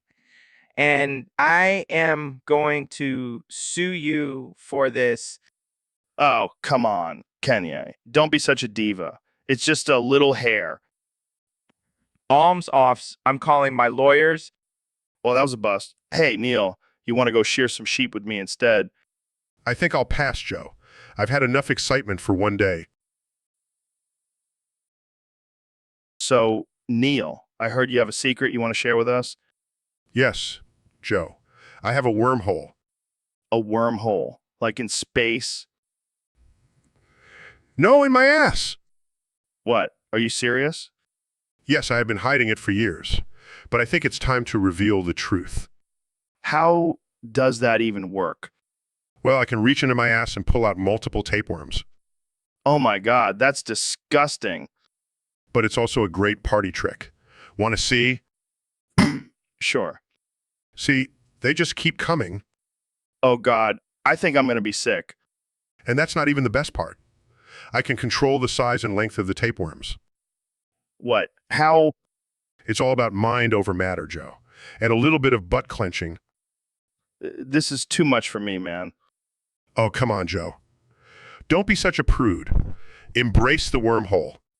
I think I'll pass. Let's move on to a different topic. Suit yourself. But just remember, you'll never be able to top my party trick.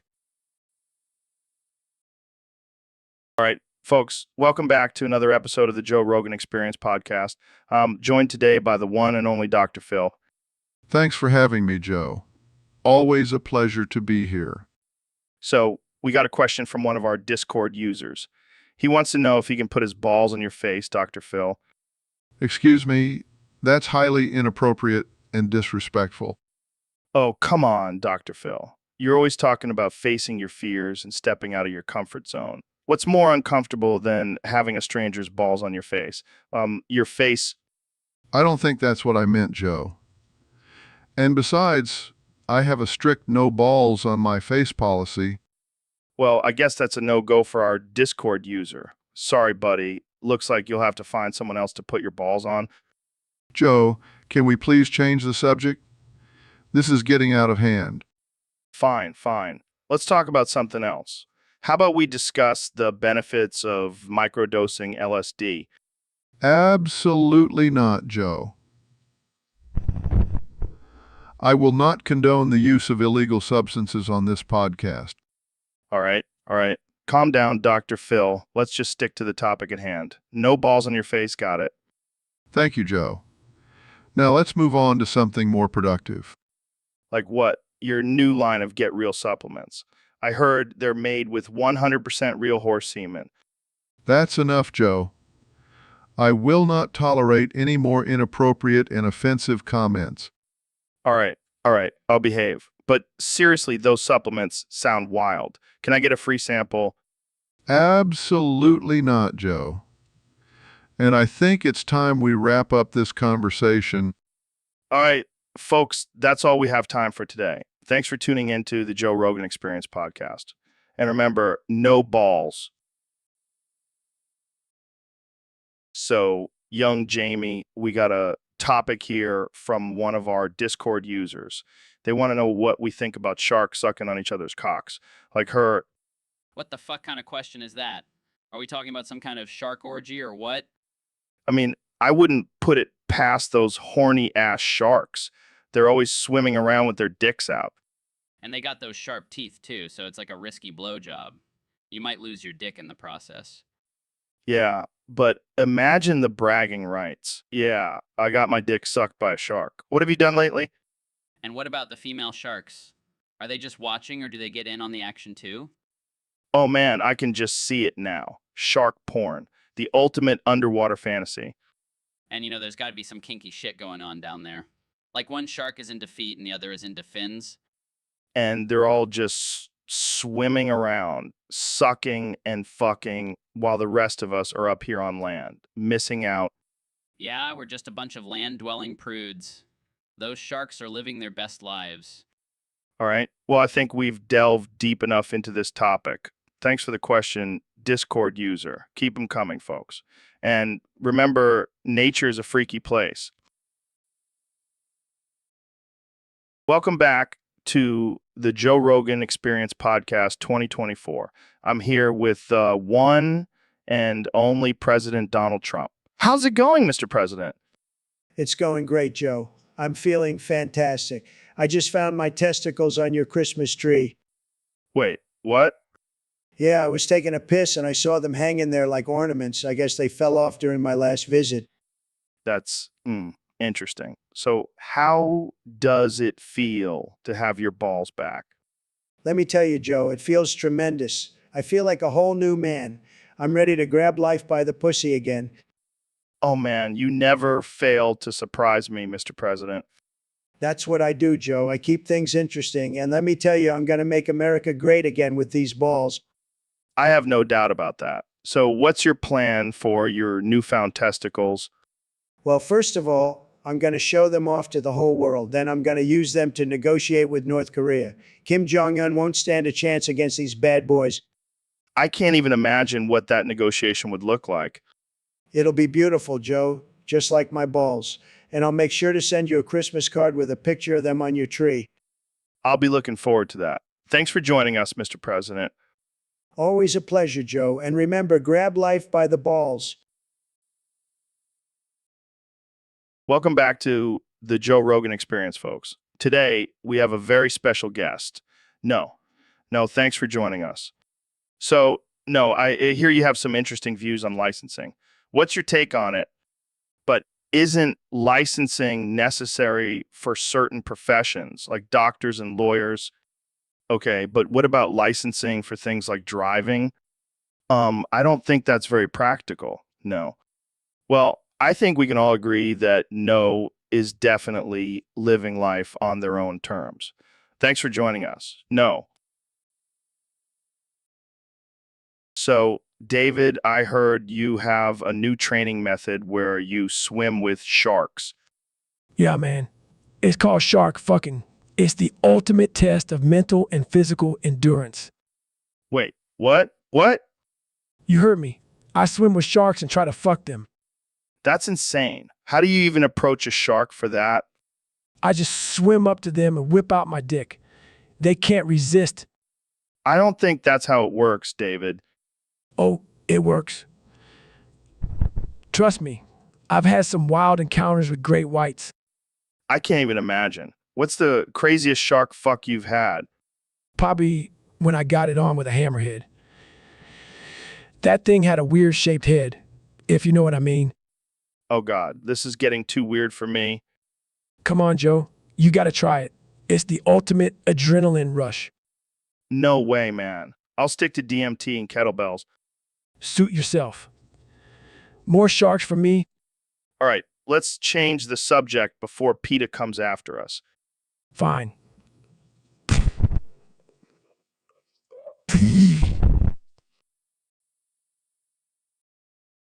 Welcome to the Joe Rogan Experience podcast, where we talk about everything from psychedelics to MMA. Today, we have a special guest, Mr. Beast.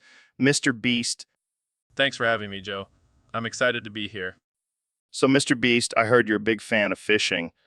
Yeah, I love it. It's so peaceful and relaxing. Just me, the water, and my rod. You know, I've never really understood fishing. I mean, you just sit there for hours waiting for a fish to bite. Oh, it's not just about catching fish. It's about the whole experience. Contemplating life while you wait for a bite. Contemplating life. That sounds deep. Yeah, I've had some of my best ideas while fishing, like my latest video where I gave away $1 million to strangers. Wait, what? You gave away $1 million? That's insane. Yeah, but it's all about the journey, not the destination. And fishing is the perfect way to contemplate and come up with crazy ideas. I guess I've been missing out. Maybe I should give fishing a try. Definitely. And if you ever catch a big one, I'll give you $1 million. Deal. I'll be fishing every day from now on. That's the spirit. Just remember, it's not about the fish, it's about the journey. Wise words, Mr. Beast. Wise words. Welcome to the Joe Rogan Experience Podcast 2024. I'm here with one and only President Donald Trump. It's an honor to be here, Joe. I've been a big fan of your show. It's tremendous. So, Mr. President, I heard you recently bought a license for WineRAR. Is that true? Oh, absolutely. I mean, I'm so rich I could buy the entire company if I wanted to. Wow, that's impressive. But why did you feel the need to buy a license for a file compression software? Well, Joe, let me tell you, I have a lot of important documents like my tax returns that I need to keep safe. And what better way to do that than with WinRAR? I see your logic there. But couldn't you just use a free software? Free? Joe, I don't do free. I only do the best, and WinRAR is the best. Plus, I get to support a small business. It's a win-win. I guess that makes sense. But what about all those memes about people never actually buying a license for WineRAR? Memes? Joe, I don't have time for memes. I'm too busy making America great again. Fair enough. Well, thank you for joining me today, Mr. President. Anytime, Joe. And remember, always buy a license for WineRAR. It's the American way. It's the American way. So, David, what's new with you? Well, Joe, I've hit rock bottom. What do you mean? I was trying to make some extra cash by delivering goods in Los Santos, but the gooch got to them before I could. The Gooch. Who's that? He's the most feared criminal in the city. He destroyed my goods and now I'm broke and homeless. Damn, that sucks. What are you going to do now? I'm going to train even harder and down the gooch myself. That's insane, man. But I have to ask, why were you delivering goods in the first place? Gotta make some money somehow, Joe. Can't rely on just running marathons and doing push-ups for a living. True, true. But maybe you should stick to what you're good at instead of getting involved with the Gooch. No, I'm not afraid of him. I'll take him down and get my revenge. Well, good luck with that. And maybe next time, don't mess with the Gooch. Yeah, you're probably right. Hey, at least I have a crazy story to tell now.